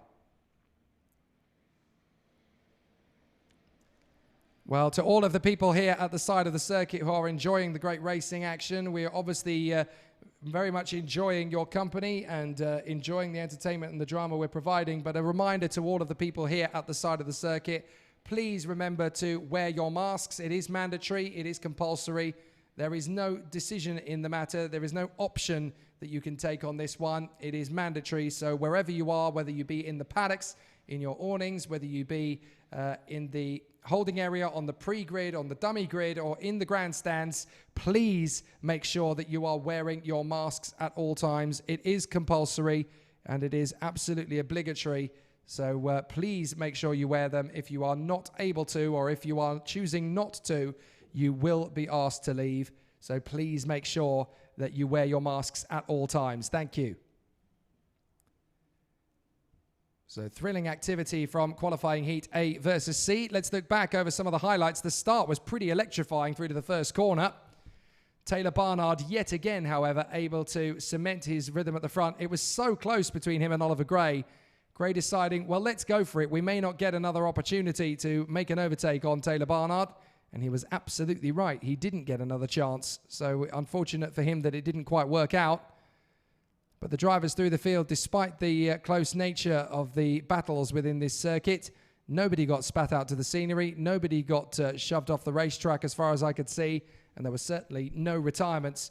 Just thrilling, no-holds-barred racing. There were a couple of close calls, of course, and you can't get through one entire senior OK race at this level without some possible fisticuffs. And there was one of them, Mikael Hjogard going off the circuit, managing to rejoin without retiring from the race. He picked up some dust on the tyres. That was pretty much the diagnosis for the young Danish superstar. But otherwise, a perfectly sensible first lap, and Taylor Barnard really cementing that authority that he had over the rest of the field. And he's got this incredible raw pace that really gives him plenty of excitement and intensity out on the circuit. Let's take a look at a few more of the big moments in that one. This was an interesting challenge as Gray and Antonelli went to battle, but Tracy thought he'd whale his way into the mix of the battle as well. And Antonelli was not really eager to lose many places. Alex Dunn thought he'd get himself in the mix there as well. But Antonelli was quite resolute. I'm not going to lose that much time, guys. Give me some credit. I know how to defend. And Alex Dunn was perfectly prepared to go for the battle, but Antonelli had a good run. Now watch this. Watch behind. Hiltbrand is going to get 3 places in one here as Bedrin comes around the outside, and Hiltbrand storms past Dunn. Hiltbrand storms past Bedrin, Antonelli, and done all in one fell swoop. That was beautiful from Pedro Hiltbrand, and that's why he is a European and world champion. He's just that kind of class, and he read the situation there absolutely perfectly to ensure that there was room enough to make that kind of maneuver. Now here is the squabble that we've got in the middle of the pack. This is Hiltbrand again trying to take on Andrea Kimi Antonelli. He sizes the opportunity, but he doesn't realize that he's got Alex Dunn moving up for the move on the inside line. And Dunn makes the perfect textbook move. He needs to shut it down on the apex to make sure that Hiltbrand can't get the switch. And he drifts the kart slightly over to the middle of the circuit. Textbook. There's no way back for Hiltbrand on that particular move. He was able, of course, to read the situation a little bit later on and find a couple more strong overtaking moves at that point. That's what he's so good at. And he's one of these drivers, Pedro Hiltbrand. He never rushes the situation. He waits for another opportunity. This is a little further into the race. We've got Patrese and Ten Brinker wheel to wheel. This is when it really started to kick off on the final lap. And Ten Brinker's trying to keep it, but Patrese, look, he just holds the throttle round the outside, does not allow Ten Brinker a gap to come through, and Alex Dunn gets caught out because he's got both Bedrin and Gravland making bids to come by. Ten Brinker finally gets the switch on Patrese, but look, there's so many maneuvers coming in at this point, and Travasanuto is in the middle of it. This is an unusual territory for Lorenzo Travasanuto in the FIA European Championship. He's never normally right in the thick of the midfield battle. He's normally one of the top three trying to progress for the victory. So it's been tough for him. Now, Patrese finally makes the lunge. Ten Brinker shuts it down nice and early, and that's enough for Bedrin to think, right, I've got a chance. He's vulnerable. I'm going to squeeze through, and that opens the floodgates. Two more managed to get through in the shape of Gravland and Dunn. And then you've even got Bertolatti trying to line up a move. He couldn't quite make it through before the end of the race, but that's so easy to get wrong. All you take is one fell maneuver, and it opens the floodgates for two or three karts to come through. Even Taylor Barnard reining off the throttle in the later stages, knowing he's got the race won. He doesn't have to control the pace over Gray and Antonelli anymore, and he just cruise controls over the line. He's got so much strength and pace there that he can make that work for him very much to his advantage. And it is wonderful to see him at his craft. A very, very aggressive race, but not in terms of the raw nature of the moves, in terms of his physicality, his upper body strength, his elbows being out in the right place in the first lap. It was really, really exciting to see.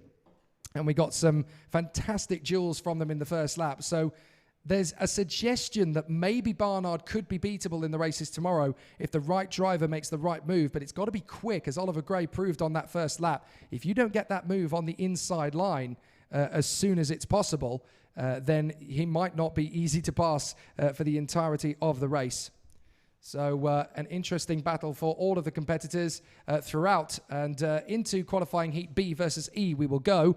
Just a gentle reminder to all of the members attending here at the circuit, be they drivers, mechanics, staff members, officials, sponsors, family members, whoever it might be, do please make sure you wear the masks. It is mandatory, it is obligatory, it's not optional.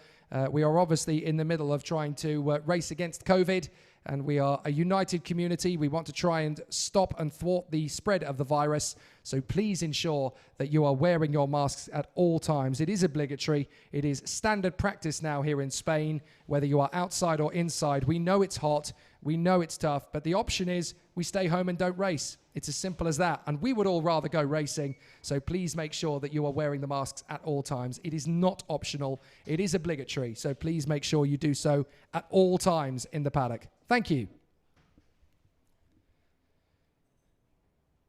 And so with 6 minutes to go before the drivers are released out onto the circuit for the last encounter, there is just one final battle today before we really start to talk game time tomorrow morning for those last qualifying heats. This is B versus E for the groups, and it's Norton Andreasen, the Swede, who lines up on pole position on the inside of the front row beside Enzo Trilli, two drivers who are definitely showing their colours and stripes in this first weekend of the 2020 season.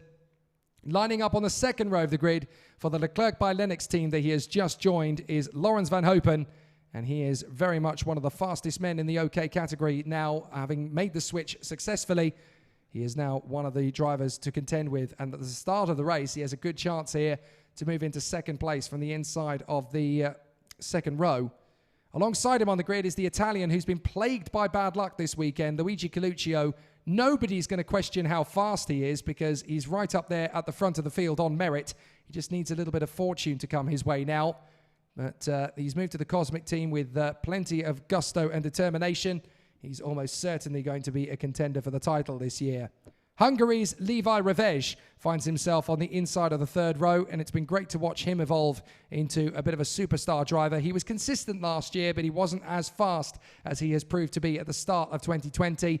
It's a new dawn and a new era for the Hungarian, and he wants to prove a point here at Zuera. On the 6th position of the grid, it is the Polish star that is in his first FIA weekend, and that is Oli Pilka, who is the new face at the FIA Karting outfit, one of the satellite teams within the Kart Republic Motorsport awning. 7th on the grid, it is the Australian star James Wharton in the treble one for the Paralin team, who has been fighting back ever since the hardship of the first heat earlier on, where he went from 7th on the grid to 1st in just one lap. And ironically, he starts this race from 7th on the grid. No pressure, James, but we know you've got it in you, so why not have another go? Meyer Berg is there on 8th position on the starting grid on the outside of the 4th row. And the very talented Dutch racer who races under a Spanish license these days, of course, battling away there for the Richard Mille Talent Academy, has been one of the sensations of the weekend. Her overtaking prowess really has hit a very strong rhythm over the course of these last 2 days. And she's been very exceptional today, one of the standout performers. And if we had a Driver of the Day award, I would definitely be considering giving it to her at this phase in the OK category. Marcus Amond is 9th on the grid on the inside line of the 5th row. And the 3DK racer has been putting on some exceptional moves in his first weekend as a senior in the FIA Karting paddock at least. Alejandro Lohoz lines up alongside him. So much bad luck this weekend coupled with incredible speed.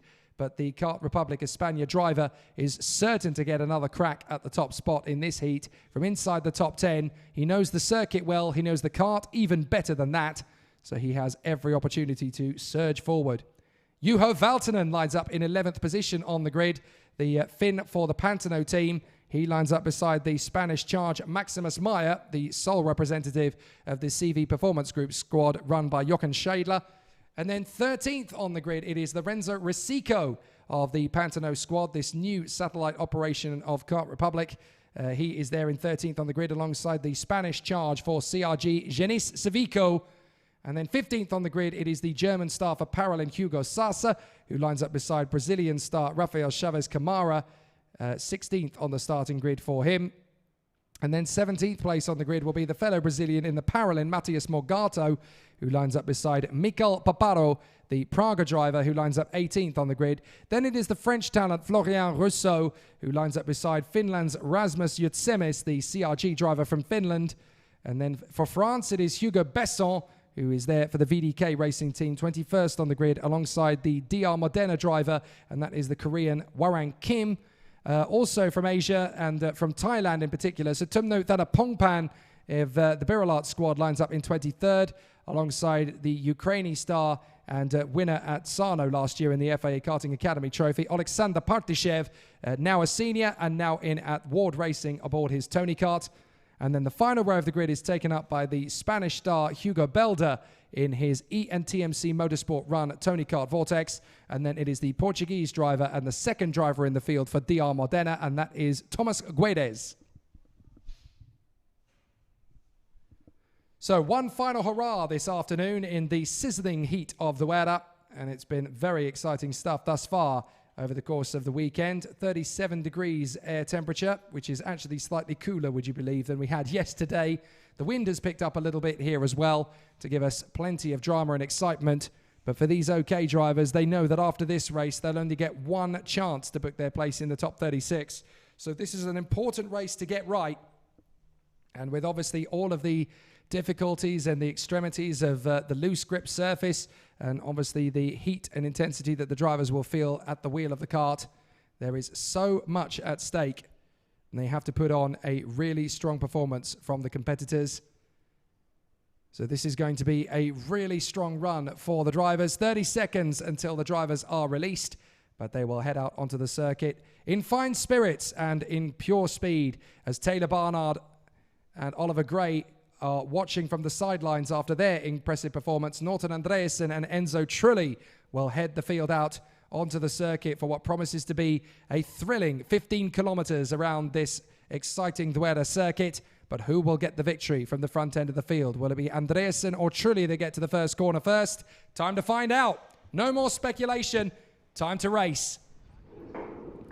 So Norton Andreasen and Enzo Trulli from the front row of the grid, from Lawrence Van Hopen and Luigi Coluccio on the second, Levi Revege and Ollie Pilker from James Wharton and Meyer Berg, then Marcus Amand and Alejandro Lohoz from Juho Valtonen and Maximus Meyer, then Lorenzo Rosico and Jenny Civico, Hugo Sasa and Rafael Chavez Camara, Matthias Mogato and Michael Paparo from Florian Rousseau and Rasmus Utsemis, Hugo Besson and Warang Kim, Radapongpak Satumnu and Alexander Partishev from Hugo Belder and Thomas Guedes. So 9 laps around this circuit. It's incredibly hot, it's incredibly tense, it's still very dry. There hasn't been a drop of rain over the course of the weekend. And this means that the drivers are pushing to the limits, trying to ensure that they can get through to the final. It will always be a very tough and crucial battle for the drivers. They know what's at stake, and they're obviously going to be pushing right to the limit to see if they can run for the victory. They only get one exploratory lap of the course, one formation lap here at Circuito Internacional de Zuera, as the drivers will now come through. And it's Andreasen on the pole position slot, Trulli in second place alongside him, then Van Hopen, Coluccio, Revege and Pilker from Wharton, Werg, Amand and Lahoz, then Valtonen, Meyer, Rosico, Savico, Saz, Chavez Camara, Mogato, Paparo, Russo, Jutsimis, Besson, Kim, Danapongpang, Pardishev, Belder and Guedes. So the drivers come through. Is this going to be a clean start? No, false start straight away. There were no doubts about that one in the mind of race director Martin Bean. He calls a false start very early on, as the karts are not quite in position in the midfield, and that's where they came out of the running to start the race. They will go around for one more exploratory lap, as if the tension wasn't strong enough here in the race action. But the OK seniors in groups B versus E will battle away for position. Andreasen versus Trulli. That's an interesting combination to the first corner. Both drivers with a lot of speed and very convincing racecraft. But who's got the tricks up their sleeve to move forward? That is going to be the key battle. So the drivers work their way around this circuit. Obviously, they again need to make sure that they're in position, but they also need to form up on the grid in their 2 rows fairly early. And it does look as though this time Andreasen has done so at a speed that is more convincing this time around. The marshals there around the circuit, who we are indebted to for this weekend, they have been such professionals over the course of the meeting, and they continue to keep us safe and sound. Without them, we couldn't race at all, of course. So we're very grateful to the Orange Army around the circuit here in Zuera. So Andreasen, Trulli, Van Hopen, Coluccio, Revege, Pilker, Wharton, Werg, Amand, Lahoz, Valtonen and Meyer. As they come off the final turn, that looks a lot more structured, and this time we are going to go racing. Great start as Trulli tries to move across, and there's an absolute pile-up to the first corner. Well, that was triggered fairly early on the run down to the first corner, and it's taken out about 12 karts. The rest of the field continue on, but whether or not we're going to get a full course caution or whether that's going to be a race red flag, I don't know, but certainly a big charge up to their first corner, and we'll want to see that one again. But at the front, Andreasen has got past Lawrence Van Hopen, and it's red flags. Red flags. I'm not surprised at all. So red flags, and the race has been stopped. So several karts are now out of this one. It's going to delay the rest of the proceedings. I'd love to see a replay of it, obviously, because it looks to me as though everybody in position around the circuit, it looks to me as though every driver in the incident is okay, but unfortunately there were karts out of position, and that is why we couldn't get the race continued. Enzo Trulli is very unhappy. The race is red flagged essentially because there are karts strewn all over the racetrack, and on the racing line in some cases they would not have been able to clear it properly. And you can see a wheel has actually parted company with the kart in one case. So the karts that remain will form up on the start line. But obviously there are going to be several drivers that will want to get going again. Now this is a difficult situation, of course, because the karts that are involved in the accident, and you can see that certainly that is Maximus Meyer as one of them, but the karts that are involved in the accident, they're basically, now that there's been a red flag, the karts are brought onto the main starting line, And it has to be the chassis that you started with at the dummy grid, at the pre-grid. That's the chassis you race. So the drivers that are involved in the incident that will want to take up the restart, if they can get it repaired, then they can, but it has to be that chassis. They cannot change chassis in between this start and the next one, so they have to repair the kart that has been involved in the incident. And it's Enzo Trulli, James Wharton, Max Meyer, Lorenzo Rosico, Hugo Sasa, Hugo Besson, Danapompaxa Tumnu, Alexander Partishev, Florian Rousseau, Matthias Morgato, Genis Savico, Luigi Coluccio, and Levi Revege that were all involved in that one. So a massive pile-up. It took out at least 12 karts. Some of them managed to get going again and bring it back to the start line, but many of them not able to get going. Now let's look at it again. This is a tough one. You've got to watch. Now it's in the middle of the field that it starts, basically. Trulli is trying to move across to the middle, and there's karts everywhere trying to get through. It's a really big crash. And I think we'll want to see that one several times. Oh dear, it's taken out the camera on the way down to the first corner. There's a couple of the karts in the mix there, but that was a mighty accident in the middle of the field. But you can see how many karts are involved. That's one of the biggest crashes I've seen in FIA karting for a long time, actually. Fortunately, it doesn't look like there's any injuries, but it's the severity of the kart's damage that will be taken to so many chassis in the field there. Look, you can see some of the drivers trying to get going again. And I think that one, we might want to see that several times before we go racing again. Because now we can. We know we're able to. I don't think there's anybody who needs medical attention. Everybody from the accident got on their feet. The biggest problem now is actually, yeah, let's look again. It's the two rows. They've compressed together. And it spits out some of the big names already. I don't think there's a single person that isn't affected after the first two karts go through. Everybody else is either slamming on the brakes or basically a passenger in the accident. That is an astonishing shunt, and it really does take out several people from the field there. At least a dozen karts involved, at least 8 of them severely damaged. But what it does mean is that the mechanics will obviously want to restart the race as soon as they possibly can. But if their drivers are going to restart, then they're going to do so in those chassis. And there's not really anything they can do about it because those are the chassis they left the pre-grid with. So that's the chassis they've got to race with. And it would not at all surprise me if there's a vast quantity of drivers from that crash that cannot restart. I would say a good 6 or 7 of them at least are not going to be able to take up the restart of that one. The rest of the field have come through and lined up on the start line. The ones that have managed to make it back around again. And I'm trying to count along the straight just to see how many drivers are involved, how many drivers have come back around. I think it's only about 18 of them, 19 of them. And if you think that 27 of them started, that's nearly a third of the field wiped out just from that first corner incident. A lot of drivers obviously slamming on the brakes, able to get away with it. Let's watch again. So you can see, look, the inside line moves across, and that's where they tangle with the outside line. That's where the chain reaction begins. And after that point, you are literally a passenger or a survivor. That is absolutely astonishing. Do you know that's a dry version of Spa 1998 if you're a Grand Prix fan? But that's as big a pile-up as you're ever going to get in an OK senior karting race.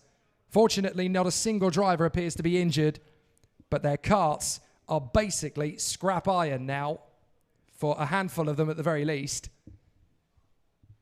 That's a big one. Now that's what happens when you get the two rows compressing together. They both want the same bit of racetrack at the same time running through to that first corner. And there's nothing you can do. You're just going straight to the scene of the accident. But again, the resolve of the drivers at this point, they know they've been involved in it. They just want to get the car push started, get back in, and see if they can make it work. Because a lot of them are very aware of the fact that this is going to be red flagged at this stage. So they just want to get going again and see if they can get back. Whereas others are very well aware there's no way they're going to get moving. So it's a tough situation if you're a driver or mechanic caught up in it. For those that made it back, this is now just a long wait, essentially, for racing to get going again. But this is going to make a big difference to the way that the race weekend plays out, because there are a lot of big names that were involved in that particular incident. But it is interesting to note the drivers that didn't get caught up in the incident. Fortunately, I've got my binoculars here with me in the box, so I can make out the drivers that didn't get caught up in it. Andreasen and the 119 of Lawrence van Hopen, they got away with it without incident. So did Rasmus Jutsemis. It's rather unfortunate for him because he was up in about third or fourth as a result of all of that. Somehow Marcus Amond got away with it because he got several taps from drivers on the way through the first corner, but he was able to get away with it. The DRs both managed to get through. Warang Kim and Thomas Guedes, they both got through. Meyer Werg managed to get through, but only just by the look of it. The rest of the field essentially slammed on their brakes and tried to avoid the issues.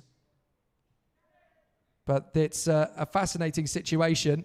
And now it's up to race director Martin Bean to make sure that the mechanics know what the procedure is.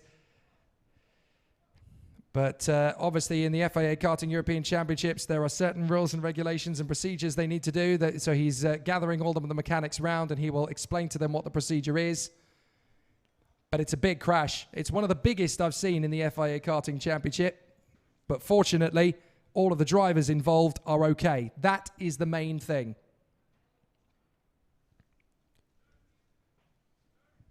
Big drama here in Zuera. If you've only just joined us, you have missed a humdinger of a start. The last race of the day. And it started with massive confusion. Let's look at how it happened. The two grids on either side compressed together into the path of Trulli, and they just end up tangling wheels. Wharton collects with Coluccio. Revege goes into the side of Trulli, and then it's essentially every man for himself or every woman for herself. And it's a case of get through by slamming on the brakes and avoiding the carnage, or going to the scene of the accident with no control. So many karts involved in that one, at least a dozen. But it looks to me as though there is now some movement as some of the karts are being brought back with drivers in them. Treble one is James Wharton, yet again caught up in mishaps. Max Meyer is in the mix there. And one of the VDKs involved, I think that's Florian Rousseau, who's being brought back. So they're being brought to the start-finish straight. There is a chance, of course, that the competitors will be able to get started again from that recovery truck. A reminder to all the personnel here at Zuera, please make sure you're wearing your masks. It is obligatory, it is compulsory. We know this is an unusual situation, but you do still need to wear your masks at all times. It is very important. We are obviously trying to avert the spread of the COVID-19 virus. We still want to race, but we want to do so safely and in protection of everybody in our community. So please make sure you are still wearing your masks at all times. It is compulsory.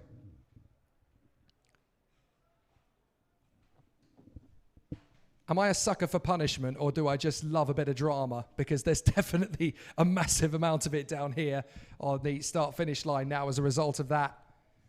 And this, of course, could change the face of the weekend for several drivers, because the big names that were involved in that one, Trulli, Coluccio, Revege, Wharton, I think Lahoz might have been involved in that one as well. Max Meyer. Did Valtonen get through okay? I can't see a Pantano down there at the front end of the field. So, no, I think Valtonen was involved in that one as well. So, there are some big names that ended up getting caught out. Oh, no, Valtonen managed to get through, actually. He's there on the start-finish line. So, Valtonen managed to get through.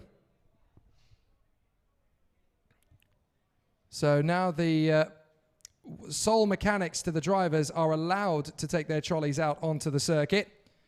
And for some of the mechanics, this is a bit of a mad dash to make sure that their karts are going to be okay for the start. For some teams, this is going to be a bit of a hectic 5 minutes. And it doesn't matter how many times you replay the crash, it doesn't change how dramatic the situation is or how exciting and entertaining it is to watch. So eventually, we're going to get a 9-lap heat underway, but the devastation and the drama of the situation that we're in really is quite a tough one. Now, some of the karts are being put onto the trolleys. Are they being taken away, actually? I think so. I think they're being taken away, you know. So now this could mean, because of the time limits that we're at, I wonder if we're having a race halted, and they might well rerun it tomorrow. Either that or it will not rerun at all, but we will have to keep up with it. So we will obviously have to find out what the official word is on this one and come back to you. But this is a fascinating turn of events.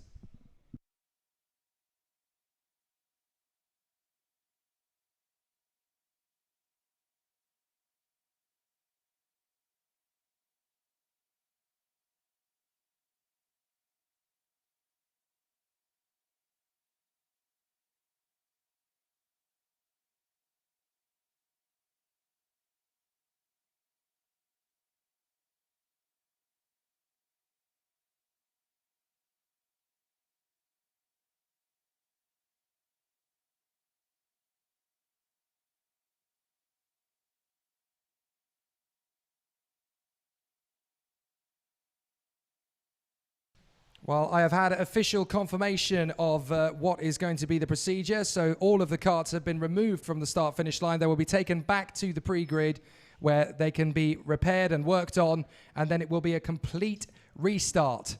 So all of the mechanics with their drivers have taken the karts back to the pre-grid. It's a bit of a mad scramble back here, but obviously the karts have left the grid now, and they are back into the pre-grid area where it is absolute pandemonium, it has to be said, and it's a hive of activity as the karts are now in position back in the pre-grid area, which unfortunately we don't have a camera on, which is rather unfortunate because that's where all the activity is at the moment and where all of the excitement and drama is.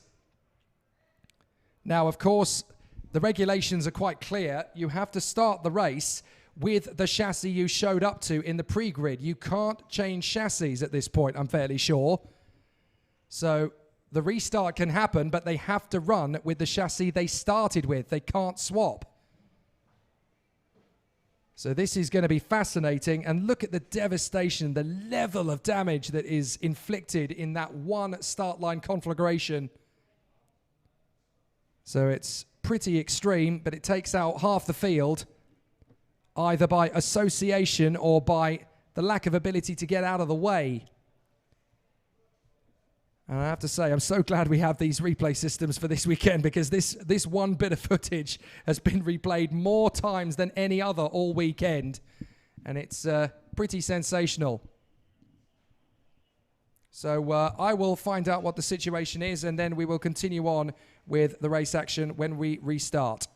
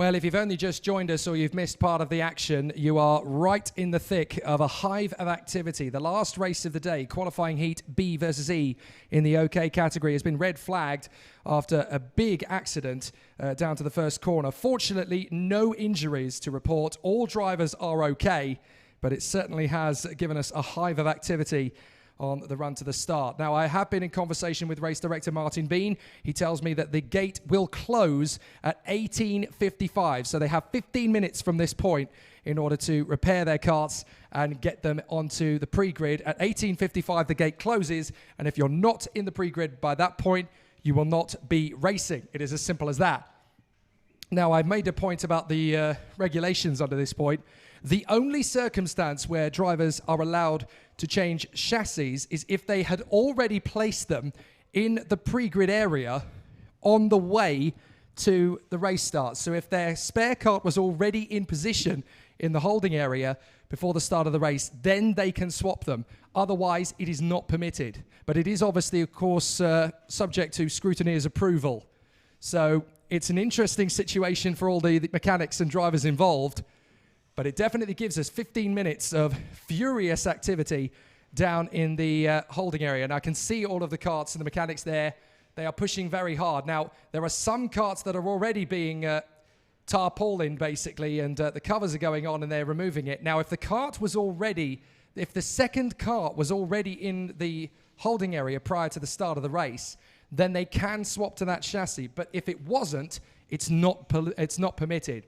But of course, even having said that, it is subject to the official approval of the scrutineer. So they have to clear it before it is obviously signed off that they can race. But the drivers and mechanics have to get their karts ready now before 18:55. So 18:55 local time by my watch is about 12 minutes away, 13 minutes away in fact. And if the karts are not through the gate by 18:55, when the gates close, you won't be racing. Very simple as that. How dramatic is the incident? Well, I'm hoping we can get it up on screen for you again for those who were not able to watch it or have only just joined us. It's the ultimate classic start line incident where the two rows either side have compressed and conflagrated together to get the first bit of racing line they want. They all want that outside line. They then sweep through the first corner flat on the throttle. And it's the classic conflagration effect that has given us a massive pile-up into the first corner and taken off at least a dozen karts down to the first corner. We have replayed it about 6 or 7 times already because it is mighty. It was a mighty incident, but of course there are those of you who will have only just seen it or will have only just joined us on the live stream. If we get an opportunity to show you it again, we will try to before we go racing. But it took out so many drivers in the field. It took out Trulli, Coluccio, Revege, Wharton was involved in it. Amond just escaped it somehow. I'm not entirely sure how he managed to. I'm fairly sure Pilker was involved. Maximus Meyer was in there. Rosico, Savico, Chavez Camaro, I think, got nerfed. Margato was involved in it. Certainly the Praga of Paparo, and then the likes of Russo. I think Rasmus Yatsemis was one of the only drivers who managed to get through, as were the two DR Modenas of Warren Kim and Thomas Guedes. But so many drivers got caught up in it, and it's a difficulty where you're either slamming on the brakes to avoid the incident or you're already in it, and you just hope that your kart hasn't taken too much damage. But it was a massive shunt. It looks horrific, but fortunately, all of the drivers involved are A-OK. There is no need for medical checks. They have all walked away from the incident. So we've got another 10 minutes or so before the drivers are allowed onto the pre-grid. As well, they're allowed onto the pre-grid anytime, of course. So they now have 8 minutes before... Oh, my apologies. So they will now have a formation lap and then 8 laps of racing around the course is what I'm being told by race director Martin Bean. So instead of a 9-lap race, it will be an 8-lap encounter. So slightly shortened in length due to, of course, the late running of the event and obviously the full start. But it is a full restart, so they will be allowed to take their original grid positions on the starting line. But obviously the race battle is now very much curtailed after a big incident. The karts have, the drivers and the mechanics have exactly 10 minutes and 13 seconds to get through the gate and onto the pre-grid. If they haven't made it onto the pre-grid by 18:55, they will not be racing. So there is a massive hive of activity down in the pre-grid at the moment as mechanics and drivers alike are swarming around their machines trying to make sure they're okay. The only incident where they are allowed to change chassis is if their spare chassis, or their second chassis, of course, was in the pre-grid area before the start of racing. That's the only time, that's the only incident in which they're allowed to take up their second chassis. Of course, it still has to be approved by the chief scrutineer, but it definitely gives us quite the entertainment and quite the drama down here at Zuera. And this is only the first weekend of the European Championship. My goodness, it's been very, very exciting. A reminder, of course, to all of the personnel down there, please remember to wear your masks at all time. I know that there is a big hive of activity. I know, obviously, that it's very dramatic, but we are still under COVID-19 regulations. We are still social distancing. We are still monitoring these new regulations. So please ensure you are wearing your masks at all times. It is important. It is compulsory. It's not optional. So please make sure you are doing so.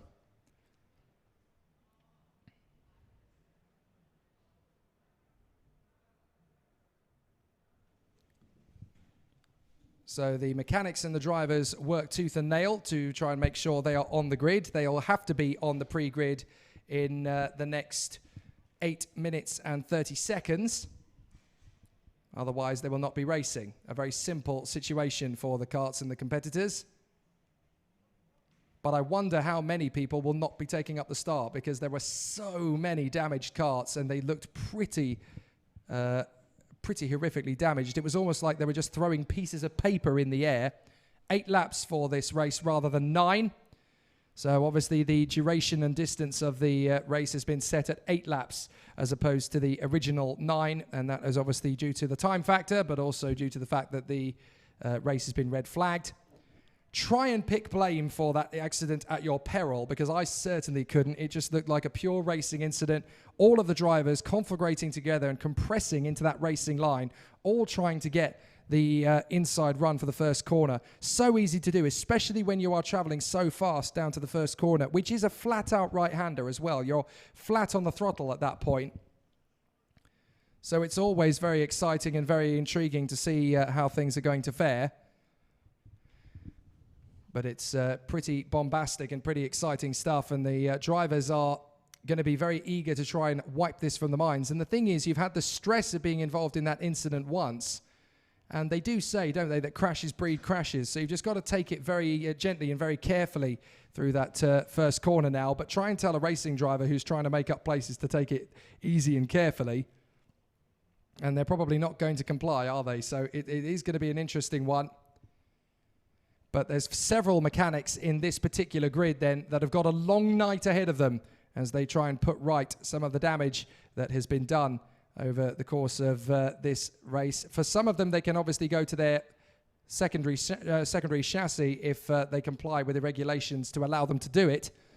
But that still means that one of the chassis will need to be worked on this evening in order to prepare it for tomorrow, because they obviously need to have that second chassis as a backup and an emergency. They do, of course, in the FIA European Championships most commonly have 2 chassis. They're certainly allowed to have 2, and pretty much all of the teams and drivers make sure they have a spare one, which also has to be scrutineered the same way that the race one does, of course, so that they can change chassis at a moment's notice in this kind of situation. However, these kind of accidents are very difficult to predict, so you have to make sure that you are prepared for them, just in case. But how often do you get prepared for them? Do you think it's going to happen every time and bring both chassis to the fair, or do you just hope that it's going to work out in your favour? Well, it's great to see that obviously the mechanics are hard at work. The RGMMC crew are going around the pre-grid area now with bottles of water to keep everybody nice and cool. And obviously, hydration is very important in these circumstances. It's 38 degrees air temperature. So anybody who needs a breather and needs a little bit of refreshment, the RGMMC crew are going around making sure that everybody has water, because they obviously need it at this point. So there is about 5 minutes to go until the pre-grid gate shuts. And so the karts are now making their way back into the pre-grid. I would say race start is probably going to be bang on 7 o'clock. So I'd say about 10 minutes from now, we will be racing again. For those who have only just joined us, we are under red flag conditions here at the European Championships for the FIA Karting paddock in the OK category for qualifying heat B versus E. We're under red flags in the final race of the day following a big accident on the run down to the first corner, which has wiped out half the field. Fortunately, the karts are the damage factors here. The drivers are okay, every single one of them reporting no injuries, which is very surprising considering the ferocity and the intensity of the accident. If we have the replay still, we'll show you in a moment. But obviously, it is a very exciting battle that the mechanics and drivers have now been taking in the holding area to ensure that they can get their drivers out onto the circuit. If we turn our attention to the pre-grid, the drivers are now coming back out. So they are now in position in the pre-grid. They only have 4 minutes to get their karts out onto that pre-grid. If they are still working on the karts, then it's really going to be last minute notice really to get them into the race. But the gate will shut at 18:55 and then we'll go racing again at 1900 hours local time. But it was a proper big accident, that is definitely for sure. And fair play to all of the drivers and mechanics for keeping a clear, cool head under the circumstances.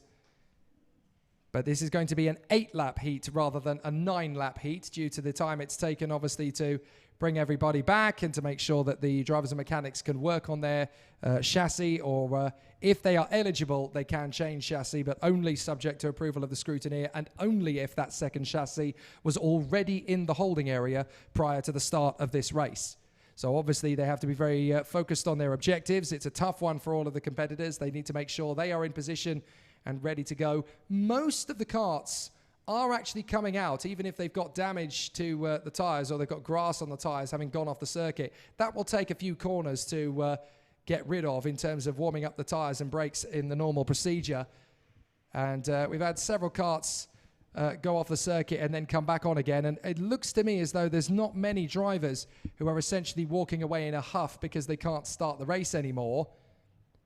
Dare I say it, but I think the majority of the field is going to be able to restart, which is absolutely astonishing considering how big the accident was. Quite a few of them at the back of the field managed to dodge it and get through, but the intensity of the accident for the 8 or 9 karts that took the brunt of it, I genuinely thought they would be parked up and done for the day, but whether they've been able to fix what was broken on the karts very quickly or use the chassis if the regulations apply to them in that regard, then it looks to me as though pretty much the majority will be restarting, which is fantastic news and, quite frankly, astonishing. So there is the pre-grid, and it looks pretty full to me. I'm not seeing many gaps on the way to the first corner. The only one I can see, actually, now that I look on it, is probably Luigi Coluccio. So Luigi Coluccio, the Cosmic, is not there. And that is the only one that stands out immediately as not being there. And that is a real problem for the Italian. I think they're still working on Coluccio's Cosmic to try and get it working again. They still have about 90 seconds to get it through the pre-grid gate. And they are running. They are running to bring it through now. So they obviously have to make sure it complies with the regulation, but they have to get through the gate. And they have made it in time. I can't believe it. This is the replay of the accident, and we'll show it, I think, one more time again before we go racing, just for those who are going to join us at the wrong moment. But just look at the ferocity of it and the intensity of the damage. And it even takes out the camera on the way to the first corner. So that has been put back into its original position. I hope the camera still works. Otherwise, that's a few €100 to the relevant parties from the driver in question. But a very exciting situation that we find ourselves now. The restart will run to 8 laps in duration. But if you look at that grid, it looks to me as though there aren't any gaps. I can't believe it, but it looks as though everybody is going to go through with a restart. And it is a completely fresh restart, okay, essentially. So the original start will be like it never happened. So Norton Andreasen will retake his position at the pole. Enzo Trulli second. And in the next 10 seconds, the gates will close, and anybody who is not starting the race will not be allowed to enter onto the grid again. There might be just one more gap in the... there is one gap that I've noticed in particular for a driver that isn't going to be there. We've got to 18:55. The gates are now closed. So there is one driver that I have spotted that isn't going to be able to take up the restart.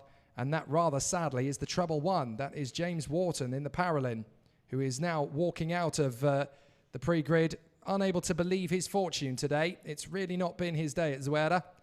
When you consider the start of the day, he stormed up from 7th on the grid to 1st on the first lap of his weekend. That was really meant to be the tone for the entirety of the meeting for him, not the bad luck he's suffered since then. So I want to study the accident one more time on replay just to show you how difficult it is at the start here, because obviously what has happened, for those who have not seen it or have not picked it up, is that essentially the accident is caused by the two rows of the grid conflagrating and compressing into the same bit of racetrack. They all want to get that left-hand side of the circuit to curve around the right-hander flat on the throttle. 30-second board goes up, so we might have time to show it one more time, but we might not. So we'll double-check with the karts as they come through. But certainly, as you replay it back, you'll be able to see it as many times as you want, watching the highlights and watching the live stream back again. But my goodness, that was a big one. Fortunately, all of the karts that are going to restart will be in position once again. They are pushed out onto the circuit, and it's a fresh restart. 8 laps rather than 9.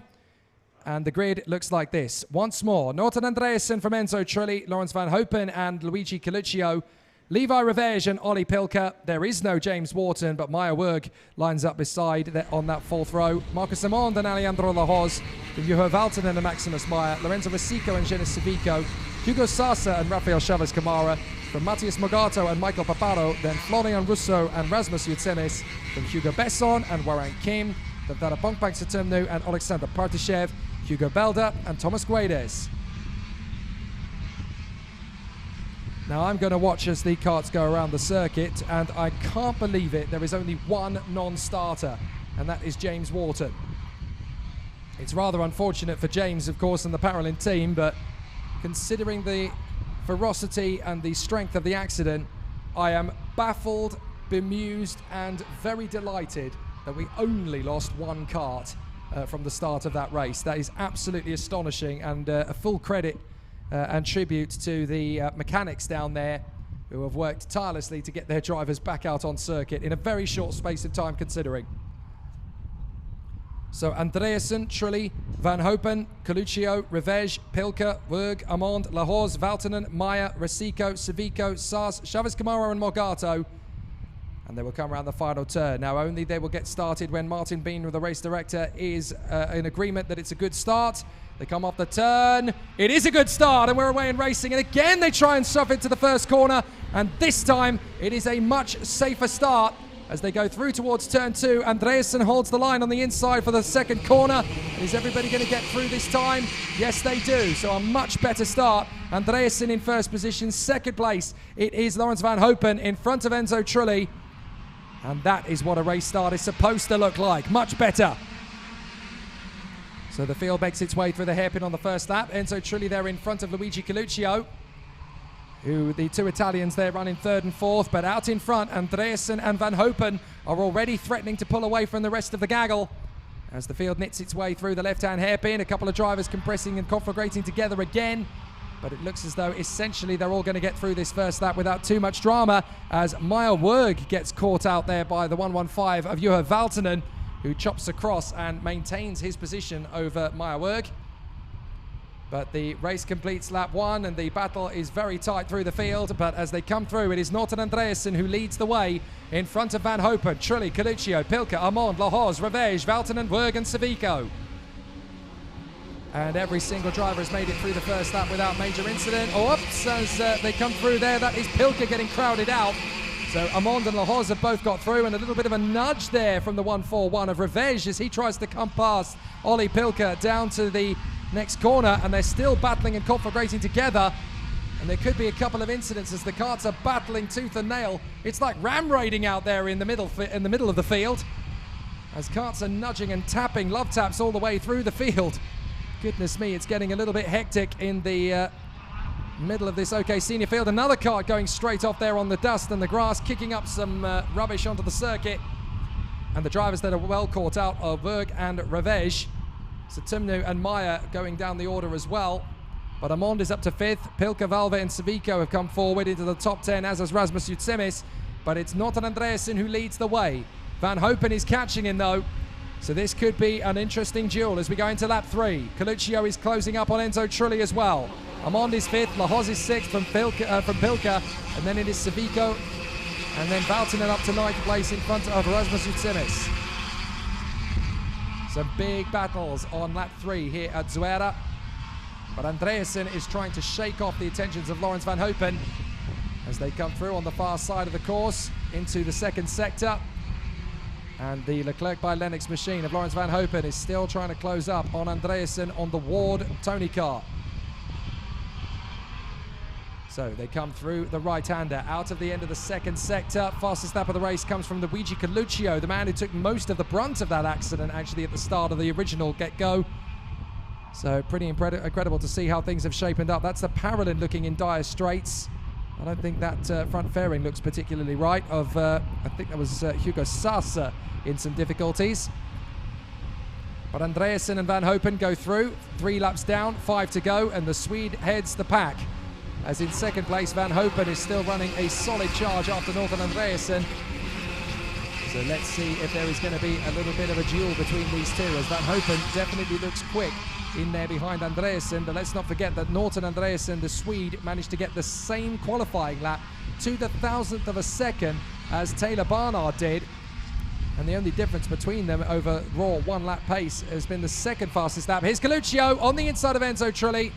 Well, that was pretty plain sailing for the Cosmic to get by. Enzo Trulli, I'm not sure he even realised that Coluccio was getting alongside at that point and had no choice but to let him go.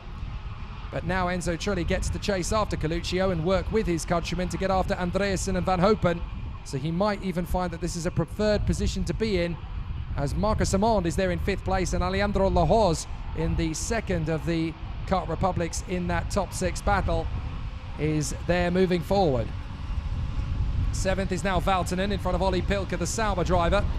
And that's Amond still managing to move up as he gets past Enzo Trulli. So Marcus Amond is now in P4. Enzo Trulli trying again, but Marcus Amond holds station in P4 in the VDK. And now sets off after Luigi Coluccio. Rafael Chaves-Camara gets the fastest lap of the race as Andreasen and Van Hopen are still dueling over first position. They come off the turn, down the straight and up towards turn 8. A nice turn in there for the left-hand hairpin and then up to the right-hand square. And then this is where we get the triple apex. This is a very tough part of the course. You're flat through 1, you're flat through 2, you're blipping the throttle through 3. And Meyer Werg is in the mix there with Genis Savico in front of Lorenzo Risico. And Rafael Chaves-Camara has got past Levo Revej. So already a pretty bold start to proceedings as the competitors continue to march forward. 3 laps to go, and it's up to Lawrence Van Hopen now to take this win away from Norton Andreasen up front. 3rd place is Coluccio with Marcus Amond now close in behind, and Alejandro Lahoz has got past Enzo Trulli for 5th position. Here comes Amond on the inside of Coluccio, and he sorts it out. The Frenchman gets through into 3rd place. Great bit of racecraft from Marcus Amond today. Just about got away with it in the original red flag and has now moved his way forward up into 3rd position on the VDK Kart Republic. So they go down the short stretch up to the hairpin, and Coluccio is tight in there behind Marcus Amond. But Norton Andreasen working well at the head of the pack with Lawrence Van Hopen in 2nd place. And still the battle rages in the OK Senior categories. Final stages of the day's action. Meyer Werg close up behind Rasmus Jutsemis in the top 10. But is there going to be a change of form as Norton Andreasen opens up the taps to try and get away from Lawrence Van Hopen? Marcus Amond still running well. The wind has picked up here, which is a very big surprise at the end of the day, and that could cause a bit of an issue for a couple of the drivers out there in the closing stages. And it gets very strong, the wind here, at various times. Over the last couple of days, we've had little micro tornadoes in the distance over the sand dunes, but it has been fascinating to watch as the weekend has progressed. We've now got Andreasen trying to get away from Lawrence Van Hopen, as he disappears away, but Marcus Amond is still pushing. He thinks he might be able to catch them both before the end of the race, and we've got a lap and a half to go. It's not impossible, especially if these two start fighting for the victory.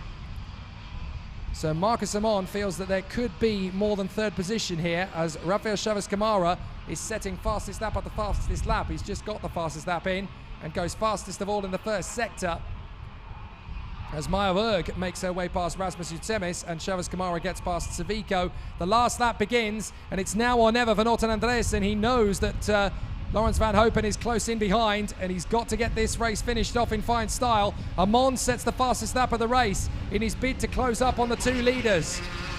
If there's even a tiny scrap between these two, it's going to be a three-way fight for the victory. So Norton Andreasen is just trying to keep the lead here. Laurens van Hopen is pushing, but he's not going to be able to catch him the way things currently are, as they come through the hairpin for the final time, up towards turn 6, through the right-hander, down towards the hairpin at turn 7, tight in for the left, fast on the exit because it opens out quite nicely, and then into turn 8, the right-hand square. But I think Norton Andreasen has done enough to cover the attentions of Laurens van Hopen. He's made light work of it today. He was one of the few drivers to get through untainted in the first accident. And Van Hopen is catching very fast indeed. He almost got him there at the end, but Norton Andreasen was not going to relent, as Norton Andreasen takes the checkered flag and wins the final race of the day in qualifying heat for B versus E. Laurens van Hopen is second. Third is Marcus Amond from Coluccio, Lahoz, Trulli, Valtonen, Pilker, Werg and Utsemis.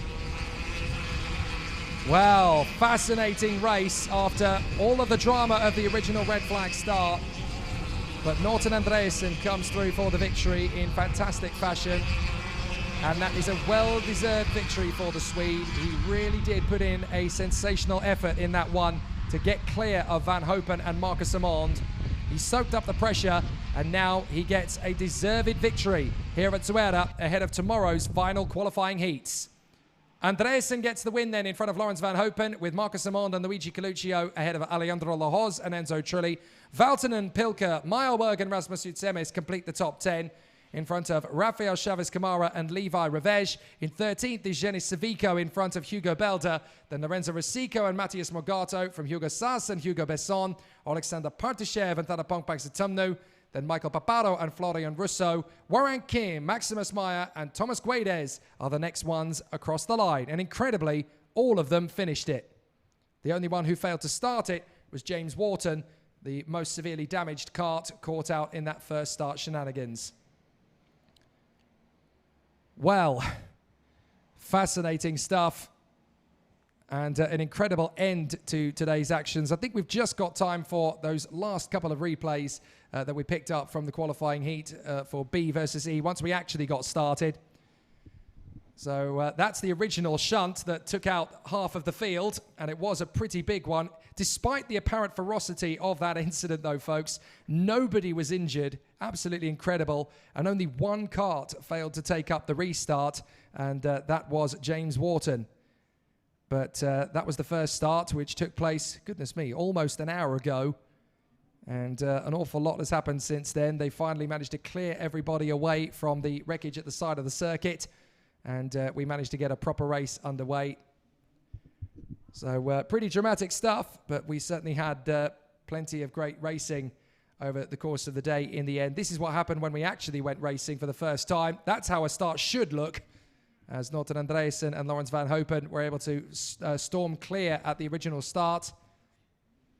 But it was never going to be easy from that point on, as Enzo Trulli got squeezed out in the first couple of corners of the race. But then we saw some really good moves through the field as drivers are obviously trying to knit their way and make up a couple of places. Marcus Amond was the man who made up the most ground in the top few positions. He started 9th, don't forget, and ended up coming home in a very strong 3rd position. Rasmus Utsemis climbing up 10 places. Hugo Belder climbing up 11 after all of that as well. But Alejandro Lahoz in the top 5 and Juho Valtonen in the top 10. After some fight backs through the field. There were some good battles, though. Valtonen versus Werg on the first lap was quite intriguing. And the CRG teammates got pretty close at times, Utsemis and Savico. But that was a race that needed to be controlled from the front. And once Norton Andreasen got into the lead. It was never really in doubt from that point on for the Swede. And now, of course, there are more battles still to come for the competitors in tomorrow's races. They have 3 junior heats and 2 OK heats that will set the final 36 kart grid. There are a couple more incidents we can show you from that previous heat before we wrap up proceedings here in the FIA Karting European Championship race day. Some good battles in the middle of the field, but they got pretty spicy. This is Valtonen and Pilker dueling away in the middle of the field, and then it starts to compress in the middle of the pack around them as drivers start to really put on a show. This is where Van Hopen gets close, but not close enough, and Coluccio makes light work of Enzo Trilli. That's when the real battles of the race really start to get going. Armand would eventually take on both of the drivers later on and move his way further forward. But some really exceptional battles all the way through the day. And it has been a day of pure entertainment and drama here in northern Spain. We've had so much drama and excitement from the OK and junior categories. And it's been very entertaining. This is Marcus Simon carving his way through the field and making light work of drivers. He was picking them off one by one through the race, essentially. He got past Enzo Trilli and then managed to close in and catch up to Luigi Coluccio. That was as far as he'd be able to go in the race, and it's fair enough. He knew where his limitations were, but it was still very positive to see him do such a good job over the course of the race proceedings. But a fabulous performance all day long, and we now know the pace setters for all of the competitors in the OK and junior categories. You can obviously keep up to date with everything that's happened in terms of the official rundown of results on FIAKarting.com, and you can join us again, same time, same place tomorrow, when we will have our final qualifying heats, and then, of course, the finals in the first round of the 2020 FIA Karting European Championships for junior and OK racing. I'm Jake Sanson here from Circuito Internacional de Zuera. Thank you for watching today. Join us again, same time, same place, bright and early tomorrow.